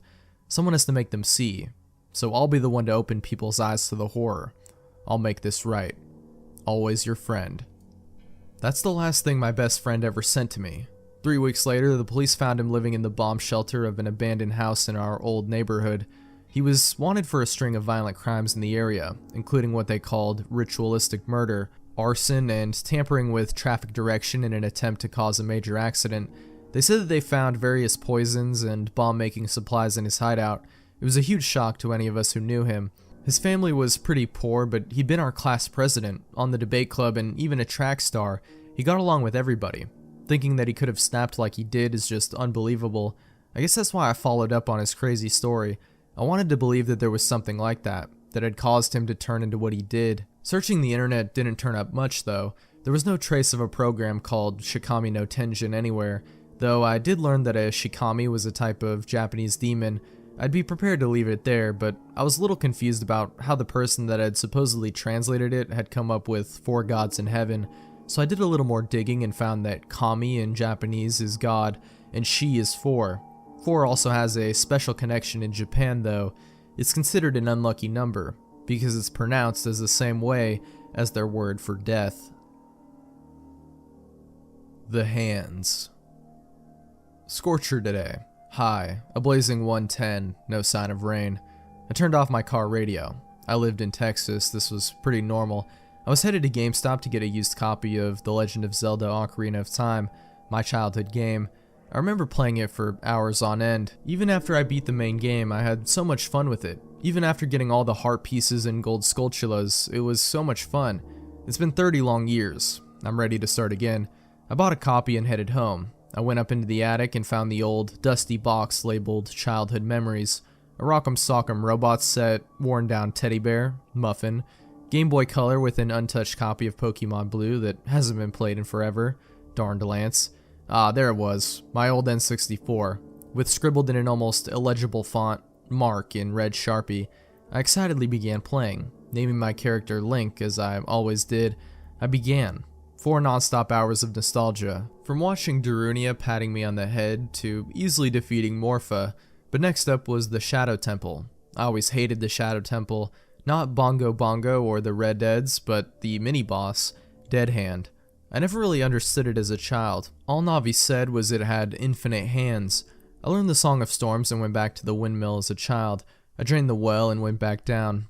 That's funny, I never remembered that. A single dead hand, the ones that you find in the battle room, was sticking out of the wall. Then again, it's been 30 years since I played it, so it's not like I could remember it. I went ahead and let it grab me. It yanked me down the well and straight into the dead hand battle room. Okay, I know I remembered going through a series of things to get there. I went ahead and waited for him to come up. He would never come up. That's right, I needed to let one of the hands grab me. I just remembered a flashback of me and my old friend Tyler. Dude, yeah? I just found this crazy glitch on Ocarina of Time. If you're fighting Dead Hand and you let all 4 of his hands grab you at once, something awesome will happen. What? You're lying. Tyler always lied about things like that. He died in a car crash like 3 years ago. I never got a chance to try it though. In my past Ocarina of Time, I never got a chance to try. All my files were full and there was no way I was deleting any. I decided to give it a go. I went into the center and let all the hands grab me at once. There he was. Same empty face, same bloody and white body. Knowing my Zelda more than anyone in my past school, it was easy. Strike when he lowers his head to attack. I followed my knowledge and won in less than a minute. Tyler was lying. Nothing happened when you let him grab you with all his hands at once. The treasure chest appeared. I remembered this had the lens of truth. Sure enough it did, but the description was different. Come back here 30 years in the past. I'll be waiting for you. What? What did he mean by 30 years in the past? I was Child Link, so I couldn't go back anymore. I had a brainwave. 30 years was the last time I played my old game. Maybe Dead Hand meant in my old Ocarina of Time game? I lost it a long time ago. How could I go back? I had only one chance. Maybe it was in the box in the attic. I crept back up there. The box still open. I dug through the rest of the box. A few toy soldiers, an RC car. At the bottom of the box I found it. An old, worn-out Legend of Zelda Ocarina of Time with the sticker peeled off and had the same illegible mark in the same red Sharpie. I took out my new Ocarina of Time and replaced it with the old one. 2 files, both named Link, greeted me after a long 30 years. I went on the first one. I was adult Link in the Temple of Time with the Goron tunic and the long shot, ice arrows, and hover boots equipped. I went into the castle market and waited for the re-deads. No re-deads appeared. Only hands. Long white bloody hands sprouted everywhere in the ground. There must have been 50 of them, each waiting to grab me and pull me under. Everywhere was in ruin, not just Hyrule Castle Town. The Shadow Temple music played. I went off into the bottom of the well as instructed. Kakariko Village was full of hands too. I couldn't find any NPC. I looked all over the small village. I found one. The Cuckoo Lady, a hand grasping her face. When I talked to her, she replied with a chilling message. Why? Why did you leave us with him? How could you leave us like this for 30 long years? I felt guilty, leaving Hyrule's citizens like this for 30 years. I had to stop this. I had to find Dead Hand. Wait, you couldn't go under the well as an adult. The single hand was waiting for me, sticking out of the well. Knowing the only way of getting to the battle room, it dragged me under. 20 hands all positioned and scattered around the arena. I let one of them grab me. I've been waiting for you. There he was. Nothing has changed. Same empty face, same strange body. I had to beat him. I knew I did. With 20 hands, it was hard, but I was a hardcore Zelda player. I chopped each one down and struck. All the hands disappeared. I did it. Dead Hand was dead. Wait, no, he came back up. He was persistent, stubborn, willing to do whatever it took to kill me. He lifted his strange body off the ground. I almost threw up. Thousands of hands rose up under the visible part of him, like a giant spider. I immediately began running. Out the door, up the ladder, out of the town. He followed me all the way. I ran for what felt like forever. It felt like another 30 years. Tyler was right. Why didn't I try this earlier? If only I could ask him about it. I knew it was pointless in running. I only had one choice. I stopped running and let him catch up. He ripped me apart. I could see all Link's organs being ripped up by the hands. Everything. It was over. All over. I couldn't take this anymore. 30 years. This monster has invaded my most precious memory. I shut off the game. It was too much. I locked the games in the box and boarded up the attic. Every night I see him out the window. He presses his hands against the window. Sometimes I see his face. Every night. I realize he will haunt me for the rest of my life. I dare not step out of my house. I'll end up just like Link. I have one of my other friends get food for me. All I can do is cry at the foot of my attic. I don't have the energy, the compulsion to do anything else. The worst part is, my hands grow thinner, wider, and hungrier with each tear. The Gray Man. When I was 17, my best friend Mike kept a YouTube channel for Let's Play. He was a fan of old and not so well known games, most of which he played on a PSX emulator on his laptop. The channel wasn't particularly popular. He had about 30 subscribers, most of which were just his friends. I used to watch his videos for a few minutes when I got in from school to raise his views and help him out. He was as entertaining as any game commentator, I guess, but some channels just don't lift off. We took the same chemistry class and sat next to each other in it every morning at school. One day he asked me if I had heard of a game called LSD Dream Emulator. I hadn't. He concluded that if I hadn't heard of it, it was definitely obscure enough for his channel. He had uploaded some videos of it that night. It was a very peculiar game. The objective seemed to be only to walk around various Japanese environments, colliding with things that transported the player to other environments. Various animals and people glided through the game, usually taking no notice of the player, although there was one NPC known as the Gray Man. He was, as the name would suggest, a gray man in a hat and coat. He tended to appear without warning, and slide sullenly towards the player. If the player got too close, the screen would flash white and he would disappear. Each time this happened, Mike would gasp, then nervously laugh it off and keep playing. The gameplay was divided up into days. Each day lasted only a few minutes, after which the player would be taken to a menu and prompted to start a new dream. Mike picked up to day 12 over the course of a week, and he had clearly enjoyed the game, as it was apparent in his videos. He seemed immersed in it, almost captivated by it. However, one night he posted a bulletin on his YouTube channel stating, "You know it's time to stop when the gray man pops up in your real dream. What should I play next?" I wasn't fazed by this casual joke, and he told me in chemistry the following morning that he was mainly stopping because he just wanted to play something new to him. I'd have recommended something, but an exam was nearing and I wanted to concentrate on my work. I suggested that he take a short break from YouTube and do the same. He agreed that this was a good idea, and we arranged to meet at his house that evening to revise. Saddled with several chemistry textbooks, I walked through town that evening to his house. The lights were on, but there was no reply when I knocked. Out of politeness, I waited a minute before I knocked again. This time it opened instantly. Mike stood in the doorway, his hair wet, looking extremely shaken. Without saying a word, he led me to his room, where various papers and books were spread across his desk. He seemed surprised to see them. After a few minutes of pretending to read, while actually curious as to why he was so anxious and jumpy, I finally said, "What's wrong?" To which he mumbled some incomprehensible response. My efforts continued until he finally confided in me. He said that about 10 minutes before I arrived, he had fallen asleep in the bath and had a dream. He said that in the dream he was drowning under the bath water, completely paralyzed and unable to lift his head for air. The quivering silhouette of the gray man towered over the water, watching him. I sympathized that this may have caused a few seconds of distress when he woke up, but could not understand why he was still petrified. I tried to comfort him, but he sensed that I didn't understand, grabbed my shoulders and screamed at me. It lasted for weeks. 10 minutes I was asleep. I was choking underwater in that dream for weeks, and I wouldn't die. Mike grew increasingly distant after that. We exchanged no words in our chemistry lessons, and he began to look extremely unwell. His eyes became pink and sunken into his head, surrounded by purple rings. Over a week, his neat writing deteriorated into a careless scrawl, until he stopped writing completely, and instead spent the duration of the lessons with his head buried in his hands. Occasionally, he would accidentally fall asleep in this position, and wake up several minutes later shrieking furiously and pounding the table with his fists. After 2 instances of this, he was removed from the lessons and taken to be educated in private, but after his refusal to sleep made him too tired to be angry, he returned to normal lessons and sat through them, completely motionless. I found new friends, and he existed as a shell of a human being.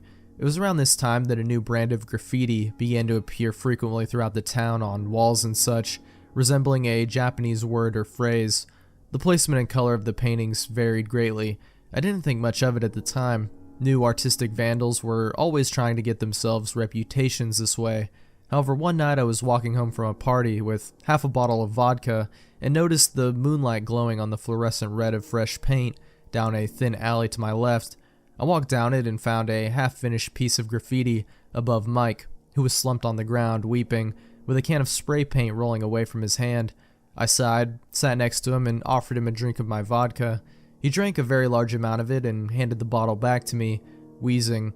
His eyes were closed. I don't think he knew where he was. I can't rest. What? I go to sleep and wake up in another version of where I was. It's exactly the same, except he's there, torturing me. What does that mean, Mike? I indicated the Japanese symbols above him, but all he did was hang his head lower. The pain doesn't stop when I wake up.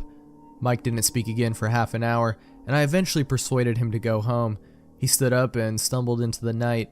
I found a completed piece of graffiti on the next street and took a picture of it with my phone, then went home myself. The next day I googled list of Japanese symbols and matched the letters of the Japanese alphabet to the image on my phone in order to get the typed symbols I could search for. This took a good while as the Japanese alphabet is extensive, and to me, all the symbols look very similar.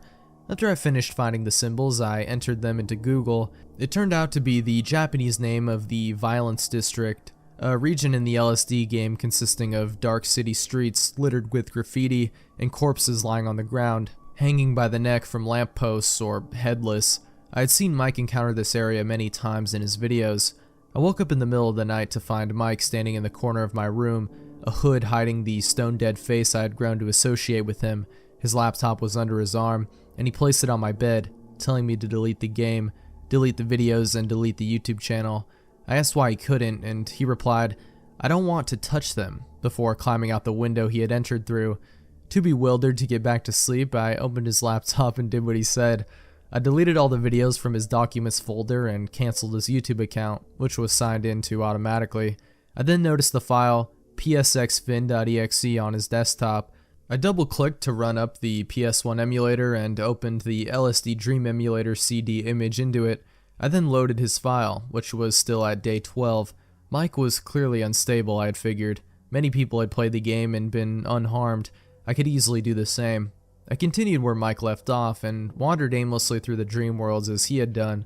The game was very strange as I remembered from the videos, perhaps even a little unsettling, but after I shut off the laptop, my state of mind was completely normal. The one thing that had confused me somewhat was that I played another 6 days of the game and not encountered the Gray Man at all. Regardless, I drifted off to sleep. I dreamed that night. I was on the brown mountain that I had seen in the game, against a dark green sky with thick fog. Nearby was a poorly rendered figure facing away from me. It was difficult to tell through the fog and simple graphics, but it appeared to be wearing a green parka and blue jeans, like Mike. I was unable to move, and it slowly glided towards me, though facing away from me. Finally it turned around, and I saw a still image of Mike's smiling face plastered across the sphere of the figure's head before I woke up. Mike wasn't at school the next day, or the day after, or the day after that. I had started my own file of LSD Dream Emulator and continuously seen the Gray Man, concluding that there was no issue with that copy of the game, and yet he never appeared on Mike's file. I frequently searched the internet and asked fans of the game why the Gray Man would stop appearing. Each of them insisted that this wouldn't happen, and that at that point in the game the player should expect to meet the Gray Man at least once per dream. The police knocked on my door that weekend, asking if I knew anything of Mike's whereabouts, or if I knew what had been troubling him. I calmly replied that we didn't talk much anymore. Putting the whole situation out of my mind, I started thinking about my future and concentrating on getting a good chemistry grade. A couple of weeks later, they found him in the woods, a few miles out of town. Forensics concluded that he had bludgeoned himself to death with a rock very soon after the day he went missing. I dream about him sometimes. City Typing Adventure. Beep boop, beep beep boop. Even after all these years, I still remember that distinct sound pattern. Never had there been something that stuck with me for so long, or something that terrified me so much whenever it crossed my thoughts, than the memories that sound pattern brought to me. The origin of the sounds are pretty simple. They came from a cheesy typing adventure game that I used to play on my family's computer. In 2006, my dad bought one of the new Dell desktop computers that had just come out. This was the first computer we ever had at home. The only other time I got to use computers was at school for some projects, so this was pretty exciting for me. The only catch was that my dad said he had to use this computer for work as well. So basically whenever he wasn't working, which was nearly all the time, we would be able to use the computer for entertainment. When I could get a chance to go on the computer, I took full advantage of it, but it was boring most of the time as there wasn't much to do. I did find some kids sites that had a couple of silly flash games on them, but I quickly grew bored of them. I had heard of YouTube from some friends at school, but there wasn't much on YouTube that I could really enjoy. After many computer turns of boredom, I soon grew bored of the computer itself. There wasn't anything of interest on it anymore. I had pretty much neglected the computer for a while, focusing on my elementary schoolwork instead of the machine that I had once thought was so amazing. That all changed one day when my dad came home with a couple of games. They were mainly just educational games. Some were all about mathematics, some were about world geography, and one game was about science, believe it or not. But the one title that caught my eye was a game called City Typing Adventure. I thought I would enjoy this game since I loved spelling words. Hell, at school I would get my friends to say a list of words, and I would write them down to see how many I could get right. I know, I was kind of a weird kid in elementary, But anyways, I took the game and brought it up to my room since my dad needed to use the computer for work at the moment. The disc was in a shoddy paper sleeve that was very worn and faded. On the front, in very neat print, were the words, City Typing Adventure. On the back was a description of the game, but in very broken English. It read, Tough typing game that tests player skill. There was nothing else on the sleeve except for the title and description. No company logo or name. Not a thing. Finally, my dad was done doing whatever he was doing on the computer, so I went downstairs and straight to the computer. I pressed the button to open the disc tray and the tray popped out. I took the disc out of the shoddy paper sleeve and placed it onto the tray. It closed and I waited for an icon or something to pop up on the screen. It took a couple minutes, but a blank icon popped up on the screen simply named Typing_Game 1. Without hesitation, I clicked the icon and was brought to a retro-looking startup screen. I clicked the start button and was put onto a difficulty selection screen. I wondered why a typing game would need a difficulty setting. Maybe there were just harder words to spell if you went to a higher difficulty. The one thing that really confused me was the last difficulty option, named insane_1_. Okay, I got the insane part, but the _1_ part just didn't make any sense. Maybe I'd try it later, but right then I just wanted to try it on easy. I clicked the easy option and was thrown onto a blank white screen. For a minute or two, nothing showed up. Then suddenly a character appeared in the middle of the screen. He was just an 8-bit ghost-looking character and had no detail on him whatsoever. He had a very wide grin on his face. Why the hell was he so happy? A text box appeared saying, Hello, my name is ghost/image_.jpg, and I will be your partner through your adventures in the city. First, we will start out with some simple words. I guess the game probably hadn't been finished completely since some things were still left out, like the ghost's name. A line popped onto the screen that said, Type here. Before I could get my hand on the mouse, a deep pixelated voice started to say, Are you ready? Go. The first word that flashed onto the screen was red. I typed it in on the keyboard and it made a little success sound before moving on to the next word. Purple. I typed it in and the same sound played. Next was 7, followed by 8, sound, light, food, and then finally, help. I typed help but accidentally missed the P. The screen flashed red and a buzzer sound played. The ghost popped back up, still with his wide grin. Oops, looks like you got a word wrong. No matter, you'll do better next time, right? Do better next time? Ghost, I did perfect. The screen faded to black and then quickly switched out for another white screen. Once again, the line popped up, still saying type here. The deep pixely voice didn't show up this time though. Once again, the words showed at the top of the screen and I typed them out on the keyboard. But on the last word, 6, I hit the X and it still showed that I did it wrong. There was no red screen or buzzer, but the ghost showed up looking more agitated. I see you got another word wrong. Let's hope you don't get one wrong next time. Next round gets a bit more complicated. Wow. Let's hope you don't get one more wrong next time? Jesus. That almost sounds like a threat. Whatever. I'll get it right. You just watch me. I realized I was talking to the computer screen. I hoped no one had heard me or they might have thought I was crazy. Once again, I blew through the round, but somehow got the last word wrong. The ghost seemed pissed off at me now. Why are you getting these wrong? I mean, I could do this myself. You are worthless. Go away. The fuck? A game was telling me that I was worthless? Oh yeah, well, screw you, game. I angrily exited the game and returned to the desktop. What a game. Telling me I was worthless? What kind of a child's game was that? I went back upstairs and went to my room. I spent the rest of the night reading comics, still thinking about how rude that damn game was. I didn't really want to go back and play it, but I finally did 2 days later. I booted up the game and was greeted with the same retro-looking title menu.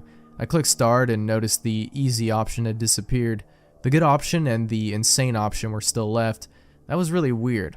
I exited out of the game and booted it back up, but the easy option was still gone.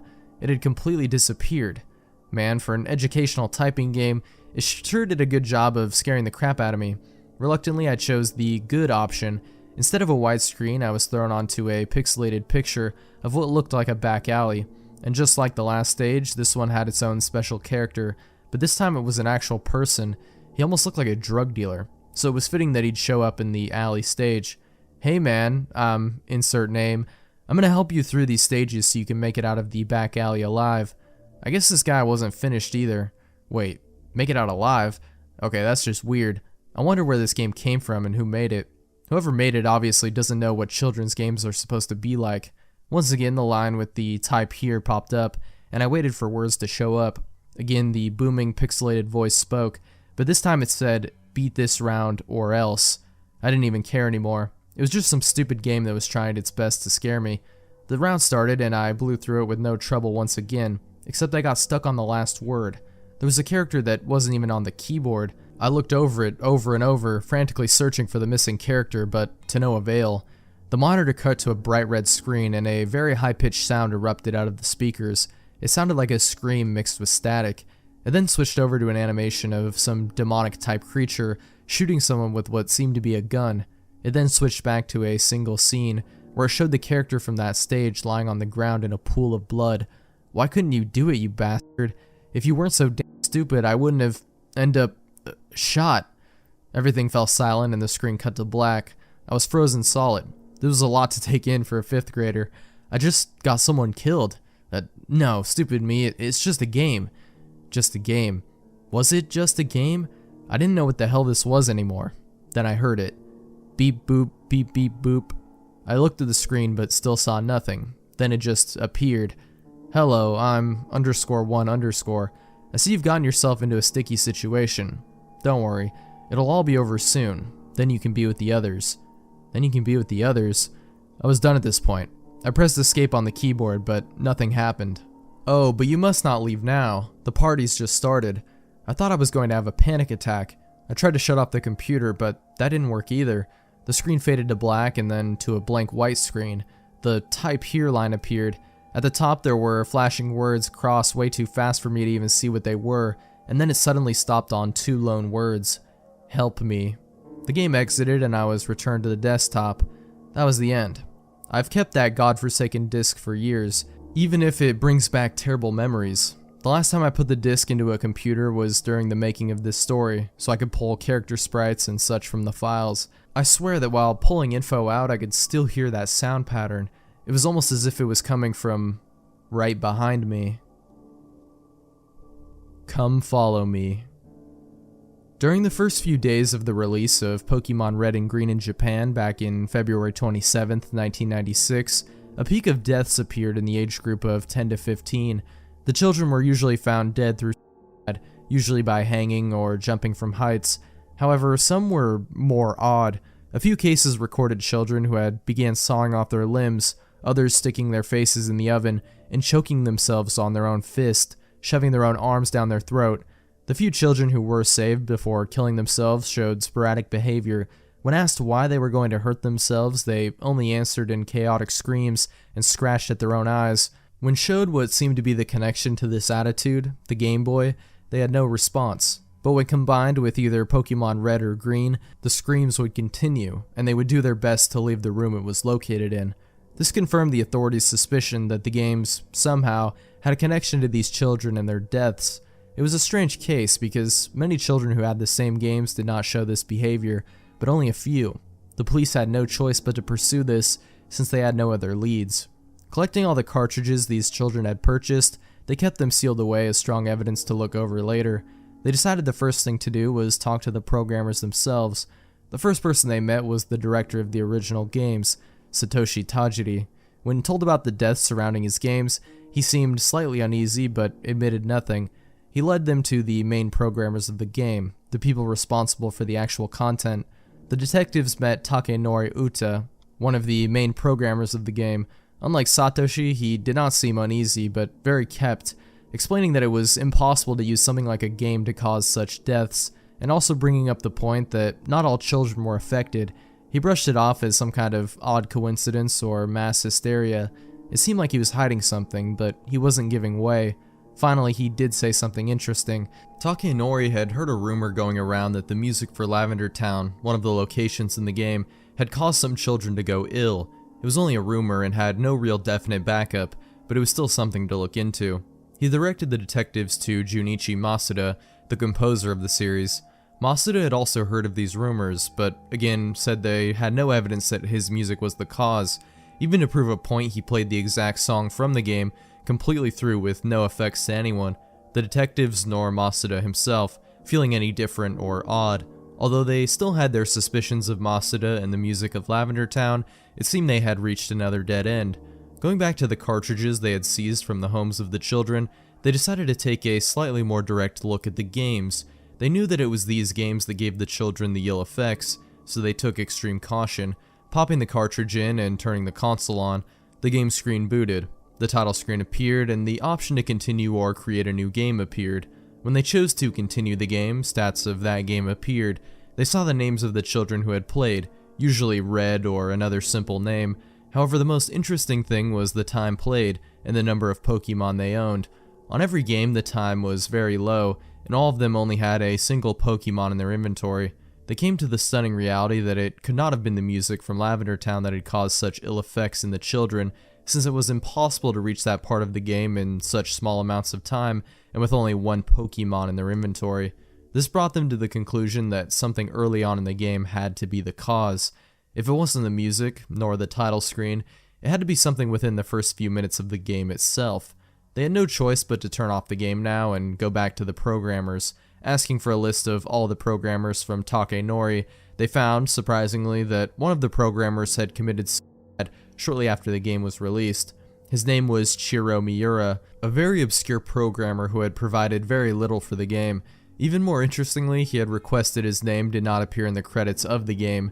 Looking over the evidence found at Chiro's apartment, they found many notes written in bold marker. Most of it was crumbled or marked out, making it very difficult to read. The few words they could find in the mess was "do not enter," "watch out," and "come follow me" in bold. The detectives were unsure what these meant, but they knew they had to have a connection. Further searching, they discovered Chiro was good friends with one of the map designers, Koji Nishino, and this was probably the only reason Chiro had given a part in making the game. Koji Nishino, since the release of the game, had locked himself in his apartment, barely leaving in the dark of night to fetch anything he might need. He told his friends and family he was mourning for his dear friend Chiro, but they didn't believe this, since Nishino had locked himself up the day the game was put in stores, a few days before Chiro had killed himself. It was troubling, but the authorities finally persuaded Nishino to sit down and speak with them. He looked as if he hadn't slept in days, dark rings under his eyes. He stunk. His nails had grown black and his hair was greasy, sticking to his forehead and neck. He spoke in stutters and murmurs, but at least he had something to say. When asked if he knew anything about the children who had died after exposure to the game, and if it had any connection to the game, he answered them seemingly carefully, choosing his words thoughtfully before answering. He told them that his friend Chiro had an interesting idea with the game, something he wanted to try since he heard the project was starting. Nishino himself knew Takenori, the director and main programmer, for a long time, so he could easily get a mediocre programmer in on the project with a little persuasion. It seemed Chiro had convinced Nishino to get him in on the project, and it had worked. The detectives knew they were onto something. This unknown obscure programmer, Chiro, had to have something to do with it. Something. They asked what Chiro's idea was, why he wanted so badly to have a part in making this children's game. Nishino told them that Chiro never told him much about it, other than a few details every now and then. He wanted to insert a special Pokemon in the game, one completely different from all the others. It would serve as an extra, a kind of out-of-place thrill for the player. It wasn't, however, Missingno. It couldn't be. With the gameplay time recorded on the cartridges, it was impossible for the children to have met that Pokemon. Nishino, throughout the entire conversation, seemed to break down even more with every question. The detectives pushed him more and more, searching through his mind for any and every scrap of knowledge this man had on the game and Chiro's intentions.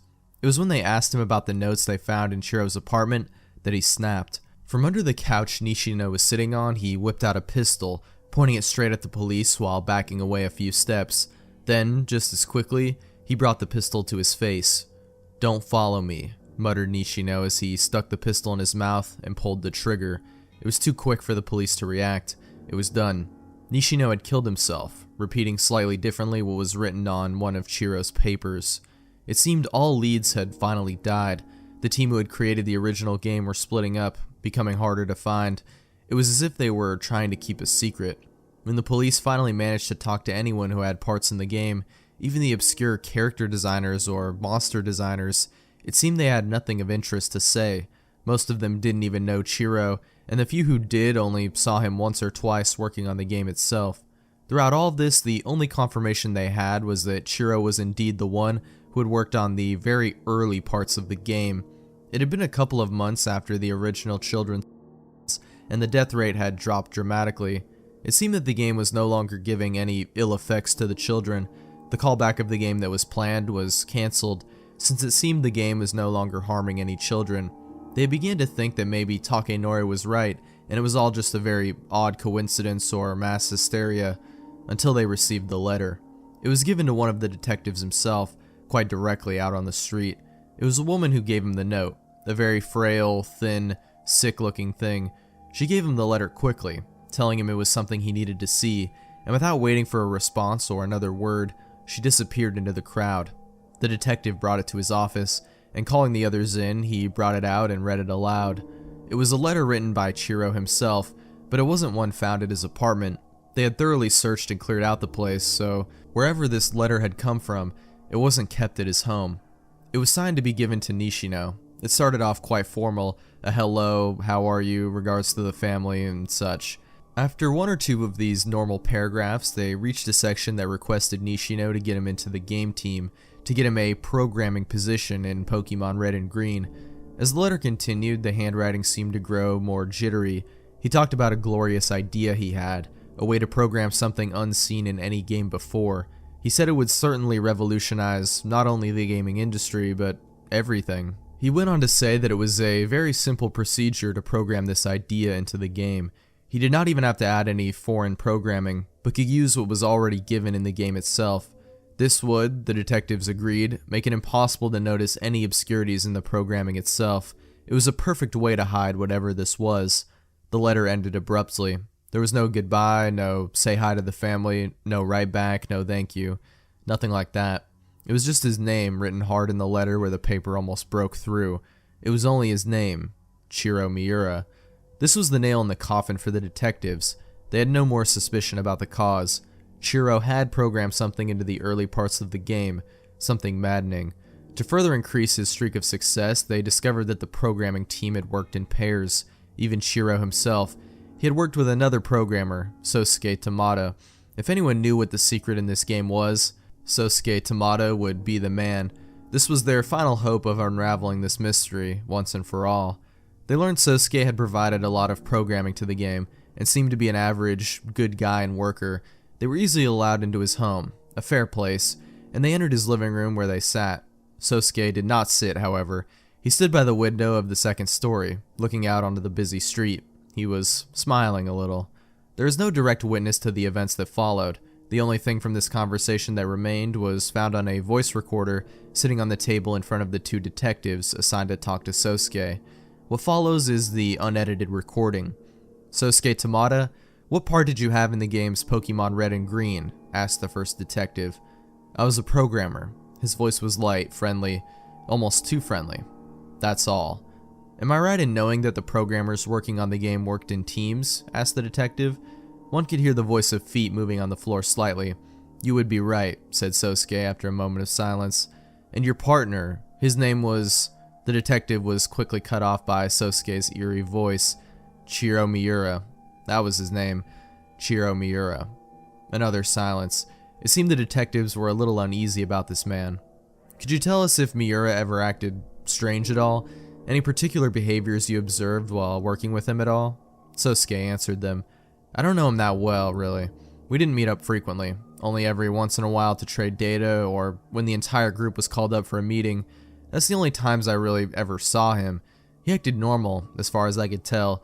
He was a short man, and I think this affected his consciousness. He acted weaker than any other man I met. He was willing to do a lot of work to gain recognition. This I do know. I think... Silence. Yes? Asked the detective, pushing him to continue. You think what?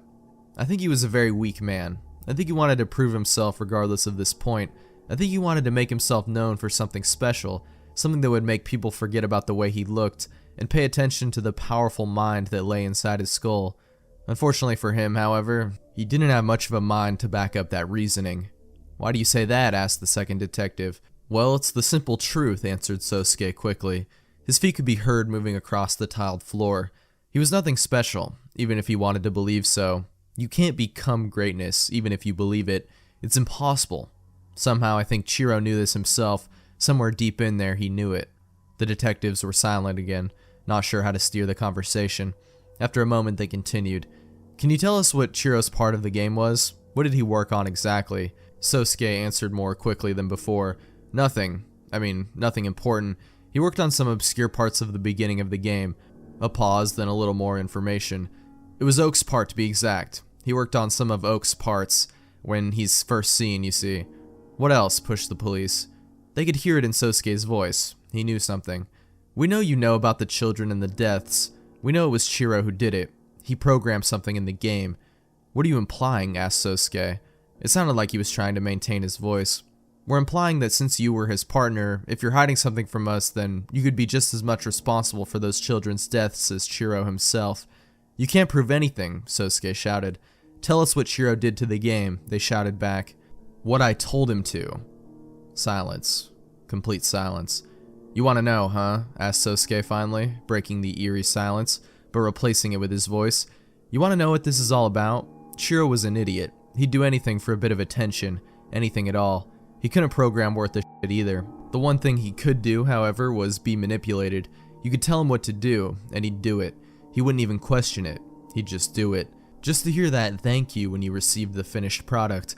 That was his reasons. That's all he wanted. 2 clicks from the detective's guns could be heard. I could control him flawlessly. He's a lot like Takenori. Of course, none of you knew this, but I was the one who brought up the idea of the game. The idea of the entire operation. I just told that fellow what to do, and he followed me without doubt. He knows nothing, just like Chiro. A sound of a window opening could be heard, followed by the detectives. Don't move or we'll shoot. Let me tell you about a mechanic in the game, continued Sosuke. His voice was more rushed, but it still held that slyness. Consider it a hint, alright? If you walk around in grassy areas enough, a Pokemon will appear, and you'll have the chance to go into battle with it. It's a necessary part of the game overall, you see. Step away from the window, we won't warn you again. At the start of the game, you have to walk into the grassy area before Oak appears, and you receive your first Pokemon. Understand me? Under normal circumstances, it was programmed that even though you're in a grassy area, no Pokemon will spawn. I made it different. I manipulated that Chiro, told him what to put into the program, gave him all the instructions on how to do it, and he did it flawlessly. It's rare, but it can happen. Stepping into the grass, one can spawn. Sosuke, we don't want to shoot. Shoot me? Asked Sosuke, laughing at the same time. Shoot me? You're as dumb as Chiro was. Once he found out the truth, he had to end it. It was his fault after all. He shot himself because of it. If you're so determined to finish that case of yours, if you want to know, play the damn game for yourself. Roll the wheel and, who knows, maybe you'll learn the secret for yourself. A shot could be heard loud enough to distort the audio. Sounds of screaming, murmuring could be heard. The table the recorder was on crashed, ear-shattering distortions, silence, then laughing. Sosuke was laughing, and then words, come follow me, and then nothing. The recorder continued to record until the tape ran out. There was nothing else on it. The police arrived on the scene quickly, and to their horror, they discovered Sosuke and the 2 detectives dead. They'd all been shot, but not after struggling. The detectives had been shot multiple times, at least 10 each, before dying after being shot in between their eyes. Sosuke himself had clearly died of 2 shots to his chest, straight through his heart. This game was causing a massacre. At least 100 children were dead. Nishino, the unsuspecting friend, dead. Chiro, the manipulated toy, dead. The 2 detectives dead, and now, even the creator, the cause of this atrocity, Sosuke, dead. This game was stretching far over its original intentions. It was killing anyone and everyone who got involved. The lead detective had decided to put this case away. The man who committed the crime was dead, so there was no longer any reason to continue the case. All evidence, all the cartridges, all the notes, all the letters, they were locked away, kept in the darkness where they belonged. There were talks about the entire thing, small conversations every now and then, but over the years even these began to fade. Eventually the case was only a memory in the minds of those who experienced it firsthand. 10 years passed. February 27th, 2006 was the date. The lead detective, the man who locked away the original evidence 10 years previous, was reminded of the awful event that occurred. Although he was no longer in the force, he still had access to files, and was helped when he could. The reminder of the event caused him to look back, to open the sealed container that held all the evidence collected. He read through the letters and the notes. He remembered the woman who had appeared to him on the street that one day and handed him that letter that led to the change of the entire case. He wondered who she was and where she had come from. Perhaps she was Chiro's mother, or maybe Sosuke's. It was far too late to pursue any of this. Far too late. Sealing the container again, he saw a second one directly behind it. Pulling it out, he read the note on top of it. Evidence number 2104A. He opened it up and looked inside. Filling the container were exactly 104 Pokemon Red and Green cartridges, each one in perfect condition, untouched since the day they had last checked on them 10 years ago. He reached in and pulled one out. Pokemon Red. He hadn't seen one in a long time. He didn't know what he thought next, but he reached in his desk and pulled out an old Game Boy. He received it a long time ago, but it still worked. It was his son's, but he had died a few years ago. His wife was gone too. That was then, though. Popping in the cartridge in the back of the Game Boy, he turned on the system, the title screen, then the option to continue or start a new game. Tanaka. That was the child's name, the one who played it first. He was probably dead, along with all the others. He pressed new game and started a new game. It was normal, average. He walked around, talked to his mother, went outside. He started walking towards the grass. In his head, he could still hear Sosuke's words, even though he was not there, even though he had never seen the man in his life. He could still see him, hear him. Come follow me. He was getting closer and closer, only a step or two away. Roll the wheel and who knows, maybe you'll learn the secret for yourself. He entered the grass. The screen did nothing at first, nothing at all.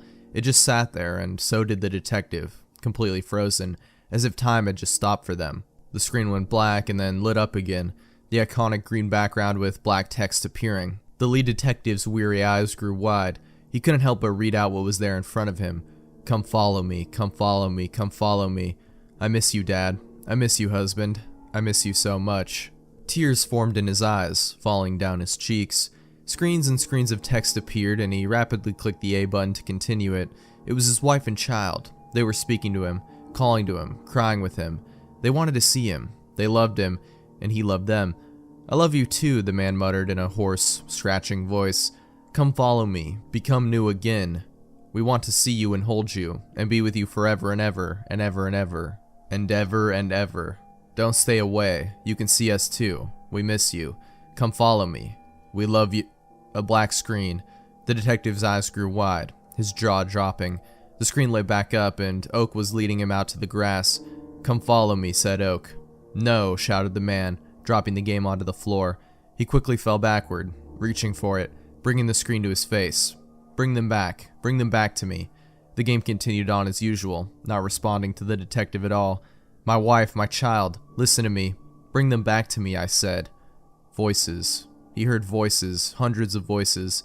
He turned around from his seat, looking behind him, and standing in his small room were children, many children. Some had no eyes, some had rings around their throats, some were burned all across their bodies. They were screaming, reaching towards him. Bring back my mommy, bring back my daddy, bring back my pet. They all screamed out, reaching for the game, their mouths agape with horror and pain. I don't want them to go away. Bring them back to me, bring them back to me. No, shouted the detective. It's mine. My family is here, don't touch it. Horror was across his face. Come follow me, said a voice. The lead detective looked over, and in the corner of his room, next to an old desk, was Sosuke. He stood in the corner, tall, handsome, clean. A smile was on his face, stretching across his face.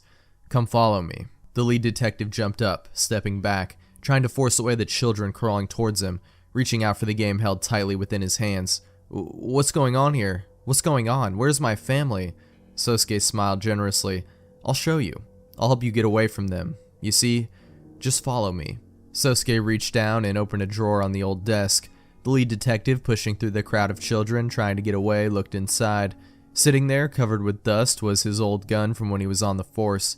He had not used that gun in many years and had put it away, not wanting to remember the things he had to do with it. But right now he didn't see it as something that caused pain or that killed. It was shining. It was light. It was something that could set him free. Just follow me, said Sosuke, picking up the gun and putting it in the lead detective's hands. He formed his hand to hold the gun, then brought it up to his temple. Just pull the trigger. That's all. The lead detective turned around. The children were crawling at him, grabbing his legs and pulling at him. They reached for the game. He turned back towards Sosuke and smiled. My family. I'll follow you. He pulled the trigger. Bang. His brain spread across the wall as he fell to the ground, dead. It was a few days before the body was discovered. It lay on the floor, blood everywhere. In one hand held an empty gun, and in the other was a classic Game Boy with Pokemon Red on the back. Battery had long died, and only an empty, black screen was left. This was the final murder that the remaining authorities would allow. The last detective who was ever a part of this case probably carried all 104 cartridges away and burned them all, making sure not a single one survived. They would taunt no more. However, this is not the end of the story. The code was said to have survived, and was even passed on to other language versions of the game. If you have an old Pokemon game, you can place the cartridge in the back of the classic Game Boy, turn on the system, and roll the wheel. Who knows? Maybe you'll learn the secret for yourself.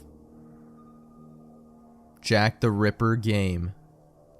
My favorite thing to do on the internet is those item search games. You know, those ones that give you a list of miscellaneous things like a used match, a flashlight, a lawn chair, a flamingo, a blanket, a coffee cup. Well, you have to look through this impossibly detailed scene to find them. I think they're known around the internet as hidden object games. There are some pretty good ones, but most of them are just amusing distractions. I pirate them all because I'm not paying $20 for some glorified and extended Where's Waldo for PC. I don't feel bad. People buy them on the internet, and they should know that most people would pirate their games anyway. My favorite was this one called The Murders of Jack the Ripper. My mother bought it for me when I was younger. You play Inspector Aberline trying to solve the cases, or a madam named Black Alice if you choose to play as a female, and you play through the investigation, locating all the bodies of the victims. Each crime scene was a hidden object scene, you see, so there are about 20 victims of the murders. Emma Smith, Martha Tabram, Mary Ann Nichols, Annie Chapman, Elizabeth Stride, Catherine Eddowes, Mary Kelly, Rose Milett, Alice Mackenzie, Frances Coles, Marie Sutman, and others. I can't remember all of them. It's been about 5 or 6 years since I played it. I used to play it in high school before I got out of college and learned of the internet. I haven't really had time to play them since. This was also in the early 2000s when the internet was less prominent, and what guides one could find either had to be printed out or saved as a document. I didn't have my own computer until I went to college, which I bought with my graduation money, so I couldn't save any of the guides or the game. During the game, you have to find all the different clues that will lead you to his lair, where he's being tortured by this thing, this giant 6-foot winged creature in a robe. She has white blonde hair covered up with a blue robe, and she has this smile on her face. I can't exactly describe it. It's not too wide, but the more I stared at it, the more uncomfortable I became, and the more the smile seemed to widen. She wears a blue dress that resembles a ball gown, which poofs out at the bottom. Her skin is almost entirely covered by this dress, and I'm not exactly sure how the wings, which must have been attached to her back, can exist at all with that dress on, but whatever, it's a video game. The things that she actually does to Jack in the game's final scene change depending on how many secret items you found. There were little artifacts that showed up briefly during the hidden object scenes, like Emma Smith's hairpin or Mary Keller's garter, stuff like that, and they were completely separate from the 10 objects required to finish a murder scene. Once you found all 10 objects, your chances of getting the secret item were gone forever for that playthrough. There were a few checkpoints at 5 secret items, 10, 15, 20, and the hidden object 21. No matter how hard I tried, no matter how hard I looked, I could never find more than 20. I have no idea what it was or who it belonged to, though the only major character missing in the game was Jack, so my guess would probably be that it was Jack's knife. I went away to college and learned how to use the internet. It's a wonderful thing, no? I taught myself the proper way to do Google searches and stuff, and I forgot about the game for a while. I met a girl, got married, danced with my mom at my wedding, walked down the aisle to Pachelbel's Cannon, and eventually my wife and I bought a house. We had some wedding gifts to furnish it, but we had little to no food at the time and less money, so we did a lot of shopping at Walmart. This was how I was reminded of the game again. They were selling it in a bargain bin for $5, and I decided, what the hell, I'd get it. Normally I buy myself some sort of treat like a bag of Doritos or a box of gourmet popcorn, but this time I bought myself the game instead. My wife rolled her eyes and muttered something about video games being my other woman, and then she kissed me on the cheek. I didn't play it immediately when I got home, but tomorrow was my day off. My wife had to go to work at the hospital that night and wouldn't be home until around 3 a.m., and so I decided to relive my high school years just a little bit. When I booted up the game, I put my name in the game and it opened to the title screen. It was just the words, "The Murders of Jack the Ripper," scrawled in red font that looked like blood across the top of the screen. Underneath was a dark, foggy alleyway with a mysterious figure walking towards the camera. Pretty standard fare, really, nothing too remarkable. I booted the game up and started on the first level. The first scene played out as I expected. The first murder was of Emma Smith, a prostitute who was murdered in a dingy Whitechapel alleyway. Yeah, this game had you investigating the brutal murders of prostitutes and showed quite a bit more than most casual games can get away with. You can bet it was pretty controversial in the HOG community, and few copies were made. That's probably why so few people have heard of it. I found her secret item and solved her murder, and moved on to the next character. The game proceeded in this fashion for a while, although the murder scenes got more gruesome with each killing. The next notable killing came about 4 entries in, when you found a girl murdered outside of Black Alice's mansion. The blood scrawled across the wall said, "You shall pay for the sins of your forefathers." Below it was the body of Mary Ann Nichols. She had a scarf covering up her neck, and although her clothes were tattered, they were quite detailed. Even as a youngster, I knew they wouldn't show any blood in the game, so I figured that the scarf was probably to cover up where her throat had been cut. It was pretty gruesome for a genre of gaming that was mostly about ghosts and haunted houses. I found all the objects and then proceeded to the dialogue scene, where Inspector Aberline and Black Alice discussed how they would need to track down Jack, or die trying. Most of the dialogue proceeded in this fashion. It was a hidden object game, and the scripts for those kinds of games were usually pretty generic. They proceeded in this fashion for several more murders, each one requiring me to secure the murder scene by finding 10 items around the bodies, one that was related to the case and 9 others that weren't. Then the game would automatically tell you which one was related to the murder, and it would be shoehorned into the next dialogue scene somehow. One of them was a piece of broken mirror, which identified the victim as Mary Ann Nichols. After a few rounds, you could pretty much tell which items were going to be the special items. When the items you're searching for consisted of a broken chair, a mug, a lighter, a pince nez, and a bonnet, you can pretty much assume the bonnet is the item in question, and that it will belong to the victim. The next notable murder was the so-called double event, the murders of Liz Stride and Catherine Eddowes. Each player character was sent to one murder scene, so you could only play through one at a time. This is what tripped me up. I always played as Aberline since I'm a guy and I didn't want to play as the girl character, so I only saw Black Alice's investigation scene once to get the item. The secret items here were Caroline Eddowes' ring and Liz Stride's pendant. Aberline gets Caroline Eddowes and Black Alice gets Liz Stride. I did it again this game, solved the case, and continued along the path. Black Alice and Aberline questioned whether this meant the Ripper was slowing down or not, and Black Alice ran to confront her friend, Mary Kelly. You can probably tell where this is going. The characters and story geared up for a climax, and I had to go investigate the murder of Mary Kelly. Mary Kelly's death was always my favorite. I have no idea about Jack the Ripper lore, so all I had to go on was that Johnny Depp movie. I guess the real Mary Kelly died, even though the one in the movie lived. Hollywood never gets these things right. She dies in this game too, and it was my favorite because she always looks so peaceful. She splayed over the bed, looking like she'd been poisoned or she'd died in her sleep.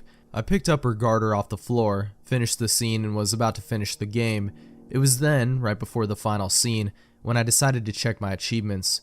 The game keeps track of how quickly you solved your murders, and if you can solve a scene under 2 minutes or over 10, it awards you a badge. If you activate a special scene between Black Alice and Mary Kelly, it awards you a badge. I ended up with most of the badges, but I noticed that the one I was missing was the secret item achievement, as I only had 19 out of 21. I knew exactly where the last item was. Frank Aberline's notepad was found in Jack's loft after you find Mary Kelly. The final hidden object scene was searching Jack's loft after you find out who he is, some supporting character whose name is also Jack or something. I searched on Google for a guide to the game. Curiously, I found very few of them and very little information on the game at all. Nowadays, hidden object games have walkthroughs on the official websites in case people are having trouble. It didn't even have an entry on GameFAQs. All I was able to find was a message board with some generic tips for hidden object games like find the objects before the time runs out, or use your hints, which were not helpful and kind of insulting. There was one site that was helpful. It activated Norton's security alarms, but I turned them off because just about every pirate site I visited set off those damn things. It was a message board that looked suspiciously like GameFAQs, but was something else. Most of the people weren't helpful, spewing the same garbage as the rest of the internet, but there was one post that struck my attention. It said the following, and nothing else. Do not play this game. If you bought it, return it. If you pirated it, delete it. It doesn't look evil, but it is. I know how that sounds, I really do, but this game is evil. Don't play it. I was struck by how odd this was. Why would someone be this averse to playing a game? I'd heard rumors around the internet about things like Ben Drowned and all the various haunted Pokemon cartridges, and I liked some of those stories, but that's all they are. I don't believe for a second that the games are actually haunted. I try not to think about it anymore. Someone posted below the comment with another. It was almost as short, but it actually told me how to get what I wanted. He said it was obtained by clicking on the hand of the blue angel creature that is not holding the knife. This didn't make much sense, as the creature's other hand is behind her dress, but I thought I'd try it anyway. I booted the game back up and let the scene play out as normal, and the final scene played. Aberline and Black Alice had tracked the Ripper to his hideout, and he was about to be unmasked. Of course, they didn't find him, just an empty apartment. I played through the hidden objects scene and got the notebook like usual. Aberline and Black Alice proceeded into the bedroom, where they saw the blue angel creature hunched over Jack's unconscious body. She held the knife in her right hand, above her head. The left hand, which was the furthest from me, was behind her dress. While the dialogue played, something generic where Aberline and Black Alice talked about how afraid they were of the angel thing, I followed the path the left arm should take down to the hand, and clicked. The standard, "You have found a secret item" window popped up, and I saw the secret item I'd been missing this whole time. The secret item that the game awarded me was Jack's heart. Jack's heart was disturbingly well rendered, for a game that featured nothing but two-dimensional portraits that never moved throughout the entire game. Having a realistic rendering of a heart that was actually beating made me feel a little uncomfortable. The blood from the heart dripped down over the text and the OK button for the dialogue. After I accepted it, the game showed me a black and white photo of a woman lying down under a sheet. Her head was facing towards me, and her nose and breasts had been cut off. Her leg had been cut open, and the sheet was dark with what I assumed to be blood. It was incredibly unnerving. It stayed open for an uncomfortable amount of time. After that image faded from the screen, Jack was on screen with the blue angel creature. She was holding the knife that he used to kill his victims, and the image showed her about to lower it down into him. Jack was looking directly at me, a look of abject terror on his face. He seemed to be pleading for help. The screen cut to black. I stared at it for a good 10 minutes, not knowing of what was going on, but I did know one thing. I was shaken. I began to do some research on Jack the Ripper, and by that I mean I googled his name. He had only 5 official victims: Mary Ann Nichols, Annie Chapman, Elizabeth Stride, Catherine Eddowes, and Mary Jane Kelly. The rest are suspect. Since the game had much more victims than 5, it must have used some of the non-canonical victims, as they're called. I found out a lot of interesting things, like that about half the victims were invented solely for the game, but many of them were murders that were often connected to Jack, even though nothing could be proved. Black Alice was totally an original character, probably to appeal to gamer girls or something. I had to play through the game again. It would take me another 3 or 4 hours, and my wife would need to sleep when she got home, but I couldn't stop. I had the sudden desire to play through the game one more time. I don't know why, but I had this feeling that something different would happen this time. If I played through the game again after getting all the secret items, I feel like something else would happen. I couldn't be sure what it was, but the feeling was stronger than anything I'd ever felt in my life. I booted up the game, and right away, I knew something was different. The game was now called The Murder of Jack the Ripper, instead of Murders plural. The font color was now green, and it was now in a smoother, cursive font, instead of the angular, jagged letters I remembered. The title screen no longer showed the shadowy figure walking through the mists, but rather the side character who turned out to be the Ripper, kneeling before an altar in prayer. He looked incredibly disturbed. I clicked on the new game option and started playing. The game opened with the investigation of Emma Smith's body again, but this time I could see quite a bit more of her. Her torso had been sliced open, her eyes gouged out, and her tongue split in half. Instead of finding generic items like matches and statuettes, I had to find her organs. Her small intestine, dismembered nose, eyeballs, and several fingers replaced the harmless items from before. After the murder, Black Alice and Aberline appeared on the screen once more. Instead of the generic dialogue they used to have upon meeting each other, she told him that the Ripper was probably too smart for him to catch. I knew the ending was supposed to change if you got all 21 secret items, but not this. The next 4 murders got more and more graphic like before, but this time Emma Smith had set the bar much, much higher. I still had to find the pieces of the victims' bodies, but they'd escalated to decapitated heads and whole arms instead. By the time Mary Ann Nichols came around, her neck was no longer covered by a scarf. I could see the cut on her throat that had killed her. She was lying in a pool of her own blood. Her clothes were soaked in it, and they were even more tattered than I remembered. I still had to find that shard of mirror that belonged to the victim, although there was no secret item to collect this time. Instead of talking about how they were going to track down Jack or die trying, Aberline and Black Alice were shown kissing. She asked him about his wife, and he told her not to worry about his wife. I shifted in my seat. Aberline's back was to the screen, and Black Alice was facing me. The smile on her face looked too wide to be real. She was holding him around his waist, and was squeezing him a little too tight. I couldn't stop playing this game. I had to see how it would end. I had to see what this new information was all leading to. The game kept proceeding until the double event, but this time the bodies were both investigated by Aberline. Black Alice was nowhere to be seen. Both women were mutilated beyond belief and resembled the autopsy photos I found while doing research on the real Jack the Ripper with frightening detail. Long Liz's neck was slit from ear to ear, and Catherine Netto's body was eviscerated. Her intestines were strewn over her shoulder, and something that could only be fecal matter ran down her legs and pooled beneath her along with the blood. My vision began to swim in front of me, and I felt woozy. I put my head between my legs for a moment and took several deep breaths. This was getting far too intense, but I was afraid of stopping. I had to see it through to the end. I wasn't even sure why anymore. This had become about far more than seeing a silly secret ending to a hidden objects game. I had to keep going, but I had no idea why. Mary Kelly was the absolute worst. Her face was hacked apart so much that it didn't even look like a face anymore. Her throat had been cut, her breasts had been sliced off. One was placed neatly next to her head, the other down by her right foot. Her innards had been completely emptied from her body and strewn around the bed at various places. A long cut ran up her leg, and blood had been clearly pouring out of it for quite a while. Black Alice was kneeling beside her, presumably weeping. This was the point where I lost myself completely. I vomited all over the rug. My wife still had not come home. I had no idea what time it was. All I knew was that I felt sick, and hopefully if I could get through this last level, I could figure out what happens at the end and finally put this game behind me. I played through the rest of the game and finally showed up at the final scene, the confrontation with Jack. Instead of finding an empty apartment, Aberline and Black Alice found him in his apartment already. A long, thin tract ran down each of his arms, and the blood from them had clotted over.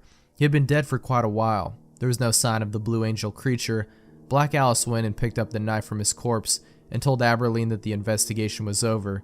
She pocketed the knife and left. Aberline was left looking very confused. I shared Aberline's confusion. What in the actual f*** had I just watched? What happened to that creature I remembered from the last dozen times I played?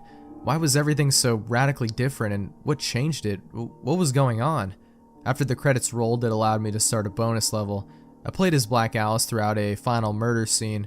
This time I was investigating the murder of a prominent businessman whom she suspected had paid the Ripper to commit the murders. He was nailed to the wall with iron spikes through his wrists and ankles.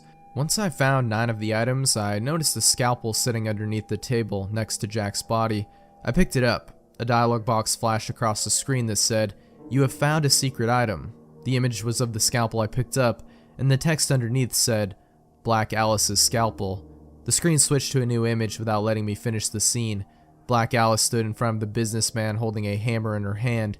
She held a pair of nails in the other hand, the same kind that were in the man's wrists. She was smirking, and as she drove the final nail into his ankles, there was a knock at the door. I jumped and screamed at the top of my lungs. It was only my wife, home from the hospital at last. I looked back at the screen, hoping to see the ending, but all it showed was Black Alice's scalpel. It was at this point that I just turned the game off and shoved it in a drawer. I couldn't look at it anymore. I try not to think about it, but I can't get the image of that final murder scene out of my head. I can't get rid of the images. I can't.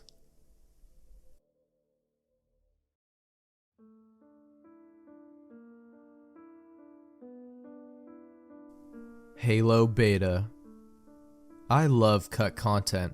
Not because it was cut, no, because it's different. Sometimes it gives you a unique peek into the minds of the writers and developers. Sometimes it gives you whole new experiences like lost songs or cut levels. Occasionally it gives you a new way to get your ass whooped like Flood Juggernauts in Halo 2.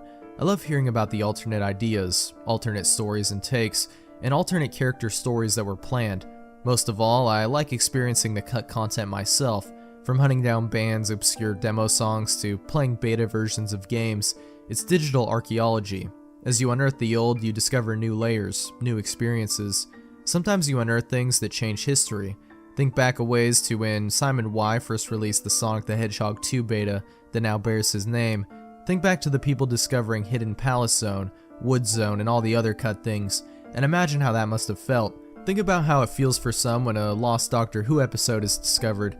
Think about how it would feel if you discovered your favorite band didn't release an album and you had discovered it. It would be transcendental. Now, think about how it feels for those of us who hunt those things, those of us that try to unearth them. Sometimes you'll even have videos of lands few men have tread, lands that people poured days, weeks, or even months of their lives into, lands that withered and died, placed in the recycle bin or on old hard drives or discs. These lands are always the motherlode for those like us. In particular, I speak of Installation 04, a Halo ring, an alien-built ring world imagined and coded by Bungie Studios, a world that went through many revisions. Once upon a time it was a crumbling relic, chunks already coming off of it. In that world, the Master Chief could ride quote-unquote blind wolves and fight dinosaurs. Elites had handheld shields, and Prophet was a rank held by a few elites, not a species. An alternate universe full of promise, and one that was aborted. In another world, Cortana's rampancy set in far sooner due to the flood of knowledge she stole from the archives of the installation. Mad with power, this universe's Cortana was to try and dominate the universe with Halo. This Cortana, a dark mirror of the main series Cortana, was also never to be. In a universe aborted near the end, Captain Key's proto-Gravemind form would have been burnt with the cut flamethrower and his skull taken from it, but Bungie was so disturbed by the skull model they had made, a charred one based on real pictures of charred skulls, that it was too removed. But there's something far more grand than discovering that which is known to be. That something is discovering something which was never known, something that even the company never discusses. That is something I discovered. It all started with a fatal act of gravity, the menace of all things. In this case, the unrelenting, unfeeling force murdered an innocent Xbox. Well, I say innocent, but I'm likely to die of high blood pressure one day due to that thing, so maybe not so innocent. All that matters is that I, a clumsy idiot, dropped my Xbox, a device infamous for working quite well as a cinder block, and something went wrong inside. It no longer could read discs. I swore, yelled at some things, tortured enemies in some games, and calmed down, before coming to a decision. Xboxes one day will be rare, so I decided I'd pony up the cash to get a new one that actually worked. I thought about where I could get an Xbox. Obviously, GameStop won't carry them, so this solution was out. All of my friends had GameCubes and PlayStation 2s, and I doubt anyone would sell me an Xbox if they had one. And the town's annual garage sale weekend wasn't for several more months, so I was left with one option: the internet. I pondered the options and decided that Amazon was the safest bet, while eBay was the more likely to save me money. As I was being foolish and even spending this cash, I decided to go the eBay route. That said, I wasn't going to buy from shady old guy 6969 or anything like that. Only highly rated, reputable sellers. I'm impulsive, not dumb. Searching around, I found an Xbox cheap, with a buy now price that was within my budget, and in addition, the seller had hundreds of great reviews. The description indicated that the seller was a former employee of Bungie, and they had this Xbox they'd taken home a while back after being given permission, and it worked like it was made yesterday. I quickly bought it up and waited for it to show up, which it did as fast as packages usually do. When it got to my home, I gleefully slashed through the obscene amounts of packing tape and lifted the Xbox out of the packing peanuts. I would have lifted it over my head, Link style, but I figured if I dropped it I'd crack my skull open. So after finding the wires and setting it up, I plugged in a controller and decided to look at the hard drive.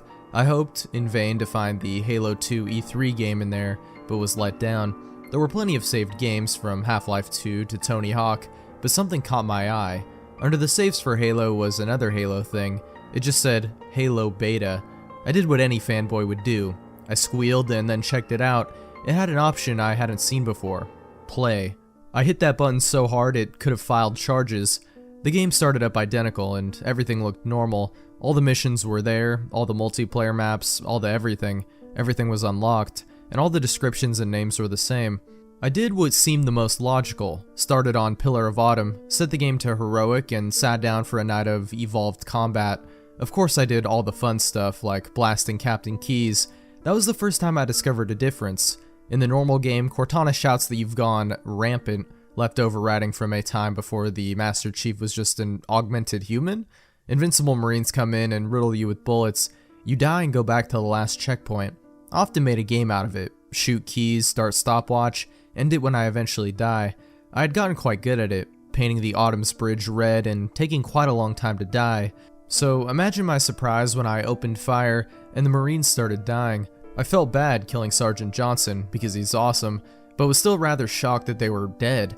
I continued the level, wondering what was going to happen next. All the Marines I encountered were hostile, which was unsurprising, and I had to fight my way through enemies both human and Covenant. I thought back to Marathon and the Bobs. This was typical Bungie, letting you slaughter your allies for fun and to make the game harder for yourself. Cortana did her usual dialogue, and we fought our way onto the Bumblebee escape pod. However, this is where the next change happened. In the original game, a Marine falls in front of Chief, and the Chief makes sure he doesn't get left behind, making them the last two on. In this, however, John ignored the Marine and tossed a grenade into the pod. He then climbed in, and the seats were now filled with dead Marines, like when the pod crashes. John pushed the body of the pilot out of her chair and climbed into the seat, flying it down. Text came up, subtitles really, with it indicating Cortana was saying, "I don't know what the hell has gone wrong with you, but seeing as we're stuck together, we might as well work together." There was no voice, which made sense if Jen had never recorded the line. The Chief replied to her, "Sounds good to me." Despite John's piloting, the Bumblebee still crashed, but there was no dialogue of the pilot screaming as it went down. This wasn't surprising, seeing as she was dead. After the level Halo started, Cortana said that with Keyes dead, the Autumn was completely destroyed on impact. That was the first oh shit moment for me, as for those who haven't played the game, you have to blow up the Autumn to destroy the ring. Without the Autumn, that was going to be hard to say the least. However, after that, the level played normally, with the difference being that the Marines were still hostile. Despite that, Foehammer was not, and you still were supposed to go rescue the trapped Marines. I managed to dodge them and kill the Covenant, and then boarded Foehammer's Pelican dropship, as always. However, my Warhog was gunnerless because I had to kill him before he killed me. I finished the level, and Truth and Reconciliation, the next level, began. I expected to have to kill my Marines, but instead, Johnson, back from the dead, as he often does in the first Halo, said to John, "Look, you killed Keyes. Hell, you even killed me, but we're both stuck here, together. So why don't we work together and take this goddamn ship? We can try to kill each other later, understand?" This was subtitled and did make a good explanation for why they'd be boarding the ship if Captain Keyes wasn't on it. At this point I was actually pretty impressed. Rather than having killing Keyes be a roadblock, they apparently were intending it as an alternate evil path, with what seemed to be building to a bleaker ending. The level continued as usual, and after getting some Marines from the cell block without Keyes, Cortana declared to the group that the Covenant forces were too large to overtake, and that they'd have to get off the ship. Subtitles only, of course. However, the chapter was still called "Shut Up and Get Behind Me, Sir." A simple oversight from being in the beta, apparently. After that, the story progressed pretty much as normal, with minor changes for the lack of Keyes in the Autumn, until we returned to the Truth and Reconciliation in the level Keyes. Now, in the normal game, the Flood, basically the Zerg combined with headcrabs, have been released and taken Keyes. As I said before, he's being turned into the new Grave Mind, the Flood Hive Mind. However, without Captain Keyes, things were different. In Keyes, you're seeking to find him to use his neural implants to detonate the Pillar of Autumn and destroy Halo, as you have learned that it is part of an array that, once fired, will destroy all biomatter in the galaxy. In this Keyes-less version of Keyes, you're seeking to take the Truth and Reconciliation, or what's left of it, and detonate it instead. Cortana's humorous teleportation mistake was still there, and it was surreal to see them bonding, despite this John's broken moral compass. So I slogged through the level, one of my least favorites after the library, and reached the bridge. However, there was no proto-Gravemind.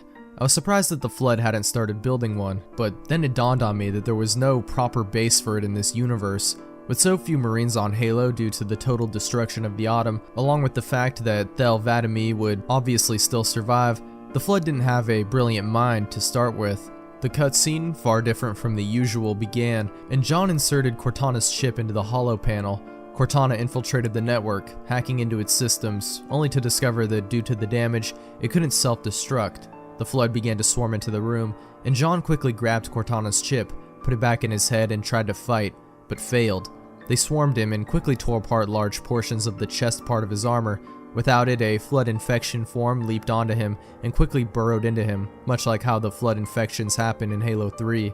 It took me a moment to realize what had just happened. John was now taken by the Flood, and with him, Cortana, and with her, Halo's index. Without the index, Halo can't even fire. I wondered what was going to happen next, as the game had now gone far off the rails.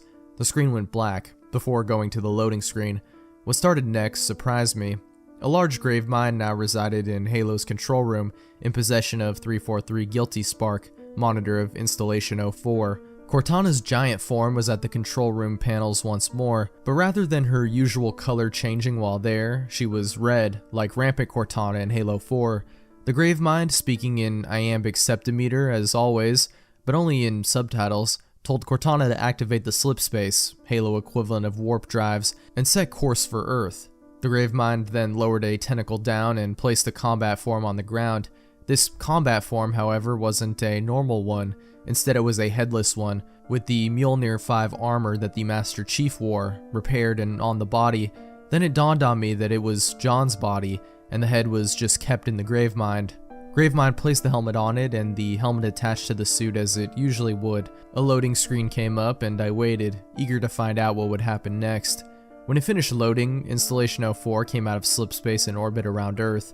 The orbital Mac cannons fired at it, but to no avail, and hordes of reprogrammed Sentinels swarmed the cannons, destroying them with ease. Then, Flood drop pods launched from the commandeered Halo down to Africa, at what I assumed was going to be New Mombasa, and turned out to be right. The game went into first person, from the view of Flood John, and the pod landed with him in it, in the city, which seemed to be a very early version of the E3 demo version. From there, the only objective was to destroy the human population, which was quite easy, as few even fought back. After the first few city blocks, however, the Marines began to arrive in full force. Sadly for them, I had an army of Flood allies. They too were overrun and surprisingly infected. I wondered why Bungie didn't use that until Halo 3, but figured they just didn't like how it looked, as it did look rather bad. I continued on, enjoying the darker outcome, and finished the level. The cutscene began, and Flood pods were shown launching down to the Earth, blanketing it. It then cut to the Gravemind and Cortana, as Gravemind gloated, giving his usual lines about how the Flood were the good guys and the next step for all species. Cortana flickered blue several times, before staying that way. She pulled out the index and teleported Sergeant Johnson onto the bridge, who, according to canon, is immune to the Flood.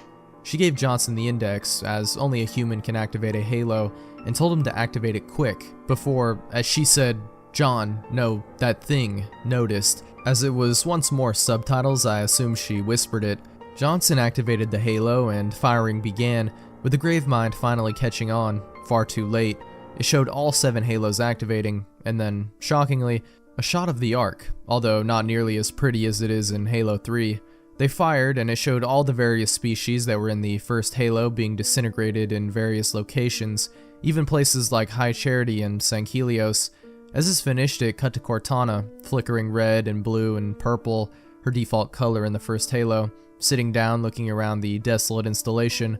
For the first time in a while, she spoke, with actual dialogue. Somberly, she said, "I have defied gods and demons. I am your shield. I am your sword." It asked, and I answered. For a moment of safety, I loosed damnation on the stars. This is the way the world ends. I am a monument to all of your sins. The credits rolled, playing what sounded like an early version of the Halo 2 track, Never Forget, Cortana flickering in the background. My mind was blown. Interpretations raced through my head, and I quickly went to the mission select to do it on Legendary, as the games almost always have a slightly different end on Legendary. To my anger, the alternate final mission was absent. Dedicated and obsessive, I started up Pillar of Autumn on Legendary and killed Keys, fighting through the entire game. As the credits ended once more, I realized it was, and had been slowly zooming in on Cortana. After her face filled the screen, she whispered, "I see you," and giggled. Startled, I let out a shriek. Then I laughed. One good prank by Bungie for the most dedicated players. In one Legendary ending, an elite gropes Johnson, and in the other, Cortana scared the shit out of you. I was impressed, but saddened that the alternate story was cut, but you could never make a sequel out of that, so chances are Microsoft told them to remove it. I messaged the seller on eBay and told him about his forgotten save data, and he messaged me back, asking if I had discovered the secret yet. After telling him yes, he sent me back a smiley and said, "Just so I don't get sued, for your eyes only, okay?" And I agreed. I still revisit that alternate Halo sometimes. Zelda 3 Prototype. It was the spring of 2007, and I was in a small local game store looking for broken copies of The Legend of Zelda. My plan was to find a game that looked nice on the outside but had a fried board, and to replace its guts with a harmonica, give people a good reason to blow on the cartridge, you know? The store's owner, whose name was Thomas as I recall, was amused by the idea, but the only copies in stock had been tested and worked properly. I didn't want to dismantle a game that someone could still play, so was preparing to leave empty-handed and look to eBay. "Actually, something pretty neat came in the other day," Thomas said, nodding toward the door behind him. "Some weird Zelda card I've never seen before. Want to take a look?" As he disappeared into the back room, I could only wonder what it was. The first two Zelda games had been released on shiny gold cartridges, and around 1990 were re-released in the standard NES Gray. While those weren't exactly common, someone who handled old games for a living probably wouldn't give them a second glance. There was also a version of the first game used by Nintendo repair centers to test consoles. Like all games designed specifically for the centers, they were housed in bright yellow plastic. These didn't crop up very often, but when they did, they usually sold for a few $100s. Then there was the incredibly rare black cartridge. Only a few had ever been found, and quickly disappeared into the collections of anonymous buyers. These were essentially the same as the common gold version, but due to a manufacturing error, the black-based plastic hadn't received the gold coating. I didn't know why collectors were always so keen on defective items, but my head was swimming with possibilities. Thomas returned a moment later, holding the game straight out in front of him and grinning. My disappointment must have shown, because his face immediately fell. "What?" he asked simply, looking down at the game. It was indeed a great cartridge, but made of a much smoother plastic than the typical NES game, and only about half the size. Attached to the bottom was a green circuit board, the gold teeth of the contacts that connect the game to the console out in the open. A scrap of lined notebook paper was taped to the cartridge section, with Zelda written in black ink. "It's a Famicom cartridge," I said, gesturing for him to hand it to me. "Someone modded it to work on an NES. You can probably look it up on your computer." As he went behind the counter, I turned the cartridge over in my hands. The makeshift label was taped on fairly loosely, and could possibly be removed by hand. I set the game on the glass countertop and joined Thomas, pointing out the relevant pages and explaining what had probably happened. The Legend of Zelda had originally been released as a Famicom Disk System game, in a format similar to a floppy disk. Similar to the US version getting a re-release in 1990, the Japanese version got a cartridge release in 1992, which seemed to be what we were dealing with. The connector attached to the bottom of the cartridge was also fairly easy to get, as some of the earliest NES games contained the original Japanese circuit boards with these connectors on them. All you had to do was find one of these games and crack it open. As disappointed as Thomas was by how mundane the game turned out to be, he was impressed by my knowledge. "So are you some kind of modder? Is that why you want to make an NES game into a harmonica?" I shook my head. "No, I have a friend who does this kind of thing. The harmonica is going to be a gift for him." "Ah, gotcha. So how much do you think this thing could sell for?" he asked, again picking up the cartridge. "It's not as cool as a Zelda harmonica, but your friend would probably like it." I couldn't help but smile. He was trying to make a living after all, and I like to help out small local businesses. "How about $15? It had been over a week since I bought the game, not even bothering to take it out of the generic "have a nice day" shopping bag. I was sitting, bored to tears, waiting for a Windows update to finish installing, when I caught the bag out of the corner of my eye. My NES was connected to a CRT TV along with all of my other old consoles, and only needed to be plugged in, so I decided that I may as well give the game a try. Giving the cartridge another once-over, I decided to remove the taped-on label to make sure that it didn't somehow get stuck in my system. Under the notebook paper was a much more official-looking label, set into a shallow recess in the cartridge and covered in a half-dozen lines of Japanese text. Strangely, there were no logos of any kind. After several minutes of fiddling with the system in the game, I was surprised when I finally got in to boot to a black screen, white Japanese text appearing along the left side. I stared blankly as the text scrolled, only realizing it had stopped when a selector arrow appeared. I carefully looked over the on-screen text for any hint as to what the available options might mean, and a bit of English text near the top caught my eye. Zelda 3. I reeled. Zelda 3? Fans had long theorized that a third Zelda game had been in development for the Famicom. While Zelda 2 was released in Japan just 11 months after the first game, the third game in the series didn't come out until nearly 5 years later on Nintendo's next console. Excitement began to bubble up inside of me. Was this really the lost Zelda 3 prototype? Unable to read what any of the 5 options said, I chose the first one. The game held on a black screen for several seconds before loading. Link was standing in what appeared to be a house, an empty fireplace in the north wall, and a chest to the right. This was definitely unlike anything I had seen before.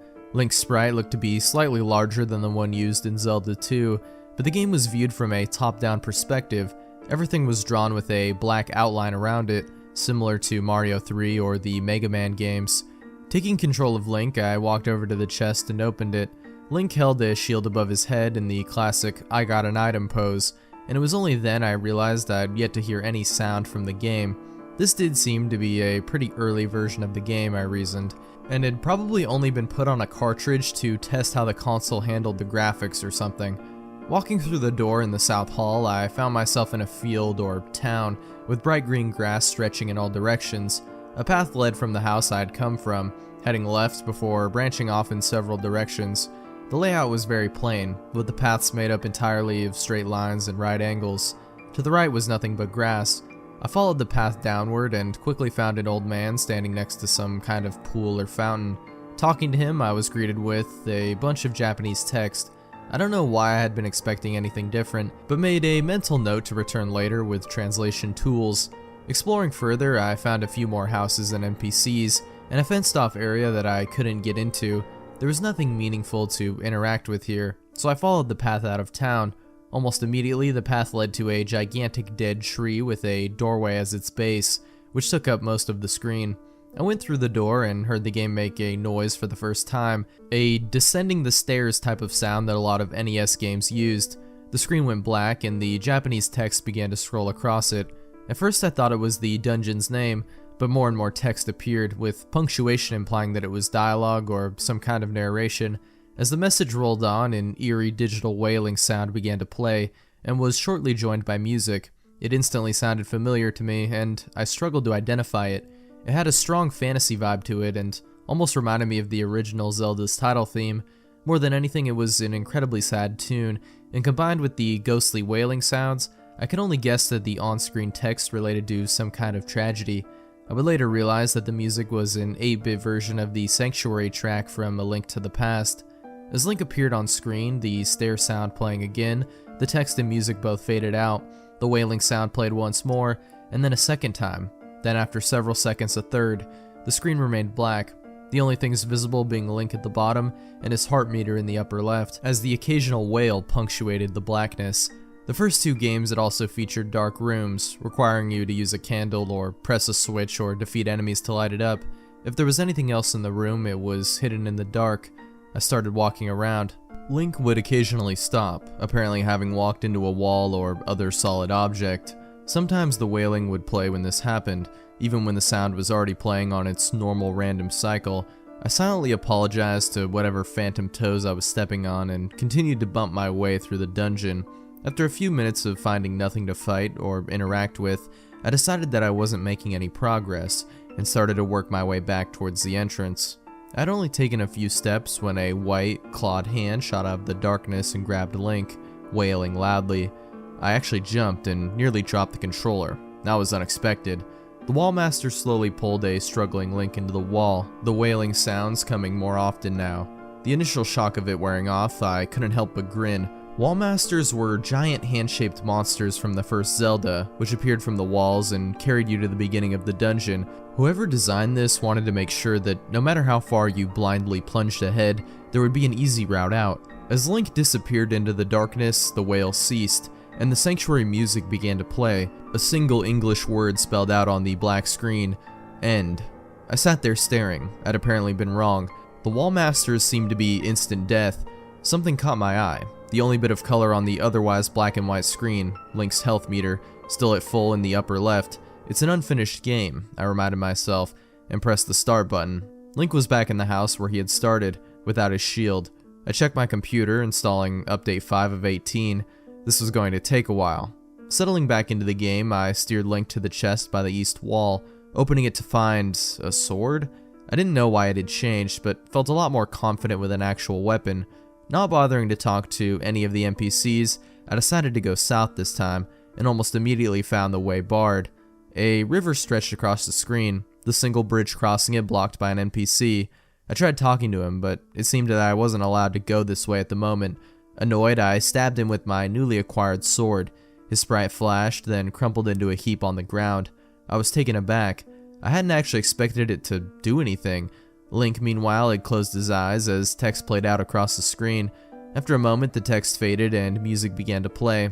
This one I instantly recognized, a low-tempo variation of the palace theme from Zelda 2. Link opened his eyes and crossed the bridge, sword in hand. I stared blankly, barely registering that Link was now in a dark forest area. Had Link really just killed the man? For all I knew, he was a minion of the game's antagonist, or a monster merely disguised as a human.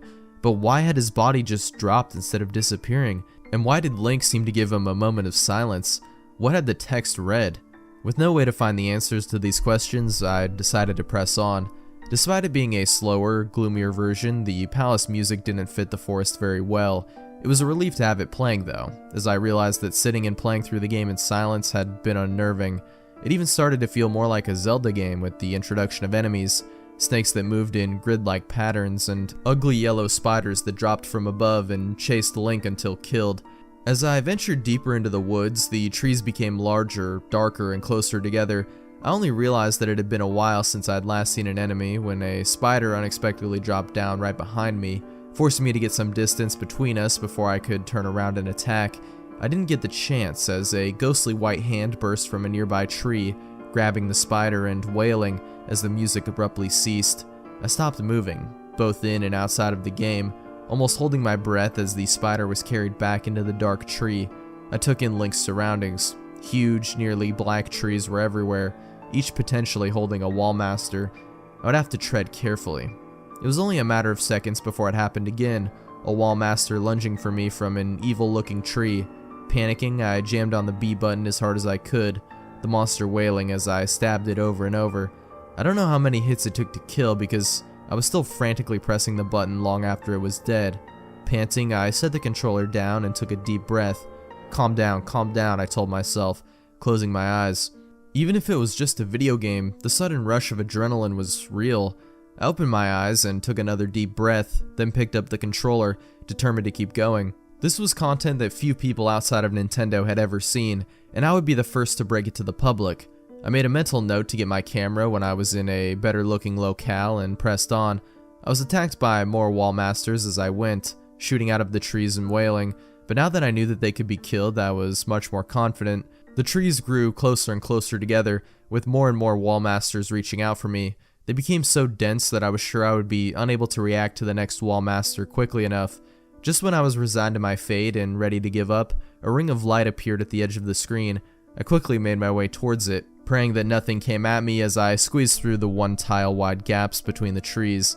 I came out into a small clearing in the trees, light shining down. After getting a safe distance from the tree line, I dropped the controller, gasping.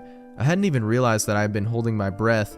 As my breathing and heart rate returned to normal, I resumed control of Link and walked toward the center of the clearing. There, sitting on a tree stump with an odd-looking 8-bit beam of light shining on it, was a candle. I walked up to the stump and pressed the A button, and Link held the candle above his head in another silent victory pose. The screen went black and the walking downstairs sound played. Well, that was weird, I thought. Most Zelda games featured overworld exploration or dungeons full of monsters and puzzles, not things like huge forests containing single items. Then again, Zelda 2 had the Death Mountain area, which saw you traveling from cave to cave like an odd labyrinth, all to get a hammer. I regained control of Link at the edge of the forest, just below the bridge. As I walked into town, I noticed that the body of the NPC I had accidentally killed was no longer there.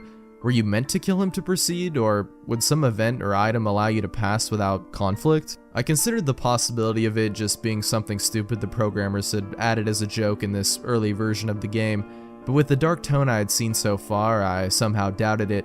Making my way through town, I noticed that the old man was no longer standing by the fountain or well or whatever it was. Had getting the candle triggered some kind of change in the town? Thinking about the candle, I realized that I could probably explore the dungeon in the west without constantly walking into the walls, and hurried in that direction, ignoring the missing old man. Entering the dungeon, I was greeted by the same thing as before, that slow scroll of expository text, that rather hauntingly tragic music, the occasional wail. When Link appeared, he was holding the unlit candle rather than his sword. I felt a little uneasy, realizing that I could only equip one or the other, but there was nothing I could do about it. I walked forward into what I thought was the center of the room, Link bumping into something along the way. I took a deep breath, steeled my nerves, and pressed the B button. The room was flooded with light, and the wailing sound began to play over and over. I stared, shocked and horrified. The walls were made up entirely of ghastly white bodies, writhing and clawing at the air as they wailed. A wall master shot out of the wall Link was standing against, and every head in the room turned in his direction. They all stopped moving, and the wailing died down as he was dragged, struggling, into the wall. I leaned forward to get a closer look at one of the bodies. Only its upper torso and head were visible, the rest of it obscured by the pixelated wall of white. It was clearly meant to be a corpse, unnaturally thin with crooked arms and bedraggled hair. Link had disappeared into the mass of bodies. Another body turned its head in his direction and let out a wail of its own. One by one, they all turned to look at him on the TV screen. There came another wail, then another. They started moving again, flailing whatever parts of their bodies stuck out of the walls as their cries filled the air, all of them staring directly at him. A wall master appeared, orienting its fingers in his direction. I immediately pressed the power button on the NES, then pulled the game out for good measure. I ran into the well-lit kitchen, rubbing my eyes and wringing my hands. It's just a game, I told myself, pacing around the tiled floor. I knew it was only a game, and that it had been programmed nearly 20 years ago by some ordinary game designers. Why was it never finished? A part of me asked. I stopped, trying to calm myself, trying to reason with myself, when out of the corner of my eye, I saw something white moving toward me. Skyrim Beta Disc. I suppose before I begin this story, I should say that it doesn't involve creepy old men giving out free video games. It doesn't involve haunted eBay auctions, evil plush toys, or possessed download files. This story is just, well, I don't really know what it is I experienced. I'll just describe events as best I can. The story began a few months ago when my Uncle Jerry passed away. No, he wasn't killed by a demon or anything like that. He was just a guy who liked his cigarettes a little too much and died from it. After the funeral, we worked on cleaning out his old house. It was while I was checking the belongings in Uncle Jerry's attic that I found it. My uncle had worked as a PR guy for Bethesda for the last 8 years of his life, mainly dealt with any potential controversies that could have come from their products. He wasn't all that into games, but hell, a job was a job. While searching through one cardboard box labeled Bethesda, I came across a blank CD case with an unmarked disc inside. Tucked inside the case was a crude folded note. My curiosity was piqued, and I quickly opened the case and unfolded the note. It read thusly: Jerry, this thing has got to be destroyed. Make sure nobody finds out about this Skyrim beta. This controversy could ruin us. Todd. When I read all that, my mind was just flooded with questions. A Skyrim beta disc? Those even existed? And Todd, as in Todd Howard? The guy behind the Elder Scrolls games and Fallout 3? Just why was he sending this to my uncle? What could be so horrible about this disc? I didn't even know a Skyrim beta had even existed, and if it did, how could it cause so much controversy?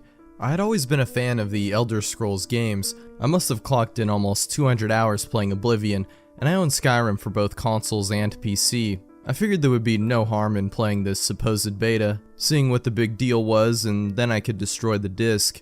I stashed the CD case into my coat, finished cleaning the house out with my family, and then we headed home and I booted up my PC. It was a pretty decent setup, and if it could handle the regular version of Skyrim, then the beta would be no problem. I decided I'd write a journal, just so I could record the differences between this and the actual release. The following is a record of my experiences in the Skyrim beta. Day 1.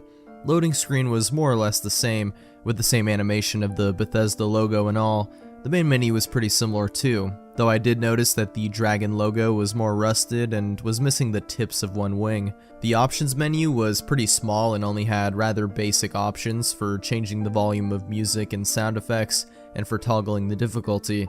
There was nothing that needed changing right now, so I decided to just jump into the game. A pleasant surprise, no overly long intro in this version of the game. You're just dropped into the character creation screen at the same brick wall in Helgen. The character models look detailed enough, fairly similar to those already in Skyrim, but there's something off about all the characters, regardless of the race I pick. Something is wrong about their eyes. I just can't put my finger on it. I decided to ignore it and just created a red-scaled male Argonian to play as, since they're my favorite race in the game. The first thing I notice is that it looks like there's already been a dragon attack. Helgen just looks utterly devastated with all the buildings either smashed or burning. There are bodies littered everywhere, but they seemed far more mutilated than the corpses in the vanilla game. Several textures seem stretched out absurdly, and all the sounds seem rather rough and fuzzy. I suppose that sort of thing is typical for a beta. As I move through the ruins of Helgen, two corpses stick out to me. The first one is that of Ulfric Stormcloak, the rebel leader in Skyrim. His body seems to be impaled on some sort of bone, which on closer inspection appears to be the tip of a dragon wing. The next is General Tullius, the Imperial leader in the normal version of Skyrim. Half of his body has been crushed to a red paste under the weight of a fallen tower. I had heard rumors that this game was initially going to have a very different plot, but I didn't think that meant removing the rebellion storyline from the game entirely. Very interesting. Day 2. Explored all the ruins of Helgen today, looted whatever useful items I could find. I made sure to deck my character out with some sturdy light armor, and I armed him with a steel sword I recovered from Tullius's remains. One rather interesting thing I noted is that in this version of the game, the inventory screen is similar to Oblivion's, in that it allows the player to see a 3D representation of their character whenever they use the inventory. I set off from Helgen into the game world with no indicators telling me what my mission is, or even what happened to this town. I noticed that the sky is pretty dull, despite the in-game clock telling me that it's supposed to be noon. The hills in the distance seem to be a little blocky and brown rather than a lush green or snow-capped white. All the wildlife is hostile, even normally passive creatures like deer. They die easily enough, but it's bizarre and unnerving to see normally peaceful creatures acting like this. I explore a little more, raid some mines, but to my surprise there aren't any bandits inside, not even corpses. What is going on here? Day 4. I decided to head into the neighboring town of Riverwood today, but even at a distance I could tell something was very wrong with that town. I swear to God, when I walked into that town I heard laughter, very faint titters being carried on the wind. It was like looking at Helgen all over again. All the buildings had been smashed into rubble, with flaming pyres standing in several streets. Had the dragons done this too? Come to think of it, I didn't see any dragons at all so far. A few bodies lined the streets, but they were all in such a maimed condition that I can't even recognize them. At first I was about to just press on to Whiterun, but then I caught sight of something, a cellar door that hadn't been destroyed. I made my character draw his sword and then I entered the cellar. It was dark inside, only a dim candle in the corner providing any light. Saw a figure hunched on the floor, so still that I almost mistook it for a corpse. And then he stood up with a woodsman's axe in his hand, took it all away from me, killed my wife and my boy, but you won't get me too. Never should have come here. When he spun and lunged at my character, I recognized the figure immediately. Hod, the lumberjack. He looked deranged, his face caked with dirt and blood. His eyes were manic, and much like I noticed with my own character, they seemed very wrong to look at. Hod swung wildly at my character, and my attempts to yield did nothing to slow him down. He only had half of his health, so with some regret I chopped him down. What had done this to him? To this whole town? Dragons could attack towns in the normal version of the game, but they could never do damage like this. In one corner of the cellar, next to a pile of what I hope is mud, I found several rolled up bits of parchment. I could interact with and read them, but most only had blurred nonsense on them. One did stick out though, a note that had the following on it: Mad Hunt, Deadroth, Dremora, Bloodmoon, Collapsed Kingdoms, Nirn Forsaken and Fallen, Blackreach, Daedra. Nonsense again. Was he trying to say that the Daedra had done all of this? Why did he bring up Blackreach? It was a massive and underground labyrinth in the vanilla game, but it didn't have anything to do with the Daedra. My head hurts. I'll save the game and resume playing later. Day 7. I did a few days of exploration, trying to find the entrance into Blackreach. If something is going on down there, I want to know. Maybe I'll find out what's doing all this. I passed by Whiterun. I decided not to go in when I saw it was shattered and burnt too. I hear more laughter on the wind, and it grows louder the closer I get to Blackreach. At night the sky is utterly cloudless, and the moon is a bloody red shade. I swear to God it's tracking my motions when I'm in view of it, like a giant red eye in the heavens. Saw dead giants on the roads. Entire trees have been fashioned into giant stakes to impale them. The sight fills me with dread. If giants could be put down like that, then I need to level up my character. Day 11. Not much to talk about. I spent the last few days trying to level up my Argonian in any way I can. I must be getting paranoid because I think the wild animals are growing bigger and stronger with each passing day. They might be growing more numerous too. Day 13. I reached Blackreach today. It's very different than what I had expected, to say the least. The Falmer are far larger in number here than they were in the vanilla game, and what's even stranger is they don't even seem to notice me. I'm aware they're blind, but usually they attack whenever something gets close to them. They seem to be reconstructing Blackreach, fixing the broken bridges and adding in lighting along the paths. It's fascinating to watch a city being rebuilt in-game in real time, but I can't help but wonder why they're doing this. The cavern is full of echoes. I'm hearing that laughter everywhere I go. Day 15. I've noticed something very odd. After 2 days spent watching the Falmer working on rebuilding the city, I spotted Dremora patrolling the inner city. Then I spotted Golden Saints and Dark Seducers for a brief while in the center of the underground city. I think I even saw a Knight of Order or two. It's a whole city full of Daedra, and they have all the Falmer under their control. Day 18. The Falmer are fast workers. By now Blackreach seems to have been fully restored, and the Falmer have all headed to the center of town to pray and worship something. I can't understand the alien words coming from their mouths, and as the gates are totally locked, I can't get close enough to examine the city. Went to sleep on a bedroll I found, and then hit the fan. When my Argonian awoke, I found that I was somewhere completely different. I was unable to move him, and I couldn't even turn the camera. The room was pitch black, only a small segment of brick floor visible. Trying to use the mouse brought up the message that my hands were bound. I heard the laugh again. It was so close and clear that it was unmistakable. A figure walked into view, and I almost couldn't believe who I was seeing. Sheogorath, the Daedric Prince of Madness. He looked similar enough to how he appeared in Oblivion, with updated textures and a better model, of course. When he got closer, I realized what it was about the character's eyes that I found to be off. They all had eyes like his, with an odd yellow tint and cat-like slits for pupils. How could I have not seen it sooner? Well, what do we have here? A nosy Parker? Sheogorath asked, his mouth twisting and contorting into an unnatural smile, like a Cheshire cat. For the first time since I put this beta disc on, I had a dialogue choice. I picked the first option. What's going on here? What's going on? Well, my boy, don't you know? The Daedra have gotten sick and tired of your little dimension and went off to try to make a better one. We Daedric princes are using it as our own little playground now, Sheogorath remarked. It was then I noticed that his skin was chalky white, and I saw how disheveled his hair was. He just looked sick, ill. Very confusing to say the least. Was this game supposed to be set in a world where the Daedra won in Oblivion? I picked another dialogue option. Why are you, of all people, doing this? Why? Sheogorath asked, his teeth gleaming slightly. My dear lamb, did you think that just because I'm a Prince of Madness that I'm only silly? I constantly change how I act, just to keep things fresh. I might spend 200 years utterly stationary. I might spend 50 years acting like a nymphomaniac.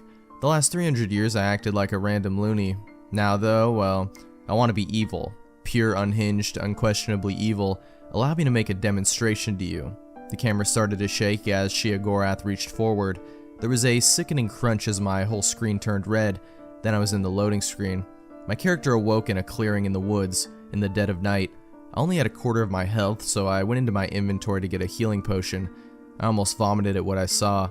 My character's right arm had been ripped off from the elbow down, tatters of bloody skin and a broken stump of bone visible at the end of the stump. Sheogorath had maimed him. I exited the inventory and heard the laugh again. I looked up to see the blood moon hanging directly above me in the sky, casting an eerie red glow over everything. There was a rustling in the woods, and then all around me, shambling beasts began to emerge from the woods. Creatures that had at one point been humanoid, now crudely merged with parts from bears, wolves, and trolls.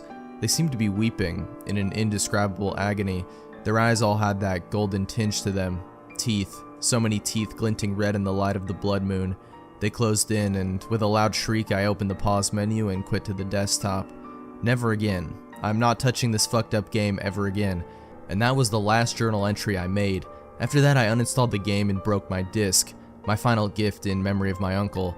I've recovered from the fucked up things I saw, and I haven't found it haunting me in the vanilla version of Skyrim. It seems like it's all over. For me it is, anyway. I wish I knew what had caused all this, or maybe it's better not to know. I never bothered to ask Bethesda about this. They'd deny this disc even existed, and my video recording software never worked when I played this thing, so I have no proof of any of this happening. I just wanted to get this story off my chest, believe it or not. I have to wonder though, were there any other copies of this beta disc released into the world? Dreamer N64.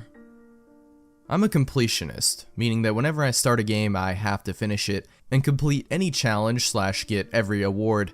Because of this, I've noticed a lot of creepy things in video games. An example of this is in Legend of Zelda 2. You know that guy in one of the towns, the one who says, "I am error"?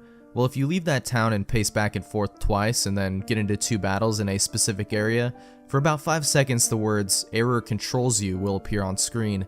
Every creepy Easter egg or glitch I would ever see couldn't prepare me for a game that I would get in the future. About 3 months ago, I took a week-long vacation to New York. My brother, who lives in Manhattan, offered to let me stay there so I wouldn't have to buy a hotel room. Basically, the entire week it was just me wandering throughout New York while my brother was at work. The only time I really saw him was in the morning or at night. On my last day in New York, however, my brother had the day off of work. We had planned to spend the day in NYC, but it was downpouring, so we just stayed inside and hung out. Later on in the day, he brought out our old N64 with all of our favorite old games. We played classics like GoldenEye and Mario Kart, and lesser known games like Spider-Man and Ready to Rumble Boxing. We played all night and finally went to bed at 1 o'clock. The next morning I packed up my stuff and headed home. Realizing how much fun I had on my way home, I decided I was going to buy an N64. I got back to my apartment around 2 p.m. and got settled in. Once I was all set, I grabbed $30 and went to my local retro game / comic book store, Comically Speaking. I bought an N64 for $25 and went back to my apartment. I immediately opened up the box the system came in and took out my system. It was painted gold and was awesome. Then I took out the games that came with it. GoldenEye, Wave Racer 64, 1060 Snowboarding, and a game I had never heard of called Dreamer 64. The cover was a man in a straitjacket floating on balloons. He had a weird, somewhat creepy expression on his face. He had a smile that stretched across his face. He had pitch white skin and dark circles around his eyes. He looked mentally insane. The cover creeped me out, so I put the cartridge face down on the floor. I hooked up the system and got ready to play. I was originally going to play Wave Racer 64, but then I caught a glimpse of Dreamer in the corner of my eye. I wondered what the game was about and put Wave Racer down. I picked up Dreamer and put it into my system. It was sort of like I was hypnotized because I didn't want to play it. However, when the N64 logo appeared, my completionist side kicked in, and I got ready to play the mysterious game. The title screen was just a blue sky with clouds all around. Then the man from the cover floated up on balloons. I got a chill down my spine. He looked at the screen and a muffled sound came up. The only words I could make out were "welcome" and "dream on." The rest sounded like white noise, but I could tell it was saying something. After that, the word Dreamer appeared. It looked like a first grader wrote it with crayons. Then in blinking red at the bottom it said, "Press start." I did, and then a loud piano keynote played. The man gave me a mean look, and then all his balloons popped. He started falling and screaming, and right before he hit the ground, the screen faded to black. I sat there in silence, staring at the black screen for about a minute. Then it finally stopped. The black faded to a bedroom where the man was sleeping. He woke up and was violently shaking. He then sat up, got out of bed, and stared at the screen. Again, a muffled sound came, except it was a bit easier to understand this time. I could tell the man was talking this time and that he had a British accent. I could make out that he said, "Nothing much, just a bad dream, just a bad dream." The rest sounded like white noise. The man sort of looked like a clay model. He then paused and just stared at the camera for a good 15 seconds. Then once again the muffled sound came up. This time it was hard to hear. I could barely make out this. I didn't much sleep, tired. The man then crawled into his bed and fell asleep. The screen faded to black and then the controls flashed on the screen. Then it said, "Level 1, get ready," and it faded to a field. There were flowers everywhere and the sky was blue. Butterflies were flying everywhere. Then there was the man on the other side of the screen. An arm popped out of the straitjacket. The arm was wrinkly and bony. It was holding onto a net. Soon a paragraph came up on the screen explaining that the point of the game was to catch as many butterflies as you can within a minute. In the first level, you have to catch a minimum of 10 butterflies to win. It seemed simple enough, so I pressed A and then I was able to start. The game was somewhat of a side-scroller because you could only go in one direction, forward. The game was incredibly easy and I collected 25 butterflies. Time ran out and another muffled sound came up. It said, "You win," and the screen faded to black. Once again I was in the man's bedroom and he woke up. He looked at the screen and I couldn't understand what he said other than, "Finally, dream." Then he stared once again, then white noise blared through the screen and the man fell asleep. I was brought back by how loud it was. Then it said level 2. It was exactly the same as level 1, except I had to collect 20 butterflies. The same exact thing happened every level, gradually increasing how many butterflies I had to catch. After the 4th level, I seriously contemplated to stop playing, ignoring my completionist side, but I couldn't. I just couldn't. I was so bored, I cursed being a completionist. The man woke up once again, except the game glitched out. A screech blared through the TV as the man started sort of glitching all over the place, and then he went over to the screen. The screech stopped and he just stared. The room turned black as the man just stared at me. His pupils rolled into his head and his smile turned into a scowl. Words flashed on the screen asking, "Do you wish to continue?" I chose yes and white noise blared again. Then it said, "Level 5, prepare or perish." The man once again was in the field holding the net. Now the handle was covered in spikes.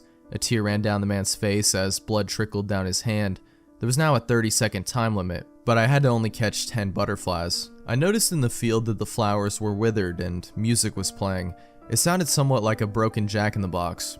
I started the level and it was a huge jump from the last few levels. It was almost impossible. I was only able to catch 2 butterflies. The time ran out and the screen went black. I heard a scream and then an image flashed on screen for about 2 seconds. I could see that it was the man holding a torch. The screen went into a room. It was dim, only being lit by a dying light bulb. The walls were gray and I could see a small table that had a knife, a drill, and a syringe. The man woke up and he looked at the screen and cried. A man walked in. He was wearing a shirt that had bloodstains all over it. He said something, but all I could hear was, "Test subject 402, dangerous, kill, careful." The man with the bloody shirt grabbed the syringe and jabbed it into the man's neck. They never said his name, so I just call him Subject 402, based off of what the other man said. The man started crying and then he fell asleep. He was in the field again. The sky was cloudy and gray. There were no flowers. I had 20 seconds and I had to collect 15 butterflies this time. Subject 402 was bleeding and walking instead of running. It was impossible. I couldn't beat the level. Time ran out and the screen cut to black. It was hard to hear, but I think it sounded like a man begging for mercy. The words, "Level 7, why?" showed up on the screen. There was a 10-second time limit. I had to collect 90 butterflies. The game was literally impossible. The grass was gone. The butterflies were all black, and Subject 402 was just shambling and then crawling. He was dripping blood. The screen cut to black again, and then the words, "Final level, revenge is needed." This level was completely different. Subject 402 was chasing the man. I had to catch up to him before the time ran out. I did, and once again the screen faded to black. It then went into the room. The man had his neck slit and was on the floor gasping for air. Subject 402 woke up. He looked at his hands and cried. One hand was a drill and the other hand was missing fingers and was distorted. He then killed himself with the drill hand. The screen then froze, then went into static. Words were displayed on the screen. "Congratulations, you win." I was horrified and I haven't played my N64 since then. The next day I talked to my friend who has worked with Nintendo for 15 years. I went to his house. He was doing some character designs for the next Mario game. I asked him if he had ever heard of the game Dreamer 64. He stopped drawing and gave me a confused look. He asked me how I knew about it, and I told him it came with my system. He almost jumped out of his chair. According to him, Dreamer 64 was supposed to be a kid's game for the N64. However, one day early in development, the creator of the game had a mental breakdown and went missing. His team was able to complete the 4th level, but then gave up because of lack of inspiration and budget problems. He then showed me a picture of the creator. He was Subject 402. Bead Dice Sky. A couple of months back, I used to be a college teacher, teaching computing development. I wouldn't call myself a lecturer. I wasn't good with just talking at people for an hour. Plus my lectures never took place in a hall. Most of the time we were in one of the university's computer suites, very much like a lesson in a normal IT class. Most of my days were spent showing my classes how to design files and documents, and eventually code their own games. I have to tell you, it was pretty fun seeing these guys start my class barely being able to code a game of noughts and crosses, and leaving after 3 years being able to make their own fully rendered 3D games.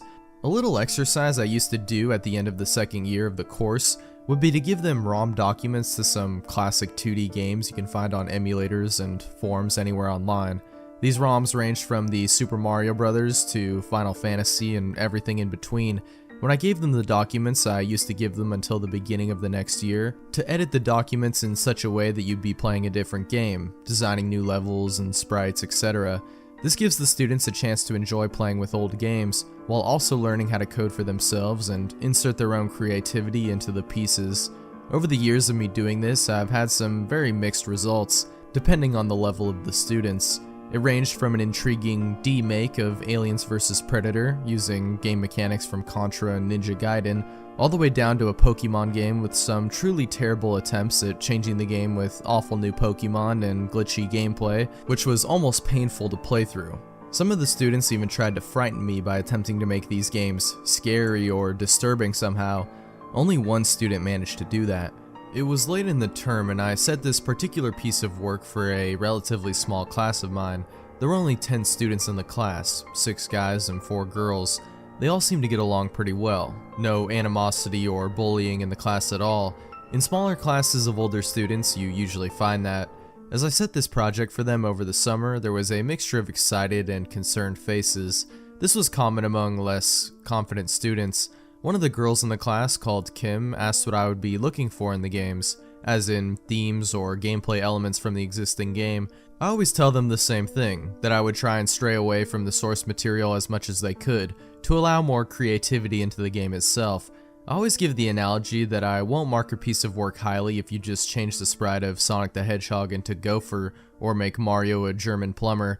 I also say that sometimes the best way to innovate is to make something close to your heart, something which you truly enjoy. After I explained all of this, the class seemed more assured of what they needed to do. I adjourned class, but called back one of my students. Let's call him Tom.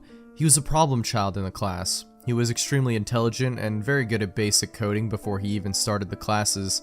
However, he was very socially inept, usually sitting to the side of his classmates, and only really talking to the others if they asked him for help or asked how he was. No one was mean to him, he just seemed to keep to himself. I asked him if everything was okay and if he understood the assignment, as the last few he handed in hadn't exactly been up to his usual high standard. He said everything was fine, even saying he had an idea for a completely original game to do for the project. That assured me he would provide something interesting for me to play, and that prospect of an original game was very welcome. Too many times I had been sent a game which was just a redesigned level from Super Mario Bros., claiming it's a new game, which wasn't nearly as impressive for a student at this stage of their teaching.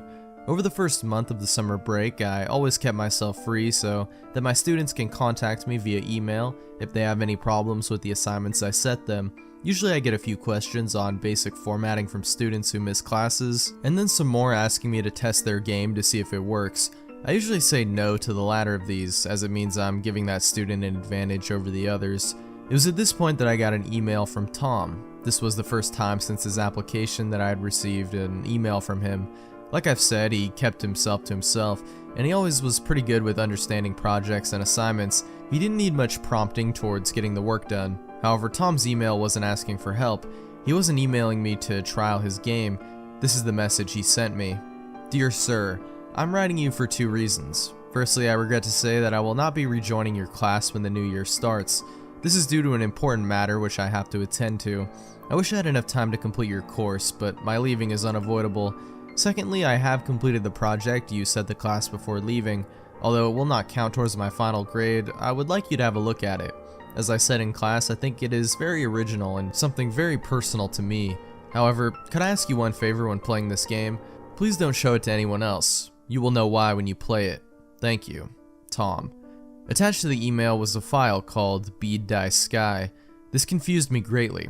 What could have happened to him that made him suddenly quit the course, and if he was in such a rush to quit the course, why did he send me his game? I should have questioned this more, but I always try to stay out of the personal lives of my students as much as possible, as to avoid complications. The files in that email stayed there for a few days before my curiosity got the better of me. Although I no longer had to mark his work and he had left so abruptly from my course, the idea of an original game made from the engines of old 2D games compelled me to look into it.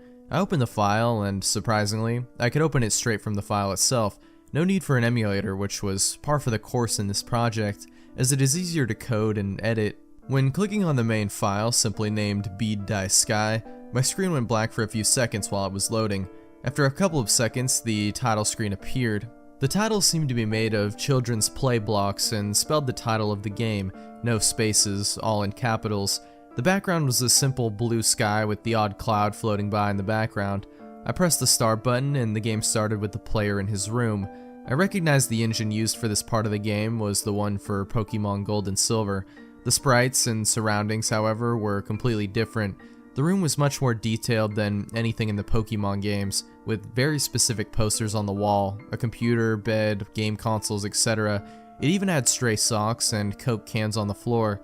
I felt relieved by the fact he had put so much work into this. Almost every single pixel on the screen had been changed. Nothing was reused from the original game, bar the model for the character sprites, and even that was heavily edited. The characters seemed to have light brown hair, a red t-shirt on with dark blue jeans, and white and red shoes on. The sprite itself looked very much like Tom himself, which made me think this is what he meant by the game being something personal to him, like a fantasy adventure where he was the hero. Although I was impressed by the amount of detail put into just one screen of the game, the fact that he did suddenly leave the course despite all this hard work worried me slightly more than before. As I moved the character around the room, it seemed quite fluent. There was no lag or glitching in the movement. I left the room and came to a corridor. Each room had its own flavor text. For example, Dad's room. He wouldn't be happy if I went in there without asking first. And Eleanor's room. I hear snoring. She probably is resting after her night shift last night. I'll leave her to sleep. I was mightily impressed by all the work Tom had put into this game. It had barely been 2 weeks since I set this project, and this looked very polished already. I couldn't go into any other rooms in the corridor, so I went downstairs to a large open area with the first character despite the one I was playing as. It seemed to have a receding hairline and glasses and wearing a suit. I went over to him and began to talk to him. Dad. Good morning, Tom. Are you off to university today? Tom. Yeah, I will be soon. Ah, good. Just don't wake your sister. She had a tough shift last night. I had met Tom's dad before when he was having some problems in class at the beginning of the course. It's strange to say, but I could almost hear his voice when the words came up on screen, almost like the conversation had happened in real life between the two. It wasn't a massive piece of dialogue, but Tom wasn't really a big talker. After this, I left the house and began a short cutscene of Tom, which is what the character was called, on the bus. The music was innocent enough. It matched the ambience of the background, which was colorful and had lots of pastel colors on show. However, this changed for a split second. When I looked at Tom, the sprite seemed to have its eyes closed. Suddenly, for about half a second, the music changed to a static sound, and the background flickered between the colorful normal backgrounds to a navy blue void with only Tom's sprite colored against the blue background. I assumed it was a glitch. No one gets this kind of ROM hack completely right the first time, especially one as ambitious as this one. After this short bus journey in-game, Tom's sprite arrived at a large building with a billboard outside of it. This is where the game's accuracy became slightly concerning. Looking at the billboard, it turned out to be a map, an exact map of the university campus. I don't mean a rough outline of the pictures. This was accurate down to the trees and benches in the center of the university. This level of accuracy surely wasn't healthy, especially in the short time since this piece was set. It was bordering on obsession. As I entered the front door, a word box popped up with the word objective in block capitals. When I continued, the next line said, "Find Becky." This is when my slight concern turned into panic. One of the girls in our small class was called Becky. She was a smart enough girl, but not amazing at the course, so I asked Tom a lot for help. As a teacher, I could see him staring at her a lot during classes and looking away nervously when she turned around. I thought this game would be some kind of sick wish fulfillment game where he gets the girl, which is fine as long as it stays within this game. I realized I sounded a bit hysterical. This part might just mean he has to find his classmates to get the lesson. I pressed on and noticed the gameplay suddenly changed. Although all the sprites remained in the Pokemon style, it now played like Metal Gear, a Nintendo game which mostly focused on stealth. All the characters had a cone in front of them which conveyed their sight, and Tom had to avoid all of these to reach the top of the screen and eventually Becky. However, the glitch from earlier re-emerged, but this time every time the player was caught, there would be a small surge of static noise, the background would go dark blue, and the player would be sent back to the beginning of the room. This made me think this was either a glitch to cover up for a dying animation, or deliberately programmed to signify something. When I finally reached the top of the screen, the game went back into the objective screen, this time with a more sinister message. Objective: follow Becky without being seen. This led on to a group of sprites standing in front of Tom, all of them looking like one or another of the students in the class. Standing in the middle of this row was a brown-haired girl with a blue shirt and a white skirt. It was Becky. It must have been. The focus of the game in this section was to find her, so it has to be her. The objective of this part of the game was frankly quite disturbing. What you needed to do was get close enough to the group to hear Becky talking without them noticing you're there. What this is, essentially, is a stalking game. Stranger still, when you get close enough to hear her, text boxes would appear with what she was saying. The ones I remember were, "I'm so glad that this is the last day of term. I have the house to myself for the rest of the week, so you can come around whenever. I can't wait to get home. I didn't sleep too well last night. I kept on thinking I heard rustling in the bushes outside my window."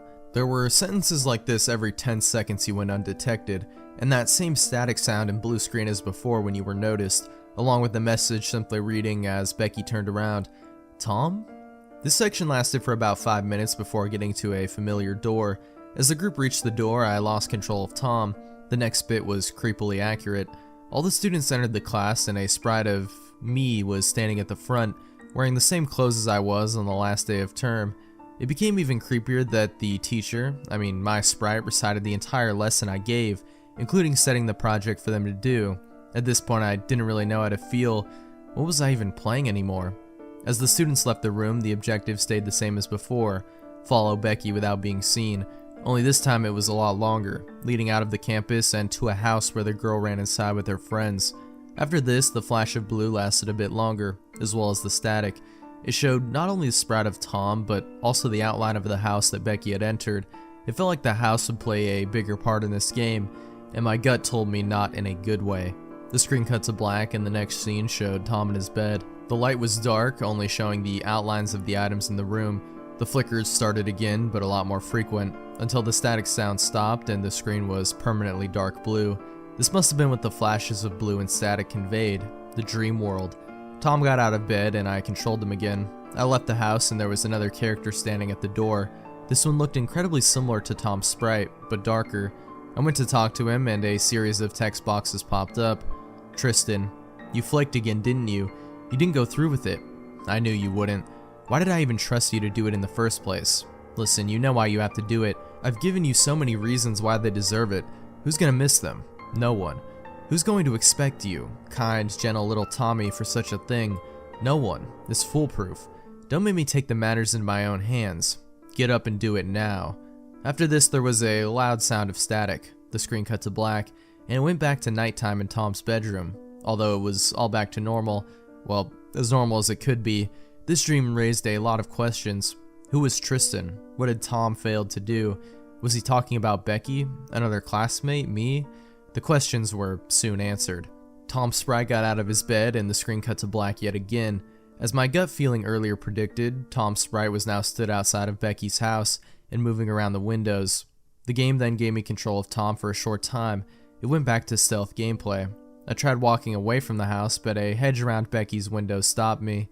I couldn't walk backwards. I could only walk towards a small window.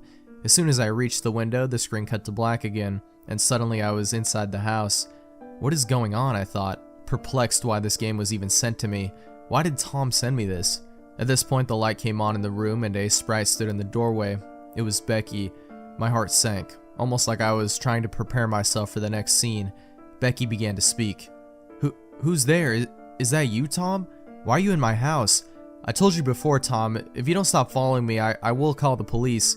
I saw you today following me and my friends. Now you've broken into my house? What were you going to do? That's it, I'm calling the police.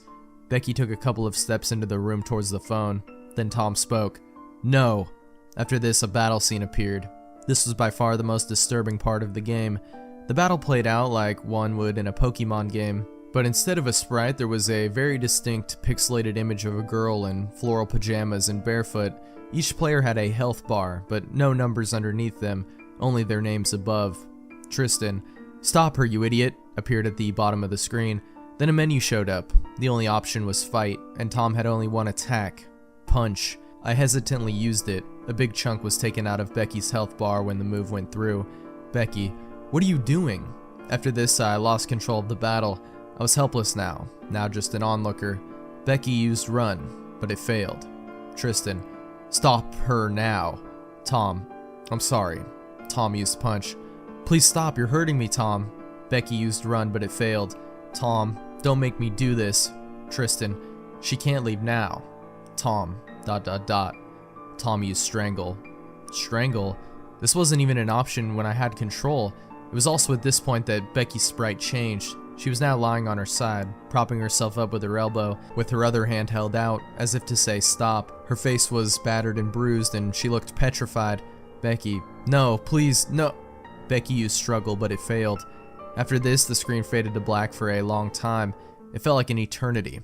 It gave me a chance to try and figure out what was happening. I still couldn't get why Tom had even sent me this.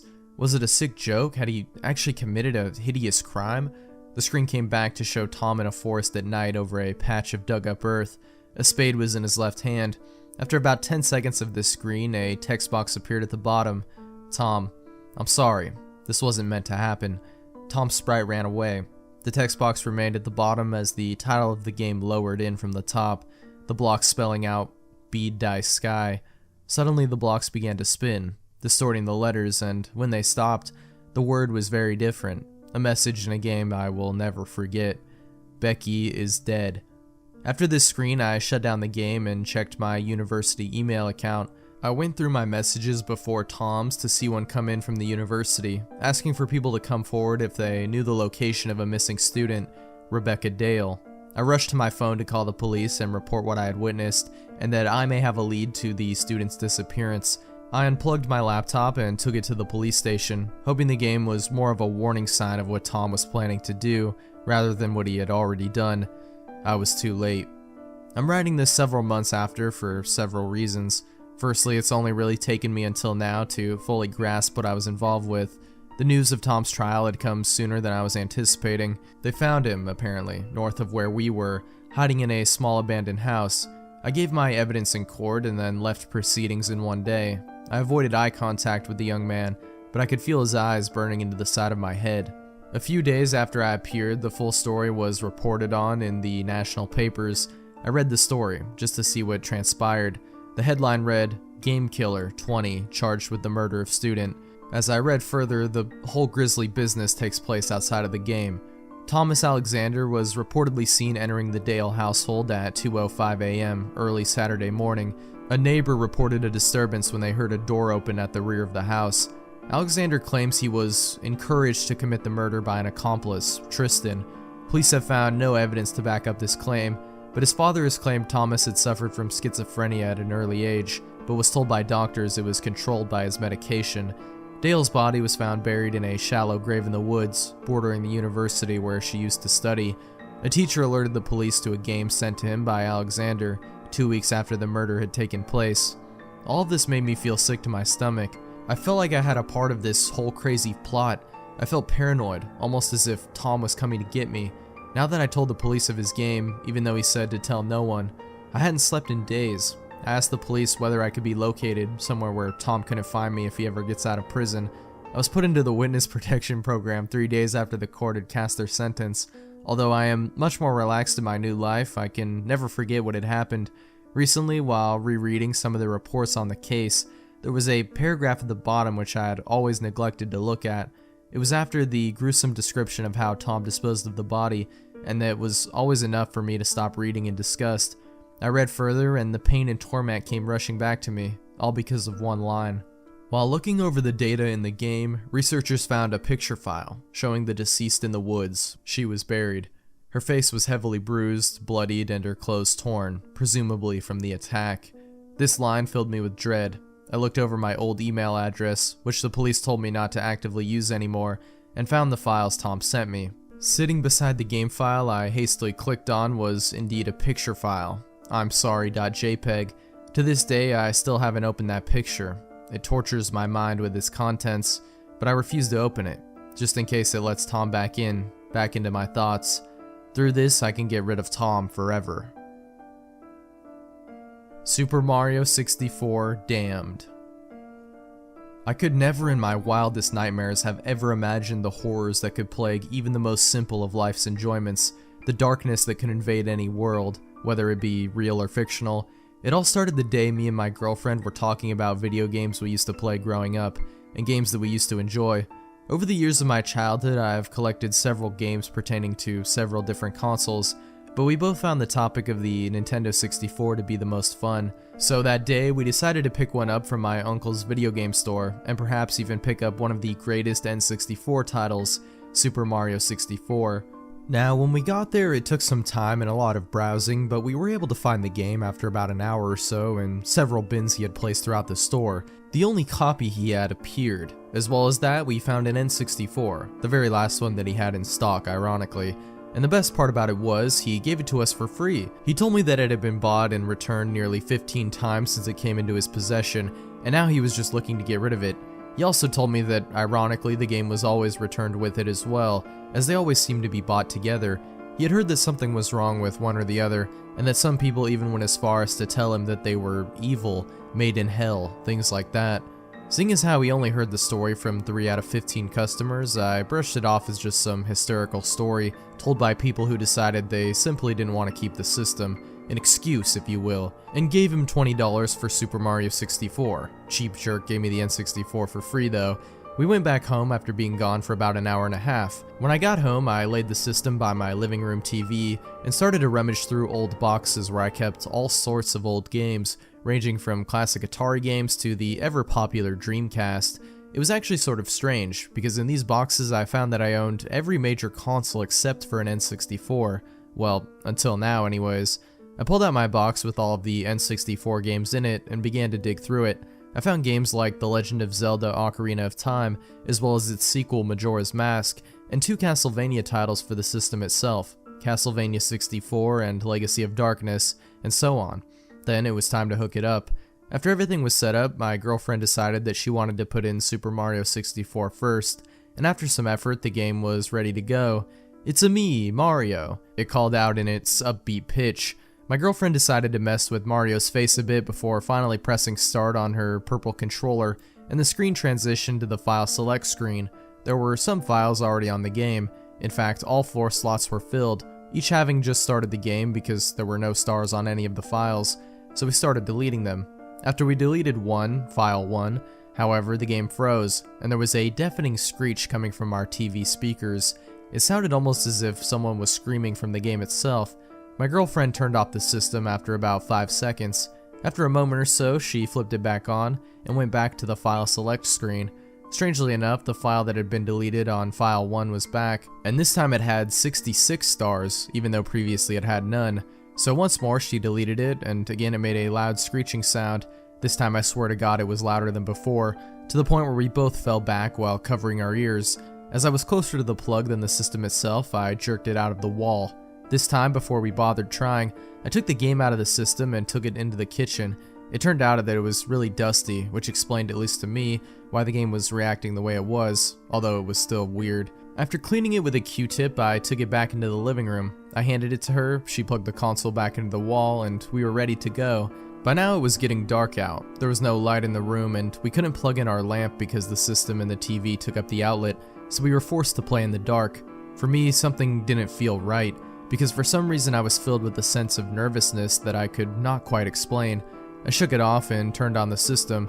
When we were back to the file select screen, each file that was there previously was gone, oddly enough, which confirmed to me my suspicion that it was just a dirty game messing up. So we started a new game on file 1, and the screen lagged like it were a CD or something, but after about a minute it started up normally. We got to the opening scene with Peach inviting Mario to the castle, and the camera, as usual, followed up the pathway to the giant green pipe which Mario leaped out of. She was in control of the game and took Mario directly to the castle. When she opened the door to the castle, there was a prolonged pause which made me nervous.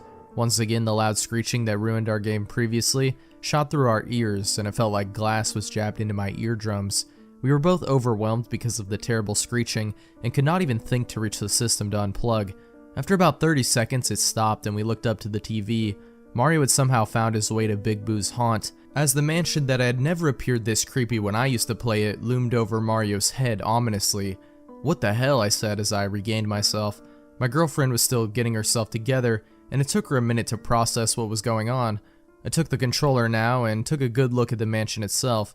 It was nothing like what it was supposed to be. It had castle-like features actually, and was covered totally in blood and rust. The sky had black and red colors about it, complemented by the black clouds that seemed to pass by in an instant. I noticed that a new tower was now coming out of the mansion, and upon getting a good look at it, I noticed several figures hanging from it. The whole screen faded to white, like it does in the entrance room when you look up at the skylight and go back into the world when you obtain the wing cap. When Mario reappeared, he had somehow made it on top of the tower, on a platform that went all the way around. The sky had a gloomy look to it as each cloud passed over the tower, as dark as the night sky, and lightning began to rule the sky and illuminate the clouds in its thunderous wake. I tried for the first time to move Mario forward, but a bolt of lightning stopped any movement that I was willing to make at the moment. I dropped the controller. My heart began to race. I didn't know what to expect, and I could see by the look in my girlfriend's eyes that a strong sense of paranoia had overcome her, because I constantly noticed her looking back behind us in the shadows that covered the room. With hesitation, I took the controller in hand and moved Mario forward about a foot or so before something fell from the top of the screen and the camera zoomed in on it. It was a depiction of Mario, with a noose around his neck. We both yelled out and I dropped the controller on the floor. I moved back as quickly as possible. Mario's clothes were ripped all over, exposing several parts of his body. Underneath the clothes, we could make out stab wounds from either a knife or a dagger, which more than likely caused the blood spatter all over his skin and remaining clothing. But the most grotesque part of the image were his eyelids and mouth, sewn shut with blood trickling down his cheeks and chin. I was appalled at the gruesome sight. My heart was racing, and I would swear to this day that at that moment the dead Mario fell from the top of the screen, that I heard something run into my bedroom. All of the hung figures were of Mario, all the exact same, with eyelids and mouth sewn shut and stab wounds all over their bodies. I worked up all the courage I could muster. I again unplugged the N64, which turned off, but not at that instant. Before the TV screen went black, the hung Mario's face underneath his sewn lips was smirking at us. I didn't want to get up, not even to turn on the lights.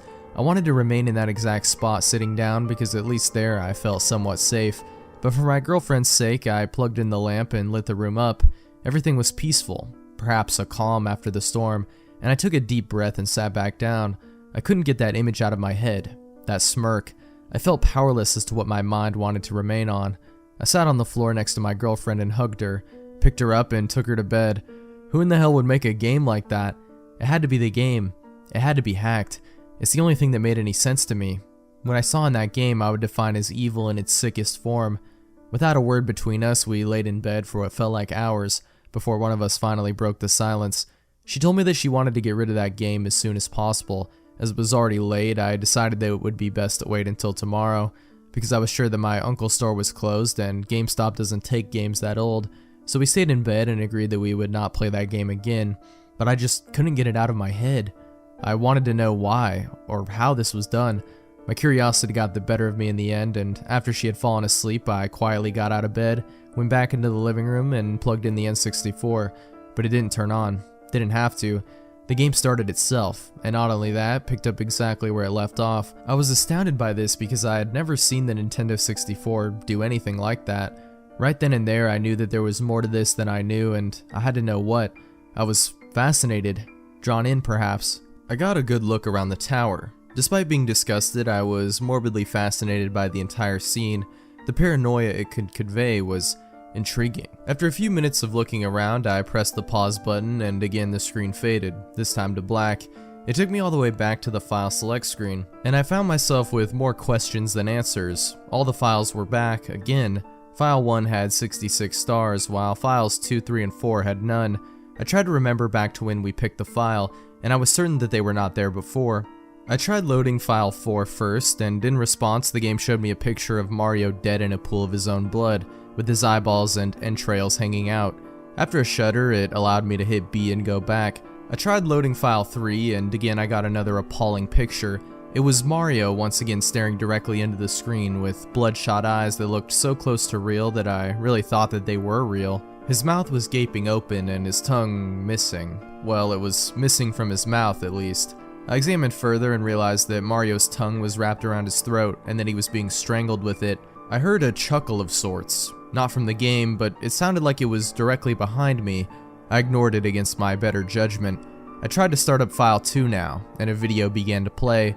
Mario was strapped down on a table in a decrepit version of the castle's entrance hall. The stones were all black, blood oozing from the cracks between each of them. Curtains that hung from the ceiling were tattered and falling apart. They appeared to be worn with the years. In the background, Peach and Toadstool were strapped to both sides of the door that led to the basement area. Toadstool had the mushroom on his head torn off. I could make out his skull showing through the still fresh wound. He was obviously dead. Peach sent me into a state of awe. Her skin was peeled off and all I could see fully formed was her head, which remained untouched. Jesus Christ, I said silently as the video continued. Mario struggled for freedom as the door upstairs opened and a black mass slowly came through. Its footsteps solemnly echoed through the silent hall. The curtains on the ceiling blew casually to its passing as it moved down the steps towards him. Mario pulled and pulled, but found no way to escape the situation that he had found himself in, and in response he began to beg for his life and pray. The black mass inched ever closer to the hero. It seemed as though Mario gave up. The black mass walked around the table and stopped directly in front of Mario. Again the hero begged, pleaded for his life. He told the black mass that he would do anything, only spare him for any crime that he had committed against it. I saw a tear roll down Mario's cheek and he closed his eyes tightly, a rope tied around his neck. He gagged and took in only heavy breaths.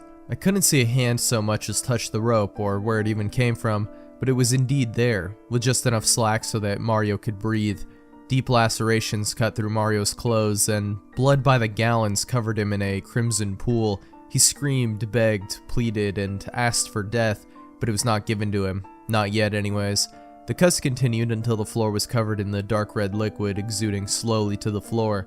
Finally, the swipes and stabs ceased altogether, and there was a deep, methodical silence that only Mario's gasps of misery filled. Before I could so much as think on what I had just seen, his eyes and mouth were forced shut and I could see it for myself. A black needle going through both of his eyelids and mouth simultaneously, effectively silencing him other than his muffled screams. Even more blood came from the fresh wounds and covered up his face. The rope tightened around Mario's neck, although he made no effort to escape. It was over. After a few short grunts, Mario was silent altogether, with not so much a breath or a movement. His face was terror personified, and even though this is a video game, the pain one would have to endure, the torture, my god. Again, before the screen faded to black that Mario smirked at me, I sat in silence on the title screen when Mario's head came up on screen, only it wasn't the same Mario. The background was all black, and the Mario was the same Mario from the scene that I had just watched. He still had that smirk on. After much debate, I decided to keep going. I went to the file select screen, and with all the courage that my heart could muster, I loaded file 1, 66 stars. The game loaded to a demonic laugh and a black sky filled with blood-red clouds. Repeatedly I could hear a dark, brooding voice saying, "Game over," like Mario would after you lost all of your lives. The Mario that I was controlling was the same one that I had seen killed on the title select screen. Screams, torment, bodies littered the pathway to the castle, the bodies of Peach, several toadstools, and at the end a dead Bowser, whose head was missing and whose body was impaled on a spike right outside of the bridge. I entered the castle and found myself back at Big Boo's haunt. I didn't question it anymore, I just went with it. The scene had not changed, not even slightly, and ignoring all of the graphic details, I entered the mansion, to what I was sure would strike my heart in some way, shape, or form. I could feel something circling and enclosing around me. I ignored it, I had to. I didn't know what this was or what was going on. Something whispered in my ear, I was sure of it. I gulped as the screen transitioned to the entrance hall of Big Boo's haunt.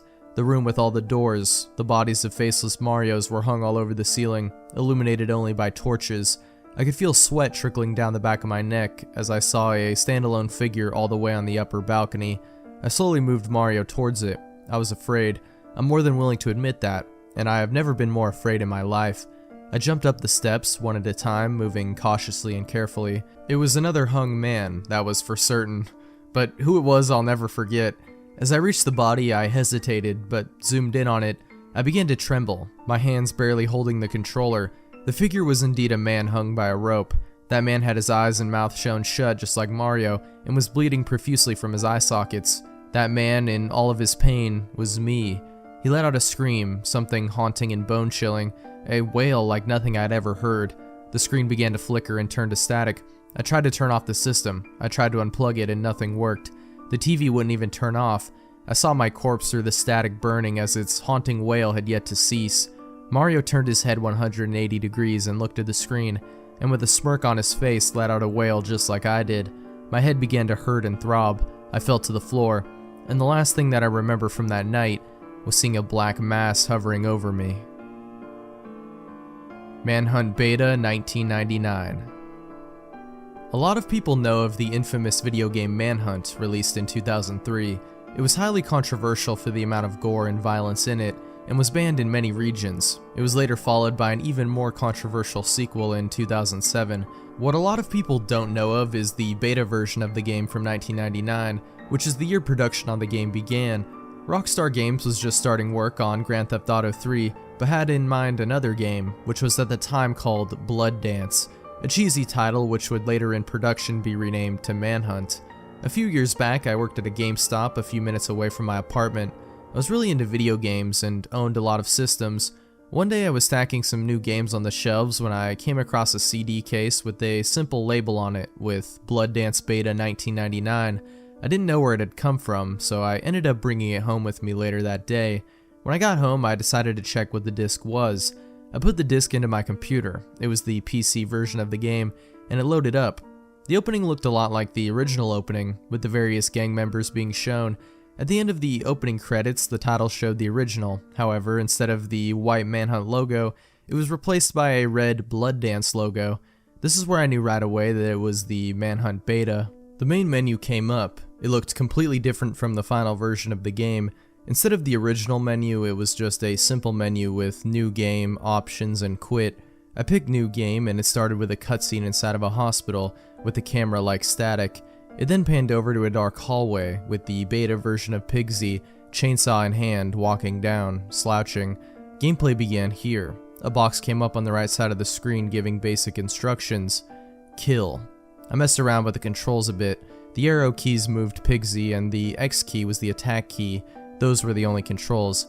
The hospital was abandoned, except for the people lying in the various hospital beds that you could enter and kill them. After killing what seemed to be everyone in the dark hospital, the game quickly cut to another static scene, which then turned into the Scene Completed menu. Still, nothing quite out of the ordinary yet. The loading screen came up and it said, Deliverance. I was surprised, as Deliverance was the final level in the actual game. The gameplay just abruptly started, and it was inside of Starkweather's attic, the location of the original Deliverance level. Suddenly the game stopped. Fuck, I said out loud in disappointment. I went to bed after that, deciding to just try it again tomorrow. That night I had a nightmare that I was being chased by the beta model of Pigsy. When I woke up, the abrupt minute I awoke, I could have sworn I heard a faint squeal of a pig. It was probably just my mind fucking with me, I said to myself. I looked over at the clock next to my bed, 4 a.m. I tried going back to sleep, but I couldn't. I had to play the game. Lucky for me, I didn't have to work the next day. I got up and went back onto my computer. My apartment was almost pitch black. I never bothered to turn on the lights. I started the game up, and this time the menu displayed a new option, Continue. Thank fucking God. I clicked it and the game resumed right where it was last time. The level was almost identical to the final version used in the actual game, however the graphics were a little reduced. It was an earlier version, what do you expect? The main objective was the same as the last, kill. However, I couldn't find anything to actually kill. I almost shut the game off, but right before I did, a horde of straitjacket swearing creatures in smiley face masks came running out after me, so I killed them with the chainsaw as the objective said. The game shut off again. I got frustrated, so I stopped playing it. After a few days, I had forgotten about it, until about a week later. I kept on waking up in the middle of the night at around 3:30 to 4 a.m., hearing the faint squealing, a chainsaw ripping into flesh, and what sounded like an infant crying. I thought I was going crazy. I kept on hearing voices in my head repeating, kill over and over again, just like the objective of the game. I finally took the disc and snapped it in half before throwing it in the trash, hoping to never see it again. Everything went back to normal after that. I stopped waking up in the middle of the night to the sounds, and I stopped hearing voices. A few months went by and I had completely forgotten the game. It was now February 2007. I went to work on a pretty normal day. A friend of mine who also worked at the store and I were discussing games when he brought up that Manhunt 2 was coming out. When I got home, I looked up the game, and what do you know, a few days earlier, Rockstar had officially announced the sequel to Manhunt. It was then that I noticed the Blood Dance logo was still on my desktop. I clicked on it, and to my misfortune, the game started. I opened up the disc tray and was shocked to see that the game I had snapped in half and threw away was in perfect condition, sitting in my disc tray. The nightmares continued. To this day, I'm still waking up at 4 AM to the horrible noises that have been haunting me for 5 years now. I got a new computer a few years ago, but the disc somehow found its way back into my new computer, and no matter how many times I try to get rid of it, it keeps coming back. My life has seen a lot of change now, and it's never going to be the same ever again. We are twisted. I'm a big fan of video games. Classic, new, bad, good, name it and I'll love it. Then something happened that made me rethink things. 2/11/13, 2 AM. I live in San Francisco, California. I have a job working at home designing character designs for future games for a company named Sega. I love Sega and their games, but I'm a slightly bigger fan for Nintendo. I tried to get a job at Nintendo, but they denied me for lack of experience, for I've only graduated from college 2 years ago. I was designing a new character for a new Sonic the Hedgehog game that Sega hasn't revealed to the public yet, and was meant to be a surprise announcement 5 months from now. I was designing a new Dr. Eggman robot when I saw my laptop was running low on charge. I quickly got up to go get my battery charger and came back to see I was too late and it went dead, and I lost all my design process.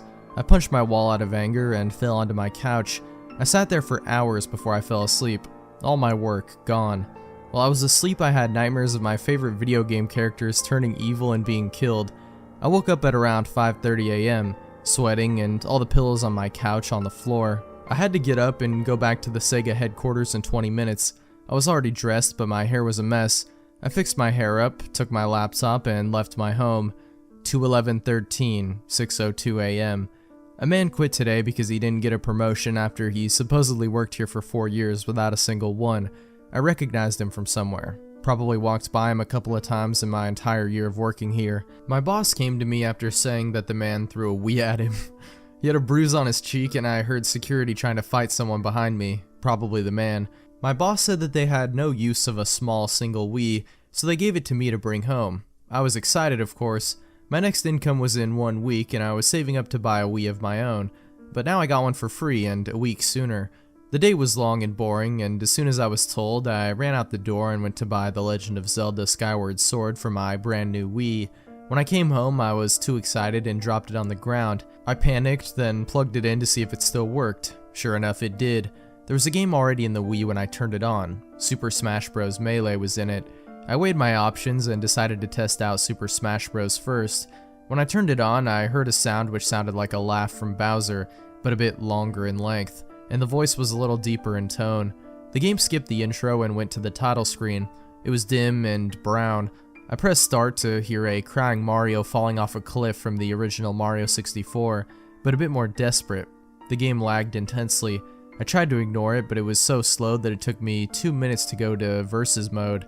The characters consisted of Dr. Mario and a pink Pikachu. I laughed and gagged for whatever reason, thinking this was a joke disc. With a tear in my eye, I chose Pikachu. There was only one stage too, what looked to be the original wallpaper of Windows XP. The music was just a series of clicks. The game stopped lagging and I used Thundershock as Pikachu. Normal animation happened, but did exactly 743% of damage to Dr. Mario. I laughed even more until I seen Dr. Mario crying and coughing. I stopped and stared at Pikachu as he ran off screen, and a loud Pika happened. Not distorted or anything, just normal. Dr. Mario was still coughing, and then collapsed. I was a bit worried. All of a sudden I had a power outage. I waited then, 10 minutes later, my lights went back on. Not the Wii though. I decided to pack up and go to bed. 2/12/13, 5 AM. I decided to take the day off to play my Wii some more. I was anxious last night in my sleep wanting to play again to figure out why the characters were like that. I put the game back in and tried to start the Wii again. It took a bit, but started to work. I played Super Smash Bros. Again, and this time Wolf Link was unlocked. What? From Twilight Princess? I was confused, but excited to try it out. I chose to go against Pikachu this time since Dr. Mario was a bit depressing to watch last time. I chose the Windows XP place again. The match started, but Wolf Link didn't move. Pikachu was jumping in place, then the game froze. Dr. Mario appeared on screen and the game unfroze. He coughed up a green liquid and threw a pill at Wolf Link, and I was thrown off screen. Pikachu attacked, but before making contact was set on fire. The game froze and went back to the character select screen. Zelda was unlocked, so I played as her this time, and then everything happened the same way again. The next characters unlocked were Roy, Mewtwo, Pichu, Luigi, Peach, Bowser, Sonic? Sonic appeared, and when I chose him, the game screen went black and a more evil Bowser laugh filled the room. I was legitimately scared from there. The next thing the screen showed was brutal. Dr. Mario coughing vigorously, Peach laying face first in a pool of water, unmoving, Pichu swinging from a windmill, unmoving, Luigi with a knife sticking out of his side, and then Bowser with Mario looking at everyone, laughing. They had a text box appeared saying, "We are twisted. You too?" I turned my Wii off and quickly switched the games. I sat on the SSB game and sat in front of my TV trying to comprehend what I just saw. I shook my head and started Skyward Sword. No intro. Dim title screen. Already there was a file named Hirogami. I selected it and it showed a Link with the Skyward Sword pierced into his arm, falling through the sky. It lasted a minute, then crash. Screen went black and appeared as a bloody splattered Link.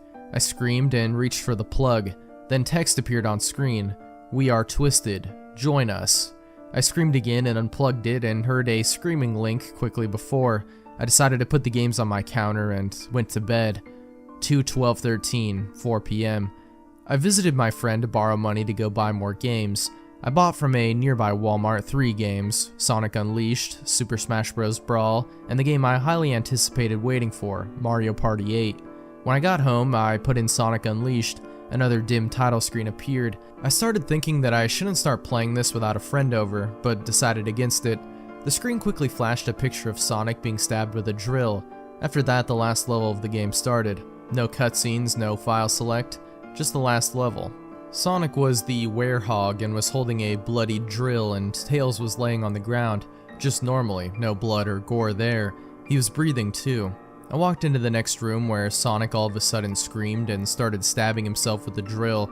He turned normal and was laying on the ground while a random force lifted him into the air and he was set on fire and thrown into the wall. I had a tear in my eye. Text appeared on the screen again. "We are twisted. Stop trying to resist." I knew something was up. I tried out SSBB. All the characters were turned into zombies in a match, and then Taboo was standing over them and shot them with a beam and they were all bleeding. And text appeared, "We are twisted. Twisted." Next was Mario Party 8. There was only one board. Oddly enough, the Windows XP place. Pink Pikachu and Dr. Mario were in the background. All the characters were on screen crying, and every time they moved, Bowser laughed and they were struck with lightning and cried more. Eventually Yoshi died, then Peach, then Mario, then everyone died, and a text appeared again saying, "We are twisted. Game over." I screamed and then quietly escaped my house. I took the games to throw them away, then decided to show it to my best friend so he is an eyewitness. I was on my way to share my tale with him. 2/12/13, 4:56 p.m. We played and I was scared, but somehow the games played as any other normal game did. I was very confused but somewhat relieved. We played until 7 o'clock, then I went home. When I opened my door, a raccoon ran out, hissed at me, and my Wii was knocked over and a new game was left there. On the disc it said Hirogami. I put the disc in my Wii and turned it on and a light flashed. I instantly fell asleep.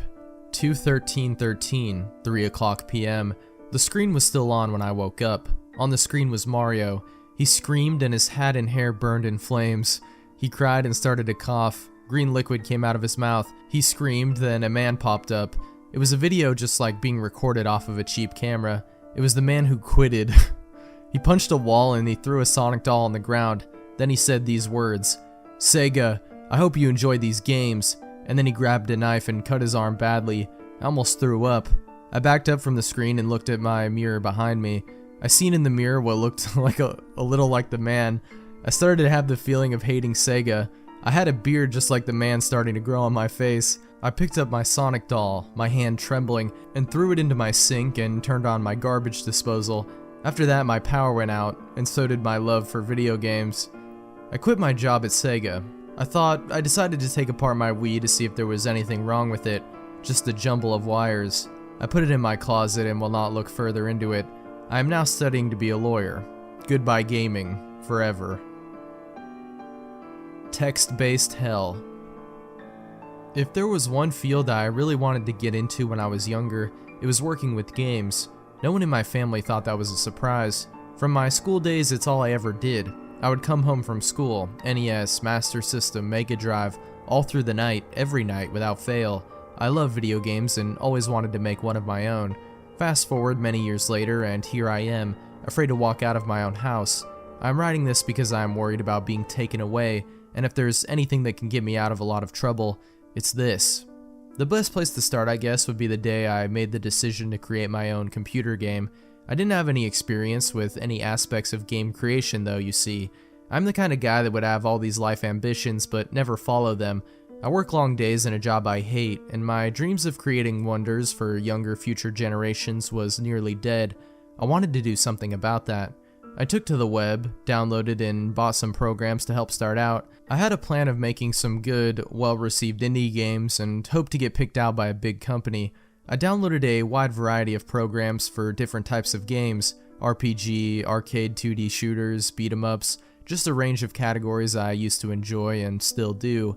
I also spent hours on reading tutorials. It's amazing how many different tutorials can give you so many different explanations about similar details. Sometimes I was even wondering if the tutorial writers knew what they were talking about, but I wasn't in a position to say you're right or wrong. I started to create an RPG using some of the basic stuff I learned from what I was reading. I had an idea for a story in my head, a mystical game with dragons and magic, a wide variety of different heroes, mainly because I didn't like the idea of just one character overthrowing many types of evil. Then I thought of another type of game which I thought would be a good way to learn about how to give a character different choices and results. The text-based game, a style that was very popular in gaming's earlier years. The text-based game was essentially a play-it-your-way storybook without the need for a book, and it was something I would use to hopefully get a small fan base going without knowing too much about graphics and sound creation. I already had the idea for the story too. It was going to be the one I had planned for the RPG. I had this plan about telling a little white lie if my text-based game got enough downloads, that I would create the RPG based on the text-based game's popularity, but I was thinking far ahead, as if you couldn't tell by now, I'm the type of guy who believes everything he does should have guaranteed success. It took me a while, but I finished the game. I had made some changes to my RPG story a bit, just to make the story more modern sounding, and hopefully that goes well with some younger players. Halfway through development though, my computer was being really weird. To make this game, I broke out my Windows-based laptop. The game-making program didn't have a Mac version. The laptop being weird reminded me why I wanted a MacBook in the first place. All was not lost though. I was able to remove the hard drive from my laptop, and my neighbor and best friend Timothy, who is very good with computers, had the know-how to put my hard drive in a machine he currently wasn't using. All my files were safe for my game, so I was able to complete it, as stated earlier. Before completion though, Timothy handed me a disc. Like I said before, he knew a lot of computers and had been interested in this kind of thing before. The disc apparently had some files that could help me with a lot of things when it came to making games, but he never used it. He said he never really had the chance to, as it was given to him after he made a few programs. I popped this disc in, wondering what kind of add-ons it had. To my surprise, it only contained one file, a 47 kilobyte program called Completer.exe. I opened it up, and it opened up a window with my files in it, asking me to pick one. Some of the files were grayed out as they were not compatible with this program, but my game wasn't, so I used that. There were some whirring noises from the computer, and then the DOS-style window disappeared. I went back to make some edits for the game and to see what Completer did. It did nothing. I finished the game, titled Warrior's Choice, and burned it onto a disc. The first player had to be Timothy for helping me save my files. When I took the disc to him, I had to ask him where he got the Completer disc from. He had a serious look on his face and told me that he found the disc while looking around an abandoned house when he was away on holiday. A house believed to have been built on an ancient burial ground. My face went white. Really? I asked with horror. He laughed and gently clipped the back of my head. "No, you idiot," he said, laughing. I started to laugh too. "You really bought that?" "No, I got it from Steve, my cousin who lives a few miles away. He'd never used it. Saw me as the computer geek and thought I would get some use out of it." I looked relieved. I never really believed in those kinds of things, but to receive an item from a so-called haunted building really got me. I handed him the game and left. He told me he would play it in his own time. I went back to my house, happily anticipating my first review, but while waiting for that, I created an account on a well-known fan game website and uploaded it there. 1 week later, no downloads on the site, nothing from Timothy. I gave him a phone call. He said he hadn't gotten around to playing it because he had been really busy. I was a little annoyed, but in my excitement for an opinion, I realized I hadn't even played it myself. I had to go to work the next day, so I thought I would trial it when I got home. That was the original plan anyway, but then I got a text from Timothy. "I'll play it tonight." I went to bed that night knowing he was on the game. I could see the light from his window out of mine. Then at about 2 a.m. I heard a loud noise. I didn't even realize the severity of it until I looked out my window. There was an explosion in Timothy's room. That section of the house was completely open, broken glass and brick on the road, and an arm. Emergency services were called in. Timothy was dead. Grieving parents were crying and cuddling outside. I was crying. I had lost my best friend through a huge blast.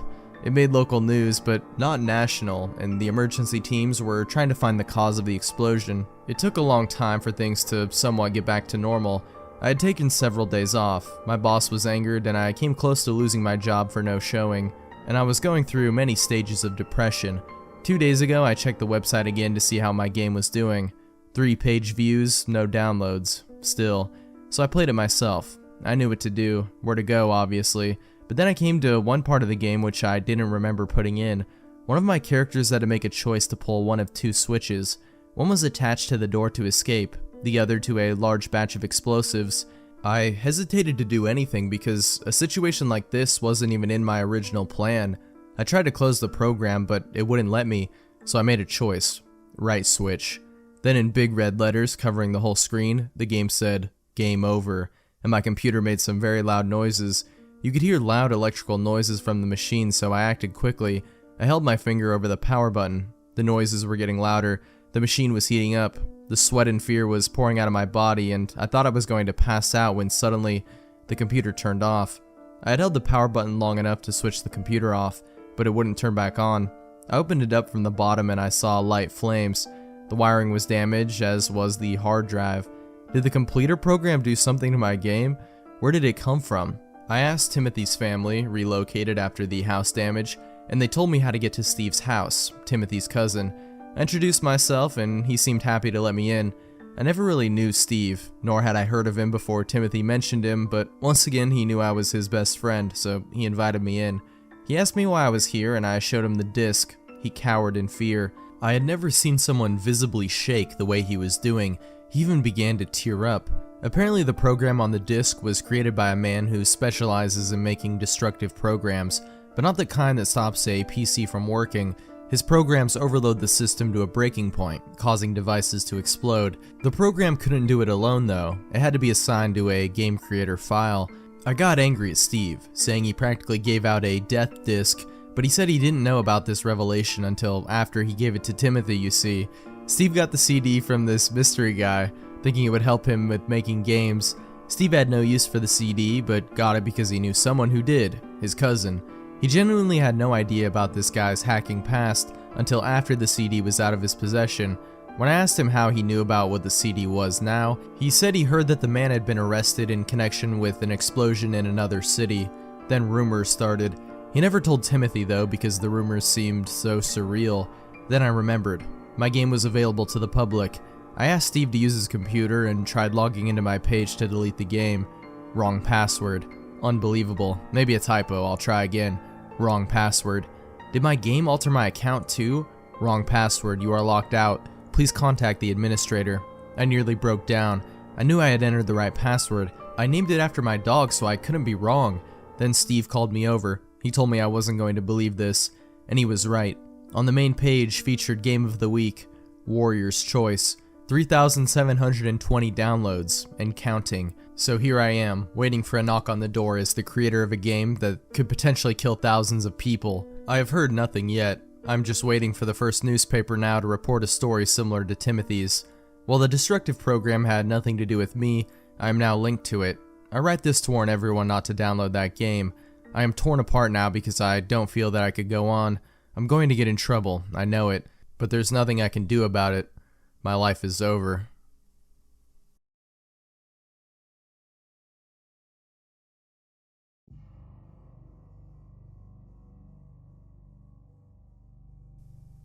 TF2 Play Dead. I'd like to share an experience I had with a game of Team Fortress 2. It was about 9 PM on a Monday, I think 2 weeks ago, and I had decided to play a multiplayer match on TF2.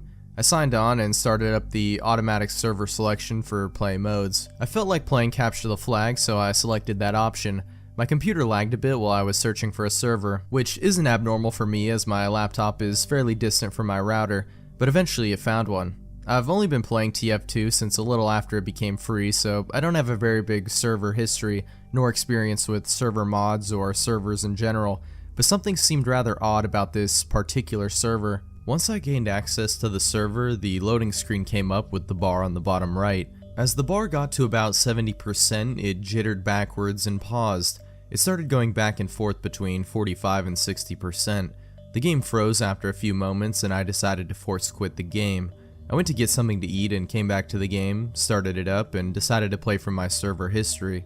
I noticed a new server added to the list, TF2 Play Dead 905, or something along that line. After the events I'm about to explain, the server disappeared from my list, so I'm going on plain memory here. I tried the server, and similar to before, the load bar jittered a bit. However, it managed to complete this time. Usually when you enter a custom server, there will be some sort of splash page to welcome you to the server and advertise their site or briefly explain the rules. In the case of this server, the entire splash page was black. There was nothing on it. I started to think something was wrong with my graphics card with all the strange things that were happening, but decided to continue on.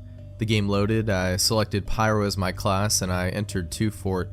For those of you who have never played Team Fortress 2, here is a brief explanation.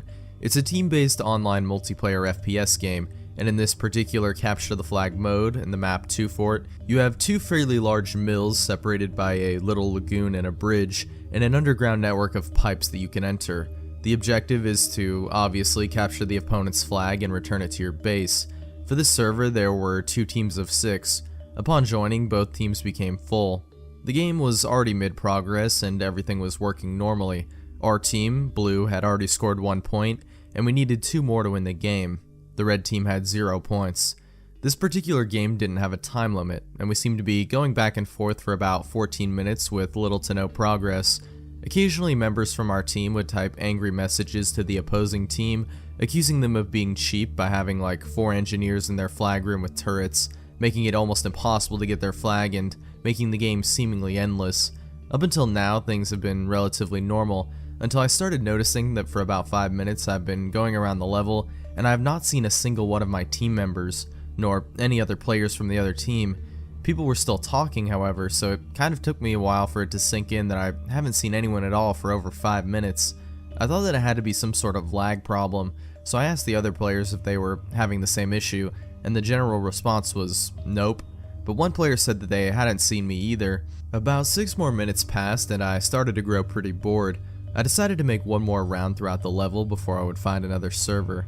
I left our fort and fell into the lagoon in the middle and proceeded to enter the red team's pipe network. After the little room underground in the middle of the tunnel, there's a really long pipe that leads to a staircase going up into the base at the end. I noticed an enemy scout was standing there but wasn't moving, just standing there with his bat out and staring at me. A strange form of relief swept over me that the game started to work again, and I charged at him and began to shoot him with my flare gun. The shots went right through him, and when I approached he disappeared completely. Really bad lag, I thought to myself. I ascended the staircase, and as I entered the base, a strange static sound started to replace the other game sounds. I made my way throughout their base, and as I got closer to the flag room, the static got louder and louder, until I couldn't hear anything else in the game at all. This is when things started to get really weird. I asked if anyone else heard the static, and I did not receive any reply. No one has said a word since I saw the enemy scout in the pipe tunnel. I managed to get to the room adjacent to the flag room, with 2 halls going into it, and I could hear some sort of murmuring behind the static. As I went down one of the halls and turned the corner, I noticed that there was no flag room. It was plain black, like the hall leaded into the game's void, or all the textures and lighting were reduced to 100% black. I shot a couple of times and my bullets landed as if there were walls there, so I entered the room anyway. I saw the flag and picked it up, and when I turned around to leave, there were no halls. Everything was black. The UI was still up on the screen. It said I had their flag, but there was nothing to the level and all the traces of the level disappeared. I tried again to get an answer after explaining my problem. No response. I stood in the room, or lack thereof, for about 3 minutes until suddenly the game froze and the game ended, but the message didn't say anyone won or lost, and the announcer's voice was all distorted. The scoreboard was broken. The loading screen quickly came up and it said, "Downloading Play Dead 0090, or something along those lines. It took about 17 minutes to download. It was a really big file. When it finished, the black server screen came up again. I went through the screens and selected Spy. The level loaded to something completely indescribable. I tried to save a screenshot, but every picture I tried to get said error, and print screen didn't work. The level looked rather black and white and very glitchy. The textures on the walls were kind of like 8-bit blocks, but really distorted. It was almost like playing in a 3D version of a static snow screen on TV. I went through the level and asked everyone, "What is this map?" but there was no response again. I checked the player list, and other than my name, everyone else was listed as I am dead 1, I am dead 2, I am dead 3, etc. I've never encountered anything like this before, other than some prank games people made for fun and hacks along the lines of that Majora's Mask one, but this was an online game with what I thought had secure servers. I decided to give it a few more minutes and explore the level, which was a really large maze of very oddly shaped tunnels. Also, there were no sound effects whatsoever. Nothing I did caused the sound. I eventually came to a really long tunnel with what I imagined was the middle of the level. The tunnel had darkness at the end and it seemed almost endless. As I was walking for at least a minute in one direction with no change to the map, I decided to turn around and go back thinking the map is glitched, and the moment I turned my camera around, I saw the enemy scout I saw earlier, except something was very wrong with it.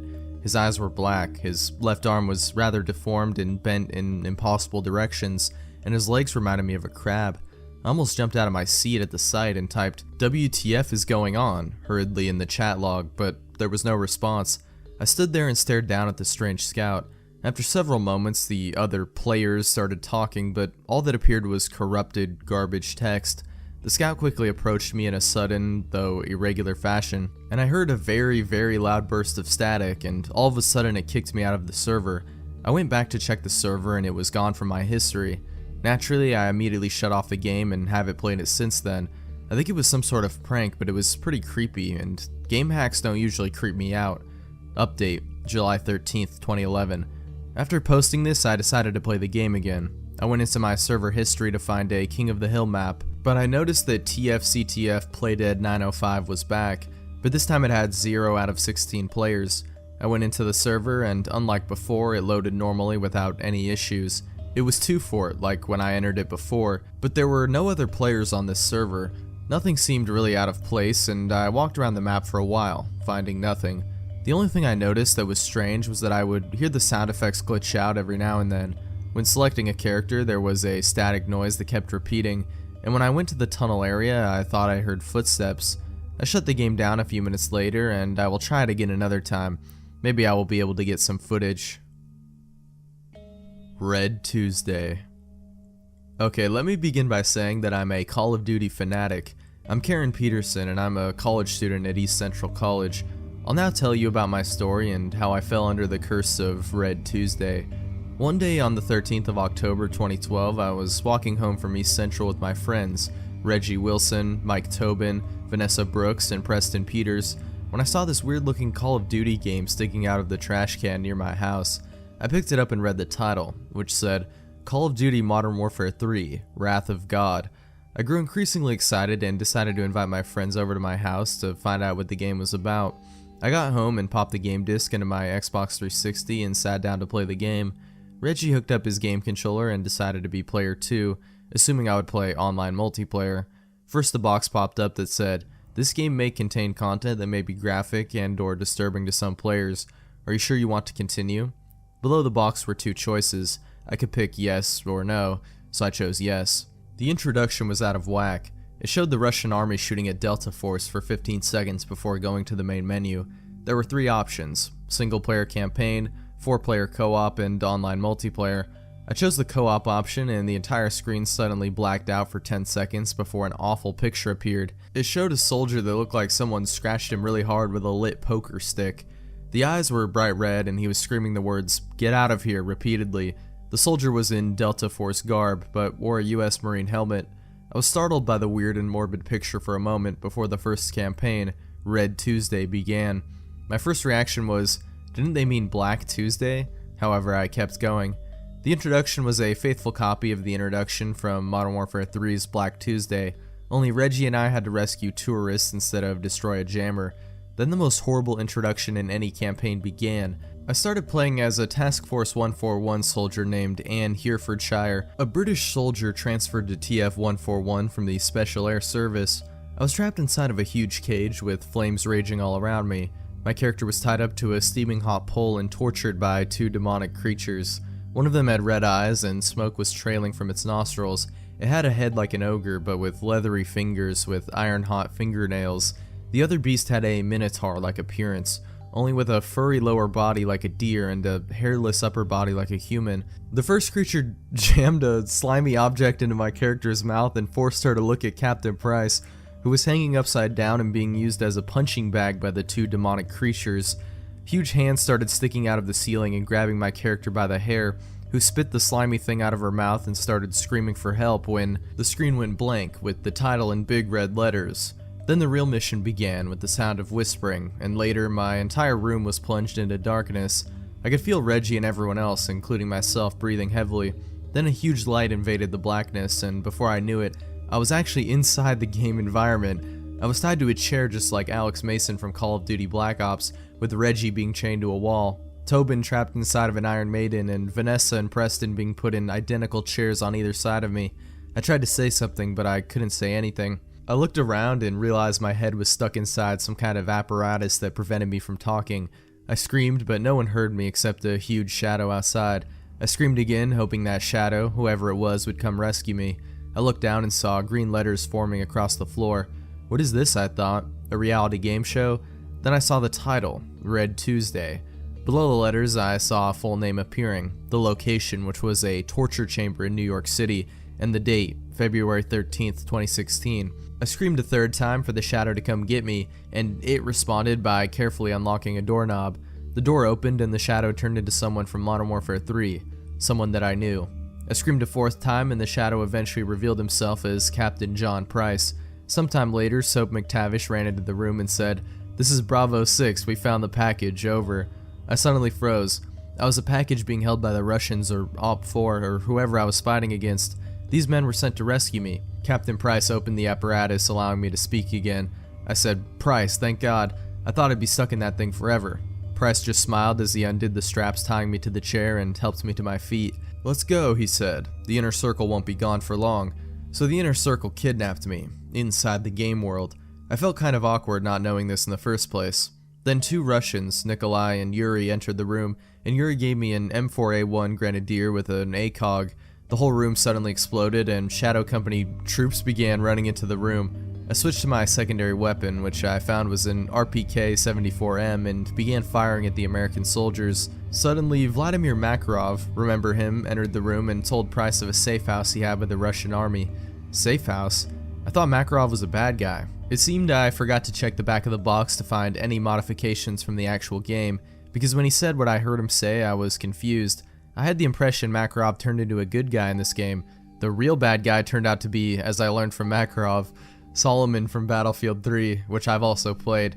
Makarov then came to me and said, "I need your help, Karen." I was baffled, as I didn't know how he knew my name or if he ever heard of me. Then I figured a hypothesis. This was no ordinary first-person shooter. Then Price kicked open the door and I was met with another guy from the Modern Warfare series, Gary Roach Sanderson from MW2. He said to me that I was assigned to protect Makarov's assault team, which consisted of Viktor Reznov from Call of Duty World at War and Black Ops, Simon Ghost Riley from Modern Warfare 2, and James Ramirez from MW2, and Henry Blackburn from Battlefield 3. I was ordered to combat Shadow Company soldiers in New York City and rescue some tourists that had been kidnapped by Shadow Company. It didn't take me long to realize these tourists were actually people from East Central. First there was Raymond Peterson, my brother, Preston Winston from Calculus, and Alexa Makarova from Art Class. I was ushered into a Gaz 2975 and ordered to use the DSHK machine gun as Makarov drove through the streets of New York. I began shooting away at the Shadow Company soldiers down Wall Street as we approached the stock exchange. Boom! An RPG hit the vehicle and I was thrown out. I regained consciousness just to see two Shadow Company soldiers approaching Yuri, who was being dragged out of his totaled taxicab. He stole it, and beaten. Ghost and Roach were taken away in handcuffs, while Blackburn, Ramirez, Reggie, Vanessa, and everyone else was taken away in a MH-53 Pavlo. Captain Price tried to save me, but was apprehended upon trying to shoot at my captors. I was soon knocked out by a soldier's rifle, and half an hour later I awoke in a torture chamber. I was inside a cage with my hands tied behind me. I tried to speak, but my mouth was sealed shut with glue. Okay, this was getting way too scary for me, so I screamed through the tape for help, only to be answered by silence. I turned and saw Makarov chained to the wall. In front of me just outside of the cage were my fellow college students. Preston was dead, leaving Alexa and Raymond as the only ones alive. Right next to me, Vanessa was blindfolded and tied to a chair. She was unconscious. Meanwhile, Makarov had a plan of his own, and it seemed to be working. He broke out of his chains and peeled the glue from my lips, while one of his men rescued Soap and Price, who were kept in another cage just across the room. I freed Vanessa and helped her outside when, "Get down!" Yuri screamed. A helicopter slammed into the wall and the floor beneath me opened. Demonic hands began reaching for me and started to pull me down. I was in hell, trapped in a cage like a prisoner serving a life sentence. Beside me, Makarov was writhing in a fiery pit while Soap and Price were being tortured in a cage with maggots all over the walls. Yuri was coughing uncontrollably while Henry Blackburn was repeatedly being stabbed by a bunch of demons in front of Satan, who was seated on a throne and laughing like a maniac. Then it was all over. I was back in my room with my friends. The TV was still running and the screen showed the main menu of the game, which now had a message reading, "Congratulations, Karen, you have won the game. Would you like to 1. Continue the campaign, 2. Quit?" I chose to continue, then I heard Makarov saying, "You have been chosen to..." But at that moment the TV shut off. I ejected the game from the Xbox and collapsed on the chair, having no memory whatsoever about what happened to me in the game. To be continued. Red Tuesday. Antisonic.dll.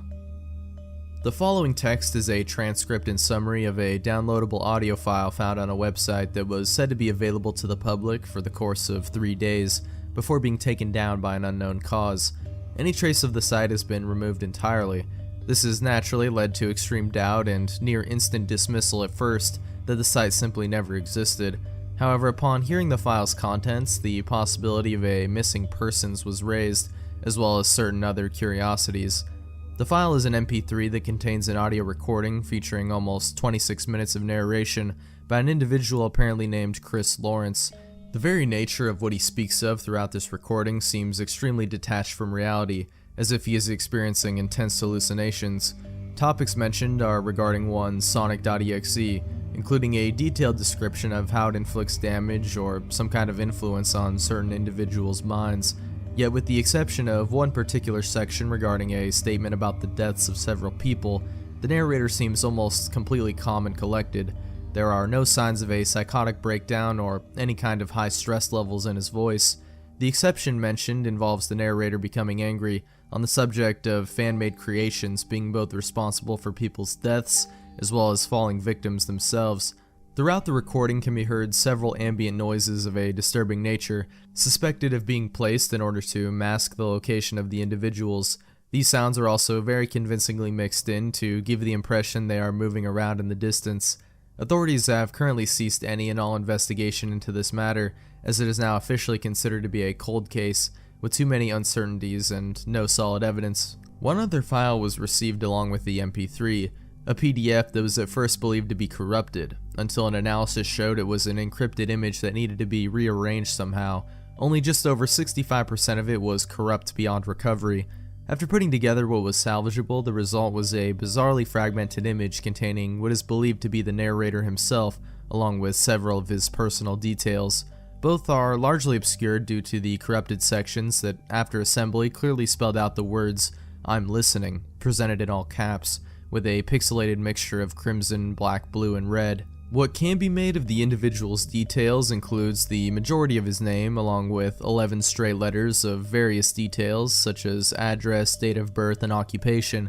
The other noteworthy detail of these strange letters is that they spell the words "stop killing" and are also placed in the right order, littered throughout the overlaying sentence. This occurrence with whatever managed to corrupt the image was unsuccessful in covering those specific areas. The individual appears to be of average height and build, standing straight with long blonde hair just past shoulder length. His face cannot be seen due to that part of the image being corrupted. He is wearing what appears to be nothing more than a simple set of jeans and a midnight blue shirt underneath a black hooded top, carrying what is questionably a set of firearms, consisting of what can be recognized as a Desert Eagle on the right hip, a Glock 17 on the left, and both a Remington 870 pump-action shotgun and XM8 assault rifle on his back. Each firearm has a strange visual effect of being covered in some kind of dense swirling fog. The fog itself is a mixture of gray, black, purple, and teal, and is wrapped tightly around the shape of the firearms. Strangely though, no holsters are present for the equipment. Also are two other unidentified items attached to the outer side of both of his legs. Whether these are weapons or not is uncertain, as there is too much of the image obscured to tell. Very little else can be said about this image, other than what can be made out as a background behind him.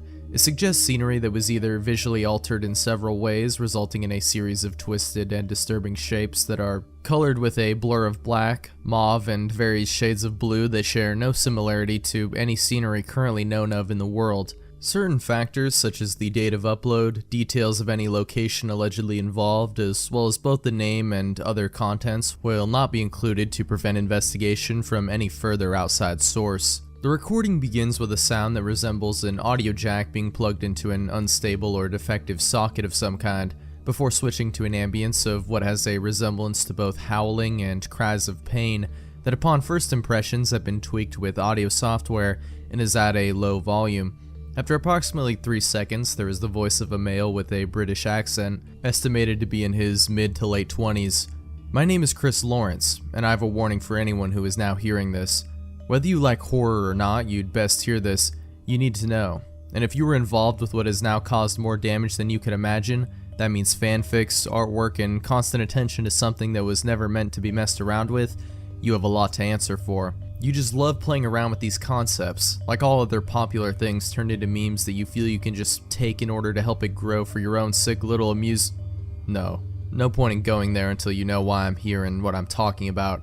I never imagined doing something like, I don't know, a podcast or whatever you want to call this thing. I don't want anything other than some of your time, if that's okay with you. The pieces of the picture I'm here to tell you about are pretty big within themselves, but hopefully you'll just see it's all bad. In the end though, I just want you to listen more than anything. I'd best get to the point, right? Before I confuse you any further. You could say this all began when I was checking some stuff on YouTube one night. I was watching some top 10 video on creepy moments in games. After seeing this one game in particular, I got a bit curious. Well, I say curious, but I'm pretty sure at this point I was actually controlled on some level. I'm sure that's how it works. I guess you could say I have my own reasons for regretting the day I heard the name Sonic.exe, or anything about it for that matter. Even then, I don't actually think regret would be my word of choice. So if anyone just stopped listening, fine. Maybe it's nice to stay ignorant. That is, until they might come across my kind of problems. But to anyone who's still here, you want to hear what I have to say. If you really want to know about this, and if you'll just understand or even believe that I'm trying to stop what follows in this thing's wake for real, then you will stay the hell away from it. There's a lot to wrap your head around. I don't even know where to begin. I guess carrying on about how I first exposed myself, or got exposed, would be a good start. So I mentioned a list of creepy stuff in games, and this had me interested. I heard a couple of things about what it was, and some research followed. Research usually leads to something with a download link, but like I said, this was more than just fascination. It was being compelled without knowing it, and the more I think of it, the more certain I am I was being called to since I first saw him. All that aside for a second, I succeeded in getting the game and went through it. The version I got was just a replication of the original though, extra stuff in it, but most importantly it wasn't the actual thing. Now, if by chance you haven't seen what this thing is, it's basically the first Sonic game if it was done by Wes Craven on an especially bad day. I gotta say, as freaky as it must be for most people that don't have a stomach for horror, and maybe even a few that do, it couldn't go unexplored forever. Violence is everywhere you look and all that, am I right? Seeing the characters after they were caught is what I remember most clearly.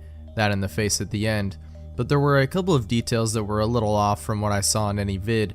It's easy to say that there was something about the eyes, but in this case there really was something about the eyes. The pupils. They were darker than I saw beforehand, and that wasn't my monitor, but the really weird part was when I must have looked away for about a second, then back again. This time they were really bright, and it made his eyes look bigger. Oh yeah, there was also one other thing to mention. No feeling of fear, only interest. Obviously thought nothing of it back then, but now that I've had the time to look back on all those points where I should have been afraid, it's amazing how much of an effect it has, and how much attention you don't pay. I felt I just had to find out anything else I could about it. I wanted to find the original version, didn't even know why. I do now, of course, but at the time, like I said, totally oblivious. But there was something in that moment that definitely signified things really starting. Shortly after all that, Steam told me that someone named Gamma had added me as a friend. Curiosity got me, of course. I opened the chat to say hi, but without saying anything, they were typing.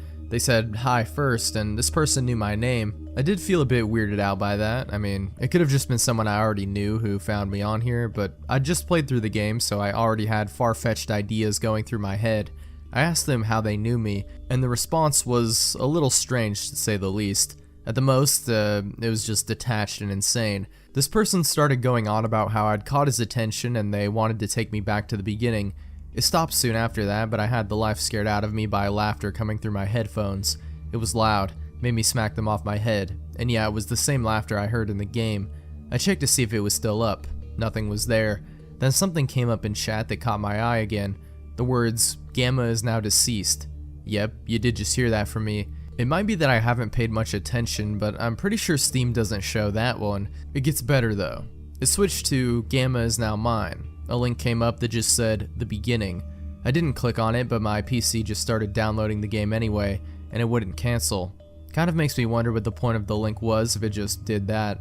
Anyway, it was done in a few seconds, and got put on the desktop in even less time. And then, except for a chat window and a brand new desktop icon, nothing. I would have believed this was someone who's good with coding and able to play a not so funny joke on me, but after everything else, you know what I was thinking, and you're probably thinking it too. Well, we both got proven right, very quickly. The screen went dead and I heard something like scratching, then slice marks started etching themselves into the screen. No, not a vid or anything, I mean actual scratches. My monitor was getting ripped apart in front of me. The screen was getting twisted up where it was cut. It was buckling and curling outwards, and underneath was something that looked like living tissue. There were words appearing, but I also heard something over the sound of the screen being destroyed, and it was coming from my headphones. Like a genius, I grabbed them to listen in. It was like several screams at once, only they were really distorted. Quiet at first, but clearly getting louder. As more of it appeared, it was like I was hearing stuff from somewhere really nasty. Heard that laughter again, a lot louder than before. Pretty much deafening actually, only this time it didn't come from the PC. It was more like something behind me, and then complete silence. When it stopped, the words were in all caps saying, "I'm listening." My brain had a hard time with all of it at first. I dropped the headphones and checked outside the door, only to see nothing there. Not only that, but when I looked back at my monitor, nothing. No scratches, just a blank screen. Now this is what got me thinking about the whole control thing to begin with, and I still wouldn't know if it wasn't pointed out to me. I doubted my own sanity, but only for a few moments. After that, I didn't have any problems with going near the PC, even after what I'd just witnessed. There was no fear towards it, but no curiosity this time.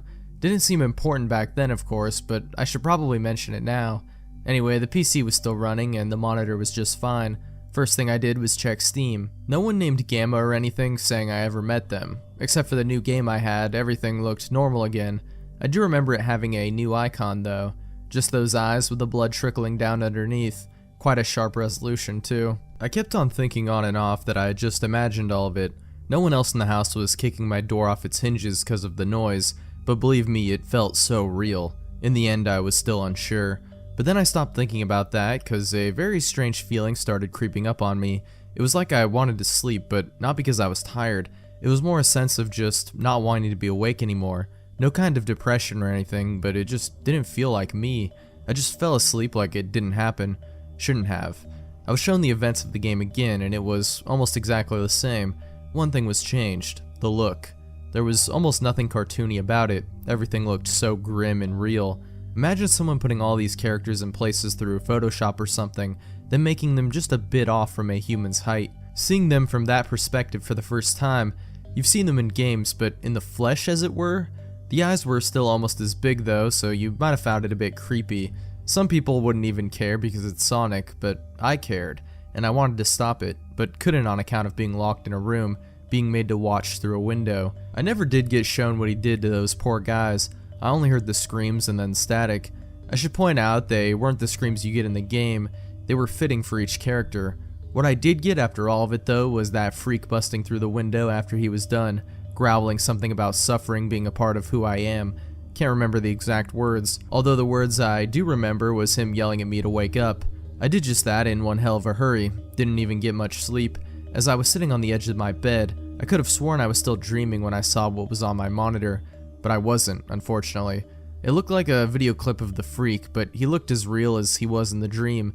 His eyes were completely fixed on me. Also, seeing as you know who I'm talking about, let's go with a pet name like Freakazoid. I'll come up with something more demeaning for him later.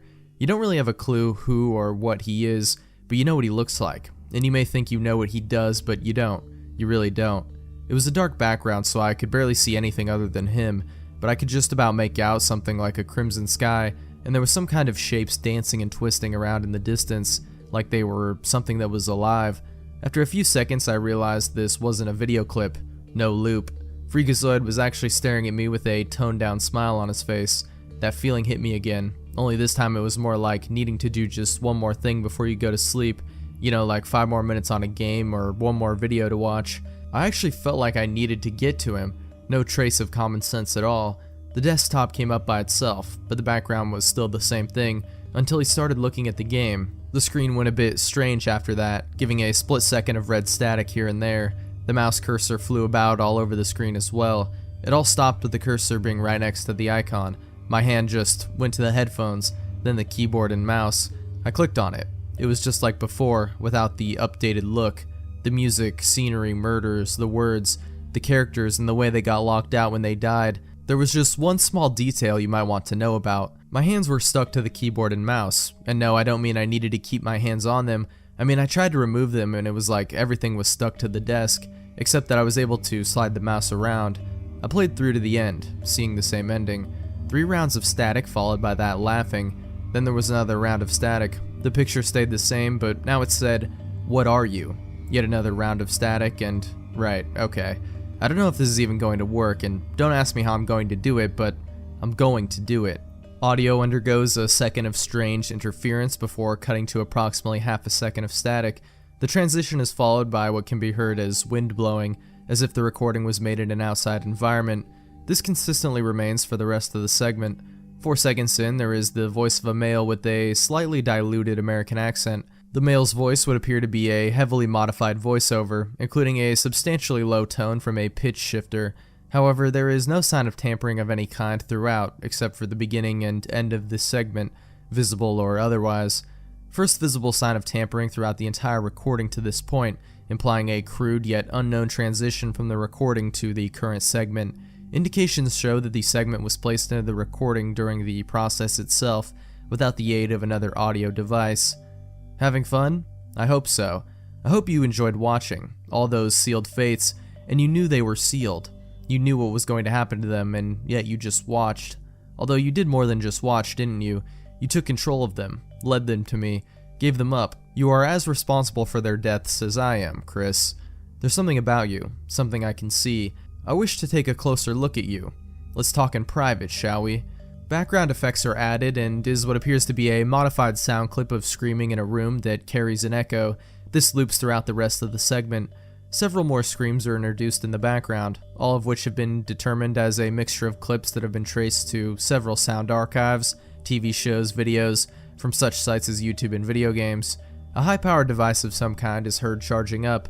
This particular effect has a strong tremolo effect mixed in, but does not share any kind of resemblance to any known device or form of media.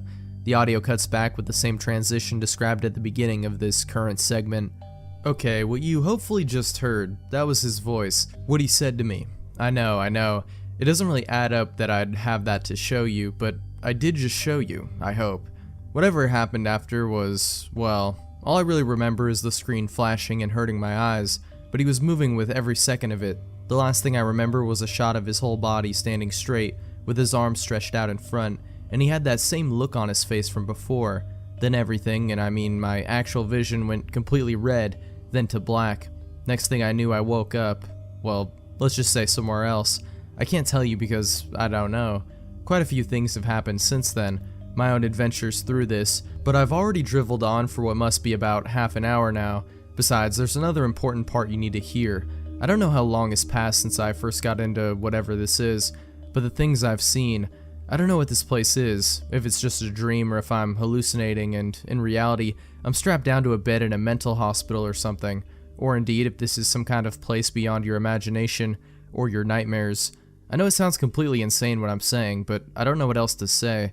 I would try explaining how things work and the sights you get here, but I don't think I have the words to describe that. I can tell you something I have seen though. Bodies. A lot of brutality and murder. There's been characters either from the games, or I'm guessing made by any of you since I don't recognize any of them. They get chased down before they just disappear, until he's done with them. And then there's the human victims that he chooses. Do you understand that I'm talking about real people here? These people went through the same thing as me, only they weren't so lucky. They didn't have what I've got, and they weren't saved and given a chance to even survive, much less fight back. And it's your fault. Yes, you. You keep conjuring up these little pieces of fiction, artwork, and further proof of his existence. It's because of you that a place like this exists. All of those characters that you keep creating, they get about 5 minutes of life in this hellhole before their remains, as well as the people he chose to drag in here get left for me and others to find, and you continue to just bury us in this. And if you say, but I played it and nothing happened, then he found you lacking, not worth his attention. Why do you have to give him the reign of terror that he has? Why can't you draw him getting his face kicked in for a change? Why don't you just give us a break already? You have to stop indulging this thing's power. Believe me, once again, I know it's completely insane what I'm saying, and the little evidence I have of words and an apparent recording, I'm not even sure you got to hear it isn't much to go on. I should imagine you'd even question how I got that. Well, I just have it. That's all I've got for you. But if you've listened to this point, then there must be some part of you that's convinced. Whatever all this started off as, it must have grown. It's evolved and it's refined itself. Even though you wouldn't know from looking at this place, either that or it's always been here, it just needed something to give it a shape. I don't know. Something I'm sure of though is the reason I'm doing this, and it's that I'm here to tell you, you have to stop feeding him, if not for our sake or the sake of anyone else here, then for your own. I can't say what he looks for when he goes after someone. He's very picky, leaving so many alone, yet there will always be those few people that spark his interest. If you believe me, then I'll make you a deal. If you leave this thing alone, then we'll fight this in peace and stop it from spreading. He can't be killed, but he can be subdued. If you don't believe me, but you're still listening, just think about it. That's all I ask. I'm not asking for you to spread the word or stop making any of these characters, and I'm not saying destroy what there is to already see. You can't destroy it. There will always be a copy of this stuff somewhere in the world, and even then I doubt he'd let this place end in such a way. After being here for as long as I have, I feel that even these characters you've given life to in some way or another have the right to exist, and you people don't deserve to die. Would you agree? Just stop giving this creature the power it keeps using on us. Leave this one alone. He is extremely dangerous and just might choose you next. I'm literally the only living human being I've come across here, so what the hell would your chances be? The only reason I've survived here is because something wanted us here, and because we're probably just as much of a freak as he is in some ways. I know what I ask is a lot, maybe it's even impossible. It's a fact that there's a part of you that's hardwired to respond to violence. You may take offense to that, but that's the truth. Think about it. So many of you see what all these forms of media have to give you. You play games to feel strong, you watch movies to escape from yourself, and when you see the news you say, oh my, how tragic, yet you keep on watching, just as long as it isn't happening to you. That's not some sick psycho you've been keeping locked up, that's just human nature, ever since the start. I think the reason I've survived might be because I try to stop the horror, rather than watching it from behind a monitor or TV. I've survived and I'm still fighting back, even though this is a dark, brutal place where no one was meant to live, but there is some life here. There are a lot of enemies, but there are also allies. Make whatever judgment you see fit about what I've told you. It's not like it should matter to me anymore. But if this is some kind of home for Sonic.exe, then we are the Antisonic.dll, and we will continue being a thorn in that fucker's side until our last breath. You've been warned, so if you're still stupid enough to put yourself in this much danger, it's at your own The following segment is mostly inaudible due to unexpected interference mixed with a distorted scream that resides for approximately 4 seconds. The sound clip has been cut up and rearranged. What follows is patches of static that continue until the end of the recording. One of 2 other notable points is the sudden presence of 2 distinctly different voices. This is the most likely explanation for the transition between tenses I and we. The second voice is that of a male with an American accent. Second point is what appears to be distorted cries making their ways from the distance to what is assumed to be the narrator's location, as well as the low presence of a deep-toned male's laughter. The voice has a resemblance to that of the individual heard in the earlier segment. Second visible sign of tampering throughout the entire recording indicates what's been determined as a powerful type of jamming signal, theoretically designed to overwhelm the output of any electrical device. The result seems to be that it renders the device inoperable. The evidence suggests there is a delay between the signal's impact and its effect. All known jamming tech available does not possess the specific properties of this signal. Narrator. Found. Unknown. Surprised. It. Narrator. Not my fault. Dragged it. Unknown. Agree. Here? Narrator. We ha. Other choice. Hope. To know. Said S. We fight. Alone. In peace. Unknown. Amen. Here. The static continues with what can be heard as several as of yet unidentified creatures, followed by what is believed to be gunfire from at least 5 different sources, accompanied by shouting from the narrators along with 3 extra voices. The first 2 are American accents belonging to both a female and male. The third is that of another British male. There are also sounds implying further use of tools that cause projectiles or some kind of lethal force with high impact. Whether these tools are weapons cannot be determined, although it is likely. All mentioned factors take place over approximately the last 8 seconds. Unknown. Now. Narrator. I'm trying. He or us. Unknown number 3. Look out. Narrator. Oh fuck. A struggle takes place between the narrator and what is believed to be one of the apparent creatures from which the cries originated. The gunfire continues, almost remaining consistent throughout. The recording ends with the sound in the opening description, only it is now more like the jack being removed. Based on the loose assumption that this is not a mere hoax, it is unknown whether or not the persons responsible for this file's upload survived the incident. File has been all but dismissed as a hoax due to lack of concrete evidence, including such elements as the sound clips found in already existing forms of media. Also noted is that there is or never has been anyone by the name of Chris Lawrence or any individual having his personal details filed under missing persons. Neither has there been anyone having taken up residence or even connected to anywhere near the area of alleged disappearance. To prove this further, locals in the areas connected claim to have never heard of such a person. Alex Melee. It was a normal day for Alex. He was searching the web for some old game systems on eBay when he saw an ad. It said, "Free Nintendo GameCube, free shipping with 5 popular GameCube titles. Just click here." He clicked the ad and typed in the information they told him to provide. After he confirmed everything, a text popped up saying, "Thank you for your time. The package will arrive in 3 to 5 business days." Alex waited as the days flew by, and the day finally came. He ran out the door for the mail, picked up his package, and when he ran inside he yelled, "It's here! It's finally here!" He ran up to his room and he was so excited he didn't know what he'd do. His brother Bill asked him what was in the mail, and Alex replied, "A GameCube I got for free online." "Sweet, can I play it with you?" Bill asked. "Sure," Alex replied, and they ran downstairs to plug in the GameCube, not caring if there was any games in the box. After they got it hooked up and everything, Bill asked what games it came with. Alex forgot and ran upstairs yelling back, "Hold on, let me check." When he got to his room, all that was left in the box was a memory card. He was confused as it said it was coming with 5 popular GameCube titles. Alex went back downstairs in disappointment. Bill asked, "Well, what games did it come with?" "None, but there's this memory card," Alex replied. "What's on the memory card?" Bill asked. "Let's find out," Alex replied, quickly putting the memory card in and turning on the GameCube.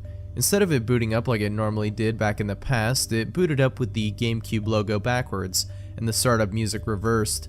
He thought it was kind of strange, but paid it no attention. He checked the memory card and there were 5 save files, but something was strange about each one. The first save file was a save file from Sonic Adventure but renamed Bill Adventure and had Bill's face as the icon. The second save file was a save file from Sonic Adventure 2 but renamed Jesse Adventure 2 and had Alex's mom's face as the icon. The third save file was from Super Mario Sunshine, but renamed Super Bob Bloodshine, and had Alex's dad's face as the icon. Fourth save file was from Super Smash Bros. Melee, but renamed Alex Melee, and had Alex's face as the icon. The final save file was from The Legend of Zelda Wind Waker, but renamed Zelda the Bloody Waker, with Dark Link's face as the icon. Alex and Bill were both surprised at what they saw on the memory card and decided they were just pranks trying to scare them, so they decided to go to the store and buy the two games that had the names of their save file. Bill got Sonic Adventure DX and Alex got Super Smash Bros. Melee. They were lucky since most GameStops don't sell them anymore. After they got home, they popped Sonic Adventure into the system, but the strange thing about it was that instead of saying Sonic Adventure DX on the screen, it read out Bill Adventure. Since it was about Bill, he got to play first. He began playing, and instead of Sonic appearing, it was him. He couldn't believe it, it was actually him. He could do all of Sonic's moves, but it looked weird when he was doing the spin dash and homing attack. He reached the first boss, Chaos Zero, but instead dropping from the sky was their mom, and when the text showed up on the screen, Jesse appeared instead of Chaos Zero. After he beat the boss, the cutscene played, except instead of Jesse jumping into the sewer, it showed Bill actually killing his mom. The camera zoomed out on what used to be Robotnik/Eggman showing Bob, their dad, saying, "I've got to get out of here," and running off. After the screen faded, a text showed up on the screen saying, "Bob is next." Bill quickly turned the game off. "What was that all about?" Alex asked. I don't know, let's play Super Smash Bros. Melee," Bill said. "Okay," Alex said, opening the Super Smash Bros. Melee case. When they started to play, it ran as normal as could be, but all of a sudden it changed. The title read Alex Melee. They then knew something was up about the GameCube, but they didn't bother. They wanted to see how it was, so they played anyways. When Bill pressed start to join, it automatically made his character Bill. They were both surprised the system knew who they were, so they began to play it, but the really strange thing was that the enemies were all the things that they hated. He thought it was cool that he could beat up everything he hated, but what really confused him was when they got to the first boss, text appeared on screen saying, "Oh no, he found me," showing that the boss was their dad, referring to what happened in Bill Adventure. After they beat the boss, it ended with Bill violently ripping his dad's head off and throwing it at the screen with a horrible high-pitched scream. It was so loud it made glass burst and the power went out. The TV turned on with the text on screen, "You did it. You beat our game." "What game?" Bill shouted, and the text on screen replied, "You'll soon find out." A horrible scream came from the TV and the power came back on. It was nighttime. "I'm off to bed. You should be too," Bill said. Alex shook his head in agreement. When they got up the next morning, the car was in the front yard, meaning that Mom and Dad were home. They ran downstairs, but instead of a nice hello, it was a sad goodbye. In front of them were the remains of their parents. Jesse's back all broken up and face mashed up, and Bob's head on the table. It was a bloody mess. On the TV screen with text read out, "Thank you for playing." From that day on, neither Alex or Bill spoke of it, and never again would they play that GameCube. Blood Whistle. This is the recorded blog of a college student who was playing a modified version of Super Mario Bros. 3 on his computer. Shortly after submitting the last entry, he committed suicide in his dorm room. June 15th, 2012. A friend of mine recently sent me what he claims to be a scary Super Mario Bros. 3 hack that he wanted me to try out because he didn't have the courage. I started this blog to record my progress through the game. He got this from a site that's no longer active, and I've seen some pretty scary occurrences with emulator games before. Just look at Ben. All of that aside, however, there was something definitely off about this ROM. Its title was SMB3BW. Anyhow, I won't play any today as I'm quite busy with college work and such, but I will definitely start tomorrow. June 6th, 2012. I played some of the game today. Obviously my friend was misinformed, as I've played all the way through 1-3 and found nothing irregular. All of the sprites, levels, and sounds didn't have a fluke to their name. Wait, the secret. That must be how I have to unlock it. I swear you guys, I'll find the warp whistle tomorrow and see what creepy secrets this game has to hide. Look for tomorrow's post. It won't disappoint. Maybe this will explain what the BW in the title stands for. June 7th, 2012. I wish I hadn't unlocked that secret. This game will be the bane of my existence. I'll try as best as I can to explain what happened and what will certainly entail. I don't know if any of you will believe me, but this sick mockery of one of my childhood favorites must be exploited and never be seen by the eyes of any other breathing man on God's green earth. And Todd, what I'll call my friend for the sake of privacy and possible security, do not send that link to anyone else. You'll see why below. I entered the castle stage, knowing its only secret was the warp whistle. I disposed of a dry bones before donning a raccoon tail. With a running start, I was flying above the stage until I hit the secret area. My whole life before I hit up on my arrow keypad was completely different. I was happy. I was normal. I could wake up in the morning recognizing my own reflection, being absolute about my safety.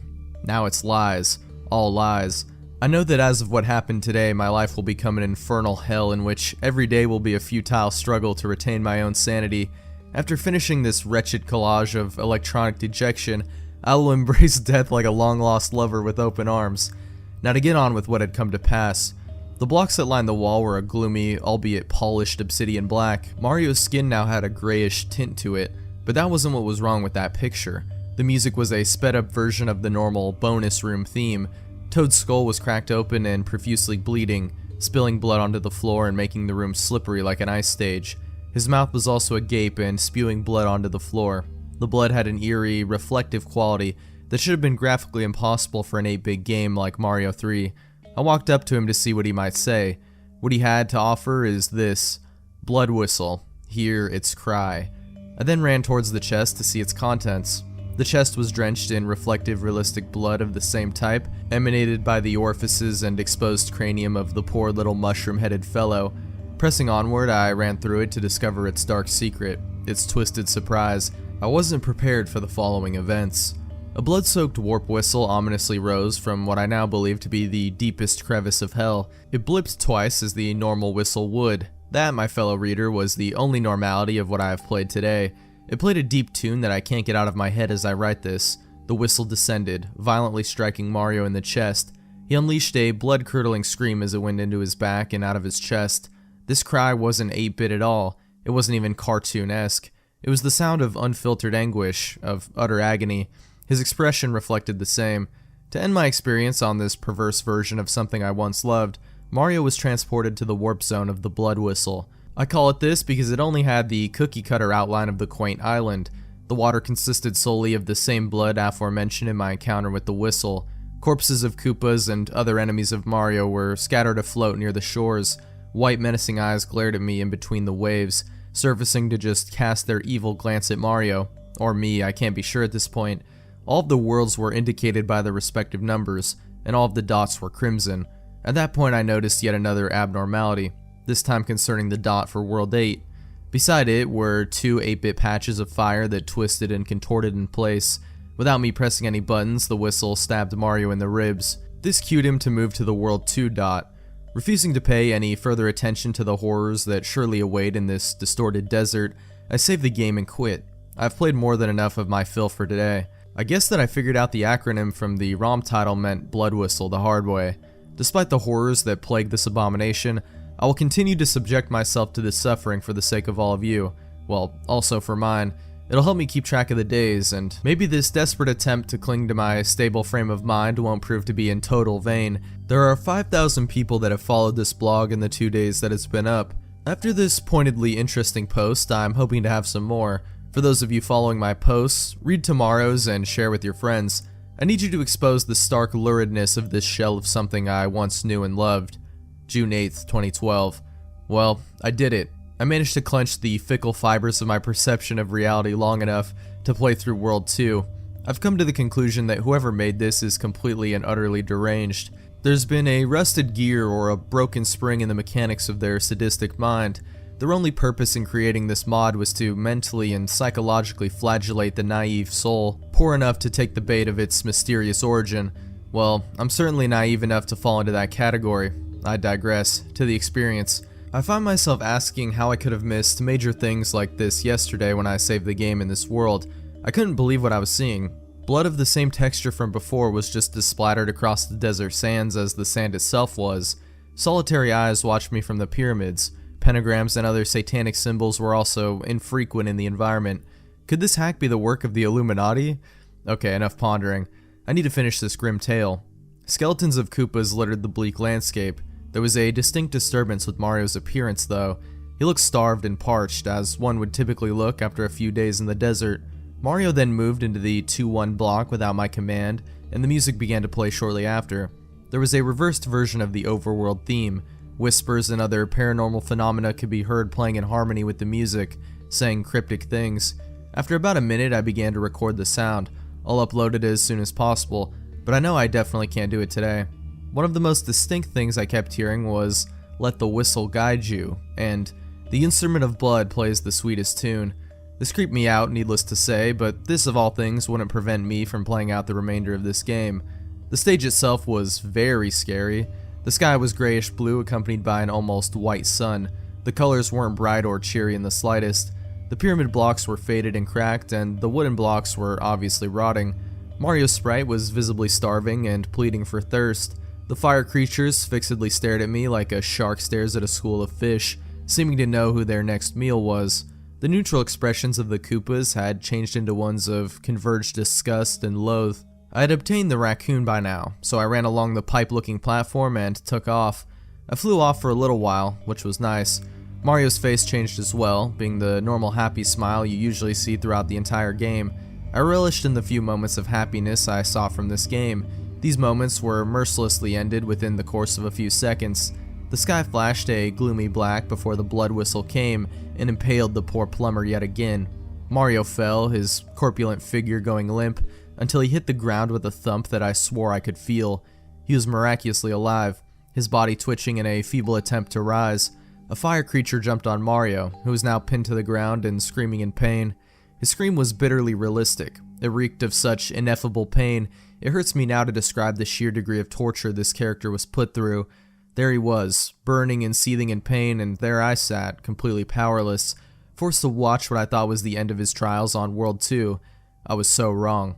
The level select came into view. Whistle threw back. Mario was transported to one of the pyramid levels.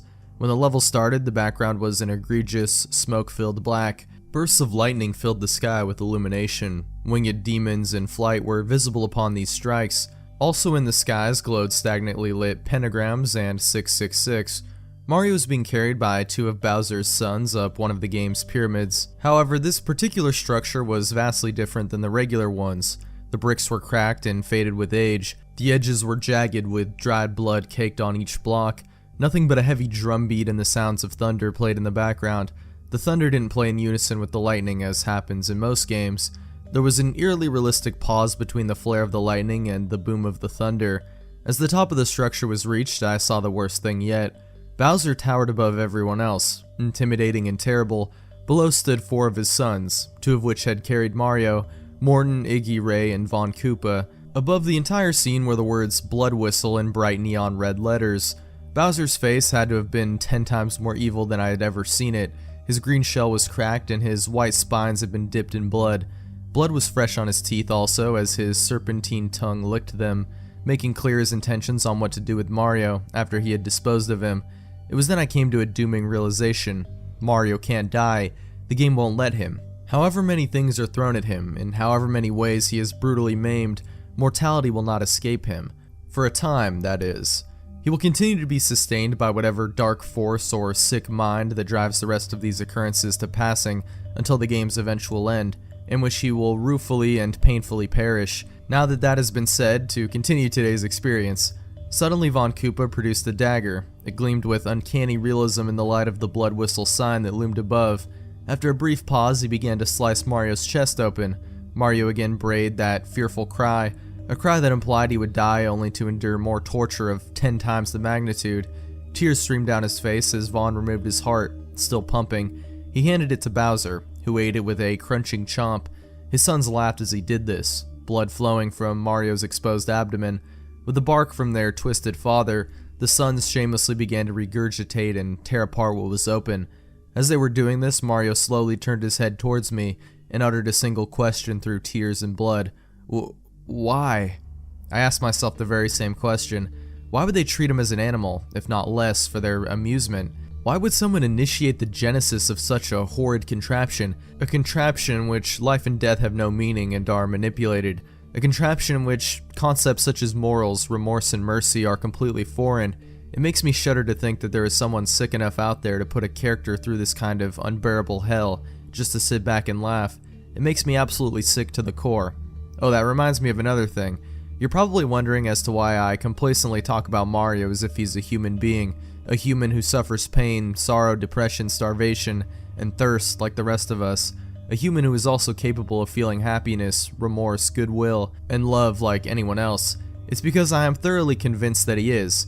Please don't stop following this blog because you think I'm insane. That will come later. I believe without a shadow of a doubt that inside this game is a character with a complex range of emotions, someone who feels like you and me. But it's just a game, right? It's just a contrived mixture of code and data put together to present words and images, correct? Wrong. I know with everything inside of me that Mario has to be alive.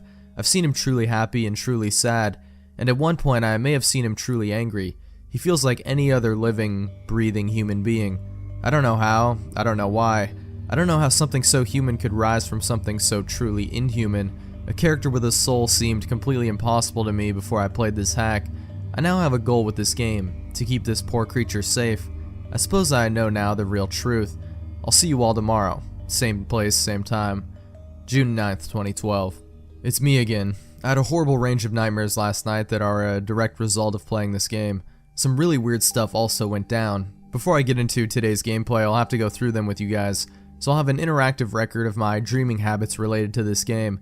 I myself am having a hard time as to how they were so close to home and what they mean for my seemingly inevitable downfall. Before I tell this, I have to let you in on one piece of relevant information. In 4th grade, I used to play the recorder. Every kid had learned some musical skill, and I liked wind instruments because of their method of play, appearance, and sound. Such is the irony of the instrument that has caused me all of this grief. In my dream, I was playing the instrument in a dark room. I was my 4th grade self, just coolly playing Mary Had a Little Lamb. Out of nowhere, I began to cough. I had choked on some blood that had materialized within and around my recorder. I covered it and soon filled it. Blood began to pour in great quantity out of all the recorder's holes. It soon began to float in midair and hover. A few seconds passed and then it struck me in the chest. It had impaled me, going directly through my heart and every other vital artery one could think of. I woke up. The sheets plastered to my bare chest with sweat. I was completely fine, not a scratch on me. As I sat there in bed, afraid of how I'm sure the game did this, or maybe it was just me losing my sanity, I began to hear noise coming from my laptop. It was closed, but a faint muffled humming sound was clearly audible. I warily approached my computer, the machine almost looking alive. I then opened it up. It was a picture of an SMB3 raccoon Mario sprite on a black backdrop. He was chained up by his legs and feet, and the chains reached outside of the screen. The blood whistle sat as the centerpiece of it all through Mario's chest. The tune of the blood whistle played over and over, a loop that only exacerbated the sound within the walls of my psyche. I tried exiting out of whatever program this might have been, but the window wouldn't close. I eventually had to take out my laptop battery, which didn't sit too well with my OS. Luckily, I didn't lose any files. Now for the gameplay. I was on a weak imitation of the World 3 level map. The water was none other than blood. Ravenous fish jumped out of the water, looks of primal hunger on their faces. There was something off about Mario's map representation that I noticed right away. Along with his raccoon tail, the blood whistle was now a permanent fixture through his body. His skin had dulled a little from its prior shade of gray, now more outwardly noticeable. His mustache now had dots of red clinging to it as well. Without my or Mario's control, needless to say, I was moved to the first underwater stage. A red cherry tint absorbed the entire screen. This was to be expected, as the water looked blood-ridden from the outside as well. I swam down the left side of the level to get a fire mushroom. As soon as Mario got it and his outfit changed, he got an evil simper on his face. He looked at me and said, "Revenge, yes?" I confirmed his suspicions, and then we set off for the danger that lurked near. The fish cast malevolent gazes at Mario as he swam by, incinerating them. His normal happy smile returned. So did mine. The annihilation of the carnivorous critters didn't last long before both Mario and I faced a hellish dilemma. There was a large fish with rows of razor-sharp teeth. Below him were two power-up blocks, one black-looking and one purple-looking. I assumed that these were supposed to mean red and blue. Obviously, there was no progress from this point without finding out what these blocks had in store. Mario's expression changed back into its gaunt appearance that he had for the majority of the game. Knowing I had no other choice, I dauntingly hit the block that was black in appearance on the left. The fish swam around from its position on top of us and began to tear off Mario's limbs. By this time, a group of fish had congregated around the entire scene. Their laughs were deep and short, registering as barks for the 8-bit sound processor. Mario's unable body wobbled as he bled out, spewing black across the red. When he finally died, the big fish began to laugh. After a couple of seconds, Mario's limbs regrew. With the blue block remaining, I hit it to get this all over with. Bubbles stopped coming from Mario's mouth. He cried out for help, but that only made the problem worse. He sucked in tons of water, his hands around his neck. His face began to grow from gray to blue in a matter of moments. He kicked and fought, but he only wore himself down. Getting angry, he began to incinerate random fish that he had gathered in the crowd. The fish began to laugh louder. For every fish he killed, 2 more appeared in its place. After a while, he just gave up. I watched as Mario uttered his last gurgle on World 3, the blood whistle stabbing and taking him away. I saved and quit with haste. See you all tomorrow. June 10th, 2012. Campus police gave me a visit today. Apparently one of you had reported my comments related to and claimed I was insane. As a result, I have eliminated all personal information from this blog. I located the person who reported me and banned him. I also have an IP tracker, so don't any of you try that. Speaking of followers, 50,000? I never expected this page to accumulate this many active viewers. Wherever this popularity or notoriety came from, I am grateful. Now for today's gameplay. After today, I'll be lucky to finish the game. Princess Toadstool's letter appeared after the previous screen from World 3 faded out. She was squirming and shifting around. Bowser's hand covered her mouth and nose, but it was easy to see the fear in her eyes. They darted left and right in stark, true fear. Bowser continued to have that sadistic smile on his face as he struggled with her. After about a minute and a half, Peach began to change. Her eyes grew an ominous red as she pushed Bowser's arm away with inhuman strength. She cackled like a loon, blue veins bulging so noticeably that they were clearly visible through her white satin gloves. Bowser then began to cower in timidity. The text on the letter said only this: "Blood whistle. Hear its cry. Peach." The letter scene was abruptly cut off, and the World 4 level select map was brought into view. Goombas and Koopas of all sizes appeared, furious and hungry as ever. This addition made sense. This was the giant/tiny world. The shown enemies would be dimensioned as such. The normally green grass was withered and dead. The small patches of water were blood. Mario still was in the fireball fatigues that he donned in World 3. When compared to the other worlds, the map view for this one was vastly less disturbing. I would go as far as to call this tolerable.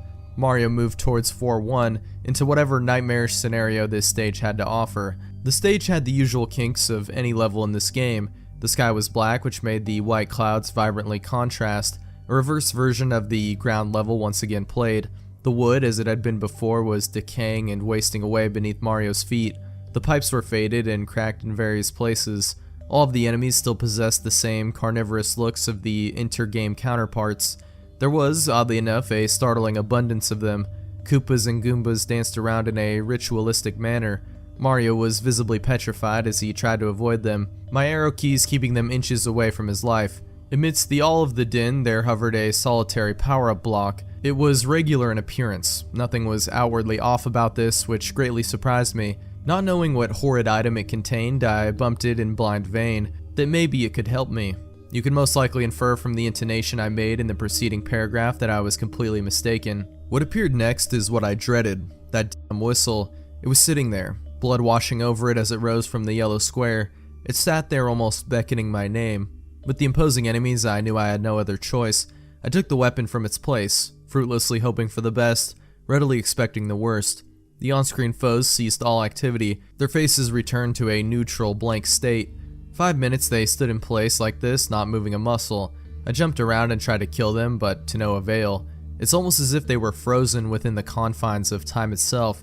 As for specifically them, all interstellar and physical continuity came to a careening halt.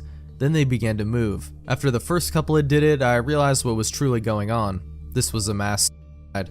Most of them just jumped into the nearest hole, but others performed incredible feats of acrobatics and medical impossibility. One Koopa was bashing his head in on a pipe, another Goomba jumped 6 or 7 times his own height, turned around in the air and sent blood flying everywhere with a great splat. Soon all of the enemies were dead. Their remains were spontaneously upchucked from the trench below. A grisly mixture of guts and gore littered the entire remainder of the level. Mario shuffled through the remains, horrified with tears streaming on his face throughout. Random deep, bassy tones played with nothing else to accompany. Realistic squishing sounds were emitted every time Mario took a step in the scattered carnage. He continued to cry for the duration of the level. The whistle faded into view and followed Mario a few inches above his head, like a pestilential virus. After he cleared it, of course, the whistle went straight through his chest as Mario was headed to World 5. The game has a habit of putting me where it needs me to be, so I closed the window without saving. Witnessing all of that death really racked my nerves. Sure, it might be a game, but with the things this game has had to present to me, I'm starting to lose my perception of reality. I'm starting to wonder to myself what is real and what is inside the computer. These two things are quickly fusing into one. The lines, they're blurring. Pretty soon the days will start fading together, and by then I'll have lost all sense of reality. I hope to see you all tomorrow. I don't know how much longer I can put up with this game. No, it's not a game. I couldn't tell you what this is. June 11th, 2012. Today being D-Day fits because I'm fighting one hell of a war against this game, and a losing one at that. At least there are no more mishaps with you all so far, which puts me at rest. As for today's gameplay, I fear for my own life. I feel as if something is coming after me, lurking, seeking me out as to make immediate my demise. Never before has anything like this ever happened. Never before has anything electronic made me truly afraid, truly scared. I most likely will get no sleep tonight. Nothing in particular occurred, it's just, you'll find out below. I was in the middle of the cloud portion of World 5. The Sky theme played, except it was drastically slow, and demonic whispers were clearly audible. The whispers were almost the same as the ones I heard back in World 2.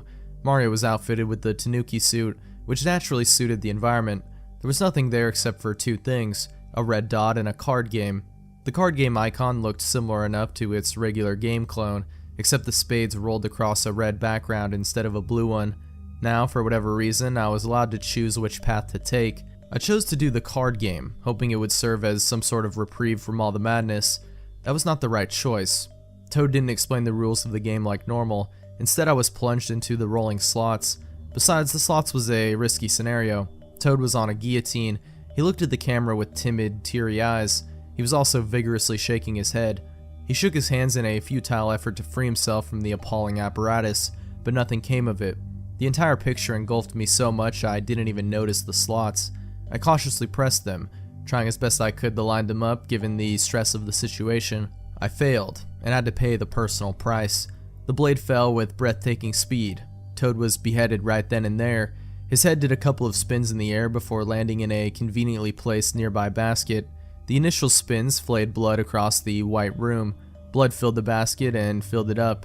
Toad's body began spraying blood from the stump where his head used to be. Out of nowhere, the blood whistle came down and struck his torso. The scene faded out and back to the map. I was moved to the only remaining destination in World 5. Silent lightning streaked across the licorice black sky. Gray clouds and Mario were the only other consistently visible things. As far as everything goes, silhouettes of winged demons flew and danced in the background. I tried turning into the stone structure the Tanuki suit is so famous for, but it failed. No music at this played, none at all. The demons would be heard whispering in what sounded like a variety of languages. Spanish, German, and Latin were the most prevalent ones. A primal fear of the unknown gripped me as I blindly navigated the level. Judging by the look on Mario's face, it plagued him also. This stemmed from childhood, which made it all the worse. I not only felt like Mario was in danger, I felt like my livelihood and well-being were in danger. At that moment, one of the demons swooped down. I would say the most accurate way to describe this creature would be a miniature Cthulhu. Its claws plucked out Mario's eyes, making them profusely bleed. He unleashed an ephemeral yet bone-chilling cry. After the searing pain relented, Mario trudged on. His face was now void of any and all expression. It was because he knew as well as I that he would be torn apart, brutally and slowly, but it would happen. After a few more seconds, the second demon came. It was identical in appearance to the first. It swooped down with grim, black bat wings and did its portion of damage. After it was said and done, the thing had torn Mario's arms off. Mario stopped dead in his tracks. He sobbed slowly, knowing the worst was yet to come. I felt so sorry for him that the words escaped me. He continued with a morose look. His normal walk slowed to a shuffle. Not a few seconds after that, the final solitary specter came down. He did his work with one big slash. Mario was now missing his legs, and his lump of a body just sat there. He sadly wept in utter despair. He knew the end was near. He turned to me and choked out this. "I'm sorry you had to witness this. Everything." Those were his last spoken words on World 5 before a gaggle of Hell's minions descended and tore apart what remained of him. His entrails were liberally exposed as they regurgitated in their cruel feast. When the dust cleared, a mere shell of him remained. All you could see of his open stomach were his open spine and back muscles. As I had predicted, the blood whistle came to transport him into whatever hellish situation it contemplated would be worse than the last. Consider it sheer luck if I make another post tomorrow. If I do, it may be my last. June 12th, 2012. I'm starting not to care anymore. I'm in the throes of such a severe depression it's all starting to fade away. Everything. School, friends, family. It's safe to say this game is single-handedly ruining my life. Such sadness has never become me ever before in my life. My grandfather died when I was young, but that didn't come close to equate to what I'm feeling now. It's a direct result of the level that I played today, which I'll get into right now. World 6 appeared. Ice was everywhere. This is the one part that correlated to the unaltered version. Nothing else did. The ice was none other than frozen, realistic blood. Crystallized pieces of crimson droplets bordered the ice blocks. Blood filled in the small pockets of water that were. Of course, there was only a solitary dot on the map. Mario entered it, and I knew that whatever was to pass, it would be tenfold of what has already happened. Pure sable white was the only thing that consisted of the backdrop. Blocks of blood ice served as a slippery ground. Mario slid along as I controlled him. He appeared happy. Overjoyed might be more accurate. Here he had nothing to deal with, just him in the open space. 5 minutes passed, then 10. All the way through, Mario was happy and I let him run around and fly. He had regained the raccoon tail. It seemed like he had all the time in the world. The clock ticked and all seemed right in the game. Making my way through the level, I found out it had no end. Time, oddly enough, would turn out to be the ultimate enemy. At the 20-minute mark, a tempest began to pick up. A flurry of snow and wind ensnared Mario, and he now began to curl his tail. His teeth chattered and his body shook. He soon had to sit down. Mario and I soon figured out the game had planned to snuff him out this time, with ice and time. He sat and tried to heat himself. This, needless to say, was a less than feeble attempt. Nothing but the creepy bass beats from World 5 played. Mario's skin soon began to turn a light blue. Nevertheless, he still sat and brooded in the icy cold. It was then that the utmost feeling of sadness had encapsulated me. I couldn't fathom my sympathy. I couldn't begin to describe how bad I felt at the act that his death was absolutely inevitable, and there was nothing I could do to stop it. Just simply watch in shock and dejected awe. Frostbite soon took his hands. 10 minutes after that, World 6 Mario was no more. Just a frozen block of a man, sitting there in the middle of an infinite winter wilderness. After the sadness came feelings of sheer loneliness. I felt abandoned and alone, just like Mario sitting in the middle of that ice field. I felt as if no one would save me from the torture of this game. The blood whistle came down and made a chunk sound as it impaled his chest, taking him to the next level of hell. I closed the emulator window like always and ended this self-subjected torture. I will bring myself to play this game tomorrow, but mark my words, I'll play the last tomorrow and then this blog will hopefully live on in my memory, so my tribulation can be seen by the world. Be here, same time, same place. June 13th, 2012. It is ironic indeed that today is June the 13th, the unlucky number, the unlucky day. I suppose today isn't completely horrible. Today is the last day I had to play this wretched game. This horrifyingly absurd remake of what I used to see as a wonderful game will soon be out of my life, along with everything else. With this being the last post, I suppose I can finally be honest about my true intentions ever since I finished World 2. I'm going to take my own life. This game has caused me sorrow on such an ineffable level that there is no other option. Life will never be the same. Mom and Dad, I love you. Michael and Kelsey, you guys be good. Listen to Mom and Dad. They have a lot of valuable lessons to teach you. Lessons that I learned but can now never apply again. Now for what you 75,000 followers read this post for. The rest of the game. Hell itself is what the game brought me to. I suppose that this was intentioned to convey World 8. No, not hell. Worse than hell. Bodies were chained up in the background enduring a myriad of tortures. The only pain wasn't strictly felt from injuries though. The coughs, dying wheezes, and vomiting in the background reeked of pestilence and suffering. Fires emblazoned certain people as well. The flames had an actual burning quality to them, not like regular 8-bit fire.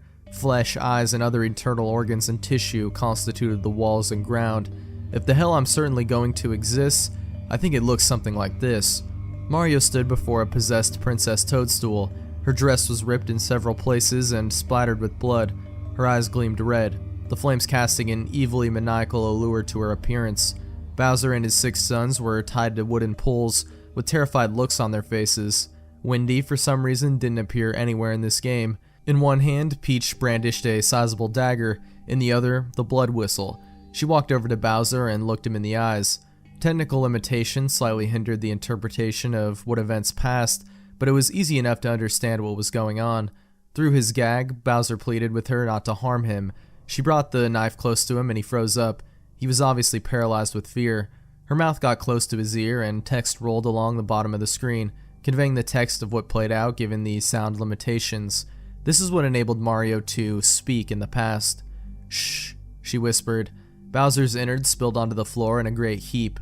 He let out a monstrous 8-bit roar of pain as this happened. Peach laughed, her eyes reflecting what evil had possessed her. The princess proceeded to eviscerate all 6 of his other sons. Mario did nothing but look on in horror as his mortal enemies were torn apart by a woman he had once loved very much. His face soon contorted into one of loathing.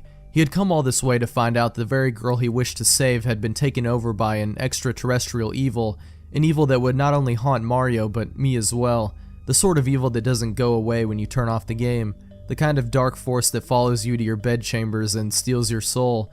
Princess Toadstool paused for a couple of seconds, then came at Mario with the knife. "Hey there, Mario," she said as she toyed with the knife. "They got a little sharp with me, so I pushed them over the edge. Hehehe." I tried to move Mario, but nothing happened.